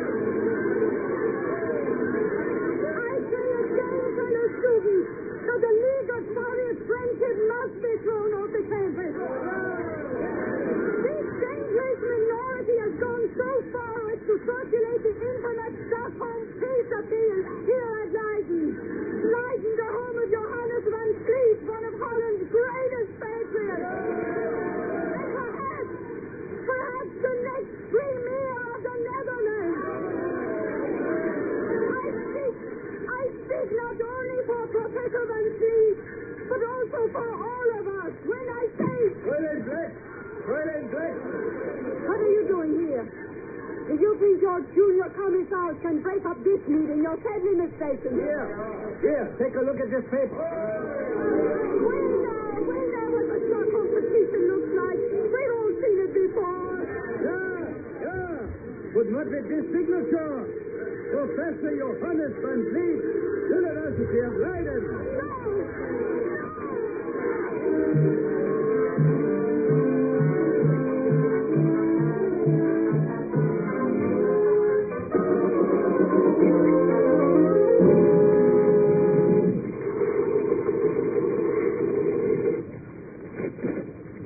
Here's the end of that teletype report from Leiden, Ken.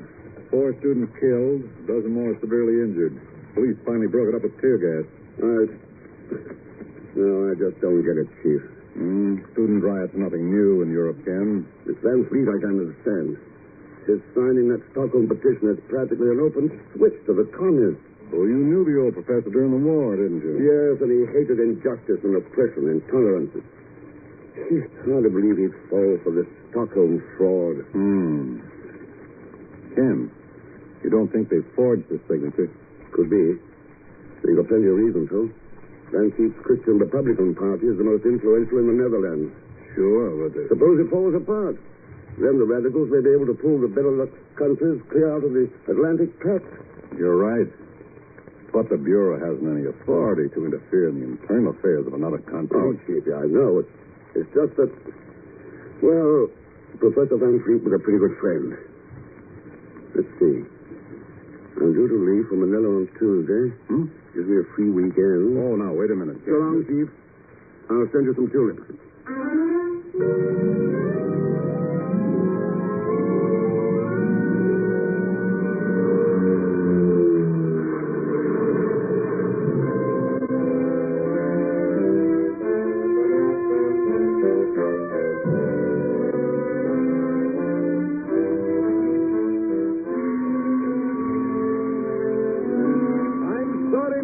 There is no more Amsterdam-Leiden Express on the canal boat. You will have to wait till the afternoon. Well, perhaps one of your other passengers is willing to wait and resell your seat at a profit, of course. Oh, it's possible, Mynheer, but you Did have I hear somebody mention profit? Oh, hello, Mr. Thurston. Pagan. Well, I was going to let you have the seat at cost. But, of course, the price is no object. Surprised to see me in Amsterdam, Mr. Thurston? Not particularly. I was just passing through on my way back from Mexico City. Huh? Yeah, well, when I heard what happened to Professor Van Vliet, well... I knew you'd be here. Sorry, not one red cent. Oh, how can you say such a thing, especially after the way I've been saving your money? What? Oh, sure. I bought this canal boat ticket for half price. Family plan. What? Oh, I tell you, let's get aboard.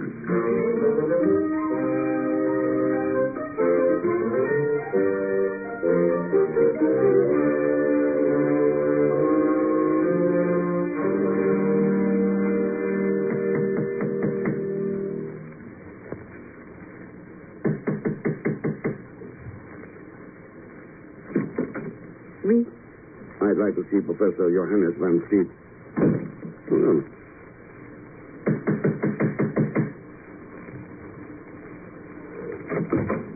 Go away. This is Professor Van Fleet's house, isn't it? Oui, but he does not wish to see you. He does not wish to see anyone. I see. And please tell him Ken Thurston is here. I'll be at the Royal Orange Hotel. Monsieur Thurston, wait.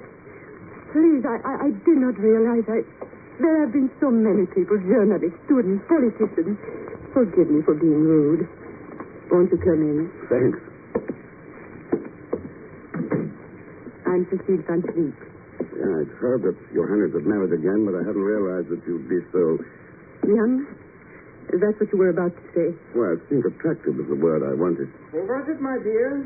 Another reporter? Come in, Dr. Graumark. I want you to meet an old friend of the family.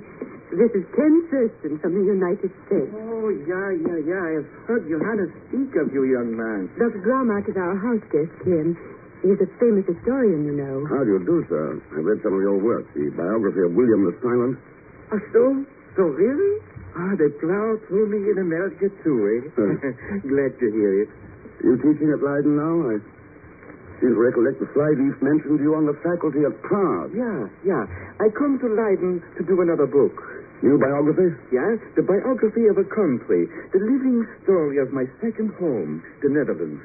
You know, millions of people think the only contributions the Dutch have made to human progress are the windmill and the creation of the tulip.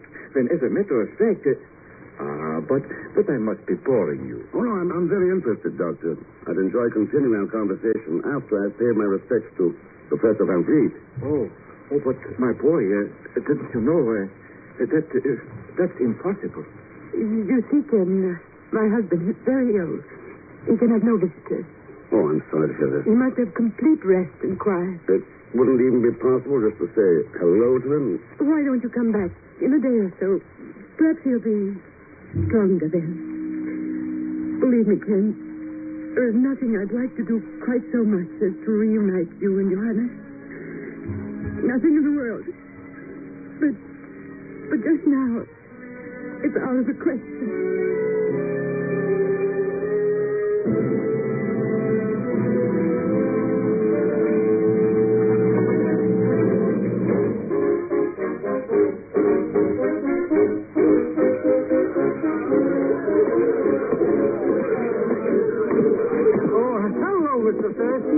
Welcome to the Submarine Tavern.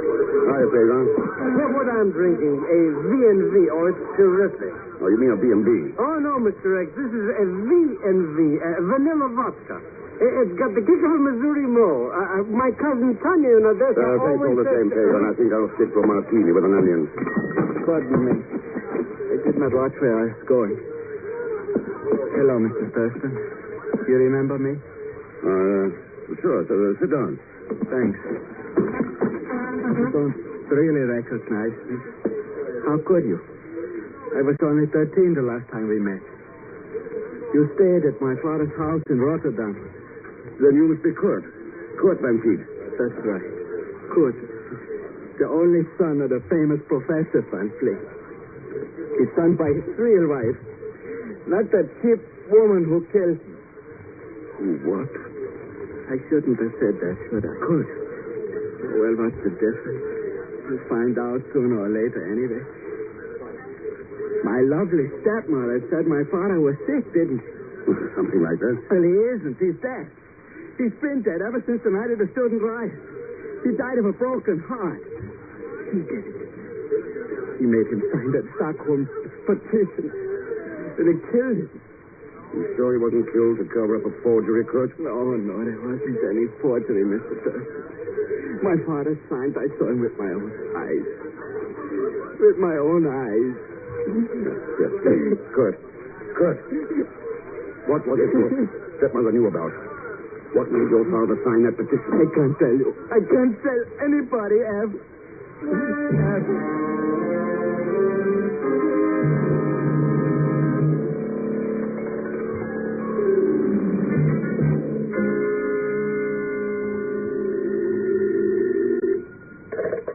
Hello? Well, Ken, how are the windmills? Oh, hello, Chief. What's up? Just thought you might like to know we've received some pretty reliable dope back here that code-designate Red Ranger is in Holland. Huh? Red Ranger? That sounds bad. Turn up anything more on him? Not another line. The data sheet's a complete blank. We don't know who Red Ranger is, what he looks like, whether he's young, old, man, woman, nothing. Nothing except that for the past 5 years, every time a country has been yanked behind the Iron Curtain, Red Ranger got there first. I wish you could get a line on him. Maybe he has something to do with this Van Fleet business. Could be, Ken. Why don't you have a chat with Van Fleet? Maybe he can give you a lead. I'm afraid that'll be a little difficult, Chief. Van Fleet's dead.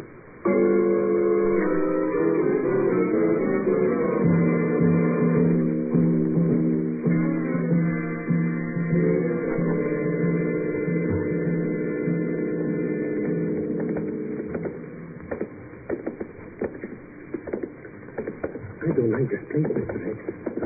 Dark and spooky. What about all these guys under the sheet? Oh, take it easy, Pedro. This is the hall of the Guild of Mourners. It's Leiden's morgue and undertaking establishment. Isn't that right, attendant? Yeah. The decadent remnant of a decadent society. You don't approve of the old tradition? Old traditions against the proletariat must be destroyed. Here's the one you seek. You take the torch and find your own way out. I've other things to do. Oh, poor old Professor Van Fleet. As broken-hearted as is. Mr. X, what are you doing? Take a look at his ear. Been stuffed with wax. The what? The type embalmers used to conceal blemishes. There. But, Mr. X, where the wax spot, that's a bullet hole. Yeah. Professor Van Fleet may have had a broken heart, but he died from a 38 caliber bullet in his brain. From March 17th, 1951, the golden age of radio theater is presenting Herbert Marshall in The Man Called X.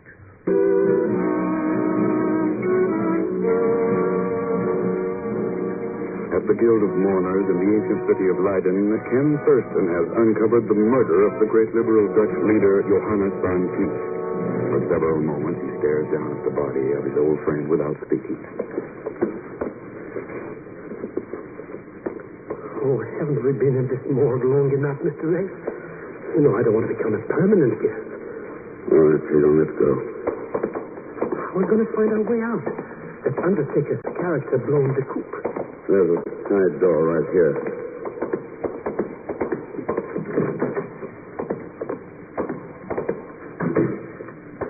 Now down this alley. What a place. Nothing but corpses.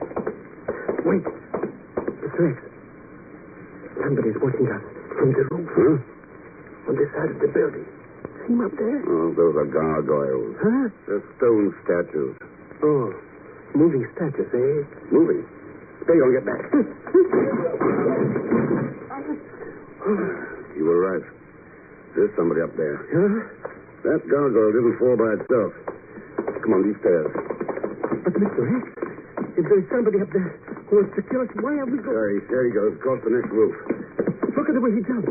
That's like a mountain belly goat. Huh? Hey, he disappeared. Yeah. Young fellow, red hair. Well, there's no way of catching him now. He probably knows every roof in the neighborhood. Wait a minute. That little piece of cloth? Yeah. Stained with blood. Blood? Well, maybe he cut himself when he pushed that whatchamacallit down on him. No. This blood is completely dry. Pagan, I think we better go over to the university. Do a little homework.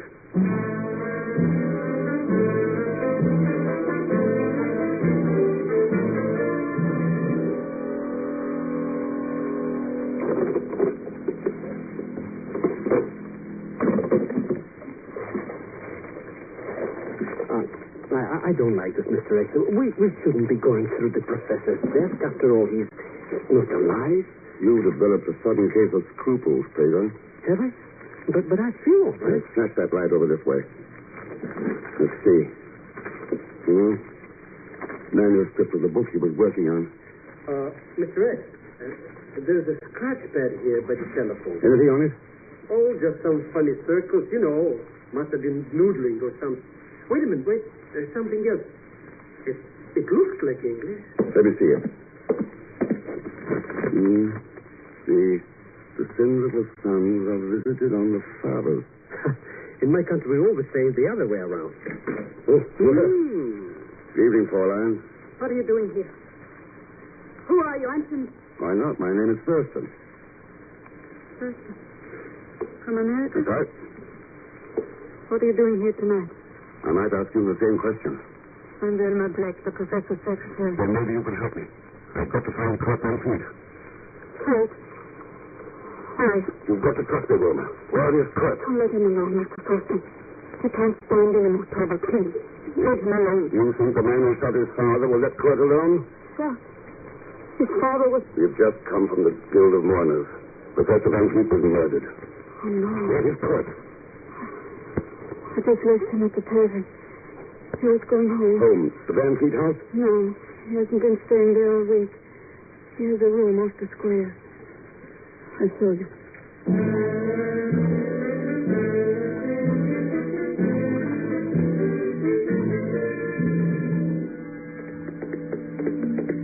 It's just around this corner. Only a few doors. There he is, Mr. Thurston, going up the steps. Yes. Kurt. Kurt, look out! Hey, the guy is getting away. Yes, get away. That doesn't matter now. Let's see how Kurt is. Looks like a flesh wound. Help me get him inside.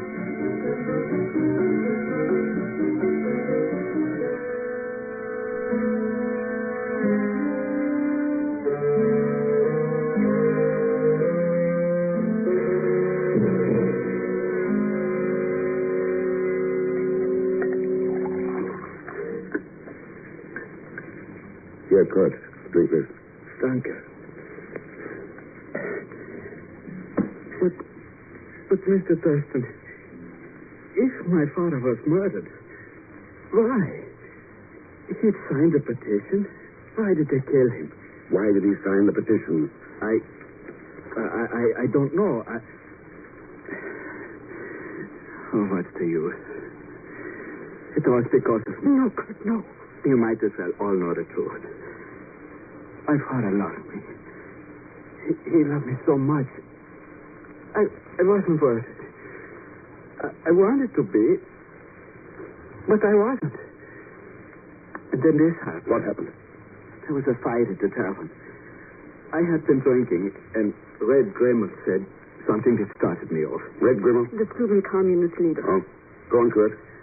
I hit him, and when he fell, his head struck an andiron. He just laid there. I ran away. The next day, somebody told my father Grimmel was dead, that I had killed him. Who told him this? His wife. Cecile? Did you hear her tell him? No.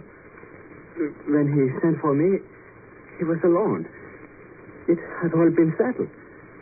He had been forced to agree to sign the peace petition to keep me from being charged with murder. He had no choice. His political prestige would be destroyed in any case, and this way he would save me. This Grimmel, did he have red hair? Yeah. Kurt, he isn't dead. What? He met him a little while ago. If you could prove that. This would be a job for you, Pagan. Huh? Oh, but, Mr. Rex, I don't have any contacts in Leiden. If you turned him out, it would be worth 100 gulden. Oh, well, come to think of it, there's my cousin Frederick. He might be able to help. Then get going.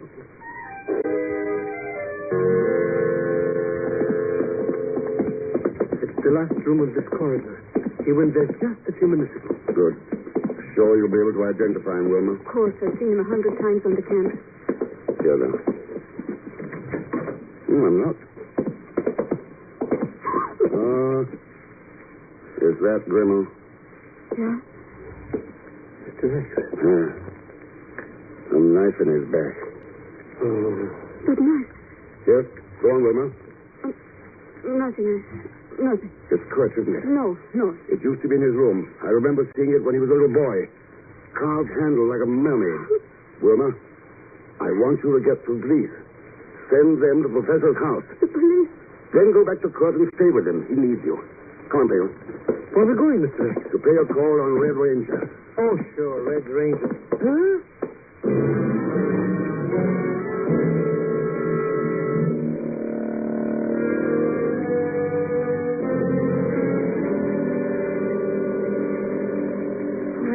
Yes, Ken, I remember that night very well. I saw it only yesterday when I was straightening out church things. Yeah. Cecile, why didn't you tell me Johannes was dead? Oh, we wanted to keep it a secret until after the election. Dr. Graumark thought that... Yeah, I take the blame. I know how much politics means to Johannes. He tells me why he signed this petition. He is no communist. And so, then he has a heart attack. Dr. Graumark. He was murdered. Murdered? Oh, no. That shouldn't surprise you, Doctor, since you killed him. Oh, no. I was one of Johannes' oldest friends. The real Graumark was his friend. When did he discover the switch? Just before you shot him? I don't understand. Johannes and Dr. Graumark, the famous Czech historian, were close friends, but only by correspondence. The real Graumark was a fine scholar, fine enough to know that the tulip was not created in Holland, but imported from Constantinople during the 16th century. Go on, Mynheer. I don't know your name, but I do know a great deal about you. Whenever a country is about to be turned into a satellite, a top agent appears. In the Bureau, your code name is Red Ranger. Very alliterative. You were sent here to force Van Vliet into the communist camp. You set up the so-called murder of Grimmel and used it to blackmail Johannes. When he realized you were a fake, he got frightened and you killed him. But, I thought it was Johannes' house. A stooge in the Guild of Mourners managed to cover up the bullet wound. When we got on Grimmel's track, he was murdered, too. It was Kurt Knight. Sure, but you saw it here yesterday, and Kurt hasn't been home since his father's death. Oh, yes. That's just what I was thinking. You set the pieces of a jigsaw puzzle together remarkably well. But then, games are an American pastime. Reality is something else. Now, if you will excuse me, there's a plane waiting to take me away from Leiden. Afraid you'll have to miss this trip. No, I think this gun will enable me to keep my reservation. Got a point there. And killing a notorious American agent will add to the success of my mission, Mr. X. So... Maybe you better take a look out of that window. What? Hey, cops all over out there. Police? Thank heaven. But I still have this gun. I get away. Maybe even all the way back to Russia. But when Van Vliet's murder was exposed and his loyalty reestablished... What? Oh, no. If they find out I failed... Oh, you don't know them. Please take me prisoner yourself. Sorry. This is a matter for the Dutch government. No. They might send me back. Yeah, they might at that. Funny you never realized that the people you served and the hatred you spread could turn and strike you down. But it always happens. Anytime men live by destruction, they destroy themselves. All right, Peg, I'm calling the police.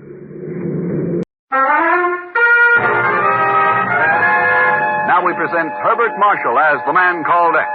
The Saturday night feature on NBC's 5-show festival of comedy, music, mystery, and drama. Brought to you by Chesterfield, the cigarette that has for you what every smoker wants. Mildness plus no unpleasant aftertaste. The cigarette that brings you Bing Crosby and Bob Hope. By the makers of Anacin for fast relief from pain of headache, neuritis, neuralgia. And by RCA Victor, world leader in radio, first in recorded music, first in television.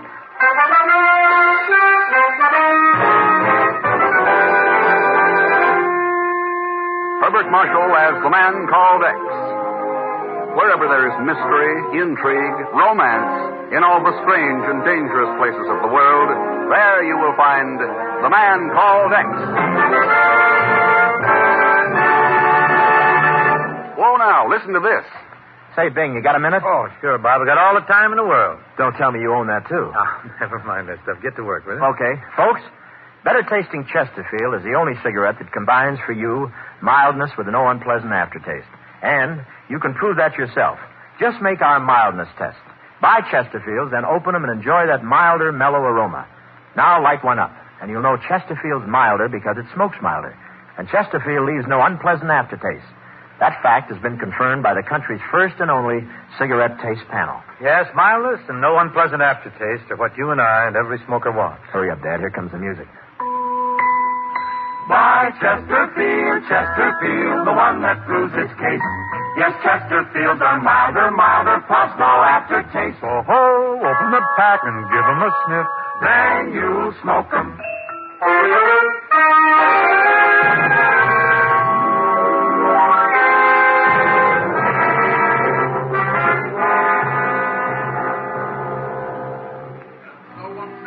It is early evening in New York City. In the offices of the Bureau high above Manhattan's teeming streets, two men are listening to a news broadcast.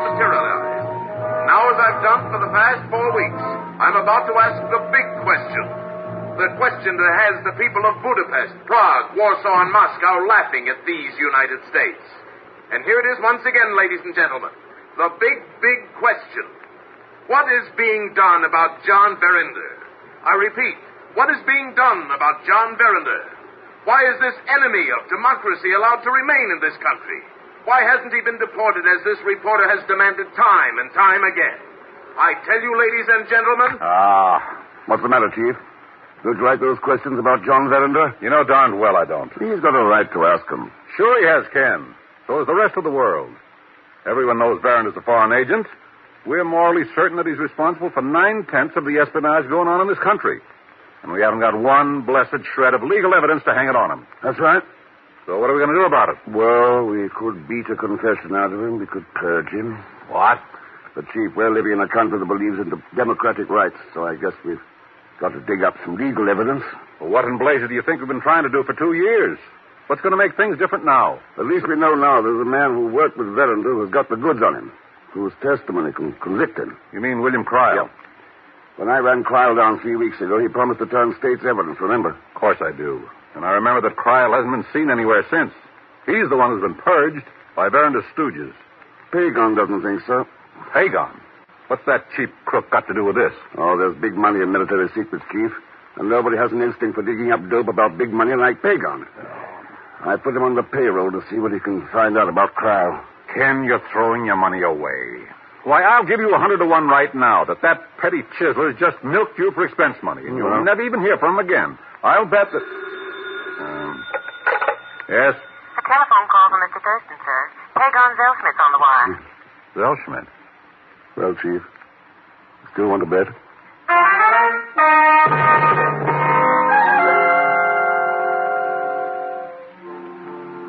So William Cryle skipped the country, Pagan. That's right, Mr. X. He was scared to pieces.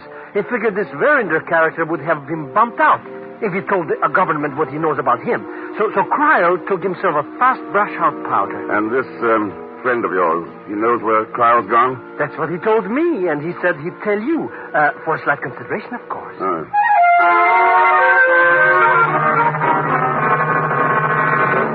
See, Senor Thurston. This man whom you seek, this Senor Cryle. 3 weeks ago, he took an airplane passage to Guayaquil, Ecuador. Ecuador, That's in South America, Mr. Thurston. No. Oh, yeah. I guess this Cryle really wants to put a distance between himself and that Verinder. See, Pagan. But it will do him no good, huh? What do you mean? This Senor Verinder, he knows that Senor Cryle has left the country. He has sent his most deadly killers to find him. Senor Cryle will never live to offer testimony to your government. Oh, he will if I can find him first. Verinder's killers will never allow you to do that, Senor. Who are these gunmen? What are their names? One would never suspect their true occupation for even a moment, Senor. One of them is...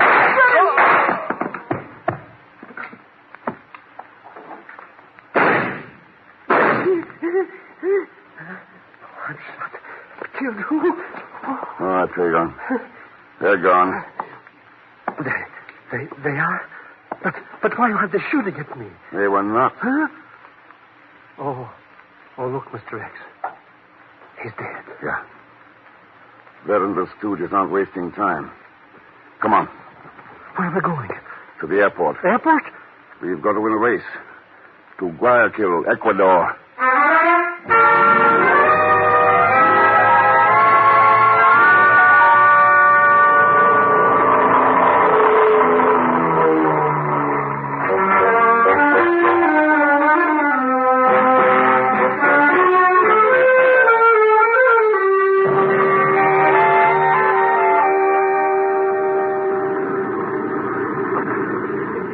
Something, Mr. X.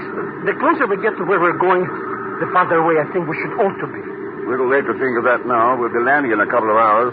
That's what I mean. What are we going to do in Guayaquil anyways? You've got friends there, haven't you? Sure, so what? So William Cryle's got to hide somewhere, unless he wants Bill and his men to kill him. Maybe your friends can help us. What, again?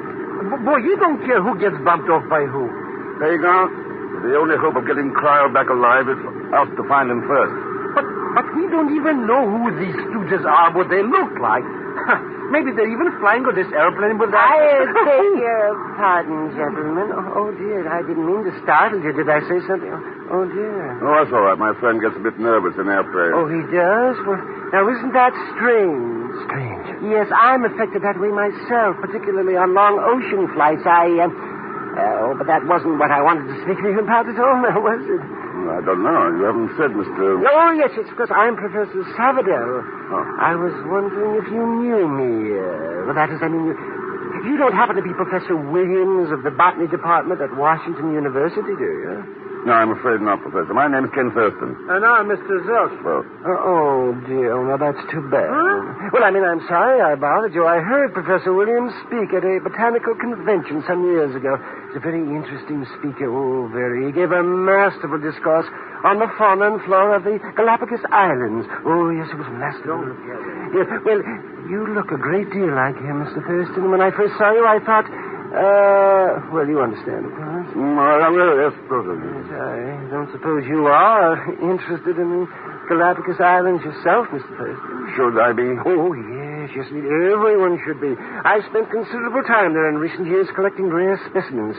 You'd be surprised at what can be found on some of its islands, such as San Cristobal, Santa Maria, Desolation Island. Desolation Island? I don't think I've heard of that one. Oh, dear, no, of course not. It was Professor Williams who mentioned it during that lecture, you know. And, you're not Professor Williams, are you?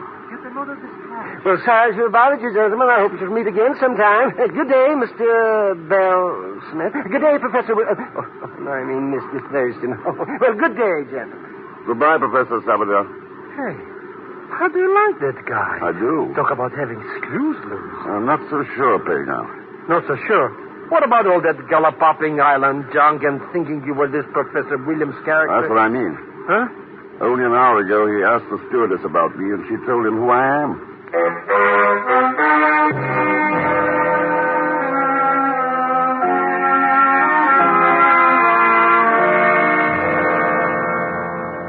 I don't get it, Mr. X. Why are we letting our heels get cooled off here at the airport anyway? I'm looking for somebody, Pagan. You mean that Robert Cryle? No, some of the Verinder boys. Verinder boys?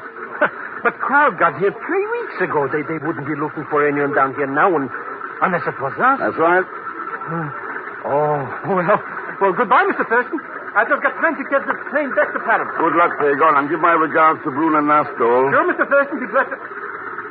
Bruno Nastol? Who is he? He used to be one of the Gestapo's hatchet men. So what's he got to do with me going to Panama? That's what I was wondering. He's standing over there near the Panama plane watching us. Well, a second thought, Mr. Thurston, how couldn't you leave you up a couple of trees or two? After all, you're liable to need me around to protect you. Yes, there you are. I've been looking for you, Professor. Mr. Thurston. Yes, I was looking for you. That's Professor Oh, yes, indeed. I wish to say goodbye before you left for the Galapagos Islands. I mean before I left. Yes, I wish to say goodbye. Mighty nice of you, Professor. Have a good trip. Thank you. I am certain that I shall. I'm most anxious to study some new specimens of the order Chelonia. Turtles, you will know. Yes, turtles. The waters of the Galapagos. My heart. Mr. Thurston. No, that's a heart attack. What? Yeah, Pagan, take over. Yes. He's taken to Providencia Hospital. Sure, but where are you going? To follow the man who did this to him. What? The professor just took a good look at Bruno Nastol.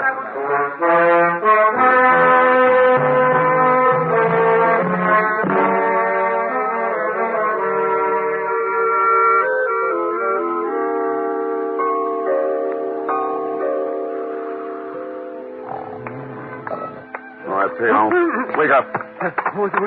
Wait. Oh, it's you, Mr. Thurston. Hey, How come you got here to the hospital so soon? Couldn't you follow that Nastol guy? I followed him to a little apartment out in the suburbs. So what? So it's time to have a little talk with the professor. But why should the professor know anything about it? The name on the apartment door was Victor Sabadell. Oh. Let's go in. Boy, it's cold in here. Why have they got that window wide open? The window doesn't bother me as much as the bed. The bed? Hey. Yes.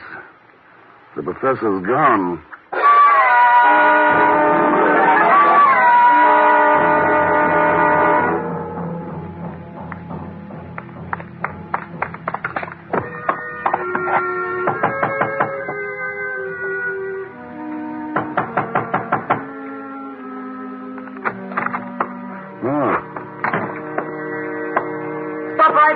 Well. What are you doing here, senor?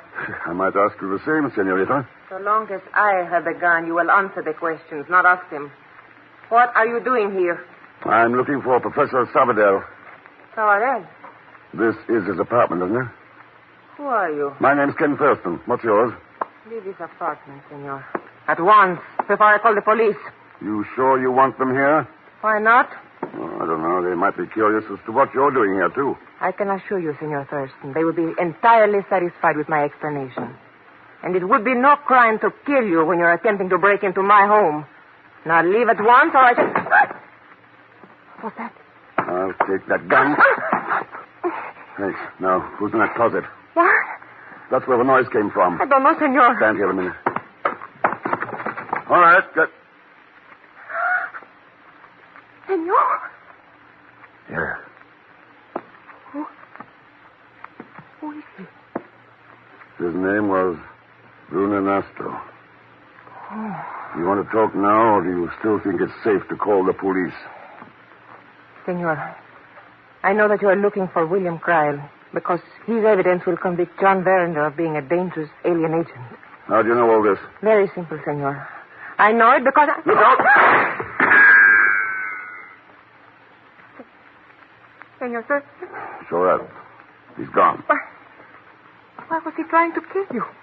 He wasn't. What? He's trying to kill you. Me? You saw him. Do you know who he was? Yep. A harmless old professor, name of Sabadell.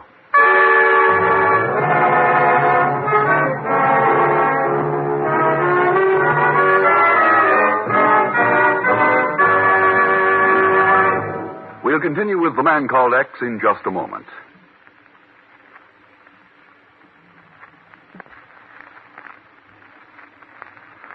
Every day you hear more and more about an incredibly fast way to relieve the pains of headache, neuritis, and neuralgia.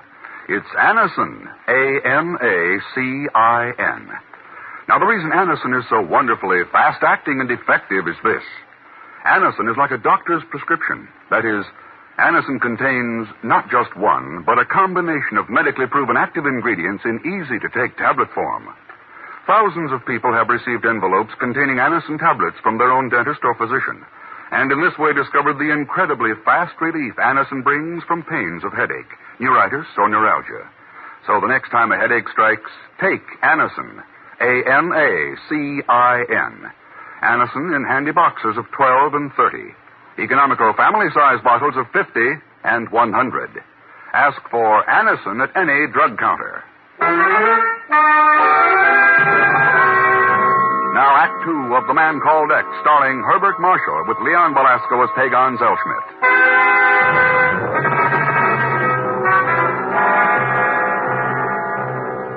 The United States is on trial in the eyes of the world for failure to deport John Verinder, international spy and espionage agent. But only one man possesses evidence to convict him, a man by the name of William Cryle, who has fled to Ecuador. Ken Thurston, knowing Verinder's agents are out to silence Cryle, has followed him to Guayaquil. Now Ken is in a Professor Sabadell's apartment talking to a mysterious woman he found there, the woman who was just shot at by the professor himself. So your name's Carla Reiner. Si. That is so, Senor Thurston. How come you're mixed up in this? What do you know about me and about William Cryle? I have made it my business to know many things about many people in many places. I have found it to be a most profitable vocation. How about that dead man there in your closet, Buonanastro? He's the one who has informed Verender's agent as to the present whereabouts of William Cryle. Then they know where Cryle is. Si. Do you? No, though I had hoped to coax the information out of Nastol. Why? So I could sell it to you.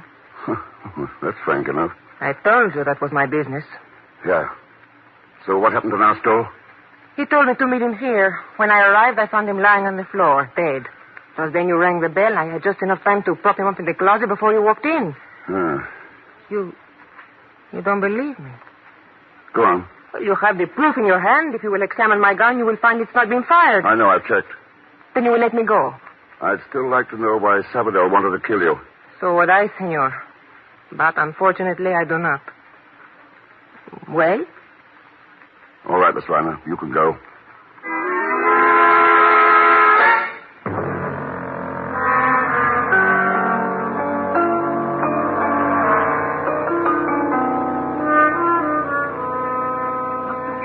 Inside that house anyways, Mr. X. It's dark already. Dagon, did you see the woman who left the apartment just before I did? The one who's walking down the street now? Did I see her? Never mind that. How'd you like to follow her? Are you kidding? See you back at the hotel, Mr. X, later.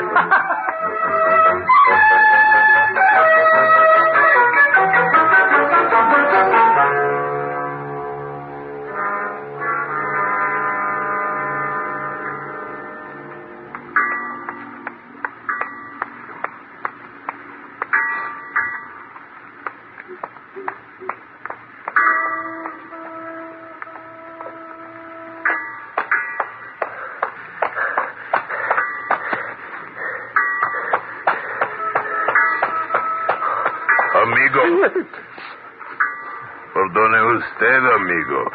You have una Lucifero? Huh? Oh, a match. Oh, look, my oldest dearest friend, I'm in a hurry. See, they...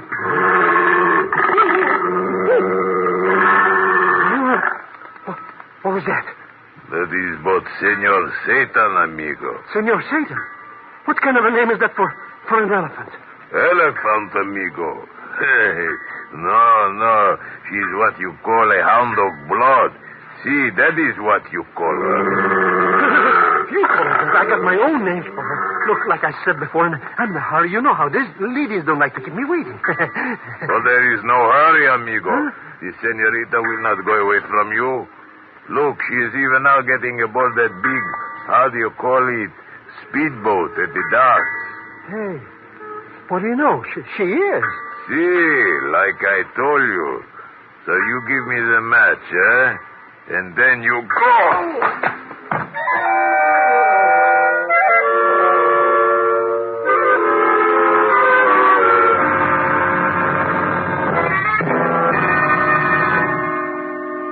That's all the go for ham, Ken. Not much to go on, but maybe it'll help. It does, Chief. Plenty. What's your next move? As soon as Pagon gets back, we start out to pick up William Cryle.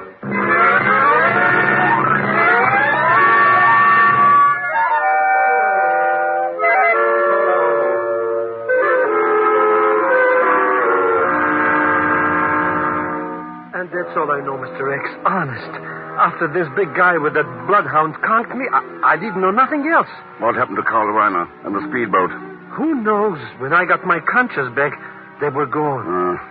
Okay, Pagon, let's go. Go? Go where? I have to go to a chemist. Then we'll see if we can borrow a seaplane from the government of Ecuador. Huh? What are we going to do all that for?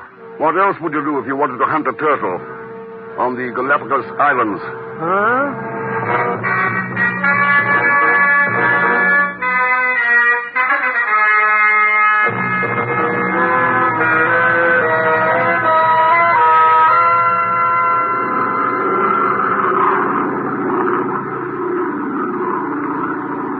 There it is, Pagon. Desolation Island. That? You mean we're going to land down there? That's right. But there's nothing on that place but rocks and sand and rocks. Oh, I think we'll find some living things down there, too. Like what? Like birds, lizards, turtles, William Cryle.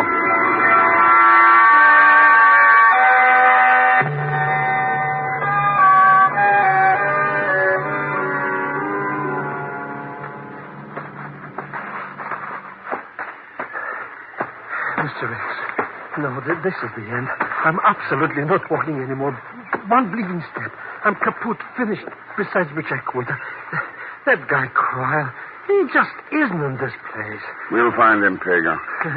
But what makes you think he isn't here anyways? Because he's standing on top of that rock wall behind you. What kind of a reasoning is that? Believe me, Mr. X, he's standing behind me. Don't move. Either of you. I've got you covered. It's obvious. Who are you? What do you want here? My name's Thurston, and we had to take you back to the States. That's what I thought. Berander sent you after me, didn't he? Berander sent you. You're wrong, Cryle. I'm on government business. Government? Yeah. I want you to go back to testify against Berander. Go back? You must be crazy. Even if Berander didn't send you, he's got men looking for me. Looking everywhere. I wouldn't stand a chance if I went back. I can't go back. I can't. It finally got you, didn't it, Cryle? Got to me? What are you talking about? You picked the loneliest spot on earth to hide in. But you've learned that it doesn't work. It never does. You can't hide from yourself. How did you find me, Thurston? Professor Sabadell. Sabadell? Yeah. But he didn't tell you nothing about Cryle, Mr. Thurston. No, but the chief did. Sabadell and Cryle were old friends. What was he going to do, Cryle? Bring out some surprise for you? Never mind all that, Thurston. The only important thing is what happens to me now. You haven't much choice. We found you. It's only a question of time before Verander's men find you, too. You take it from there. No. There must be another answer. There must be. Mr. X. Yeah. Sounds like your bloodhound friend. Bloodhound? What are you talking about? What's going on? Let's climb up here and take a look.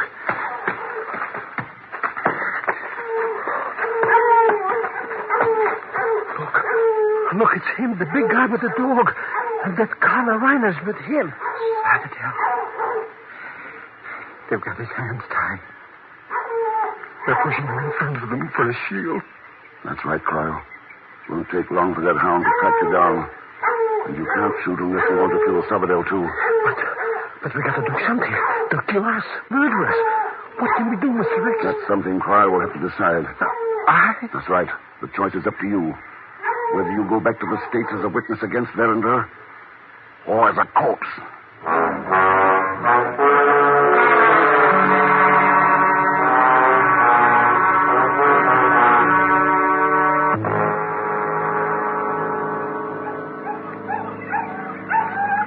So this is the way that dog of yours will follow any trail, huh? Can't you see the fool has lost the scent? And I tell you, senorita, he will find it again. This dog can follow anyone anywhere. Then why does he not do it? Look at him, acting as though Cryle has spread wings and flown away. But I told you Mr. Cryle is not on this island. He is not here. He Close your mouth, you idiot. We know he is here. And when we have found him and killed him, then it will be your turn. If I had only managed to shoot you back at the apartment. Now, there is nothing that can be done. Don't be too sure about that, Professor. Hey, who is that? Don't bother turning round. That's right, my amigo friend. The professor is in front. There's nothing behind us but us and our guns. So, it is you, Thurston. That's right, Carla. The dog. He was the cause of this. Losing the trail, letting you sneak up behind us. Don't blame the dog, Carla. I used the old trick of spreading blood plasma and cocaine across the trail. But you used an old trick, too. When you killed Nastor. Are you mad, Thurston? You checked my gun. It hadn't been fired. That's what I mean. After you left, I found the gun you'd rarely used. Nastor's gun. Jala. All right, then. Thanks, Cryle. Bill, then you're all right. Mr. Thurston found you first. That's right, Sabadell. Yes. He found me. But I suppose you haven't, you still haven't changed your mind about... You're wrong, Professor. Cryle's going back with us to testify against Verander. He is? You mean you really persuaded him to... No, I didn't persuade him. I didn't have to. He learned his lesson. The lesson that all of us had better learn. We've only got two choices to make these days, to stand up against the villains of the world or try to run away. And the Earth's just too small to hide on.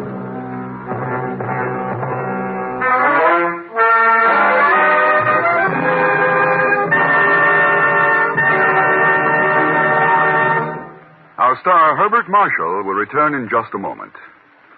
Here's a word from RCA Victor. Fill your life with a new magic world of fun. Enjoy yourself. Have a Highland fling. Yes, that's just what it is when you and your family start enjoying RCA Victor's new 17-inch television console, the Highland. It's fun, it's fine, and it'll be the favorite of your family. That's right, the most famous name in home entertainment. RCA Victor now brings you the best in 17-inch television with the new Highland console. There's a lot we can say about the Highland, but you just have to see it. With its remarkable pictures, clear, bright, and steady. Its distinctive console cabinet, beautifully styled, beautifully finished, and priced to fit your family budget. Then you'll know why this is million-proof television. Now, over 2 million American families have tried, tested, and purchased RCA Victor television.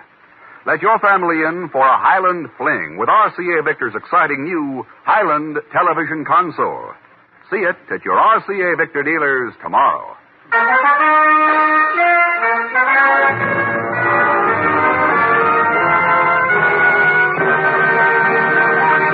Now, here is our star, Mr. Herbert Marshall. Thanks for being with us. And I think you'd like to know that in tonight's cast were Lillian Bayef, Will Wright, Howard McNear, Parley Bear, Paul Feast, and Robert Boone. Next week, our story takes Ken to Ireland on a real puzzler called the Blue Unicorn. But believe me, it has nothing to do with animals, despite the fact that, as usual, Leon Valeska will be along as Pagon Zellschmidt. So join us, won't you, when next I return as the Man Called X. Good night.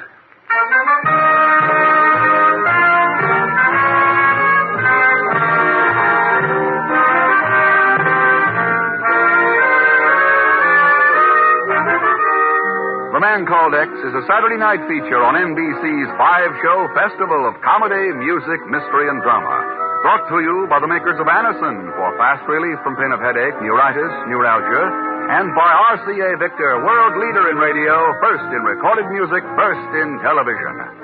The Man Called X, starring Herbert Marshall, is a J. Richard Kennedy production with music composed and conducted by Felix Mills. Tonight's story was written by Sidney Marshall and Maurice Zimm. All characters and incidents on this program are fictitious, and any resemblance to actual characters or incidents is purely coincidental. Be sure to listen tomorrow evening for The Big Show with Tallulah Bankhead and a great parade of stars. The Sunday night feature of NBC's All-Star Festival. And until next week, same time and same station, this is Jack Latham saying good night for The Man Called X.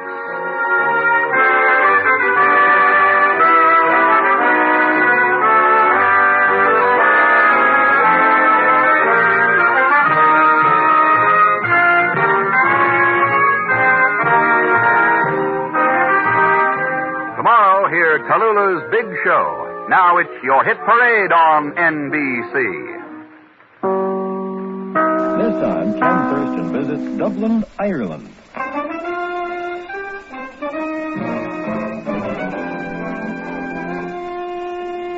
Herbert Marshall as the Man Called X. Wherever there is mystery, intrigue, romance, in all the strange and dangerous places of the world, there you will find the Man Called X.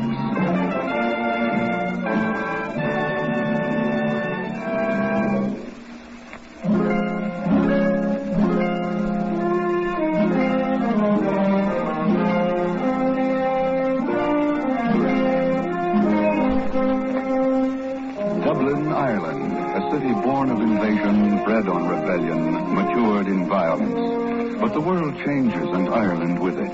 And today, Dublin Airport is a regular stopover for the transatlantic planes from England. Paris halls have crumbled, the Normans are forgotten, and the rebels gone to their destinies.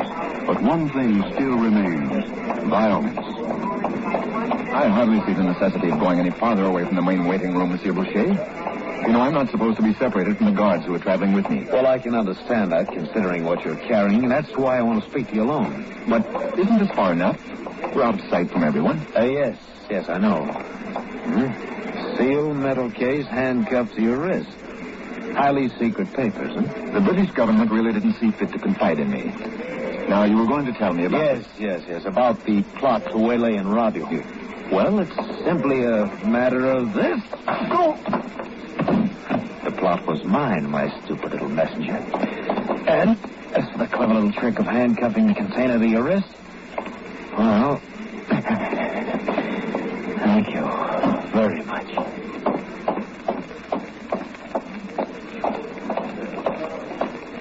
Well, I certainly can't think why he might come down here, but we surely looked every other place for him, and I think...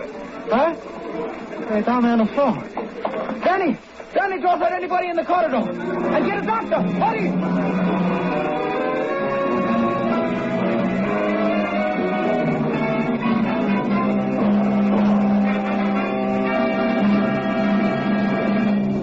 I've just talked with the British Security Office by transatlantic phone, Chief. Yeah? It's been almost 48 hours, and they don't have a single lead yet. Okay, Ken, I know what you're driving at. You want to get into the case yourself, right? Chief, is there any other case more important at the moment? Yeah, no. A complete set of progress reports from the British Atomic Energy Commission in the hands of somebody. And so far, nothing's been done to get them back, right? Well, apparently not. At least not with any success. And that passenger, Boucher, if that's his name, he's still missing, right, Chief? Well, he seems to have disappeared. Dublin's not an easy city to hide out in unless you've made plans ahead of time. Don't you agree? Well, yes, as a matter of fact. But wait a minute, Ken. I started out asking the question. Chief, I'm going to Dublin. Well, in that case, you better use the reservation I made for you on this afternoon's plane. You... Well, I'll be... Ken, those reports are being sent to Oak Ridge. Some of the secret material in them would... Well, get them back, that's all. Not quite all. I want Boucher along with the reports. Takes someone pretty cold-blooded to steal a handcuffed dispatch case by cutting off their hand.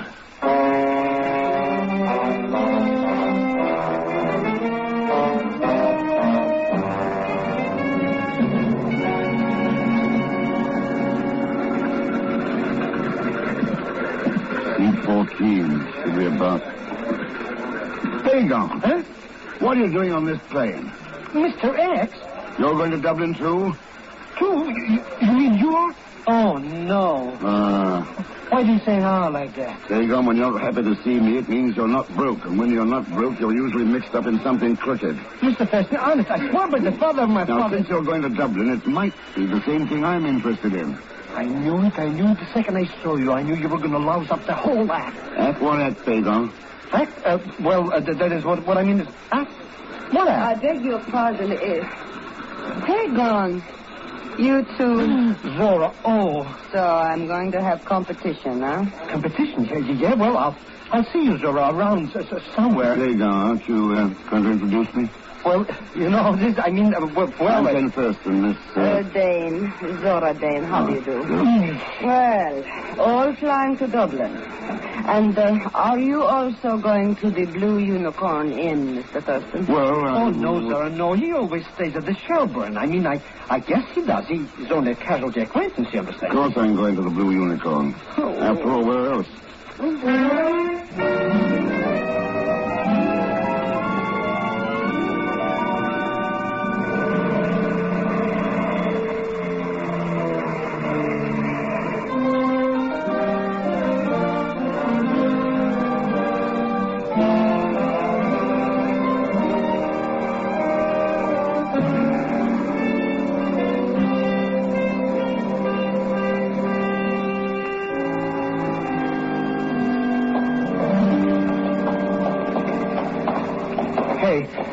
Maybe you'd like to change your mind and go to the Shelburne after all, huh?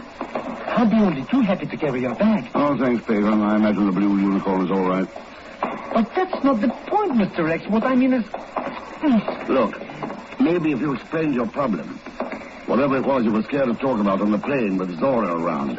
Oh, what's the use? I'm a going goose anyway, you look. Here, against the building. It's too dark to go after them. All right, Pagan, let's have it straight. Now, fast. What about this Blue Unicorn? What's the setup? Well, I only heard about this deal from Uncle Ahmed, and he only heard accidentally. A rumor, you understand? Yeah, I know. Underworld grapevine. Go on. Well, the way you heard it, some stolen papers are going to be sold at this highest bidder here at this Blue Unicorn, and, well, I was only going to investigate it and then tell you. You were going to make a crooked buck if you could figure some angle. What about this Zora Dame? Is that a real name? I don't know. Ever hear of a man named Boucher? Mr. Thurston, I've told you everything I know now. So why can't we act like strangers, huh? Not even safe to be around you. Pagan, what makes you think that shot was meant for me? Well, there's nobody else here but just you and me? Sure. Huh? You're a potential competitor, aren't you? Stranger? Stranger nothing, Mr. X. From now on, I'm going to stick to you closer than a couple of wet blankets.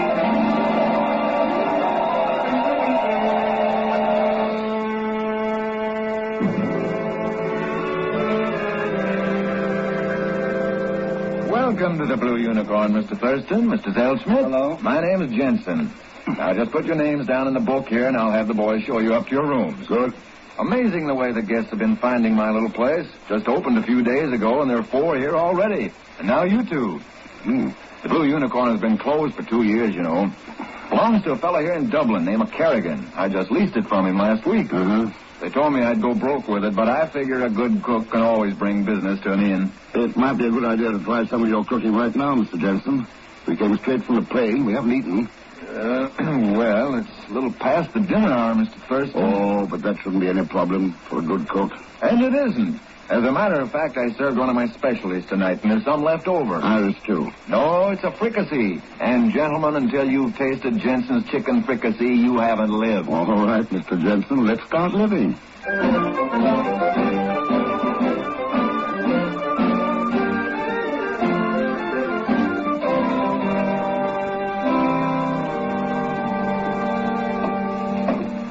There you are, gentlemen. 2 pints of stout.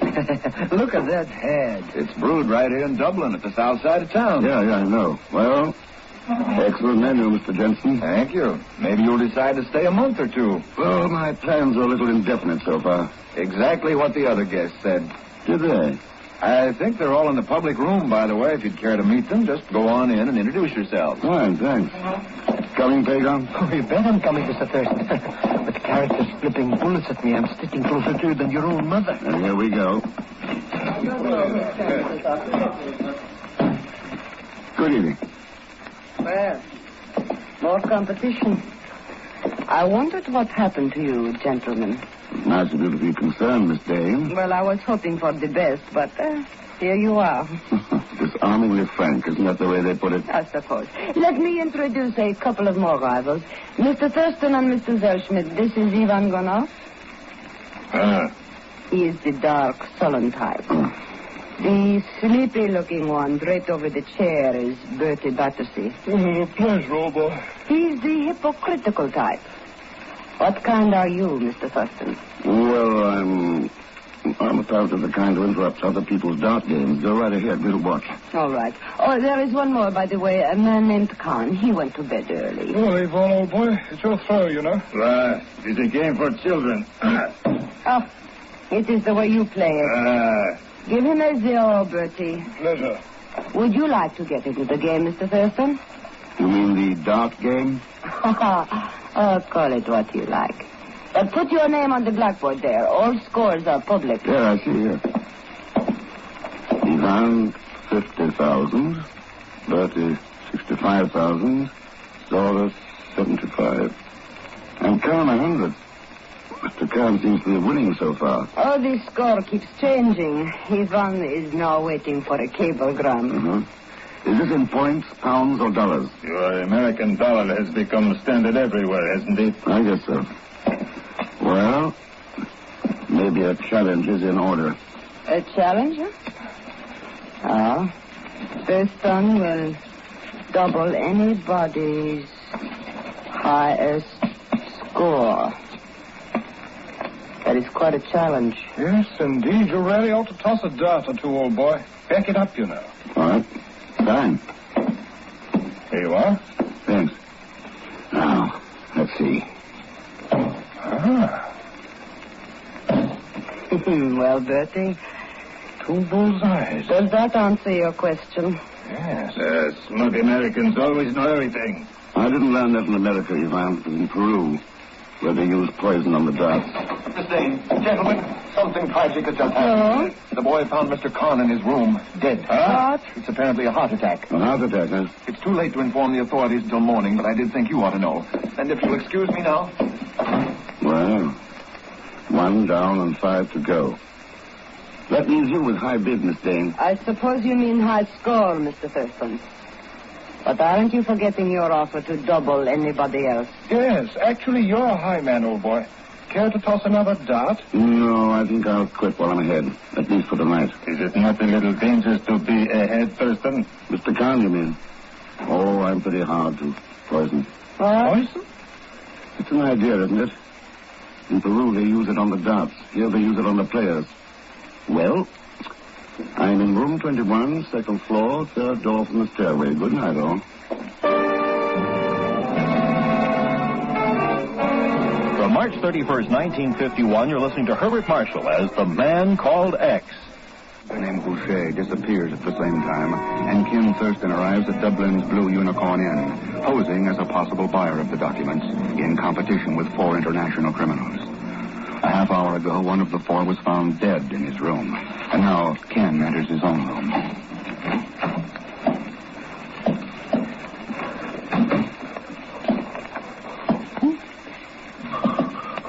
Who is it? Oh, Mr. Thurston. Dagon, what are you doing here? What do you think? Where you been all this time? Looking at a dead man? That fellow Kahn? Well, did you find out what killed him? Sure. Heart failure. Oh, well, then. Brought on by a dose of poison. Mr. X, I'm leaving right this minute. But down that dark alley out there? Oh, you're a brave man, Pagan. And if anything happens to you... Never mind. I'm staying right here in this room. Who is Boucher? That's the important question. Hey, maybe it's that Ivan character. Maybe it's any one of them, including Jensen. Oh, no, Mr. Thurston. He's too good a cook to be a crook. That specialty dish? No. I managed to look at the kitchen. Jensen's chicken fricassee comes in a can. Oh, but that means he's the one. No, it just means he's lying, but he is a possibility. They all are. And they all know the authorities will move in on Khan's death tomorrow, so the heat's on. Oh, then I'm staying right here, Mr. Thurston. You're not going to catch me off down the hall somewhere in a room all alone. This is the hottest spot in the hotel, Pagan. But what are you worrying about? I'm the one who was offered the highest bid. So the whole gang will be out rid of... Good night, Pagan.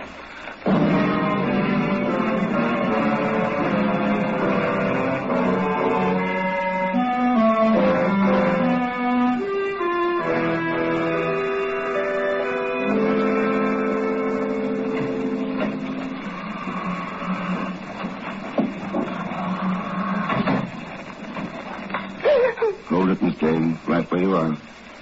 You're not in bed. No, it's my night for insomnia. Yours, too? I slipped in here to make a deal with you, Mr. Thurston. Huh? Look, we have the 2 top bids. Why do we not pool them and then split the stuff between us? Why don't you just outbid me and take the whole thing? Because I don't have enough money. Ivan will beat us both out if we let him. His government is backing him. They will go to any length. Who is Boucher, Miss Dane? How do I know? Maybe you are. Maybe, or you. Do I look like a man? You could be a partner to one. Who poisoned Khan? Ask Ivan. He used the same trick once in Casablanca. And your trick seems to be a knife in the sleeve. Give it to me. Stop it. Stop. You're hurting my arm. Out to eliminate competition, huh? I always carry it for self-defense. Well, I'm afraid you'll have to defend yourself without it for a while. Good night, Miss Dane. No deal, Mr. Thurston. No deal. If you change your mind, you know where to find me. Yes, sure.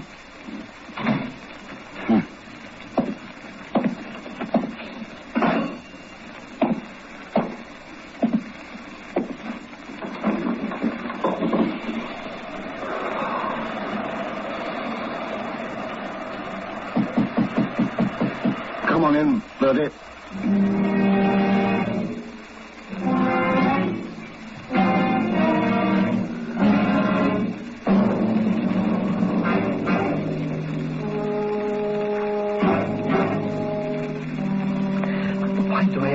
mixed up with Mr. X. If I get out of this, I swear by the...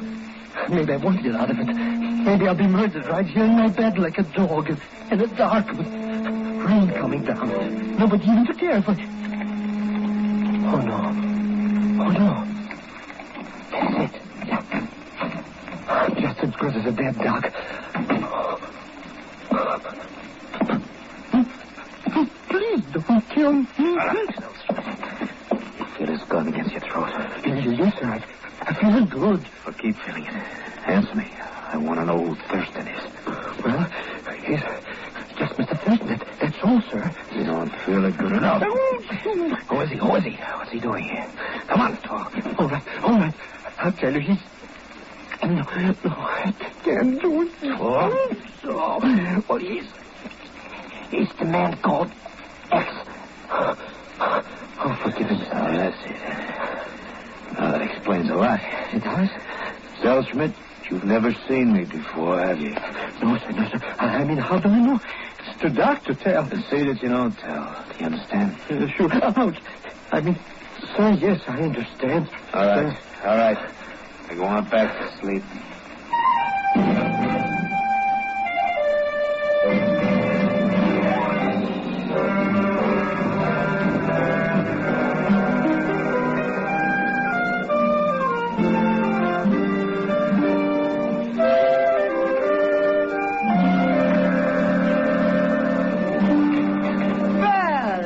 Good morning, Mr. Thurston. Miss Dane, Ivan. Good morning. See you now. Who is missing? Bertie and Jensen. Ann Kahn, of course, is dead. And Pedro. I'll be down in a minute. Meanwhile, suppose we bring the game out into the open. Go on. All of us are after the same thing, and one of us is going to get it. So let's talk to Boucher and settle the deal. Fine. Only who is Boucher? Wait, I will not permit any deal until I hear from my... Mr. Thurston! What is it, Pedro? The Jensen guy. I went to his room like you said, and he's not there. He didn't sleep in his bed. No, he wouldn't run out without trying to close the deal unless he... Maybe he's in the kitchen. Come on.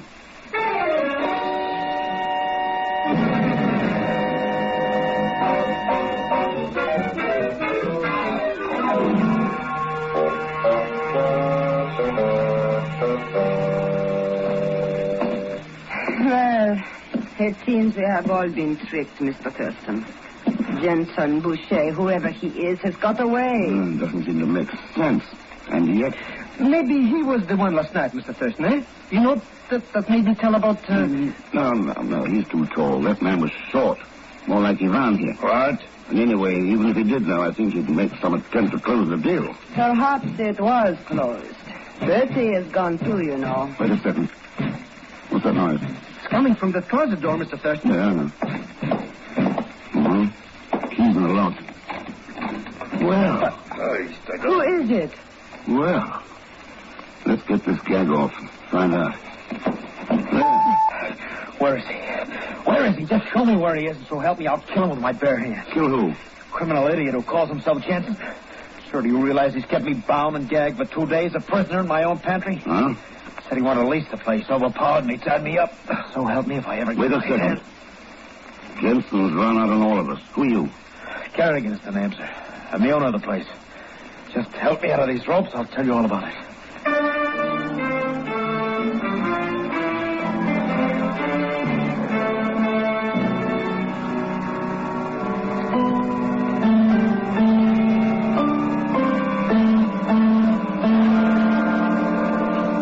Well, gentlemen, Miss Dane, nasty experience, but I feel a whole lot better now. I wish we could say the same, Mr. Kerrigan. So we double-crossed you on some kind of business deal, eh? And he's crooked enough, all right. I should have known it the minute I laid eyes on him. I suppose you'd like us to leave as soon as possible, Mr. Kerrigan, unless you plan to operate the inn yourself. Yeah, not me, Mr. Thurston. I've lost enough money on it. Closed it down to good 2 years ago. By the way, Mr. Kerrigan, that painting on the wall by the dartboard, an old family heirloom? Not exactly. It's been there a long time, though. What do you ask? I rather like it. About $100 worth, if it is money you need. Oh.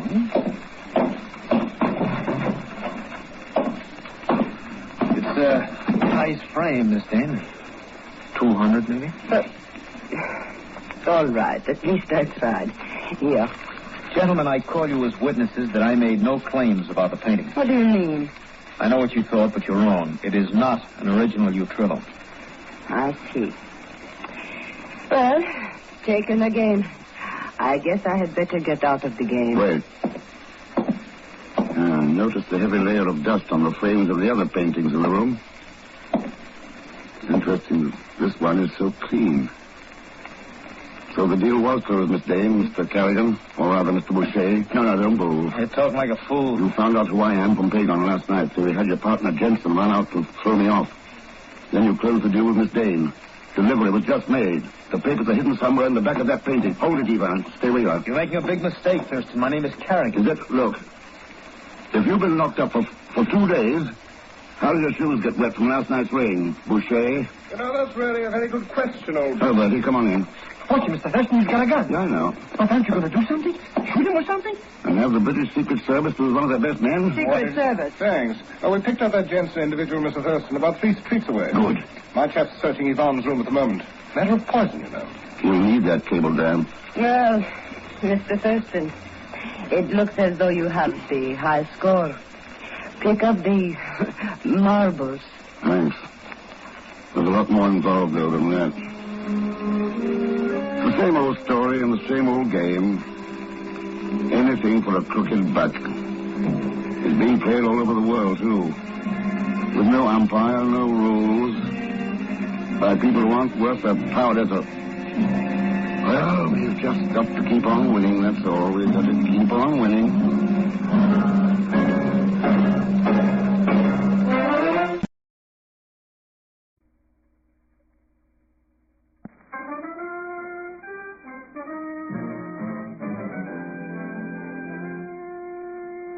Herbert Marshall as the man called X. Wherever there is mystery, intrigue, romance, in all the strange and dangerous places of the world, there you will find the man called X.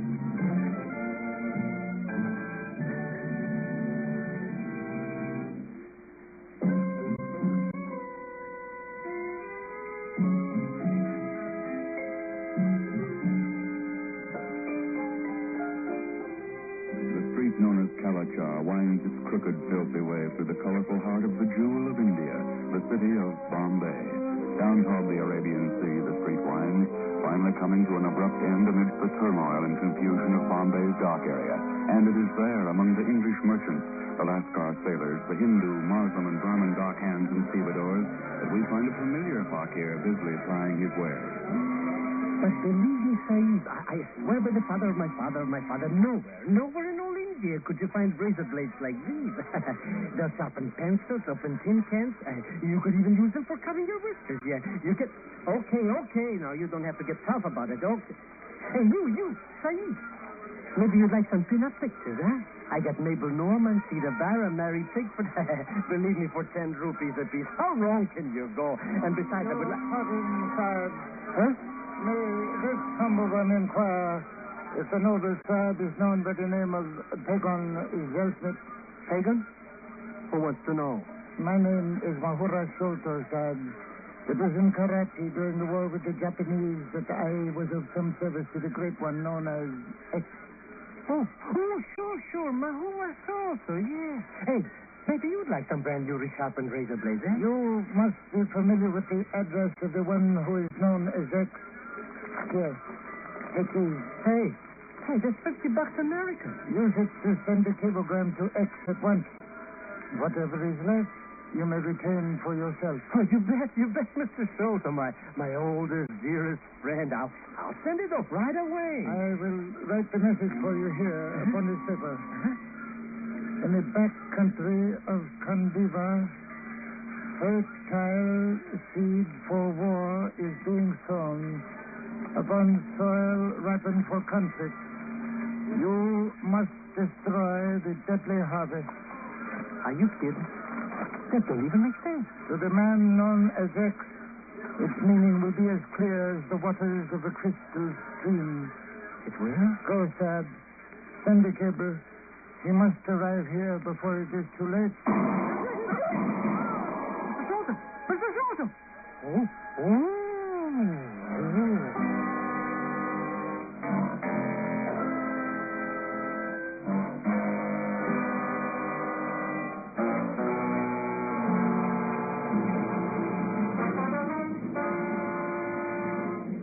makes sense, Ken. Just because you get a cablegram filled with gibberish from Pagon, that's no reason for you to go running off to India.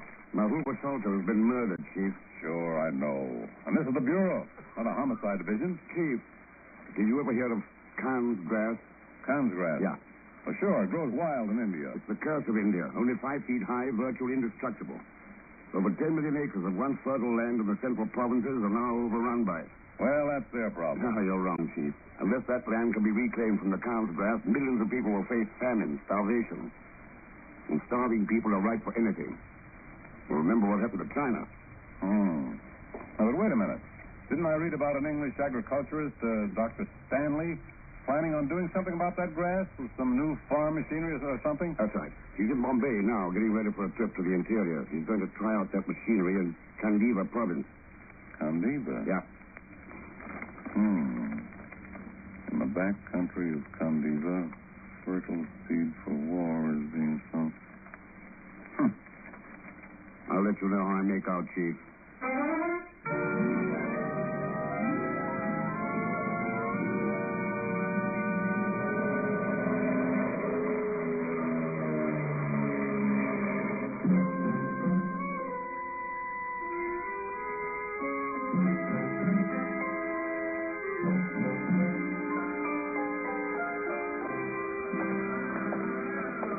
I can't tell you how pleased I am to meet you in person, Mr. Thurston.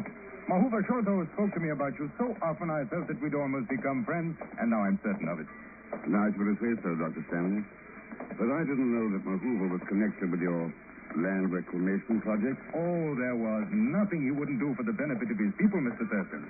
When he learned of the machines that I was building, he was willing to sacrifice anything to help me. Huh? Is that why he was killed, Doctor? Here is the building where I've been working. Will you please come into the office? Thank you.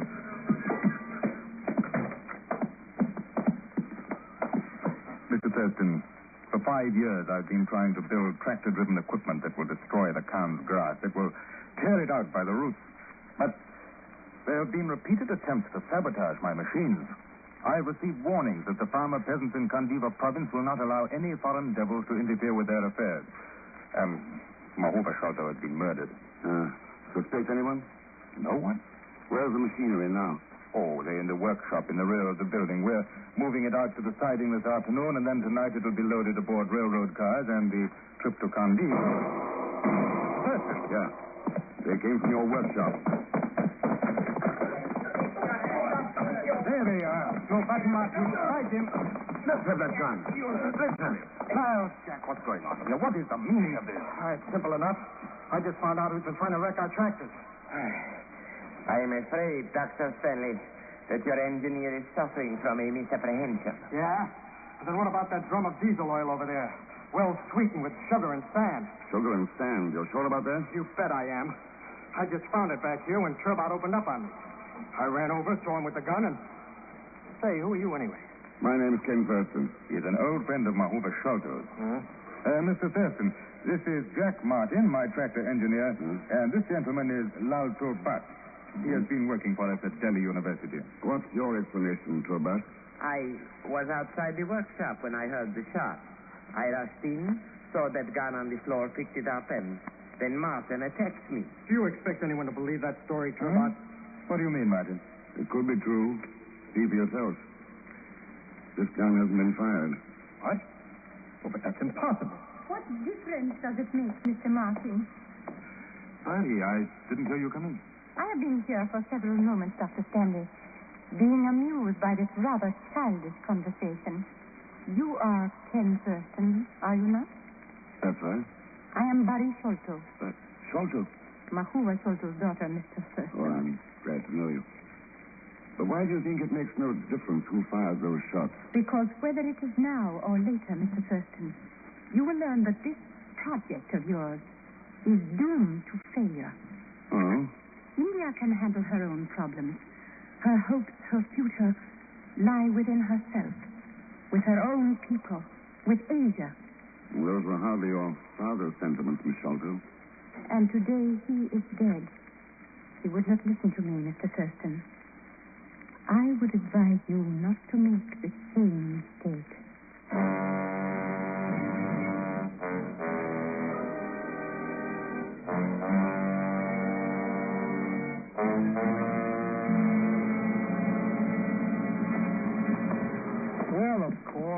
insist on having my invaluable services, Mr. X, I'll be happy to go along with you on this trip. For slight consideration, of course. You'll get bureau scale pay, Gone. 20 a day and expenses. Please, Mr. X. There's Dr. Stanley's train. As soon as they finish loading the tractors, we'll be pouring out for Kandiva province. You coming along? At bureau scale? That's right. 20 a day and expenses? Yes. Oh, I couldn't possibly consider it. Okay. So long, Pedro. Well, as long as you insist like that, Mr. X. I'll take it.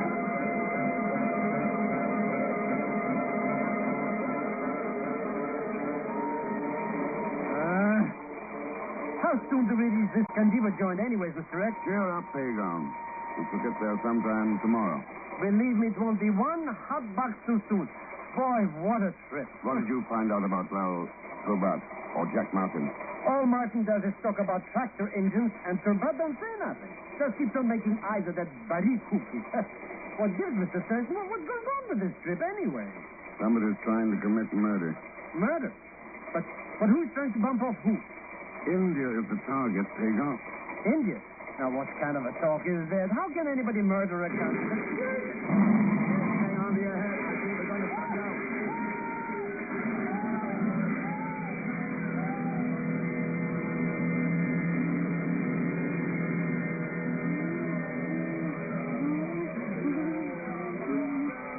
So you think it was sabotage, Martin? No question about it, Thurston. A 3-stick job with detonating caps. When the train ran over it, it blew. Lucky we were going slow. Yeah. But why should anyone try to blow up a whole train like that? They were after the tractor equipment. If so, Mr. Thurston, they did not succeed. It has not been damaged. Good. We can send back for a wrecking crew and be on our way again by morning. How much longer do you think you can go on, Mr. Thurston? The attempts at sabotage. My father's death. Now this. Must we all be killed before you will listen to reason? Barry is right, Mr. Thurston. We cannot proceed in the face of the united resistance of the Indian people. Your friend, Dr. Stanley, doesn't feel that way about it. Doesn't he? Let us find him right now and put the question to him. It will do no good, Lars. I have just been to his compartment. And he wouldn't agree to turn back? He could not agree to anything. Killed by the wreck, Miss Salter? No, Mr. Thurston. By a knife in his throat. With over 10 million acres of once fertile grain land overrun by the almost indestructible Cannes grass, the dark shadow of famine looms ominously over the great land of India. Dr. Roger Stanley believed he had tractor-operated equipment that could destroy it. But the train carrying the equipment was wrecked and Dr. Stanley murdered. Now, 2 days later, Kim Thurston has arrived with the reclamation party and the rerouted equipment at the home of Barry Sullivan in Kandiva province. I want you to understand, Mr. Thurston, that the hospitality of this home is being extended only because it was my father's wish, not mine.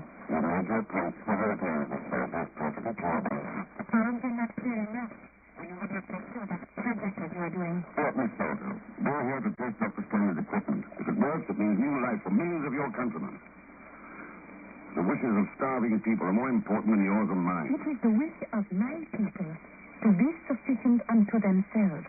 They want no interference from foreigners. There's only your word for that. And the dead bodies of my father and Dr. Stanley. What makes you think they were killed as a protest? What other explanation is there? The fact that starving people will listen to promises from anywhere. Somebody's been trying to sell them on the idea of Asia for the Asiatics. Have you anything better to offer? Yeah. Tools. So they can help themselves. Sequence to kill. Murderers, even. Wow, there's a mob outside, Thurston. They saw us put the equipment away in the barns, and they don't like any part of it. Yeah, that's obvious.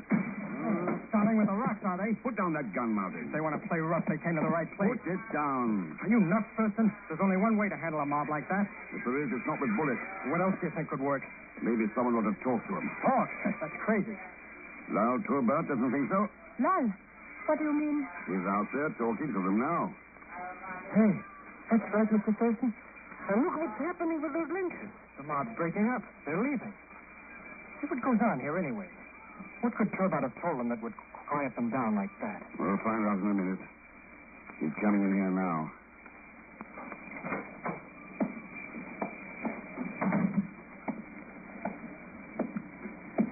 My countrymen offer their apologies, Sahib. I think they will hold themselves in check for a while. What did you tell them, Turbot? I merely asked them to wait until after the test tomorrow before expressing their anger in violence. You mean that's all you said? That was enough? Why not? Fundamentally, they are reasonable people. They will listen to sensible talk.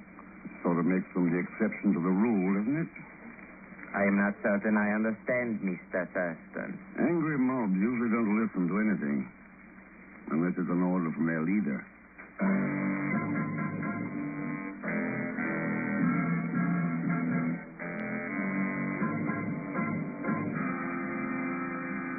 Look, Mr. X, let's take a quick brush out part our way from here tonight before that mob changes its mind and kills somebody like me. We're going to test that equipment tomorrow, Pagon, and tonight you're going to stand guard in the barn with those tractors. Oh, no. No!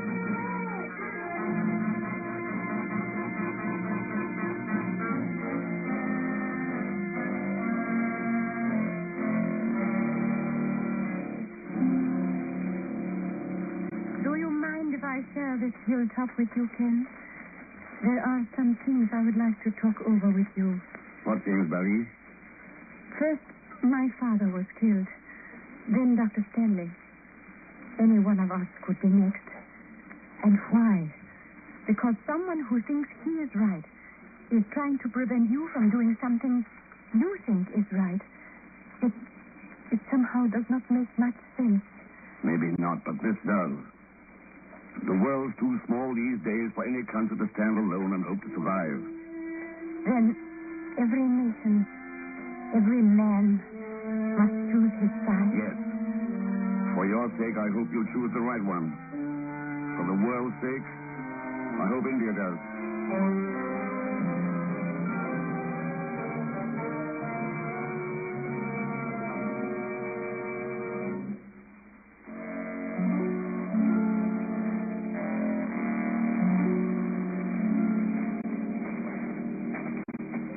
I figure we can start right about here in the morning, Thurston. With a break, I should be able to clear 12 to 16 acres by night. That ought to give the natives something to think about. Yeah. This stuff's mighty dry and brittle. You'd think that all you had to do was just burn the fields over. It's been tried. I know. Nothing but touch it until Dr. Stanley built that equipment out there in the barn. Well, we'll find out in the morning if it'll do the job. That's from the barn. What's going on there? Let's go find out.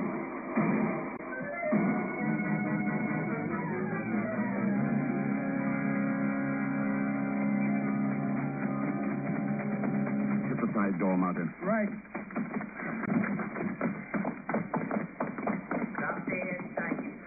Turbot. Oh, it is you, Martin, and Mr. Thurston. What's going on here, Turbot? I was in the hope that you gentlemen could supply such an answer to me. You got the gun. What was the shooting about? Again, I must plead ignorance. I was out for an evening stroll and heard the first shots from the barn. I ran in here, someone fired at me, and I returned the fire.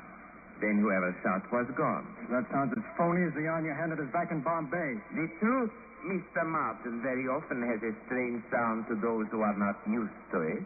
One more crack like that, and I'll take that gun away from you. Hold it, Martin. We've got other things to think about.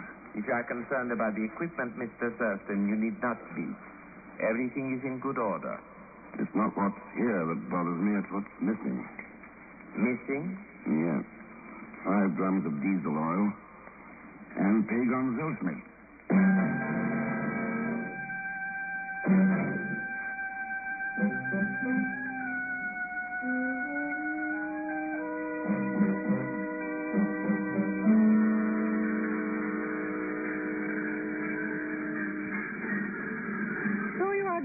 With the test of the equipment anyway, Ken. Why not, Barry? I should think the affair of last night might have some effect on your plans. Your friend, Pagon, is still missing. Does that not mean anything to you? If they wanted to kill him, they'd have done it last night. My guess is that they're holding him until they see how the test comes out. All set to go, Thurston. Okay, Martin. Good luck. I don't think we'll need it, but keep your fingers crossed. Here we go.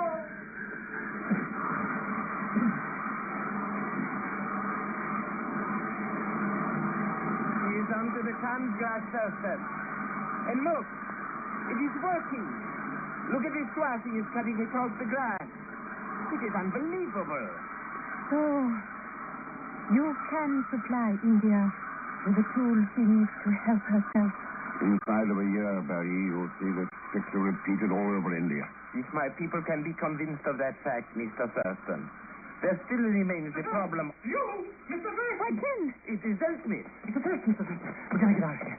Fast, we gotta get out of here. What's up, Egon? Oh, those crooks last night, the one who shot me and kidnapped me. I just got away from them. And we gotta get out of this grass quick, or we'll be cooked like a couple of goose. What are you talking about? The fuel oil, that's what. They got it spread all over the grass over there. But why should they spread oil in the grass? There's your answer now, Barry. Look over there. The Khan's grass is on fire. That wind is carrying it this way. Come on, Mr. Rex, let's get out of here before we're toast. Okay, Pagon, climb aboard this machine. I'm right ahead of you. Do not be a fool, Thurston. You cannot hope to save the equipment. Those tractors cannot outrun the flames. You and Barry run for the house.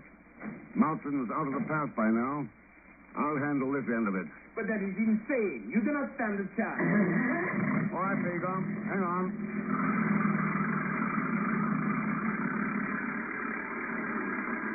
Boy, am I ever glad to be getting out of this mess.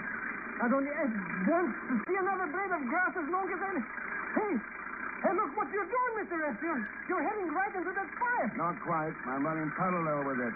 But Mr. Rex... There's an extra oil drum on the back. Take a look and see what's happening to it. Yes, but... Do as I say, you idiot. Okay. Hey, what do you know? All the oil's running out of onto the grass. Good. It's good, eh? Now let's get out of here. Not until we set a backfire. The backfire? Yeah. Here. Hang on to this piece of cotton waste. That's it.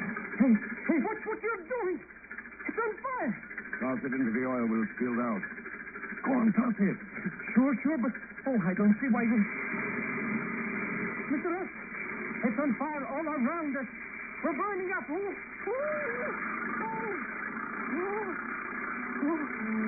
right, now relax, Pagan.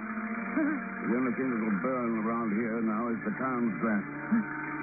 As soon as those two fires meet, they're going to call it quits.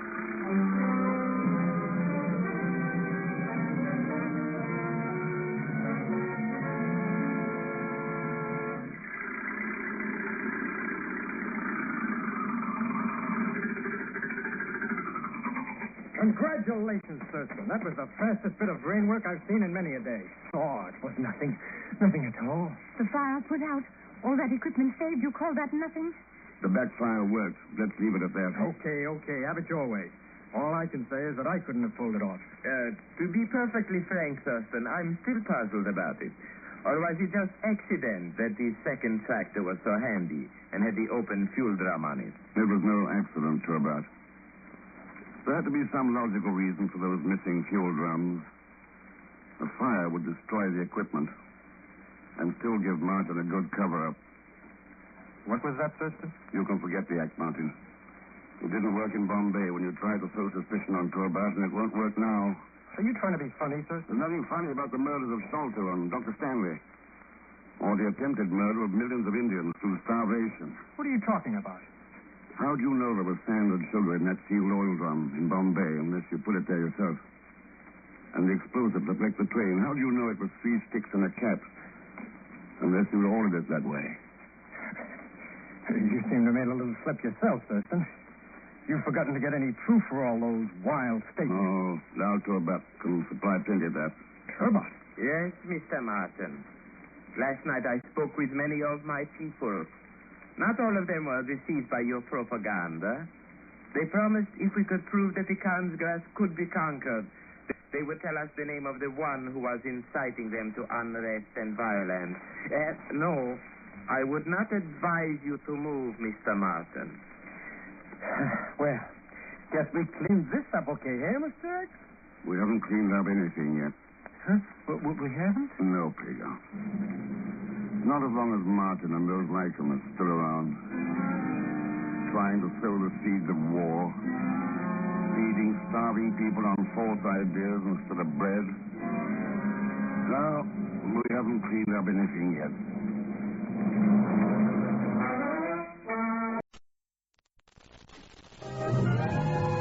Now we present Herbert Marshall as the Man Called X, the Saturday night feature on NBC's 5-show festival of comedy, music, mystery, and drama. Brought to you by Chesterfield, the only cigarette that gives you mildness plus no unpleasant aftertaste.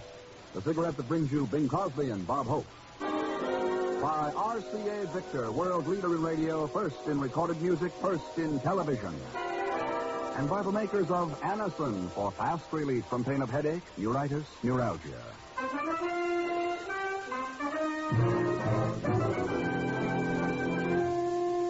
Herbert Marshall as the Man Called X. Wherever there is mystery, intrigue, romance, in all the strange and dangerous places of the world, there you will find the Man Called X.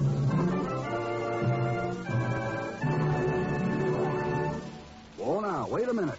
A couple of fellas I think you know seem to have some time on their hands. Or have they? Say, Bing, you got a minute? Oh, sure, Bob. We got all the time in the world. Don't tell me you own that, too. Oh, never mind that stuff. Get to work, will you? Okay. Folks, better tasting Chesterfield is the only cigarette that combines for you mildness with no unpleasant aftertaste. And you can prove that yourself. Just make our mildness test. Buy Chesterfields, then open them and enjoy that milder, mellow aroma. Now light one up, and you'll know Chesterfield's milder because it smokes milder.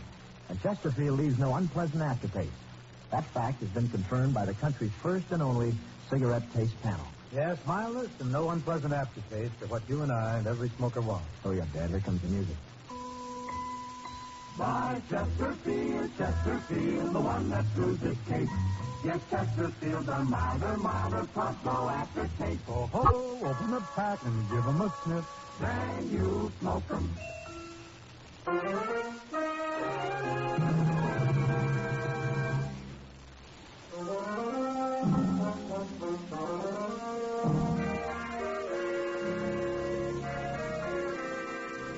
Lisbon, Portugal, capital city of a neutral country, long-time crossroads for international business and finance, and a clearinghouse, too, for espionage.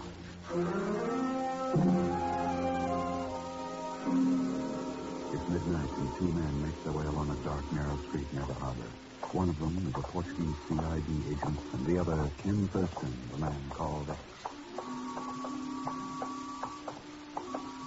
This is number 316. That next shack must be the one. Quite correct, Senor Thurston. I was here this afternoon. Is there a rear entrance to the place? No. Only this one door. Shall we knock or force our way in? I will knock. If Jokester is inside, he can't get away. I'm out of jurisdiction here, so you better make the arrest. With pleasure, Senor Thurston. I do not like spies. Nor do I. Bilsko, come on out. You don't have a chance. I tell you, at the time. Fire through the door. Well, if he wishes to fight, do.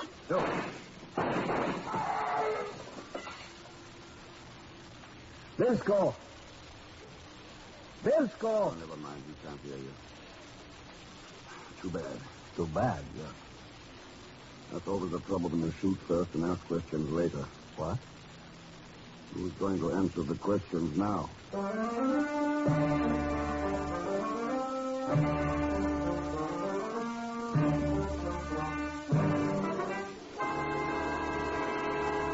Ken, this stuff is dynamite. Yes, almost literally, Chief.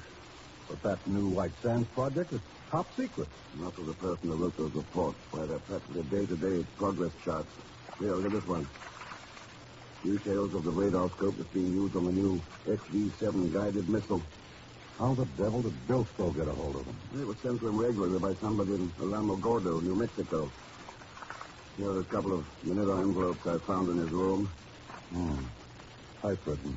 No name or return address.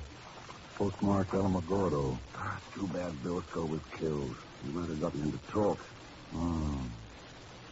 How long are the Lisbon police going to keep his death quiet, Ken? 4 days. That's the best they do.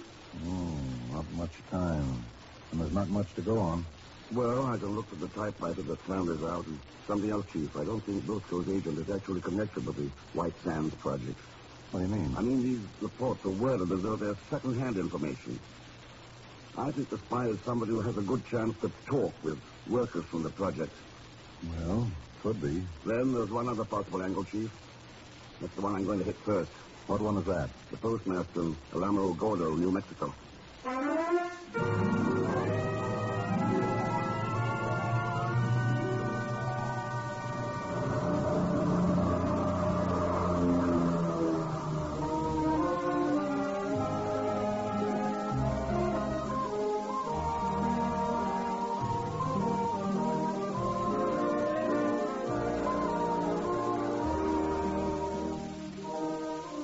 Ordinarily, I wouldn't be able to help you much, Mr. Thurston. We process a pretty heavy volume of mail for a town this size. Yeah, I imagine.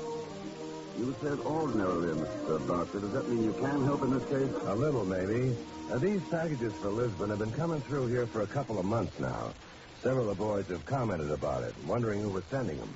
No, they're not alone. That's what I'm wondering. What do you think? I'm afraid I can't tell you. But I do know where they're being dropped. We pick them up from a mailbox at the Desert Butte Hotel. Desert Butte Hotel? Yeah, it's one of the bigger hotels in town. A lot of engineers and officials from White Sands Project live there. I see. Well, I guess that's all for now, Mr. Barker. I wonder if you'd call me if any more of the stuff comes in. Glad to, Mr. Thurston. We'll cooperate in every way possible. Where can I locate you? I'll be at the Desert Butte Hotel. Goodbye, Mr. Barker. I beg your pardon. Oh, no! Hello, Mr. Thurston. Hey, John. Small world, isn't it, Mr. Thurston? Too small. Wonder how they're coming along on that rocket to the moon. Well, the way I heard it, they think that they will... Never mind, skip it. What's the idea of the violin case? This? Oh, it's to carry my violin in. No. No, honest, this is the truth. I sing and play it simultaneous. Strictly Strauss, you understand. La-dee-day-day, stuff like that. Well, Strauss is the father of all other things. By the way, do you happen to know a man named Bilsko? Bilsko? Oh, you mean the big shot spy? Oh, well, I've heard of him, of course, from mutual friends, acquaintances. That is, I mean from people I don't even know. Pagon, is it just coincidence you happen to be here in Alamo Gordo? Coincidence? Nothing, Mr. X. That lousy little booking agent in New York said he'd get me jobs in big spots. So where does he put me? I'm afraid to ask. It might even be the Desert Butte Hotel. Yeah.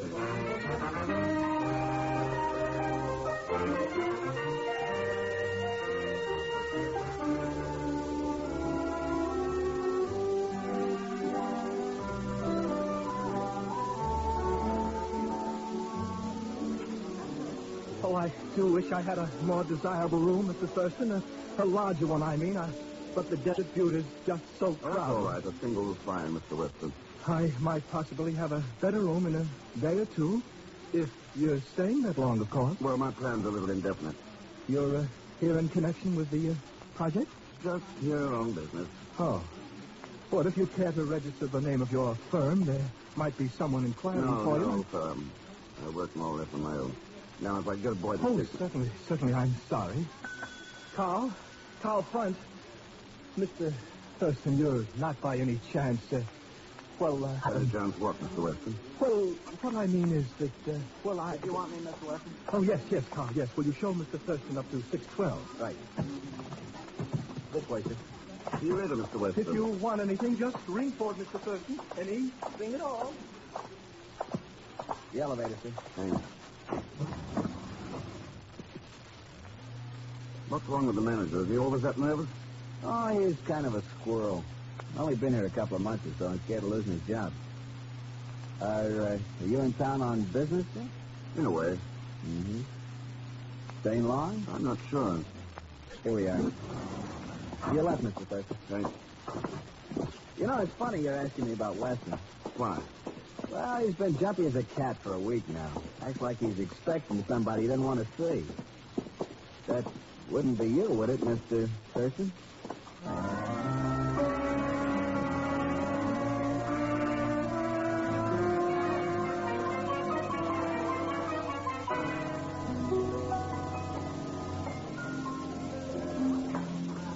How many in your party, sir? Oh, just me. Well, I'm afraid I don't have a small table at the moment. If you'll give me your name. Thurston, Ken Thurston. Mm-hmm. Are you staying here in the hotel, Mr. Thurston? Yeah, I checked in this afternoon. No, I'm sorry. You'll have to wait. We do try to preference to our guests. Oh, that's all right. My name is Eva Lane. How do If you... you're going to be with us long, I'll reserve you a table from now on.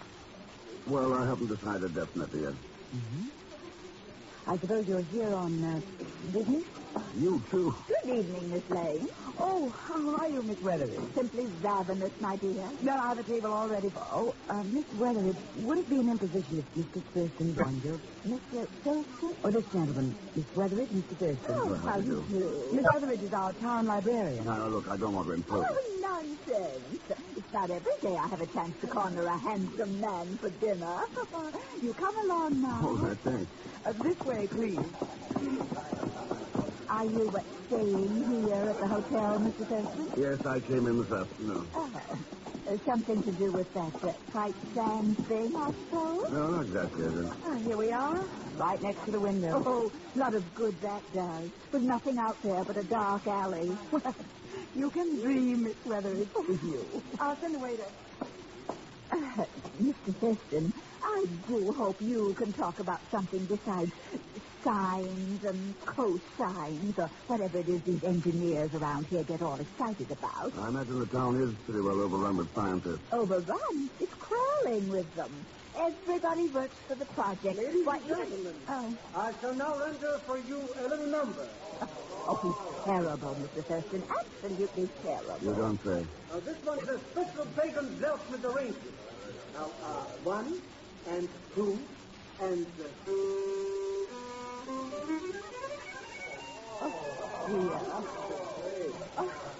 Sorry, much more.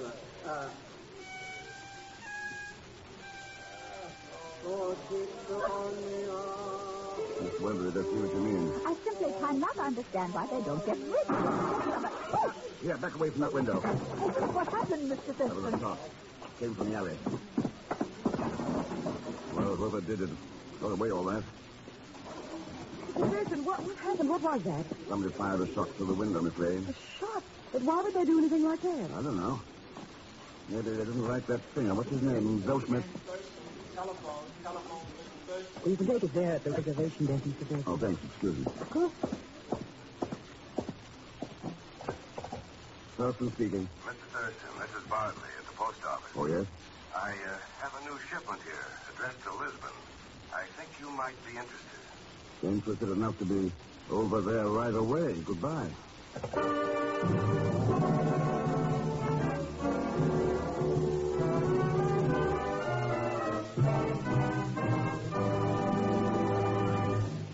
We will continue with The Man Called X in just a moment.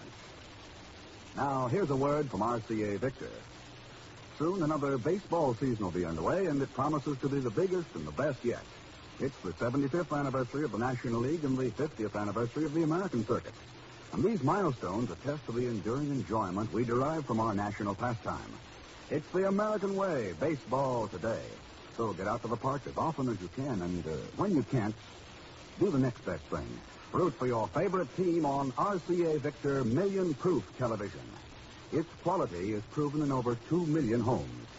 That one word, quality, explains why RCA Victor is America's most owned television. See your RCA Victor dealer soon. While you're there, order your copy of a truly unusual RCA Victor record, Fran Warren's Recording Session. Only 25 cents for the purchase of any one of the 27 great records in the RCA Victor's new Singers Single Series. And now to continue with The Man Called, starring Herbert Marshall with Leon Velasco as Pagon Zelschmidt.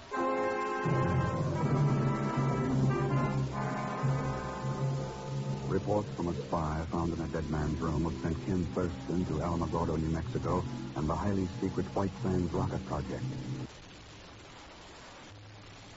So far, Ken has been shot at, questioned by several people, and has obtained a letter mailed a few hours ago by the unknown spy. At the moment, Ken awaits in his hotel room for a man he sent for early. Come in.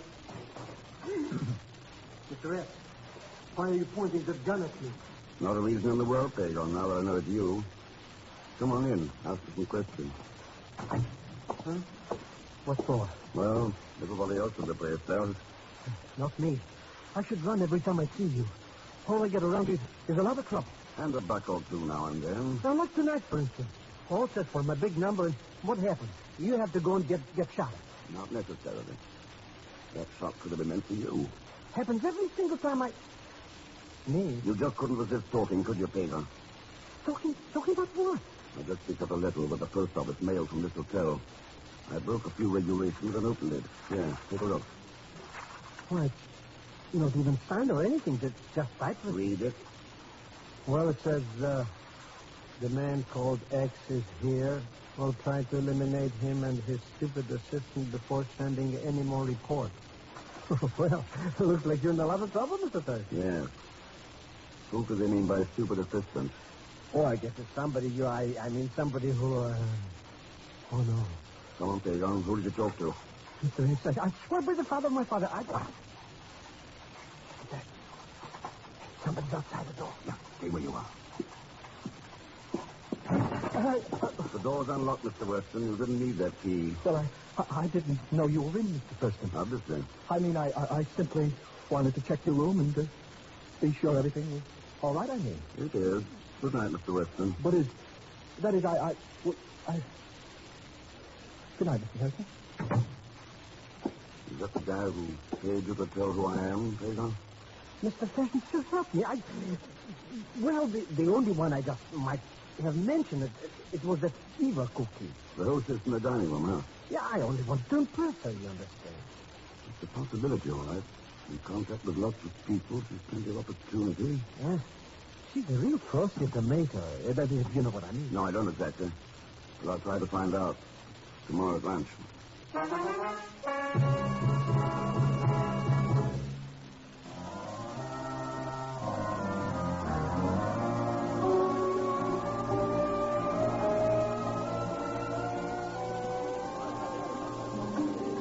I really don't know what Mr. Weston may say about this, you know. Well, what can he say? You're not on duty till 6, are you? No, but I mean about my having lunch with a guest in the hotel. I don't know how he feels about that sort of thing. Well, since we don't know any different, let's assume he's all for it. I guess that's one way of solving a problem, Mr. Thurston, by just assuming an answer. Sure. I do a lot of assuming. Oh? That sounds interesting. What do you assume about me? Oh, that you're charming or lovely. Well, now. Well, of course, that's not assumption, really. It's self-evident. Better all the time. You know... Yes? I don't think you've been a hostess very long. Amazing. You're right. Only a couple of months, as a matter of fact. What did you do before you came here to the Desert Butte? Office job for the government at Oak Ridge, Tennessee. Seem to have a special fondness for big research projects. Well, there's a kind of excitement, like the old boom towns, and I just... Oh. Hello, Mr. Weston. Oh, good afternoon, Mr. Thurston. Everything's all right here, too, Mr. Weston. Miss Lane. Miss Lane, what is the meaning of this? I don't believe I know He's been questioning you. That's what it is. What? Don't tell him a thing. Not one thing. Do you hear me? If you do, I'll find out and I'll... Mr. Weston? Oh, yes. You'll have to excuse me. I'll speak to you later, Miss Lane. I don't understand it. What do you mean? Well, you apparently thought you might tell me something that I might want to know. Of course, that's only an assumption.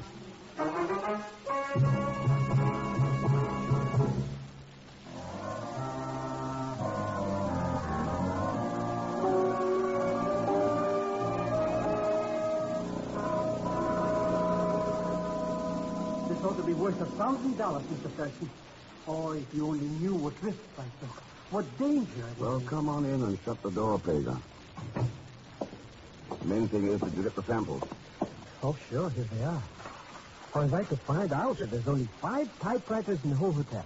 I got them all. Well, these two don't match. This one doesn't. Elite type on this sheet. The letter and the thoughts are in typer. And this one's out, too. You don't mean I gotta go and get some more samples? Not now, anyway. What about that book I wanted from the library? Oh, sure, I got it, Mr. Thurston. But I still can't figure out why you want to read about the Indian art of the Great Southwest. Oh, it might be a highly interesting subject. Not unless you're going to paint some old pots or something.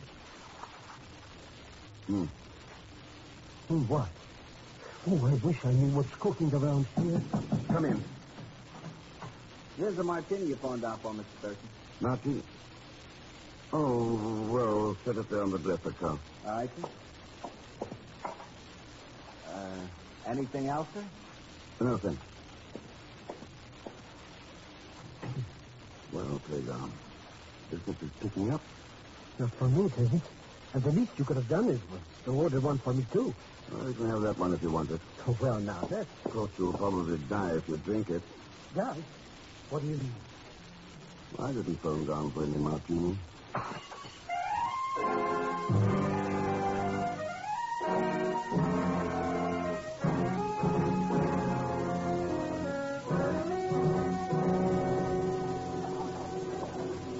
Good evening, Mr. Thurston. How are you, Eva?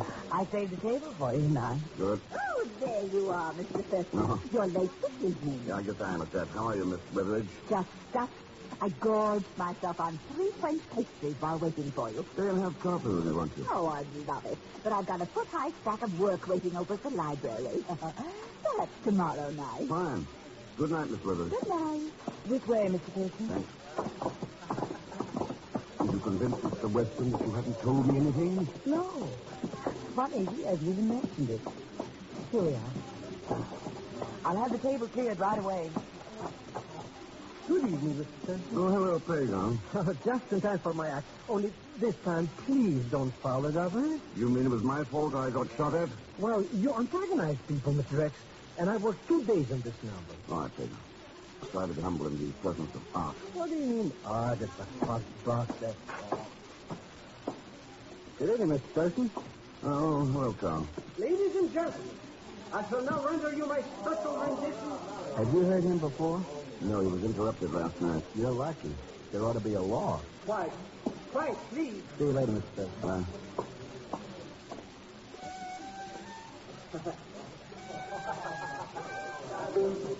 Sorry, folks, my pizzicato slip. Oh,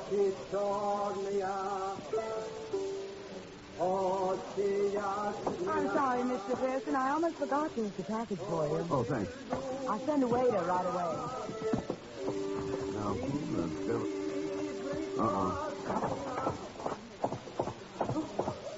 Mr. Thurston, there you go again. Hey, what are you pouring drunk for others?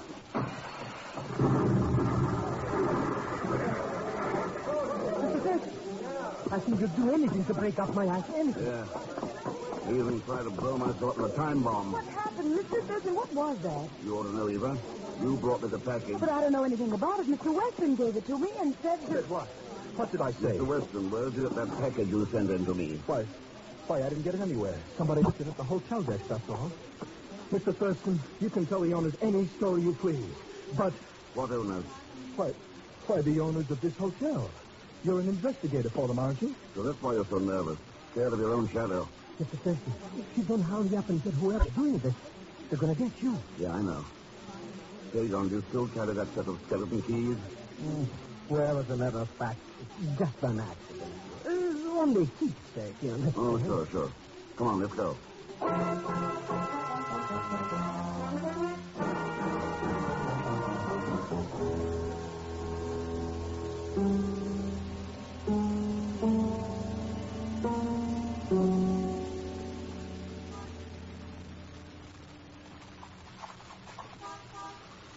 I think this one will do it, Mr. X.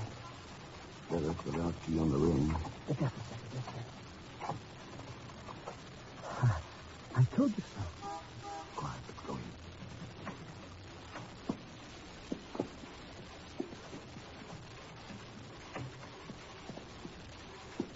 Easy now.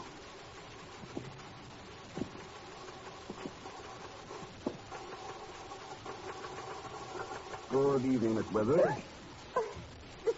That's an interesting letter you're typing. A man called X has now been eliminated, so we'll resume reports within the next few days. Mr. Thurston, you're making a mistake. The typing itself is even more interesting. It matches some reports I found in Lisbon after Bilko was killed. Bilko Yes. It also matches the typing on the library card Pagan took out this afternoon. So that's why you wanted that book. And it matches the typing on the package of dynamite. At least it smelled like dynamite. I don't know what you mean. It's a nice position for a spy, a librarian. Good chance to discuss technical matters with engineers, scientists, so on. Why did you do it, Miss Weatheridge? Money? That's right, Thurston, money. Now, don't move. Well, Carl, I plan to call on you later. There's a lot of trouble this way. You didn't like my martini, huh? Not when I found it hadn't been charged to my room bill. Well, we can't think of everything. I guess I'd better be going now. I just came over here to borrow a book, you understand? Tell Smith, come back here. Why, I never saw this paper before in my life. I said come back here. All right, Carl, give me that.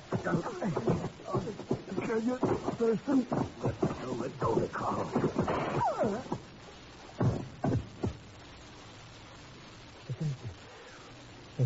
It went off. He's killed. No. Yeah. First Bill Stone, now Carl. Well, Miss Weatheridge, it looks as though you're left to face it alone. I've thought for a long time it was going to end like this.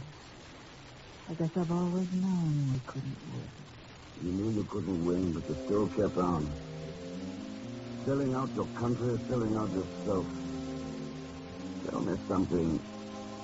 Where can a traitor spend his treason money? What can he buy that's as valuable as what he sells? Is there some bargain I've never heard of that's worth more than a person's soul?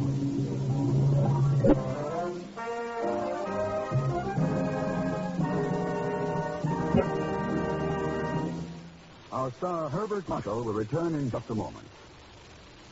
When we ask you to try Anacin for the relief of pain due to a headache, neuritis, or neuralgia, we're not asking you to try a new or unproved method. For there are many people listening in now who have been introduced to Anacin tablets by their own dentist or physician. You who have received Anacin this way know the effective, incredibly fast relief these tablets bring. Anacin is like a doctor's prescription.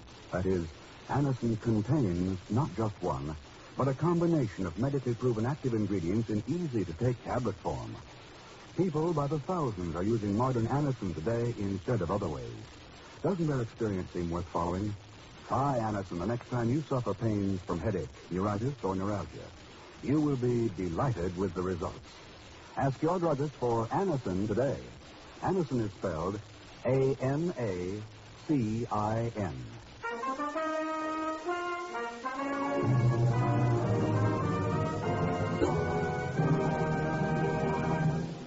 Now, here is our star, Mr. Herbert Marshall.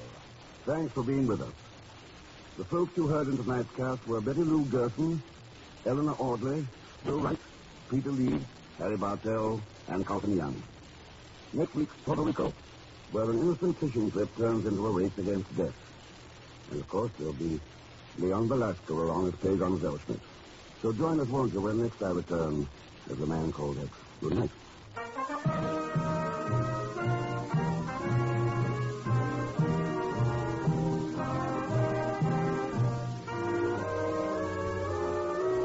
The Man Called X is a Saturday night feature on NBC's 5-show festival of comedy, music, mystery, and drama. Brought to you by RCA Victor, world leader in radio, first in recorded music, first in television. And by the makers of Anacin for fast relief from pain of headache, neuritis, neuralgia. The Man Called X, starring Herbert Marshall, is a J. Richard Kelly production with music composed and conducted by Felix Mills. Tonight's story was written by Les Crutchfield. All characters and incidents on this program are fictitious. Any resemblance to actual characters or incidents is purely coincidental. Be sure to listen tomorrow evening for The Big Show with Tallulah Bankhead and a great parade of stars. The Sunday night feature of NBC's All-Star Festival. And until next week, same time and station, this is Jack Latham saying good night for The Man Called X. Enjoy the hit tunes on your hit parade on NBC.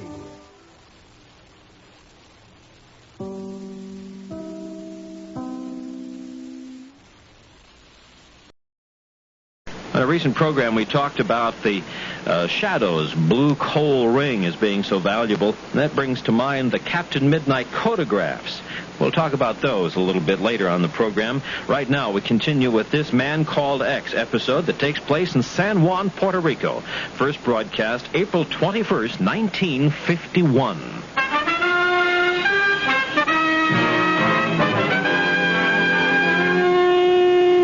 Herbert Marshall as the Man Called X.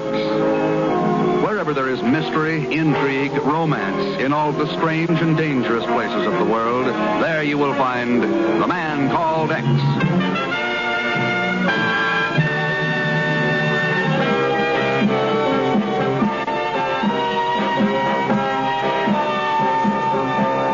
Miles to the south of Florida it lies, south of the Bimini Islands, Nassau, and ancient Hispaniola, a land of surf and palm-lined shore, a paradox of modern buildings and tropical splendor. It is the island of Puerto Rico, a land of peace and native songs and exotic flowers, and of violence. Talk, you pig. I said talk, Rubira. Talk. No, I would tell you nothing. Nothing. You will tell us who else knows of your suspicions, or we will... Carlos. It is enough. But, Senor Jimenez... If he will not talk, he will not talk. Not to you, Jimenez. Not to a traitor to Puerto Rico. To the United States. You are quite right, amigo. You will not talk to Pedro Jimenez. Not to anyone else.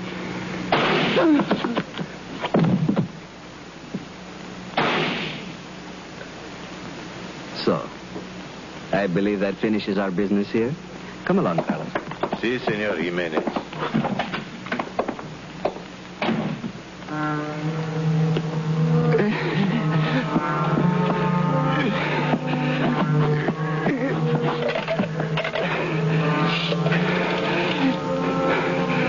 Operator X. The Man Called X. Get the Man Called...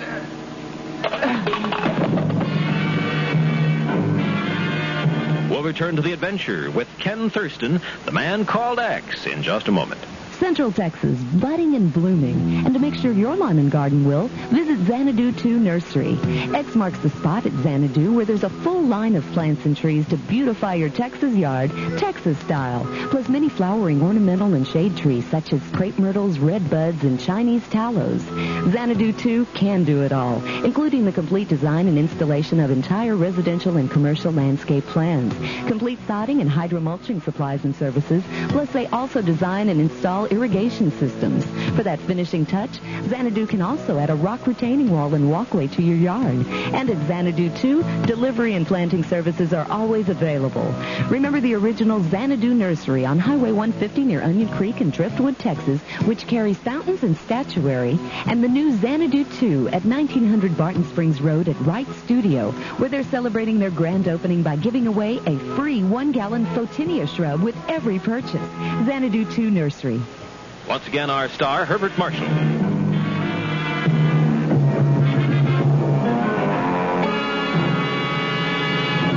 So his dying words would ask for you, Ken. That's what the report says, Chief. I don't get it. What's the connection between the murder of a Puerto Rican newspaper man and the Bureau?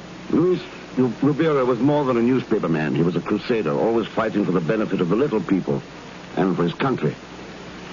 This time, I think he bit off more than he could chew. Like what?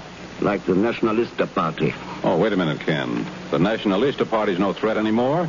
After a couple of their gunmen made that assassination attempt in Washington, they were broken up. Mm-hmm. Or did they go underground? Chief, that party's an organized gang of revolutionaries. You know, Puerto Rico for the Puerto Ricans. We've heard that line before. China, Korea. And if they're still operating there, underground, well, it's like an H-bomb sitting in the heart of Latin America. Only 1,000 miles from the Panama Canal. Yes, but, Ken, we don't know that they've gone underground. We haven't any proof. What if Luis Rivera had? Miss Brooks, book passage for Ken Thurston on the first plane for San Juan, Puerto Rico.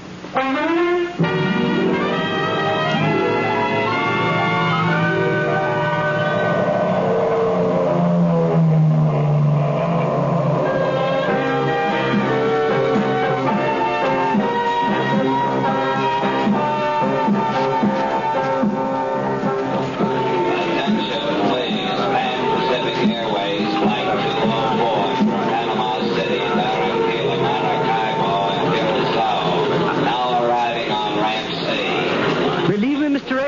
won't ever regret taking me along here to Puerto Rico. I know every hotshot dive in San Juan. That figures. Sure, whatever it is you want here, I'm the guy who can fix it up.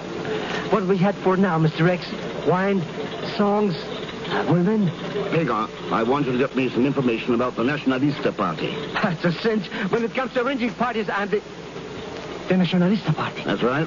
Oh, goodbye, Mr. X. I just remembered to forget an important date back in Florida. Oh, relax, you idiot. But Mr. X, these Nacionalista jokers, they would just as soon cut your throat for a nickel. And sooner, even. Then you know him. Oh, I won't admit that. Nothing. Positively nothing. Not for $1 million would I have anything to do with the... Hey, that's a C note. Yeah? Oh, Mr. Thurston, my oldest and dearest friend, if there's any little thing I can... Hey! Here you are, Hagar. But you tore it in 2 pieces. And you're only giving me half. You'll get the other half when you get me some dope about the Nacionalista. And why Luis Rubira was killed. Oh, but Mr. Thurston... You'll find me at the offices of La Libertad, Rubira's newspaper. But Mr. X... So long, Hagar.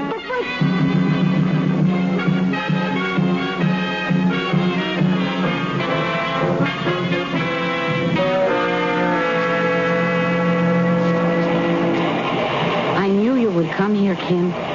Luis always said you could never refuse a call for help from a friend.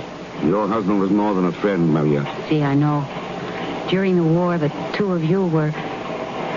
But that is past history now. Maybe not. No, of course not. You are here to help him with the same fight again. That's right, Maria. What can you tell me about it? Well, perhaps Steve Bennett can help me explain. Bennett? See, he was working with Luis when he was... One moment, Ken. Steve, would you come in here a moment, please? Of course, Maria. Steve is the managing editor of our English edition. He was Luis' right-hand man in the investigation. What can I do for you, Maria? Steve, this is Ken Thurston. Ken, Steve Bennett. Glad to know you, Thurston. How are you, Bennett? Ken is an old friend of Luis. He is here to help us in whatever way he can. Well, we can use help, Thurston. All we can get. We're up against some very tough competition. The Nacionalista? That's right. Luis was one of the few men who realized what a real danger they are. So he went after them? Steve, yes. With Steve's help, they were attempting to learn where the new underground headquarters were. And more important, who was their real leader. You have any luck, Bennett? Oh, we helped the Secret Service round up some of the more obvious followers, the front men. But Luis was convinced that somebody big, somebody very powerful, was really behind the movement. Do you suspect anyone? Well, if he did, he was killed before he could tell us. Steve, Luis did suspect someone. Pedro Jimenez. Jimenez? No. Who's he? One of our most respected citizens. Philanthropist, a wealthy plantation owner, member of the Puerto Rican government. Somebody big, somebody very powerful. Well, he fits the bill without question. And if Luis was right, but how can we prove it? If Luis was right, Bennett, we're going to prove it.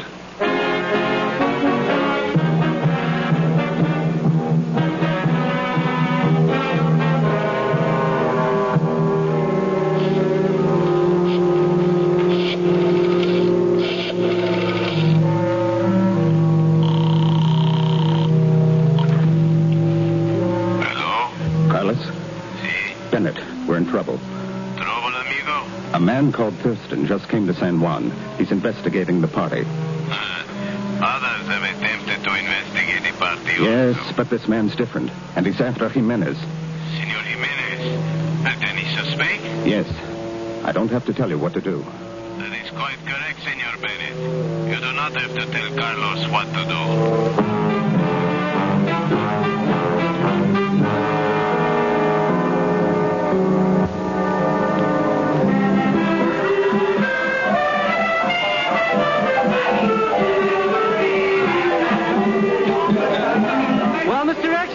El Rio Bior.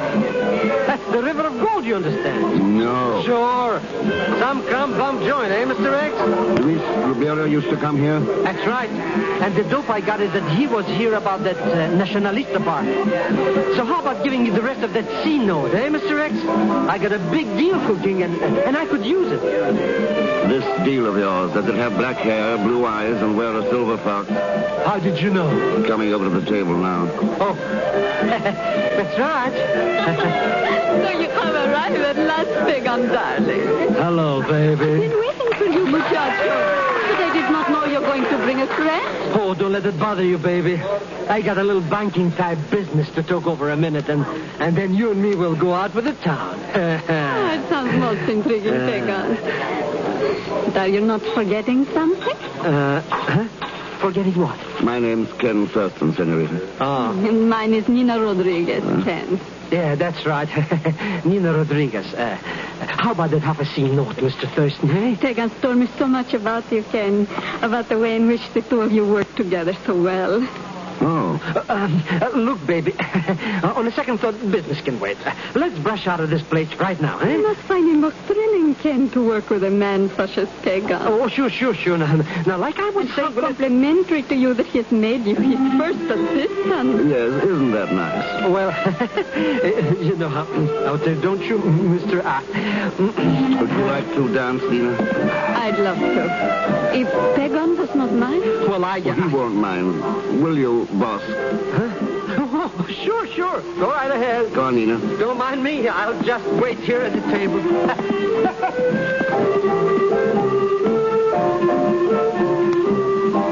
So, Ken, what is it you wish to ask me? What makes you think I wanted to ask you something? I don't flatter myself that even my charms would make you wish to suffer to this impossible music. What is it? Silver fox and expensive jewelry hardly belong in a dive like this. And your heart is the type to go for Pagan. But he has such a darling accent. He's also got a habit of giving out information. See, I discovered that fact. So? I too have that habit, but with a difference. Pagan is susceptible to flattery and charm. I'm only susceptible to money. Huh. Shall we say $10,000? Really? What information could be worth that kind of money? Who knows? Perhaps if one were interested in the death of Luis Rubira, or in the Nacionalista Party, or in Senor Pedro Jimenez. You may not have too much time in which to decide. Why not? You'll learn when you return to your table. To my... So you notice, Pagan is no longer there. Who is the man sitting there now? The one who will inform you why you do not have much time. Thank you for the dance, Ken. We'll meet again soon. And when we do, I would prefer to have the money in cash. Hasta la vista, muchacho.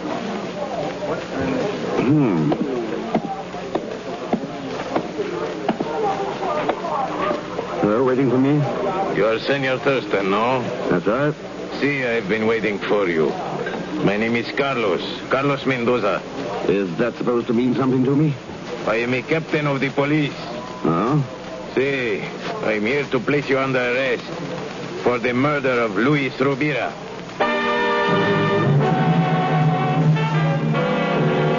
As you listen to The Man Called X, pay particular attention. The fellow who had to select the musical bridges, because so many of the scene changes were accomplished with musical bridges, and there's a great deal of punctuation of following the sound effects, using musical themes. He had to really work overtime. Hard-working fellow, but most effective. We'll return to Ken Thurston, The Man Called X, and all his musical bridges in just a moment. The power, the tension, the excitement and challenge of the Legends of Golf. Get your tickets now and be a part of all the thrilling action at the 10th Anniversary Liberty Mutual Legends of Golf, April 20th through the 26th at the Onion Creek Club course. Some of the biggest names in golf will be there, and famous celebrities will be teeing up in the tournament as well. Daily tickets are available starting with practice day Monday, April 20th. Tuesday, see the big shootout and clinic with Chichi Rodriguez. Wednesday, Celebrity Pro-Am. See the players and the stars. Thursday, Friday, Saturday, and Sunday, It's tournament play as the legends compete for cash and prizes. Get your tickets now at Rooster Andrews, Sears, Supreme Golf on Anderson Lane, Barton Creek Country Club, or the Legends office, 2510 Onion Creek Parkway. For more information, call 282-4430 and get ready to become part of the Legends of Golf. Once again, Herbert Marshall.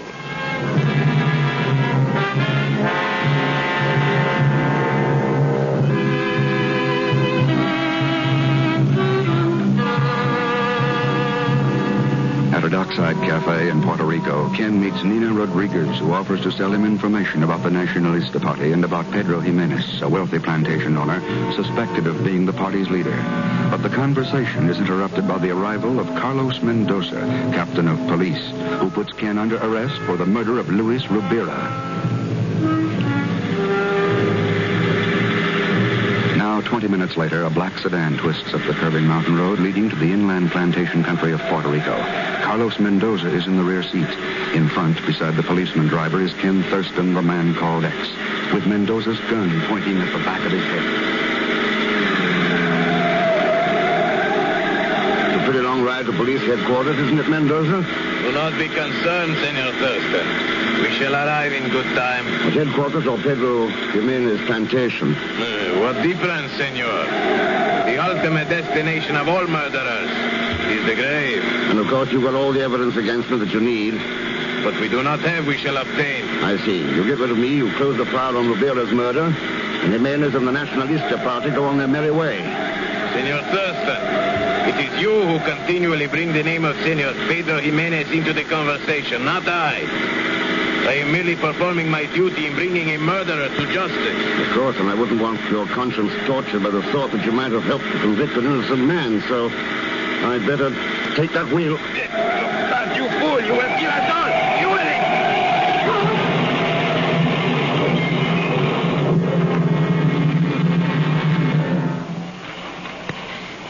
But we got to do something, Mrs. Rivera. You're certain that Captain Mendoza... This Mendoza gizzard practically kidnapped Mr. Thurston. I saw them driving him away with guns. His name is Ken Thurston. We are doing all that we can, Senor Zelsmith. But until we are able to tell where they have taken him... All right. Thank you very much. Have you had any success, Steve? Nothing, Maria. Neither Captain Mendoza nor Ken Thurston has made an appearance at headquarters. Poor Mr. Thurston. Maybe they're killing him or something. And he didn't even give me the other half of that C note before he took him away. Cheer up, Pagan. You'll get it. Ken! It's you! Thurston, what happened to you? Your clothes, the blood on your face.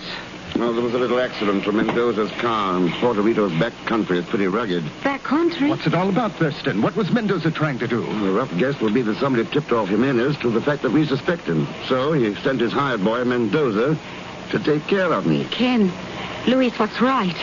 Jimenez is the leader. We're on the right track, Maria. But proof, Thurston. Where are we going to get proof? And if they're desperate enough to pull a trick like the one they pulled tonight... Yeah, time's running out, but I think I know someone who can give us that proof. Who can? A girl by the name of Nina Rodriguez. That little cookie? What she's got to do with this? I've a hunch it's plenty. Of course, Ken. She used to be Jimenez's girlfriend. Luis mentioned her to me. If she could be persuaded to testify against him... I'm afraid that's an impossibility. Why, Bennett? This piece of copy came into the desk a little while ago. There was a murder in the parking lot of El Rio Doro tonight. The victim, Nina Rodriguez.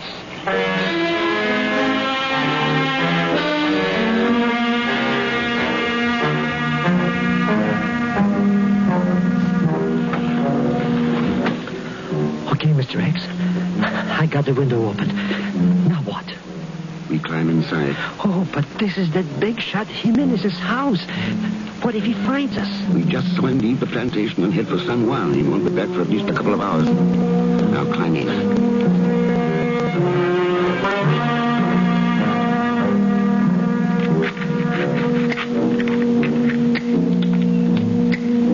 All right, Pagan, that does it. Let's get out of here. But what if they see the wires? In some places we couldn't hide them so good. That's a chance we'll have to take. Come on.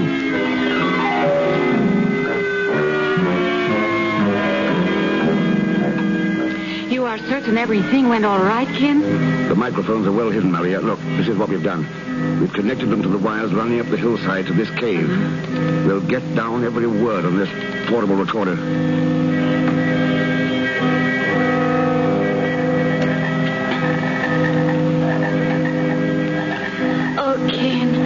afraid something has gone wrong.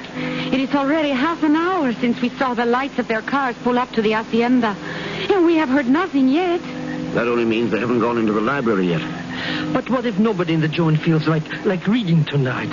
After all, maybe there's some good radio programs or something. And anyways, didn't you say that she was going to... I think I heard a door. Come in, gentlemen.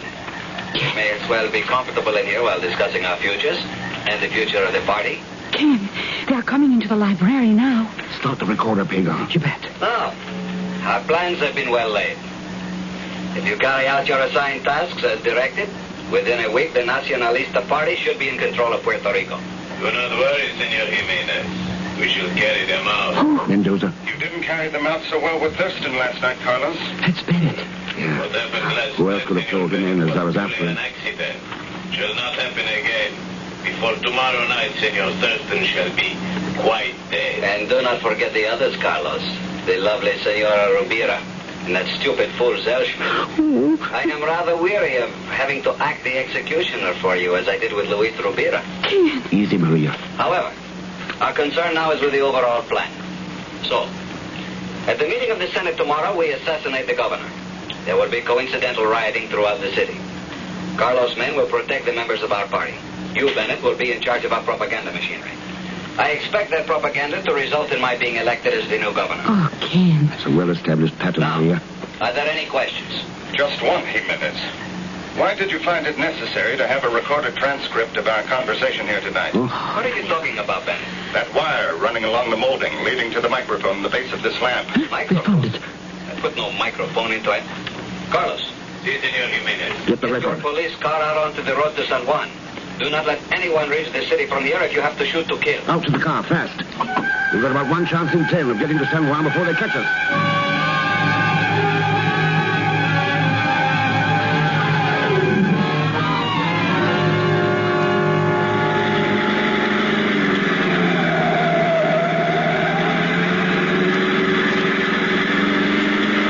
How does it look, Maria? They are gaining on us. Slowly, but gaining. We'll never make it. We'll never make it. The main road to San Juan is just over this hill. If we can make that, we'll be safe. Then all we have to do is... Look ahead there. Mr. Rex, hold those lanterns and stop. They've set up a roadblock, wooden barricades. They phoned ahead. Then we have lost. They will stop us, seize and destroy the record. And tomorrow... Ken, why are you stopping? Get out, Maria. You too, Pagon. Fast. Go on, you idiot. Get out. I'm getting it. Here, take the recording. Try to get it through to San Juan. I'll create a little diversion for you. What are you going to do, Ken? Just what Jimenez hopes I'll do. Try to crash that roadblock.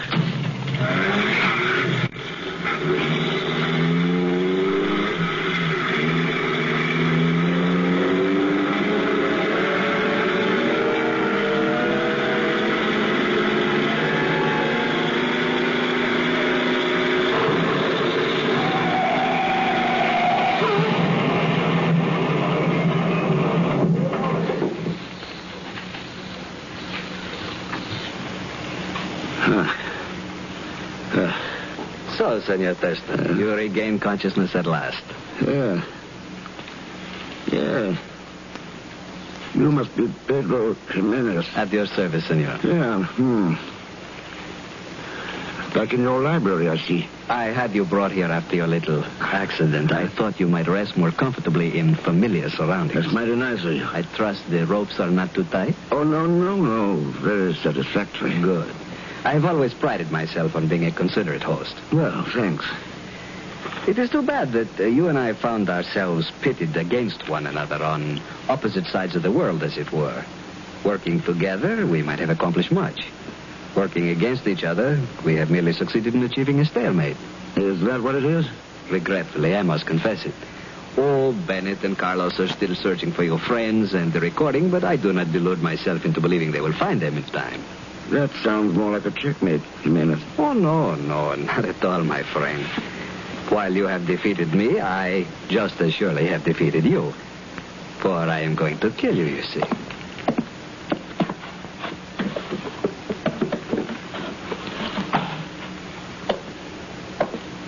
A beautiful weapon, don't you agree? Is that the gun you used on Luis Rubira? It is. You surprise me somewhat, Senor Thurston. Do you find no cause for alarm in this situation? Should I? Sometimes you Americans puzzle me. Why are you never intimidated by a display of strength? Never frightened by threats of armed aggression? We've been threatened before. Perhaps. But there is nothing more powerful on earth than strength of arms, as the entire Western world will someday learn to its sorrow. And as you are going to learn right now. Adios, Senor X.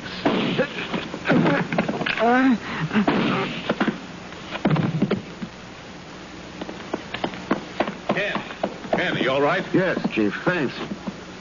Pagan and Maria got through then. Yeah, they did. Met me at the newspaper office as we had planned, and... Well, it looks like you were right when you told Jimenez there was no cause for alarm. I'm not so sure, Chief. What? Jimenez said it was too bad that we were working against each other rather than together. Too bad, he said, that we were on opposite sides of the world. And he was right. But as long as one of us believes only in guns, armed aggression, well, I guess we've got plenty of cause for alarm.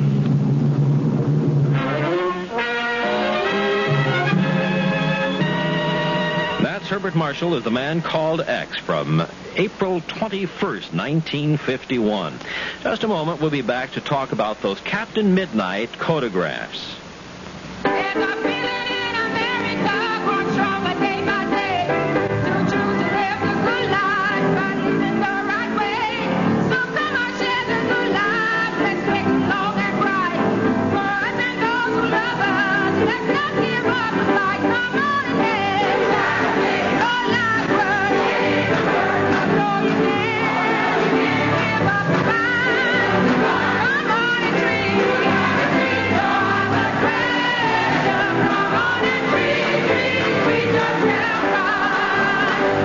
No better feeling than to know you're in control of your life by controlling your high blood pressure. So take your pills, watch your weight, and cut down on salt. Stay on your treatment every day.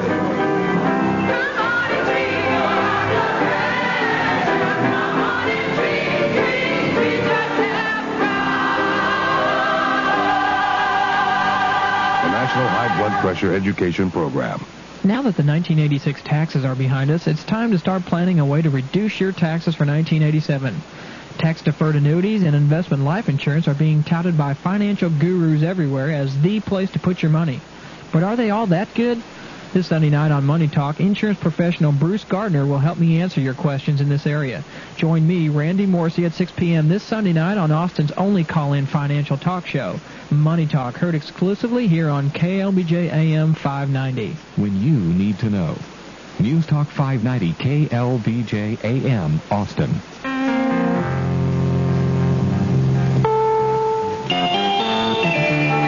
CBS News, I'm Bill Whitney. At last word, the president of Argentina was still at a military base outside Buenos Aires, Raul Alfonsín trying to convince a rebellious group of Army officers to lay down their arms. Newsman Frederick Tice says this personal appeal is risky business. The president's walking into a tough situation. It's not the 70 rebels that really matter. It's the fact that officers in the force that were brought in to put the rebel rebellion down who refused to fire on the rebels. So now he's got to find some way out of this. And he's a bold president, and this is probably the boldest move in his 3 years in office. He hopes the rebels will lay down their arms. He's going to have a tough time convincing them, and he's walking into a real hot spot there. Anything could happen to him. But earlier, Alfonsín said it would be worse to do nothing. He told thousands of supporters gathered outside the presidential mansion that the military uprising was risking bloodshed between brothers. An earlier rebellion by Army officers in the southern city of Cordoba ended peacefully. A statement from the White House today says the United States is deeply disturbed by any development which threatens civilian constitutional rule in Argentina. More news in a minute. Okay, everybody. New IBM computers are here. What? I said the new IBM computers are here. The new computers are here? IBM Personal System 2 is the biggest news in computers in 5 years, and you act like someone just delivered a pizza. Well, they're destined to be the premier personal computers of our time. This calls for Churchillian oratory to describe the incredible power of these new systems. Here. Yes, get excited. What graphics, what clarity. 256 colors on the screen at any one time. Be as bold as the colors. Well, the way I understand it, these are the next generation in personal computing. Right. The beginning of a new era. Yeah. All that sort of thing. And lots more power in a lot less space. Imagine all of us connected to any of our offices, anywhere in the world. And that's all you have to say? Well, gee, everybody, what else did I have to say? But they're from IBM. The new IBM Personal System 2, the next generation in personal computing. U.S. and Soviet officials are expressing optimism about the prospects for some kind of arms control agreement this year. But Wisconsin Democrat Les Aspin, chairman of the House Armed Services Committee, is uneasy about the latest Soviet proposals for eliminating short and medium-range nuclear missiles from Europe. The whole thing worries me a very, very great deal. I think that this business of gradually eliminating sections of nuclear weapons is not a very smart idea, given the fact that as long as there's the conventional imbalance in Europe, we're going to need nuclear weapons. Without doing something about the conventional imbalance, what you're doing is you're saying, okay, we're going to eliminate the medium range, then we're going to eliminate the short range. It's a process there that I think is a little bit dangerous. Aspin was interviewed on the ABC News broadcast this week. U.S. nuclear missile bases in West Germany were the targets of demonstrations today. Thousands of people joined rallies calling for nuclear disarmament. It'll be remembered as the Easter flood of 1987. 1.5 square miles of Richmond, Virginia went underwater as the James River, swollen by 3 days of rain, rose 16 feet above flood stage. Now, William Caston of the city's public safety department says the recovery effort is underway. Teams are already in with the starting on the cleanup, even though it's only gone down a matter of a few inches. They are working right with the water as it recedes and heads back to the banks. We will have facilities and equipment to clean the streets and sidewalks and public areas and to assist the merchants. As yet, there is no estimate on the property damage, but as floods go in Richmond, officials say they've had worse. A new system of pumps kept a lot of water out of the commercial district. It was a white Easter in parts of the West. Herbert Marshall as the man called X. Wherever there is mystery, intrigue, romance, in all the strange and dangerous places of the world, there you will find the man called X.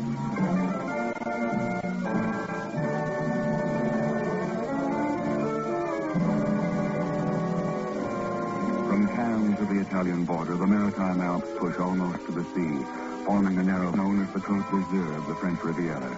Here are assembled the dissolute and the disenchanted, the rich, the noble, the greedy. By day, lounging at the edge of the blue Mediterranean, at night, cramming the casinos, pushing forward their chips with trembling fingers. Only at dawn is the wild clamor of desperate gaiety silent. At dawn, the game is over. But in the garden of a villa just inside the borders of the tiny principality of Monaco, another game is in progress. And the stakes? Death. Two men stand back to back, small antique pistols in their hands. Gentlemen, you know the rules. When I begin to count, take 5 paces, turn and face one another. Then you may fire at will. An aging British novelist counts off the paces. 3, 4, 5. A paunchy, mustachioed Egyptian prince turns, takes careful aim, and squeezes his fat finger against the trigger.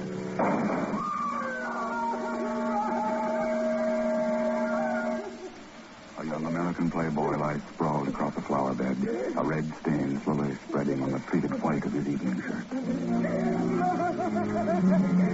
killed him! You murderer! You killed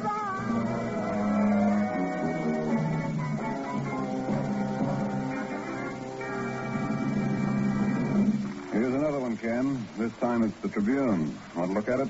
No, thanks, Chief. I've read enough of them already. Playboy, scion of wealthy senator killed in duel. Shocking disregard for moral standards. Fight over married woman shows depravity of the international set. That's about it. The whole thing just doesn't add up, Chief. Mark Whitney wasn't the kind to get involved in a foolish mess like that. What's more, he had a serious gun in his hand. Sure, Ken. Whitney was a good man. One of the best the Bureau ever had. But around those crazy people, anything could happen. But even a crack marksman missing a 300-pound target at 10 paces? Oh. You think the duel was fake? Oh, well. Where's that last letter we got from Whitney? The top drawer there.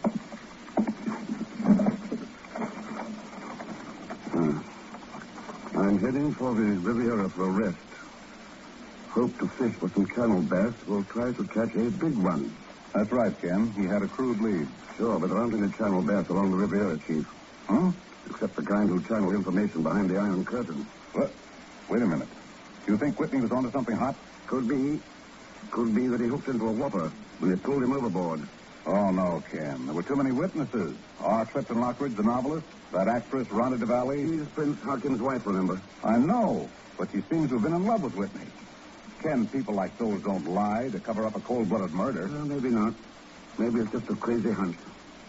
But the last time I was in Monte Carlo, I found the best system for gambling was to play your hunches. Now, hold on, Ken. So long, Chief. If I win at roulette, I'll cut you in.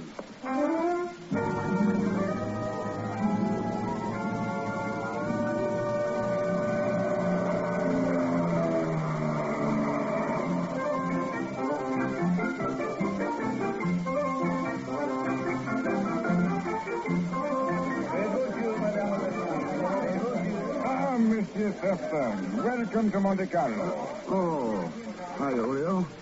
I expected to see you up front. Ah, monsieur, I have been promoted since you are last in Monte Carlo. No longer am I the bouncer. Now, I am assistant manager. Number 3. And you, monsieur, what brings you to Monte Carlo? I felt lucky and decided to play a few hunches. Besides, I came to settle the estate of a friend of mine. Perhaps you knew him, Oreo. Mark Winston III. Oui, I knew him, poor boy. Had I known how it would end, I would have let them finish the fight here. Huh? Well, did they have a fight at the casino? Mais certainement, it was magnifique.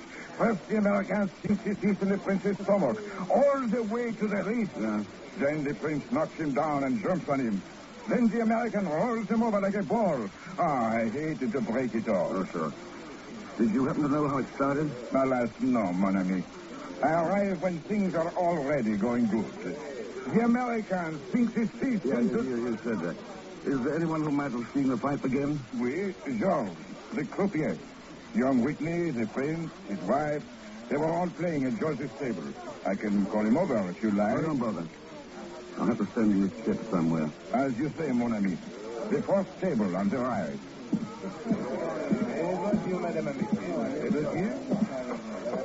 Merci, monsieur. Where shall I place your weight, eh? Any number you choose. I do not bet, monsieur. I know the odds too well. I'm betting you know a great deal more than that. Perhaps I do. A friend of mine had a quarrel here last week. I'm curious about it. Curious enough to double my stakes. Monsieur, I watch the wheel. The faces of the players come, go, change. I do not notice. Faites vos yeux, madame. His name was Mark Whitney. Well? You lose, monsieur. Take my advice. Do not gamble anymore. You are sure to lose. Someone has to win. I've always been pretty lucky. The percentages are against you, monsieur. No matter what the stakes, money, information, life even. Take my advice. Leave Monte Carlo before you lose more than you can afford. Remember, the percentages are against you. Thanks for the tip. Wait, don't move. I have to talk to you. Huh? What month were you born in? I know, December. Why, yes. I knew it, a Sagittarius. I could tell it the minute I looked at you. I need a Sagittarius in my orbit. Sure. The stars are just right for it. I do everything by the stars, you know. You've got to come to my party tomorrow night. Well, that's very kind, but I'm afraid... I'm Mrs. Farrar, you know. Helen Farrar. You must have heard of me. My party is a world famous. Yeah, I've heard of you now. I do hope you'll come in tomorrow. Of course, it won't be anything elaborate. Just a little get-together at my villa. A few games of chance. No one really important. Except, of course, dear Rhonda and Baby. Baby? Prince Harkin, you know. We all call him Baby because he's so fat, of course. Of course, that follows. I heard you mention being a friend of poor Mark. I do hope you won't hold it against Baby. It wasn't his fault. Oh? Rhonda's been disconsolate ever since.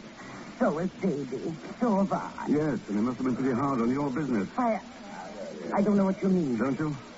Or has giving parties become so profitable that you've abandoned your little sideline of... Just a minute. As I recall, Mrs. Farrar, was it? When you left the United States 2 years ago, it was to avoid prosecution on several counts of blackmail. I've never been so insulted in my life. Good night. Oh, Mr. Thurston. Huh? Don't forget about the party. How could I? After all was written in the stars.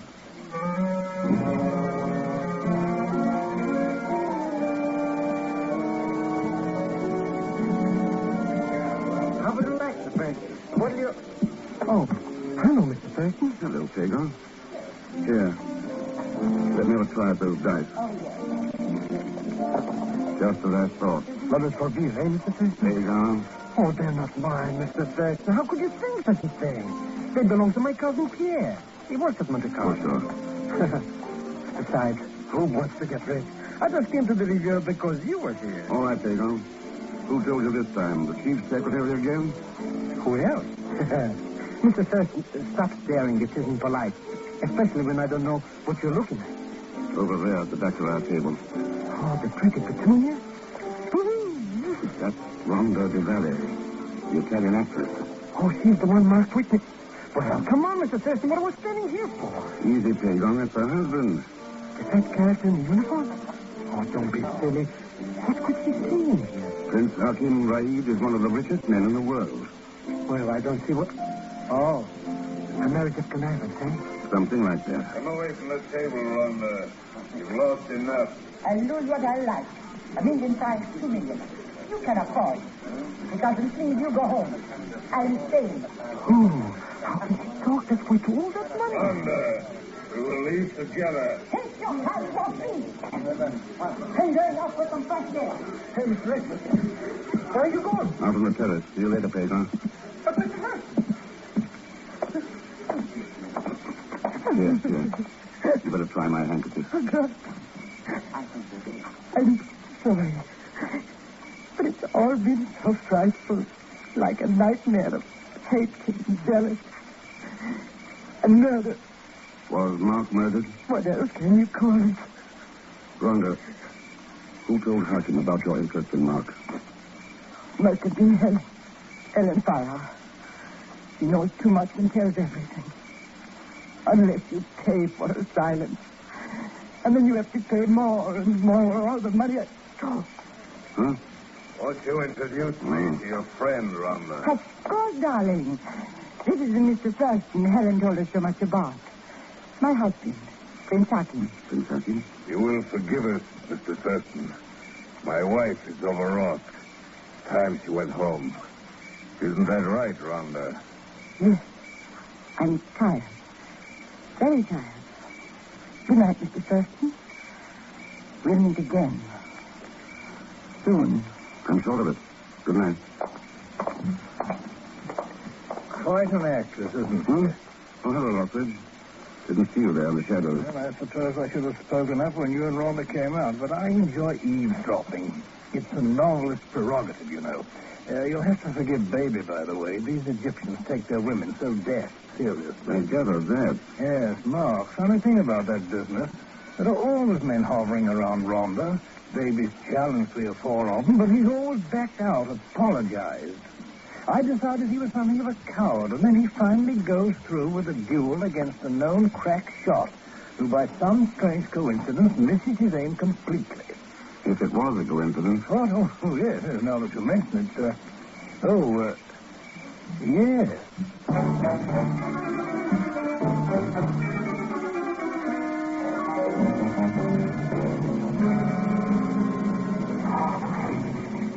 Hey, Mr. Thurston, wait for me. I don't want to walk home. Okay, Pagan, hop in. What a party, Mr. X. I haven't had so much champagne since my sister Olga got... Hey, Mr. Thurston, looks like you got a ticket. Hmm? Oh, she's stuck under the windshield wiper. Here, I'll get it. It's nearly fixed. My cousin has some good connections. Hey, this is some kind of a note. Let me see it. If you are truly a friend of Mark Whitner's, come to Eden Rock by 1:30 this morning. Block printing, no signature. Eden Rock? Garden of Eden. Let's go. Hang on to your hat. We haven't got much time. Just take it easy, Mr. X. If I gotta go to the Garden of Eden, I don't want to get there in one.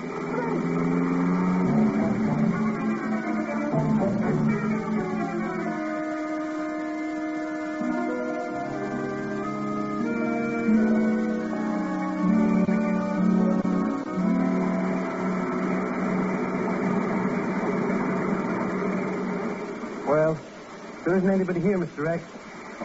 Guess you must have got the cold feet. Shoot that flashlight down there onto the rock.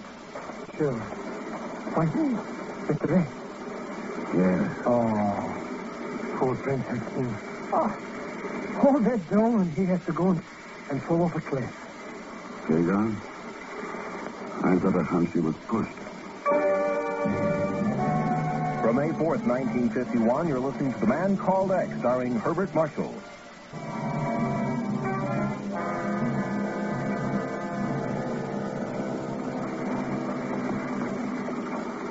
Why do we have to climb all the way down here, Mr. X? He's dead anyway, isn't he? Well, then? I'd just like to see it. Yes, he's already been searched. Nothing on him. Well, what are we waiting for? It's cold, and I'm getting wet. Wait a minute. Look at his head, please. Bold as a billiard cue. Yeah. But, Mr. X, in the casino, he had black hair.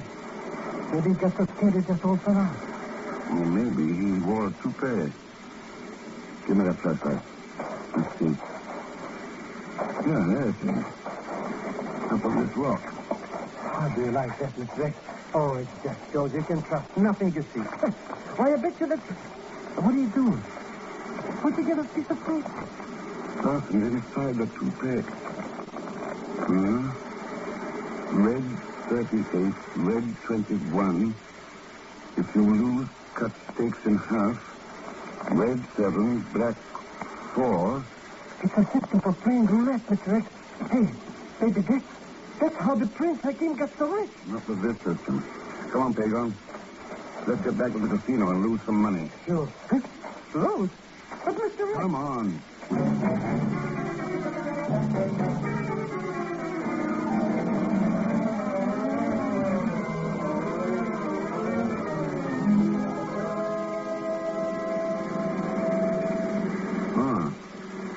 Red 36, red 21. Hey, what's that sign up ahead?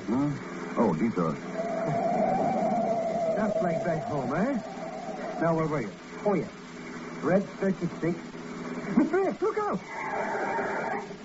Hey, what kind of a detour is this anyway, bringing us right to the edge of the cliff?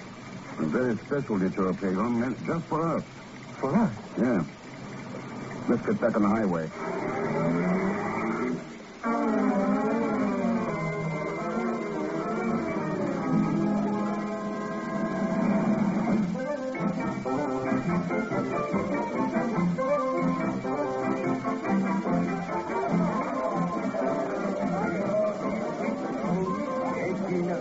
Room for another player at the stable? Hello, sir. Some planning to lose a little money and supplement the Marshall plan?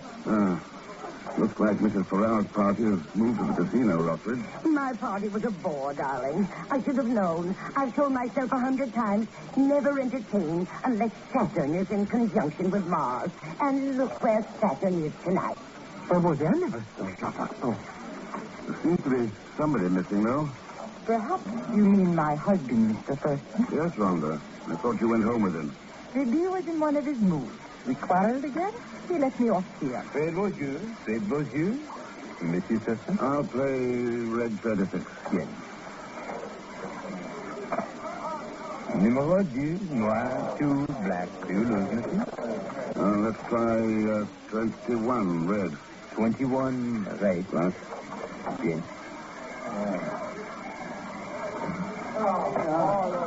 8 noir, 8, black. Mr. Thurston, that's money you're losing. Maybe 4 is my lucky number. Let's find out.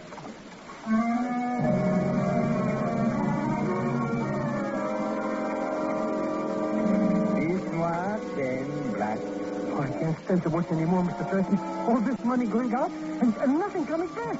14, red.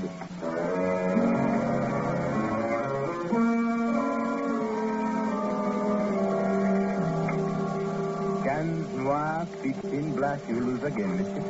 Well, I guess that does it. Let's see. 500,000 francs. 500,000?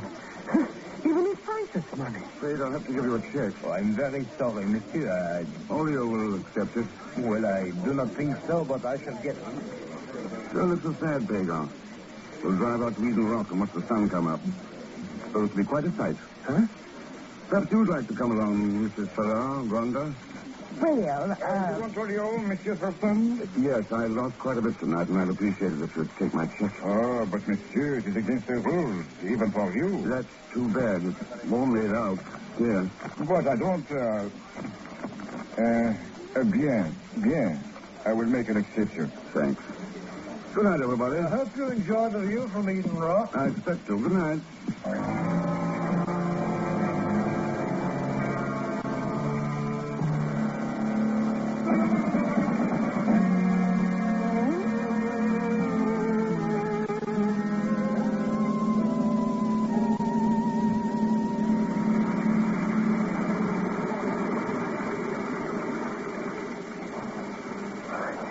What are we doing out here, Mr. X? It's dark as a coal bin, and the prince's body is still down at the bottom of the cliff. Take it easy, Taylor. And you didn't tell nobody he was even there. Whoever murdered him already knew it. Well, sure, but this is no... You lost money, too. It was a good investment. Huh? That wasn't a roulette system on that slip of paper. It was a code. How did you know? It said to cut your bet in half if you lose. No gambler ever does that. You'll never get even. But if you were sure you were going to lose, At least one of the other players knows that same code. The one who murdered Hakim. I made it plain we were coming here, so we ought to have a visitor before they... Well... Good evening, Mr. X. Am I prompt enough for you? Right on time, Princess. Then you're not surprised? No. Hakim's body was successfully... Well, it was searched very carefully. But whoever killed him knew he was bald. Otherwise, they'd have been puzzled and searched for the hairpiece. Poor baby. So vain about his hair. As if that wig covered his ugliness. And what else have you managed to deduce, Mr. X? Not enough, I'm afraid. I thought maybe you would help me. The code was used for passing information for a Russian agent, wasn't it? Yes. To the croupier. One thing I don't understand. Why you and the prince would be mixed up in a thing like this. Money, Rhonda? For me, yes. For him, power. His grandfather was one of the strongest men in Egypt. Baby hoped to recoup his strength. The communists made him promises. And you? I told you. I can believe in giving a woman nothing. I had to beg for every penny. But the communists say, well, much better than your East Americans. Unfortunately, baby was disturbed. I am afraid he did have a conscience. He wanted to talk to you. Mrs. Farrar had told us who you were. I could not permit him to see you. So you killed him? What was baby disturbed about? Mark Whitney's death, of course. He had finally managed to figure out it was murder. Hmm? Baby was such a coward. It took me days to get him to challenge Mark. Go on. With a little pressure from croupier, Mark accepted the challenge. Perhaps if he had known his revolver was loaded with a blank... Whitney was killed because he found out about this code of yours. You're right again. So?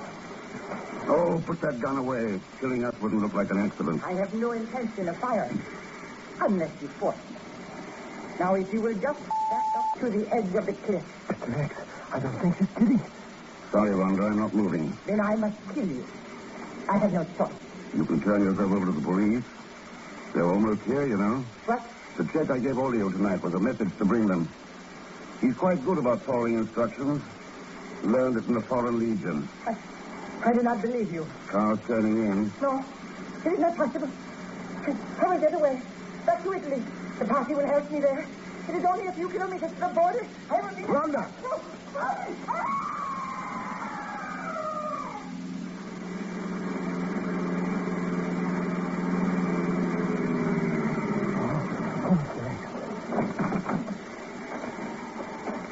Mr. Thurston, the police are here. I have followed your orders. Not much they can do now, Olio.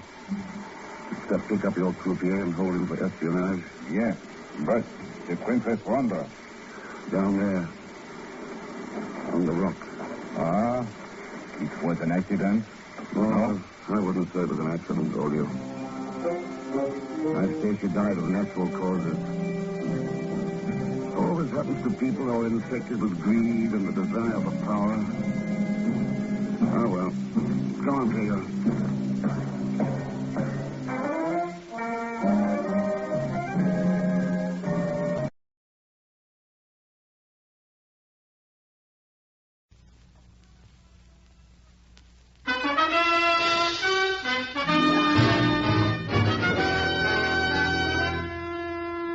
Herbert Marshall as the man called X. Wherever there is mystery, intrigue, romance, in all the strange and dangerous places of the world, there you will find the man called X.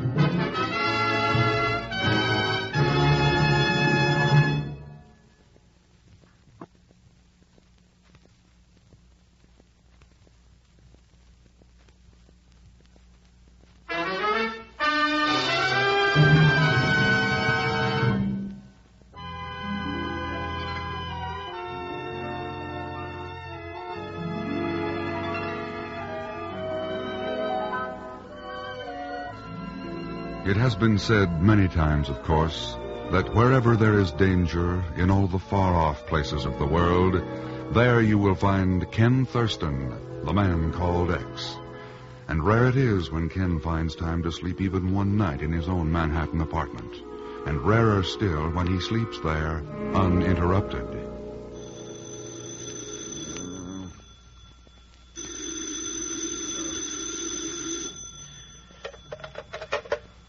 Ken Thurston speaking. Mr. Thurston, you're home. Oh, Pedro. Only by living such a good, clean life do I get so lucky. Oh, sure. What time is it anyway? Well, here it's one time, there's some other. Who knows? Mr. X, you gotta help me. Help you what? Why do I have to do it at 5 a.m.? So long, you. Call me later. Mr. Thurston, wait. Wait nothing. Go get some sleep. But you don't understand. I just run into a dead man. Oh, fine. Now get yourself a hotel room and sober up. But it's true, Mr. X. He just got in from Honolulu, and I met him accidentally in San Francisco, and then he brought me down here, and you know who it is? It's George Koloff. George Koloff? Oh, Koloff's been dead for 6 months. That's what I told him, but he says he can explain the whole thing. Mr. Thurston, I'm scared. I think he's planning to give me the business. Where are you calling from? Where are you now? Who knows? It's a big house that belongs to somebody down here at... Hang on. Operator. I'm sorry, sir. Your party has hung up. Operator, this is Ken Thurston. Oh, yes, Mr. Thurston. Will you trace that call, please, and phone me at the bureau right away?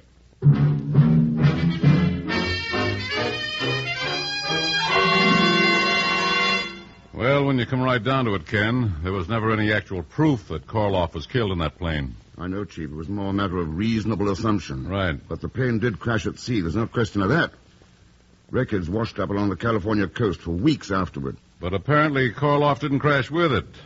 Unless you don't think Zellschmidt's trying to pull a fast one of some kind, Ken? No, I don't think so. I'd say Koloff just outguessed us. Well, we aren't the only ones he outguessed. Walked into that Los Angeles aircraft plant wearing a phony beard, handed them a forged letter, and flew off in their latest model test plane. Their top-secret job. Yeah, and he's been doing things like that for years, Chief. One of the slickest boys in the whole espionage business. Well, at least he slipped up on that job. Maybe. Huh? I got a hunch that plane crash was part of Koloff's plan. That it wasn't an accident. But what could he gain by it, Ken? The plane itself was the only thing that... Hello? Yes, he's here. Just a second. It's for you, Ken. Thanks, Chief. Ken Thurston speaking. This is long-distance operator 74, Mr. Thurston. I have the report you requested on that call. Yes? The call was placed from the residence of a Countess de Grazia in Carmel, California. Countess de Grazia, Carmel, California. Thanks very much, operator. Let's see, I can fly to San Francisco. I can hire a car there. Drive down to... Ken, who's the Countess de Grazia? I don't know. At the moment, she's apparently Pagon's hostess. That's quite a house party. Zellschmidt and a dead man. A former dead man, Chief. There's a big difference. Call you from Carmel.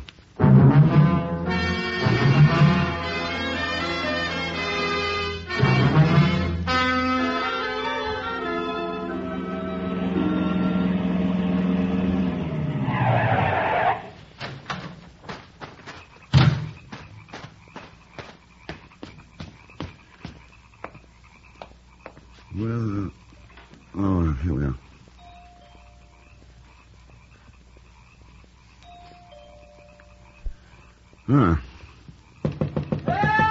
Huh? Pagon. Locked. Well. Pagon. Oh, shall I let you out, or would you rather beat the door open? Mr. Thurston! Just relax now. Well, so that's the game. What's the news? I want out of here. All right, just as soon as I disconnect this booby trap. There. Well, your friend, the Countess, seems to have some unusual ideas of hospitality. Countess? Hey, Mr. X. The only one I saw was George, the double-crossing crook. He was supposed to pay me $500 to keep my mouth shut. I mean to, well... You never were much good at blackmail, Pagan. Mr. Thurston, I swear, but... Never mind. So he lured you down here from San Francisco and then locked you in a broom closet. Where's he now? Who knows? I haven't heard a sound for the last hour. I guess he... Oh. Well, let's take a chance. Countess de Gracia residence? Hello, is the Countess there? Not at the moment, but I'm her business agent. Could I help you? Well, yes, this is the Eureka Travel Agency. Would you tell the Countess that I have a reservation on the Lurline to Hawaii tonight? I'd be happy to. I'll have her ticket at the pier office. Oh, and the ship sails in 4 hours, you know. Yes, I know. I'll tell her. Thanks a lot. Come on, Pagan. I got a car parked out in front. Where are we going, Mr. Thurston? Hawaii. Oh, I'm fine now that... Hawaii? In a car? We may. If we don't get up to San Francisco before that ship sails.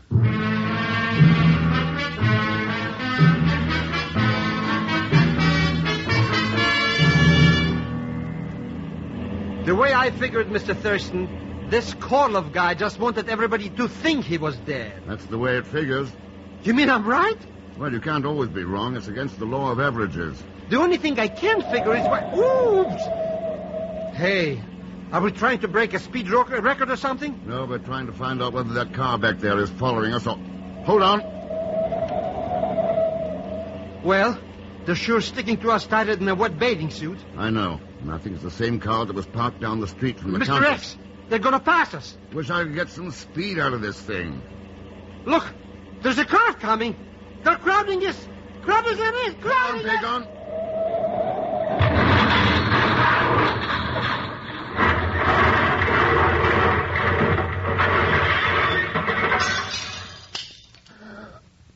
Hang on.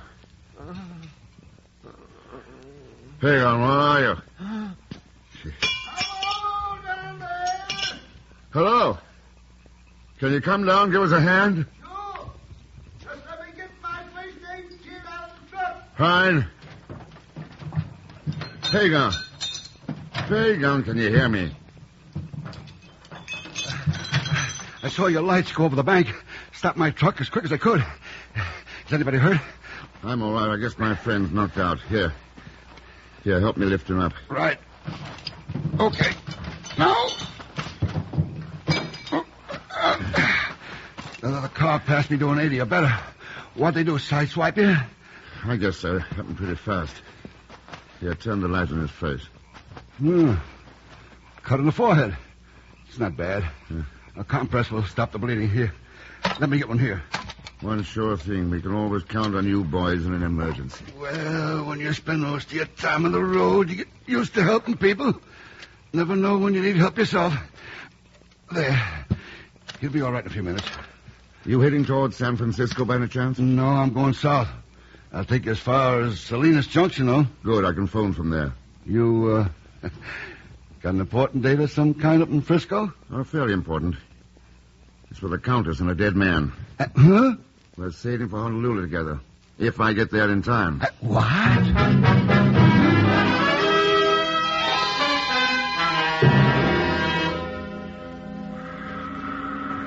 Simply can't do a thing about it in spite of your credentials, Mr. Thurston. Ship sailed 20 minutes ago. That's that. Do you know whether the Countess de Gracia was on board? She was. I escorted her to her stateroom personally. Did you arrange a reservation for a man named George Korloff? No, only for the Countess. I wish I could help you, Mr. Thurston, but it's just too late. Ship's probably moving through the Golden Gate right at this minute. Well, that's fate, Mr. Thurston. Maybe it's all for the best anyway. Those characters are pretty tough cookies. Let's go get some seafood, eh? That's a good idea, Pagan. Only I'm having mine on board that ship. I just told you, Mr. Thurston. Never mind. Do you know where I can charter a fast launch in a hurry? Well, yes, but good. Now, I'm going to put call through to New York on this phone. You use the other one there to get the Lurline by radiophone. I'll talk to the purser if you can get him. Or if not, the captain. Now, hurry.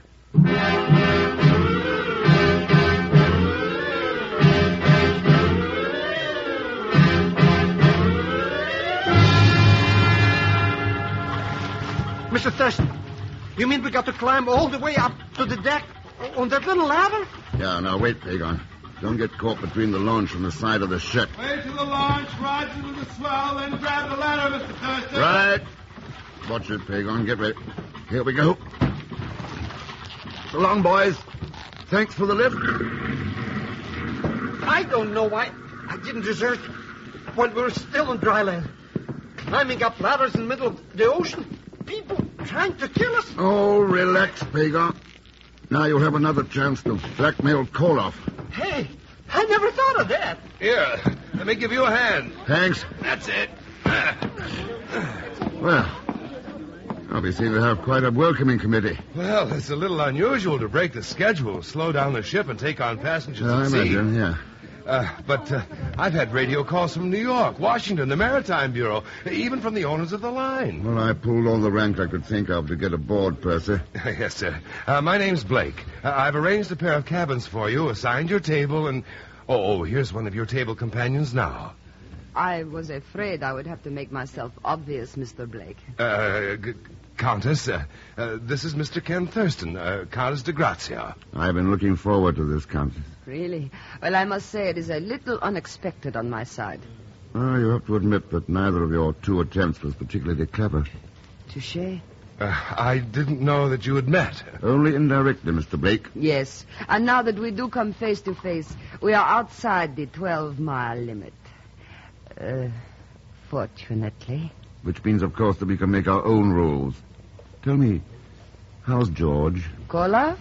Oh, I think you are going to be a highly entertaining dinner companion, Mr. Thurston. I'll try my best. Maybe we'll find we have a lot of things in common. Like airplanes and espionage, ghost stories and George. Oh, yes, especially George.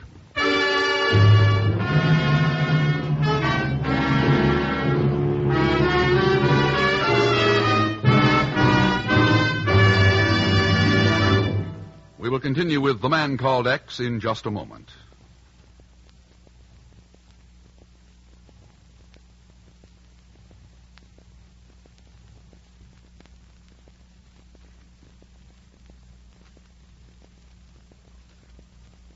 And now to continue with The Man Called X, starring Herbert Marshall with Leon Velasco as Pagan Zellschmidt. An international espionage agent named George Koloff, supposedly dead for 6 months, is seen in a San Francisco bar, and the resulting chase finally leads Ken Thurston to a cabin aboard his ship, now 1 day out of Honolulu. Also aboard is Koloff's confederate, the Countess de Grazia, but so far the quarry himself has not been found. As far as I'm concerned, Mr. X, I don't even care if we never find that character. Oh? What's happened to your enthusiasm, Pagan? Enthusiasm? I've looked at passengers all week until I'm green in the face. And so what if I did find him? You wouldn't let me blackmail him anyhow. So that was your reason for trailing him down to Carmel? Well, why not? He's a crook. No. Yes, he is. Now, we dock in Honolulu tomorrow, and as far as I've been able to find out, Koloff isn't on board. Why not? Oh, don't ask me. He admitted to you that he'd just come from Hawaii. And as soon as he talked to the Countess, she headed for there. Just doesn't make sense that he wouldn't go along with her. Doesn't make sense to me either way, Mr. Thurston. I don't think that stolen plane crashed accidentally. I think Koloff planned it that way. But why? And where does the Countess come into it? Why this trip to Honolulu? Unless... Unless what, Mr. X? It's a possibility. Let's see, the Purser 272. I wish I knew what you're talking about. Hello, Mr. Blake? Ken Thurston. Say, I wonder if you can meet me in the baggage hold in 5 minutes. Yes, it may be very important. Goodbye.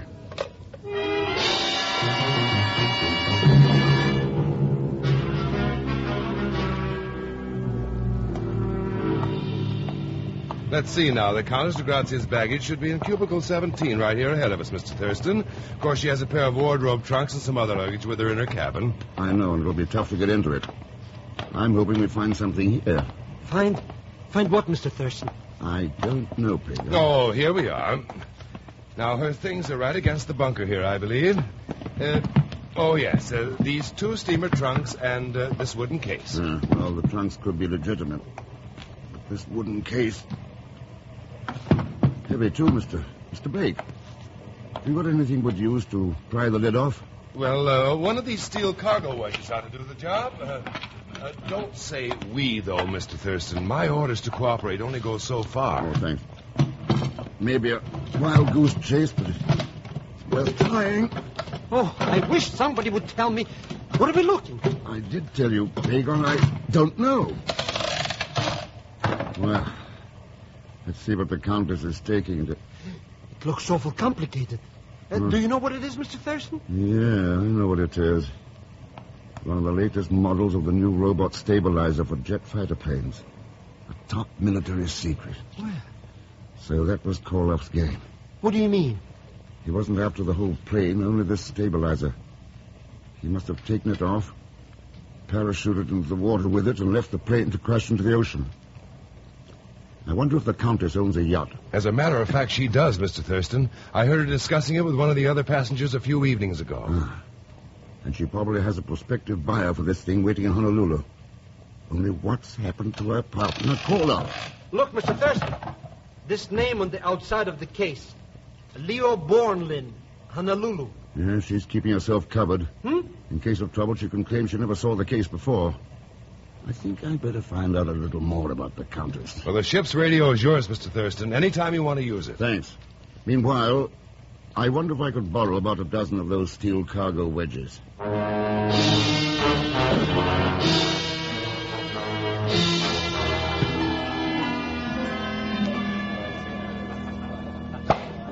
Well, champagne. They are going all out this evening. Last night of the voyage, Countess, is the customary captain's dinner. And the last one we shall have together, Mr. Thurston. I'm going to miss these delightful little conversational interludes. Oh, I thought they'd been more like passages at arms. But clever. And clever men are so rare. Why, I am sure you must have fathomed all of my darkest secrets by now. No. I'm afraid you've beaten me there. I imagine you know much more about me than I know about you. Well, I was born of impoverished but piously honest Ukrainian peasant stock. Yes, and at the age of 2, you were kidnapped by a roving band of gypsies. You have found out. But it was only after narrowly avoiding being sold in the slave market in Algiers that you decided to become a spy. Oh, dear, I had no intention of telling that part. And it was then that you adopted the name Countess de Grazia. The Count was quite old and an awful bore. I poisoned him for his title. Oh, of course. Let that be a warning to you, Mr. Thurston. The poison, you mean? Oh. I'm tasting the wine very carefully. I'm sorry to bother you, Mr. Thurston, but I thought this radiogram might be important. Oh, thanks, Mr. Blake. Do you mind, Countess? Not at all. Go right ahead. Thanks.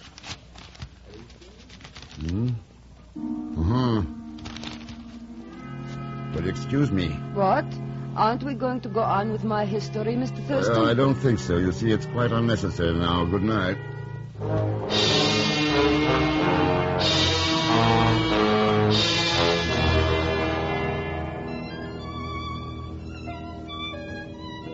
I'm starved, Mr. Thurston. What a low-down trick to leave me here alone in this cabin for a whole hour and 10 minutes. Well, we flipped a coin to see who ate first, Pagan. I know, but... Using your double-headed nickel. Yes, but I thought I had the one with the double tails. You didn't, though. Here it is. Oh, a pickpocket. Mr. X, sometimes I think you're as bad as that Countess cookie. No, I doubt that. And according to this radiogram, she's not the Countess. What do you mean? That's only one of the aliases she uses. She manages to hold passports from 3 different countries. Been suspected of espionage over and over and never been convicted.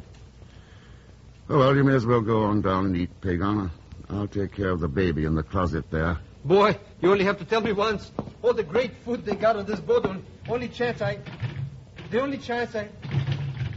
Mr. X, door's locked. I see. Well, back away from that porthole. Hey, somebody shoved the nozzle some kind through the... That's a live steam hose.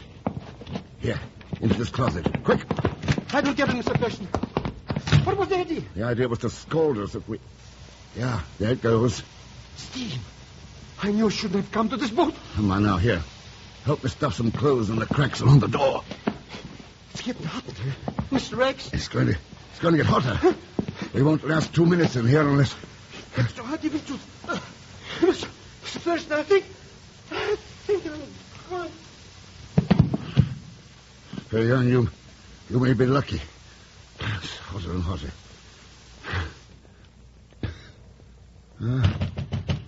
Help! In here. Where? Here they are. Now give me a hand. That's it. Drag them out into the air. Boy, it's hot in here. That's it. Now, there. Mr. Thurston. Mr. Thurston, can you hear me? That's you, Blake? Yes. What happened, Mr. Thurston? Somebody tried to boil us with a steam hose. I can't understand it. Nobody but the crew would know where to find a hose, and they The crew? What course? What?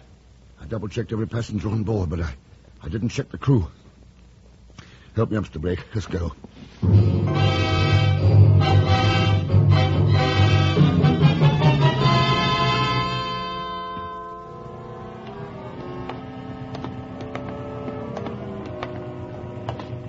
This is Mr. Hawkins, our chief engineer.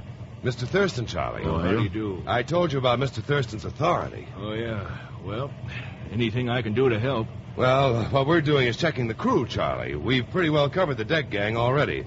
Looking for a man named Korloff. Korloff? No, there's nobody by that name in my bunch. Well, he's probably using an assumed name, Mr. Hawkins. In fact, how about Bornlin? Leo Bornlin. Bornlin? Oh, yes. One of my oilers is named Bornlin. Good. He's working down there now on the number 2 injector pump. You want to talk to him? If he's the right man, I want a good deal more than just a talk. Well, come on, I'll show you where he is. Oh, watch your step. These deck plates get kind of slippery with oil sometimes. Oh, sure. Oh, there you are, Mr. Thurston. He's not working in the galley. I looked over the whole bunch. I think we found him, Pagon. He's a man here in the engine crew with a name the same as the one on that wooden case. He ought to get life, trying to make a clam bake out of us. That's Bornlin yonder, bending over that pump slide. That's him, Mr. Thurston. That's caught. Yeah. Well, the rest of you better wait here. Wait. He's seen us, Mr. Thurston. Oh, look out, he's got a gun. Korloff, drop it. I'll drop it. Get back, all of you. Korloff, stop. Oh, he's running around behind that pump. Yeah. Korloff, drop that gun.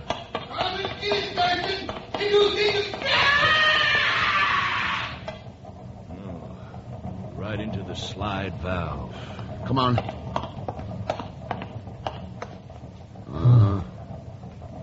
Oh, that pump, Mr. Thurston. Look, it didn't even slow down. Let's go on deck, get some fresh air.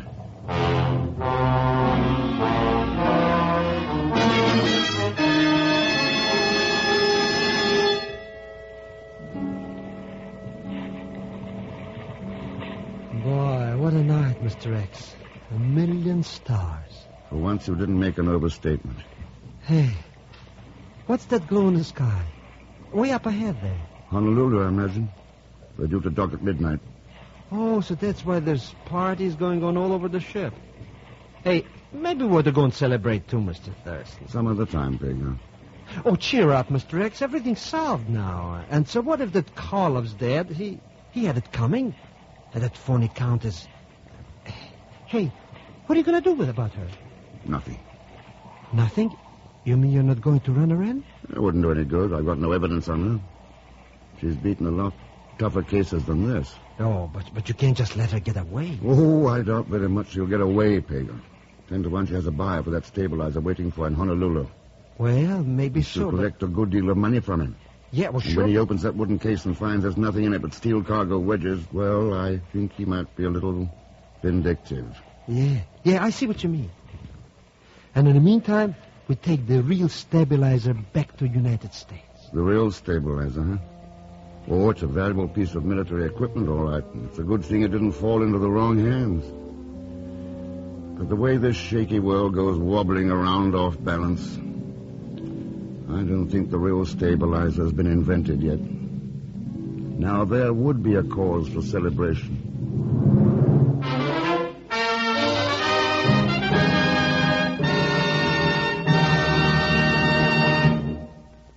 Our star, Mr. Herbert Marshall, will return in just a moment. If you suffer from pains or headaches, neuritis or neuralgia, you should discover what many thousands have known for years, that Anacin brings incredibly fast, effective relief. Anacin is like a doctor's prescription. That is, Anacin contains not just one, but a combination of medically proven active ingredients in easy-to-take tablet form. Probably at some time you've received an envelope containing Anacin tablets from your physician or dentist. Thousands of people have been introduced to Anacin this way. Try Anacin yourself the next time you suffer from the pains of a headache, neuritis, or neuralgia. You'll be delighted at how quickly relief can come. Anacin is spelled A-N-A-C-I-N. Your druggist has Anacin in handy boxes of 12 and 30 tablets and economical family-size bottles of 50 and 100 for your medicine cabinet. Ask for Anacin today.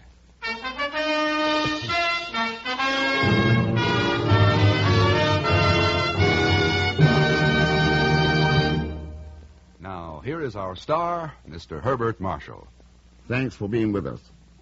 Those you heard in tonight's cast were Joan Banks, Will Wright, Peter Leeds, George Neese, Harry Lang, and Carlton Young.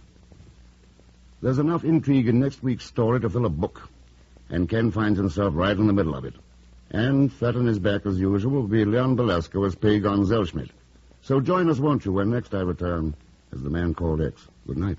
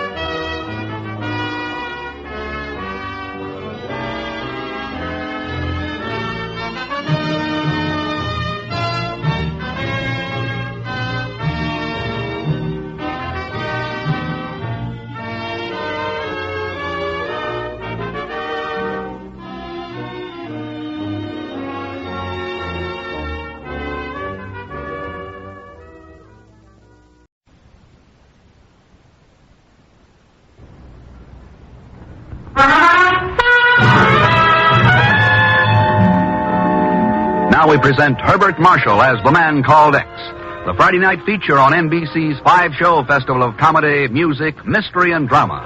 Transcribed for you by the makers of Anacin for fast relief from pain of headache, neuritis, neuralgia. By Cannon Towels, famous for color, for design, for durability. Among towels, America's #1 best-seller. And by RCA Victor, world leader in radio, first in recorded music, first in television.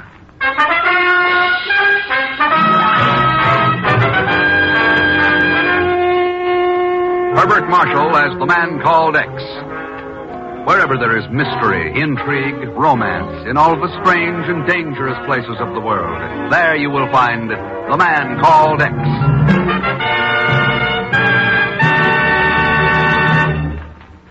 No matter what you now take for headache relief, we urge you to try Anacin for the incredibly fast relief these tablets bring the next time you're suffering from a headache. Now, the reason Anacin is so wonderfully fast-acting and effective is this. Anacin is like a doctor's prescription. That is, Anacin contains not just one, but a combination of medically proven active ingredients in easy-to-take tablet form. Thousands of people have received envelopes containing Anacin tablets from their own dentist or physician, and in this way discovered the incredibly fast relief Anacin brings from pains of headache, neuritis, or neuralgia. So the next time a headache strikes, take Anacin for this wonderfully fast relief. Anacin, A-N-A-C-I-N. Anacin at any drug counter in handy boxes of 12 and 30. Economical family-size bottles of 50 and 100.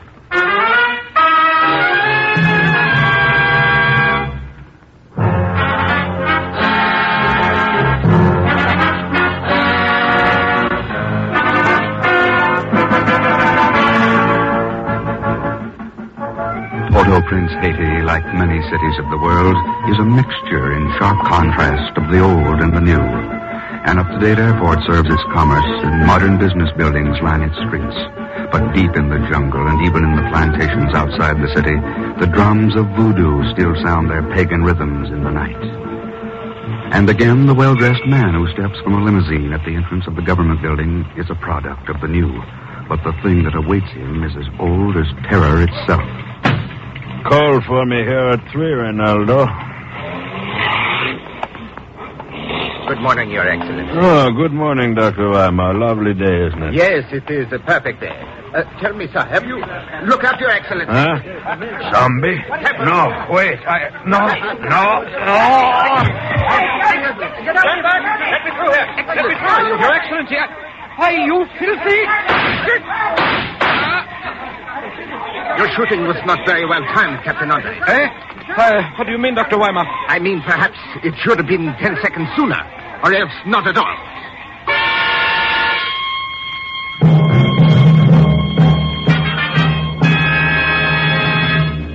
Five assassinations in 3 weeks, and every one of the victims a government official. I just phoned the Haitian consul a few minutes ago, Chief. Says the whole island's in a turmoil down there. Well, what gets me, Ken, is this business about zombies. The Walking Dead. Why, it's right out of a dime novel. It's ridiculous. All right, Chief. You don't believe in zombies, and I don't. But a lot of the natives in Haiti do, and that's the point. Oh, I know there's still plenty of superstition left in the world, but this whole thing just doesn't make sense. I've seen it done before in Ceylon, the Sudan, India. It's a matter of hypnotism and drugs. Creates a perfect assassin with no thought for his own safety and only one idea in mind, to kill. But why? Assuming somebody is doing this in Haiti, why? Well, all the victims have been government officials. It looks like an attack on the government itself. Yeah. And the little hot spots have a habit of turning into big ones. Sure. Serbia, Spain. All right, Ken. Go to it. Somebody stands to profit by this. The problem is to find out who. And the answer? Well, I guess I better look for it in Haiti. So long, Chief.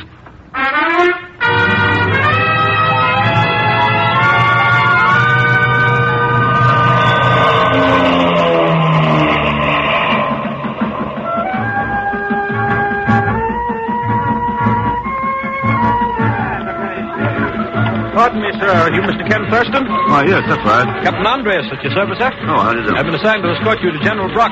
General Brock? The General commands the Department of Police and Military Affairs. Oh, yes. Tell me, have there been any new developments? No, sir. Not since His Excellency the Finance Minister was killed in front of the government building 2 days ago. As I understand it, there hasn't been one of these zombies captured alive. That is correct. They're like mad dogs. One cannot take chances. Oh, it might be worth taking a chance to be able to question one of them. Well, so far there's been really no opportunity to capture one of them. I see. These affairs happen so fast that... What is it, Captain? This man coming towards us, he's a special investigator hired by the consul in New York. A terrible nuisance, really. Oh. Permit me to introduce myself, sir. I am Jose Cacahuate. My car. South American agents of North American van line. From Tucumcari to Tallahassee, Chattanooga to Cucamonga, we haul anything, anywhere, All right, Pagon, take off that phony beard and come up for air. I can't take it off. I'm in the Secret Service. Well, that's one branch of government you should know all about. You've been running for them for several years. Mr. Thurston, it's my bread and butter you're stepping on. What are you doing down here, anyway? Why, I'm investigating this zombie business. Whatever that is. Oh, sure. Well, now, my Captain theory... Andres, do you happen to have any ideas as to what may be behind this mess? Well, nothing definite, Mr. Thurston. There is a general feeling that the plantation owners may be responsible in some way. The plantation owners? Why? Well, they've had very little voice in the government in recent years. Control has been in the hands of city politicians, so naturally... And when did you become a political commentator, my pet? Marla, this is Ken Thurston, Miss Broussard. How do you do? And Mr. Zell Schmidt, you know, of course. Sure. Hiya, babe. Oh, you horrid little man. Andres, I'm terribly sorry to break in on you this way, but I did want to remind you about dinner this evening. Well, I'm not sure, Marla. General Brock has assigned me as liaison to Mr. Thurston. Well, then by all means bring Mr. Thurston, too. You will come, won't you? Well, Oh, please. If you like Creole cooking, you'll love Haitian food. All right. You found my weak spot. Good. Andres will bring you out, Mr. Thurston, and I look forward to showing you around my plantation.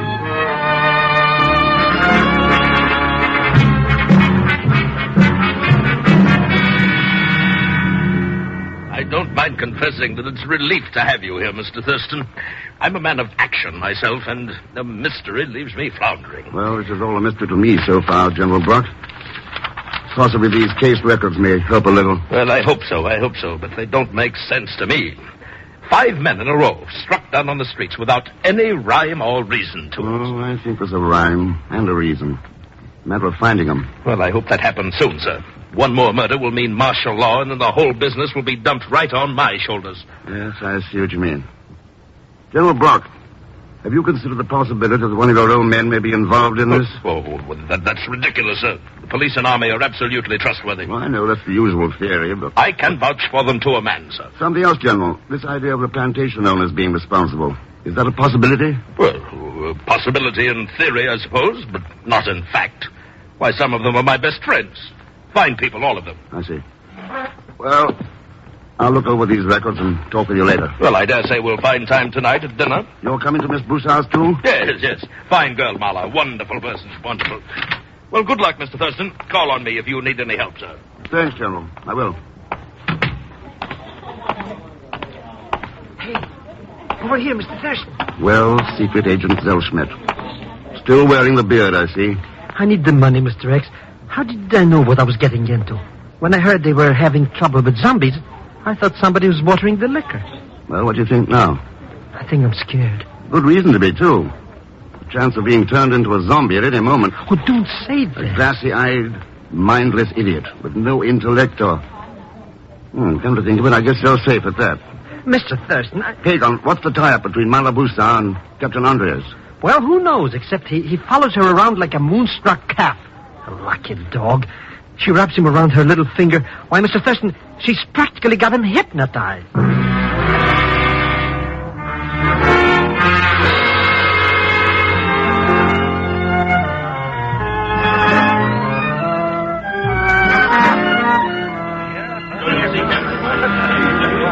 And this is my only guest whom you haven't met. Mr. Thurston, Dr. Weimar. Doctor? I knew a Dr. Weimar in Vienna before the war. Carl, I think his name was. My brother, Mr. Thurston. He is no longer living. Oh, I'm sorry. Psychiatrist, wasn't he? Yes, with a specialty in hypnotherapy. Oh, your field too, Dr. Weimar? It was originally. My practice here, however, is primarily medical. I see. Listen, everyone. It's such a lovely night that I decided we'd have dinner on the veranda. Very good. Wonderful. We'll go out through the side doors there. General Brock. Yes, my dear. Would you and Andres like to leave your firearms in here? Oh? I'm not really so dangerous that you have to be armed. On the contrary, my dear. You're so completely dangerous that mere firearms wouldn't do us the least bit of good. How pretty, General Brock. This way, Mr. Thurston. Thanks. Ah, you're right. It is lovely out here. I wouldn't trade it for all the rest of... What's the matter, Mr. Thurston? Nothing. I was just listening to the drums. Oh, yes. Voodoo drums or signal drums. Opinions vary. Mr. Mala, you excuse, eh? Oh, yes, Granaloo. Is approval with you if me go now? Of course, Granaloo. I'll see you in the morning. Good night, Mr. Mala. She's been with me for years. Devoted. A wonderful woman. But where's she going? Oh, she has a little house of her own in the bush. Oh. Holds voodoo ceremonies in it, I'm quite certain. A lot of natives still believe in it, you know. As they do in zombieism. Yes. Shall we sit down? You on my right, Mr. Thurston. Thank you. Andres there. Well, thank you. And you on the other side, General Brock. Thank you, my dear. Dr. Weimar over here. Wait. Look. Why, yes. But what the devil? His eyes, grassy, fixed. It's a zombie. Now, then, get back. If I can hold his attention. Swing this chair. Inside, Captain Andres. Get our gun. Just one swing now and... Good timing, Mr. Thurston. He's knocked unconscious. Stand back, everybody. Where is he? Where did he go? No, Captain. Put down that gun. No, don't. Oh, Andres. Why? There was no need of that, Captain. The man was unconscious. It wasn't a man. It was a zombie. You can't take chances. Well... You were a little hasty, though, weren't you? You have to kill zombies. It's the only way to... It's all right, Andres. You come in the house with me now. Oh. You did the right thing, my dear. You were right, of course. Mr. Thurston, the boy, was hasty, but confound it, you don't understand the pressure all of us are under around him. Maybe not, General Brock. But I don't understand why you never captured one alive. What? Yes, I know, but... Oh, confound it, I'd better go see what's eating the boy. Mr. Thurston, am I correct in assuming that you noticed the same thing I did? I saw something, Dr. Weimer. Fantastic, though. Is it? Good night, Mr. Thurston. Good night, Doctor. All right, Pager. You can come out from under that table now. Well, I'm only hired to investigate these zombies, Mr. Thurston, not to fight with them. Well, so that's what they look like, eh? Some of them. The other one here tonight looked different, though. Other one? Sure. Captain Alvarez. Huh? Didn't you notice him when he ran out here and shot this man? He had the eyes of a zombie.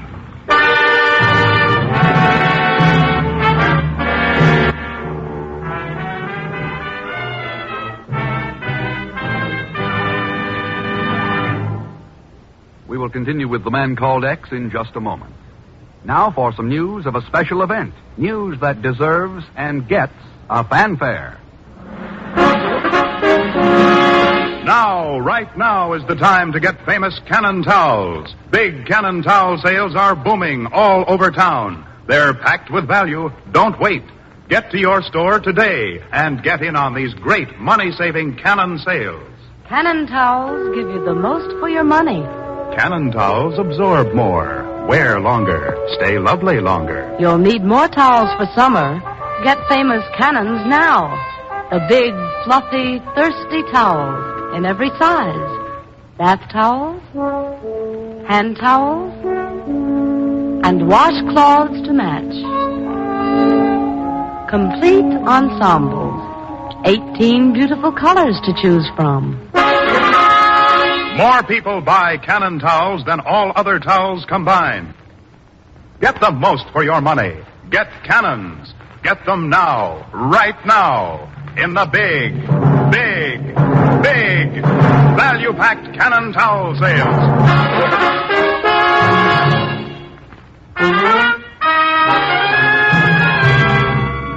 And now to continue with The Man Called X, starring Herbert Marshall with Leon Belasco as Pagan Zellschmidt.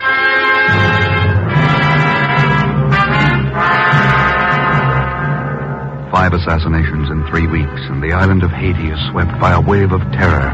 One word is whispered over and over on the plantations and through the dark hills. Zombies, the walking dead. Ken himself was an eyewitness to killing number 6. And now he and Pagan make their way cautiously through the midnight bush, heading for the hut of a voodoo oracle, old Granaloo. What do you want with this Granaloo woman anyhow? Just checking.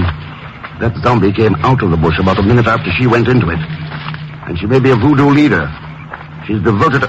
Wait a second. Huh? There she is in front of the hut. Jeepers creepers. Let's get out of here, Mr. Thurston. Please come on up here where I can see you. Oh, it's too late. Come on, Pagan. I've been waiting for you, Mr. X. Why, Granaloo? My people out there in the hills. They ask what will be done to save them from this terror.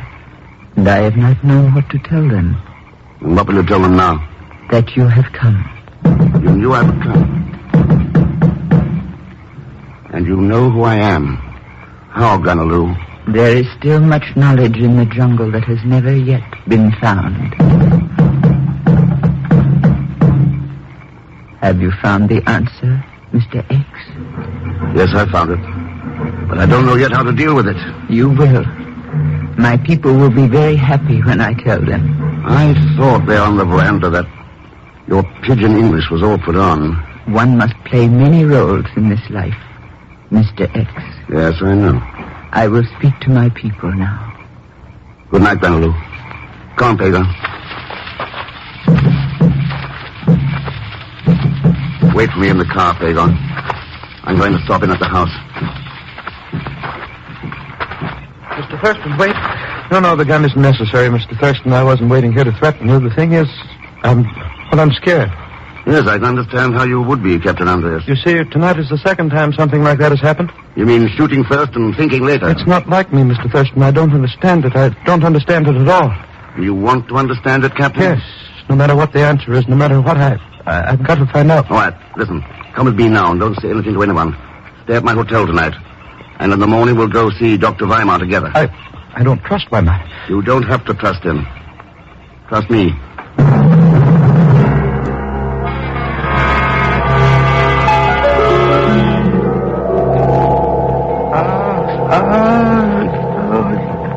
He's rather far under the drug now, Mr. Thurston. And the trance, too, is about as deep as I care to take him just now. Well, it's entirely up to your judgment, Dr. Weimar. It's a little out of my field here. Then I think we might try for some of the phrases, some of the commands that were given him when he was hypnotized previously. Do you agree, Mr. Thurston? Yeah, go ahead, Doctor. Captain Andres, can you hear me? Yes, sir.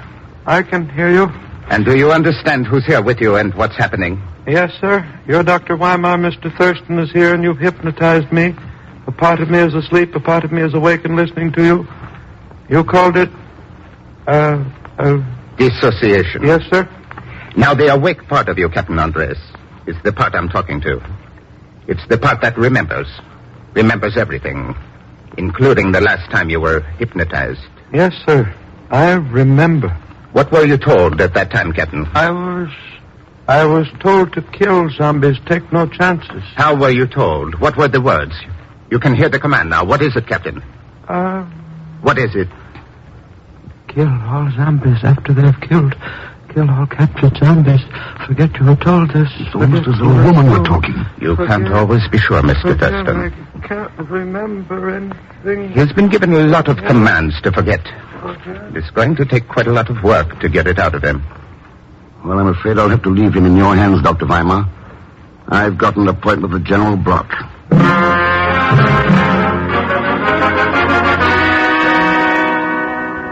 Those case records, then, Mr. Thurston, no use to you at all, so it seems, huh? Well, not much anyway, General Brock. No. Oh, I've got a few hazy ideas, but nothing really worth mentioning. Yeah, that's too bad. I've managed to stall off martial law until tomorrow morning. That's about as far as I'll be able to push it, however. Well, that still gives me some time. Time. That's the enemy I've fought all my life. Action's the thing. Which accounts, I imagine, for all these trophies on the walls. Eh? Oh, the animal head. Yeah. Collected in Central Africa over a good many years. Nothing any fool couldn't do. But, here is a trophy for you, Mr. Thurston. Oh, yes. What is it? Polished quartz? No, it's rutile. Beautiful job of cutting, isn't it? I attached it to this watch chain so I could swing it, like a pendulum. Watch it glitter. Glitter this way. Back and forth. Back and forth. Notice the fire in it, Mr. Thurston? The play of lights deep inside the stone? Yes, it's fascinating. I could watch it for hours. Glittering. Scintillating. Shifting. Changing. Patterns of light as it swings. Back and forth. Back and forth. Yeah. Yes, I see. Makes me drowsy sometimes. Sleepy. My eyes get heavy. Like yours are now. Yes. Heavier and heavier. Sleepier and sleepier. So sleepy you can't open them. Sleep. Sleep. And now you're sound asleep. Yes. Sound asleep. You can't open your eyes, Mr. Thurston. You're sound asleep. I'm sound asleep. Asleep. Good. Mr. Thurston, you're a fool. Yes. I'm a fool. Hypnotism is such a simple art. You ought to learn more about it. Now, I'm going to give you some orders, Thurston, commands. And then I'm going to wake you up. You won't remember being hypnotized. You'll forget all about this. But when the time comes, you'll carry out the commands. Do you understand? Yes, I understand. All right. Now listen. I'm having a little dinner party at my residence this evening. The same group that was out at Mahler's last night. And during this dinner, at my signal, you're going to draw your gun and kill Dr. Weimar. Do you understand? At your signal, I'm to kill Dr. Weimar. And here is the signal. I'll say, doesn't it seem a little hot in here? The signal. You say, doesn't it seem a little hot in here? Good. And now I'm going to wake you up, Thurston. At the count of 3, you'll be wide awake, and you won't remember any of this. Understand? Yes, sir. All right, then. 1, 2, 3. Natives of that particular area polish the stones by some method all their own. I never could discover how they did it. That's very interesting, General. Well, I guess I better get back to work. Oh, by the way, Mr. Thurston, I'm having a little dinner party here at my place this evening. Like to have you join us. Fine, what time? Oh, let's make it 8 o'clock. All right, General. I'll see you at 8.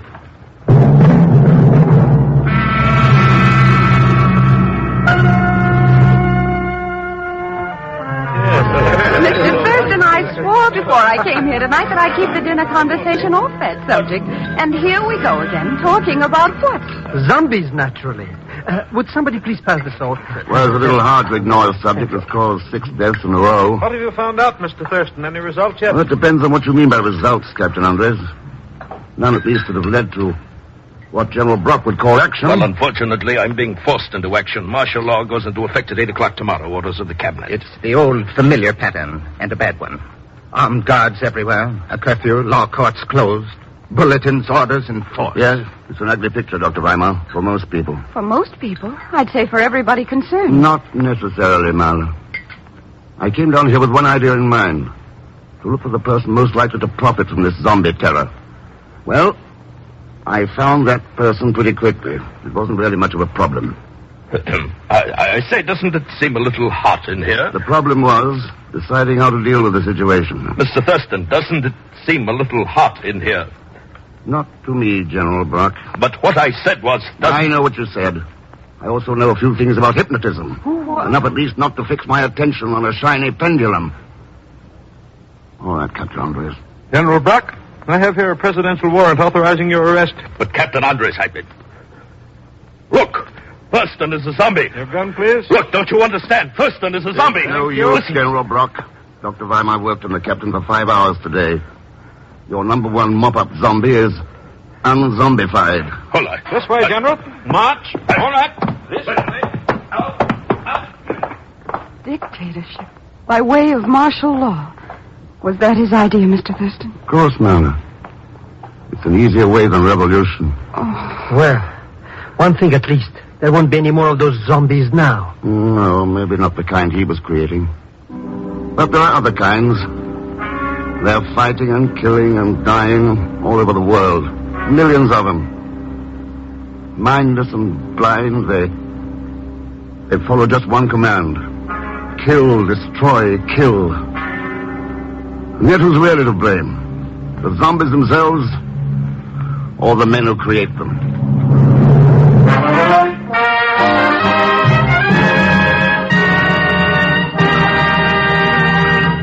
Our star, Mr. Herbert Marshall, will return in just a moment. Here's a word from RCA Victor. That word is Fairfield. And RCA Victor's superb new Fairfield is the last word in console television. It's better looking in every way. Better looking television. RCA Victor television that has been quality proven in over 2 million homes. It's 17-inch television with clear, bright pictures. Steady pictures that are locked in place by RCA Victor's exclusive Eyewitness picture synchronizer. Better-looking cabinet, too, for in the Fairfield, RCA Victor stylists have captured all the charm and dignity of the classic design. Every line, every detail of this fine furniture piece exhibits the craftsmanship for which RCA Victor is famous. And its beautifully figured doors can play such an important part when the set is not in use. Yes, the Fairfield is better-looking in every way. So next chance you get, step into your RCA Victor dealers. See and hear the exciting new Fairfield. You, too, will discover that the RCA Victor Fairfield is better looking in every way.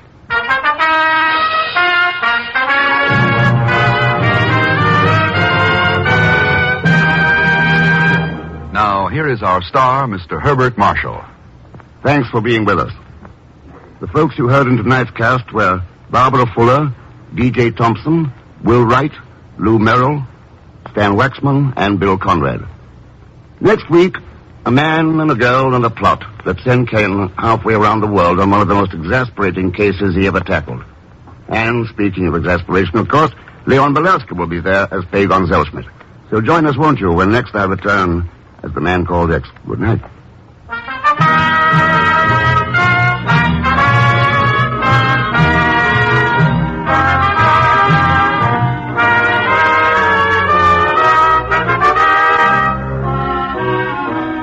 The Man Called X is the Friday night feature on NBC's 5-show festival of comedy, music, mystery, and drama. Transcribed for you by the makers of Anacin for fast relief from pain of headache, neuritis, neuralgia. By Cannon Towels, famous for color, for design, for durability.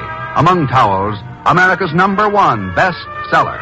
And by RCA Victor, world leader in radio, first in recorded music, first in television.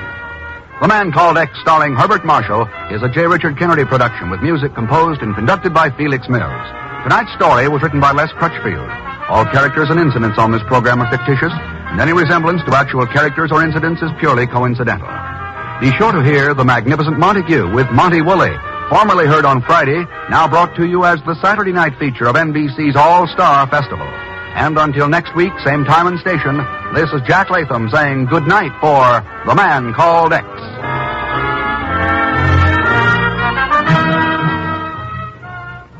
William Bendick stars in The Life of Riley. Enjoy it on NBC.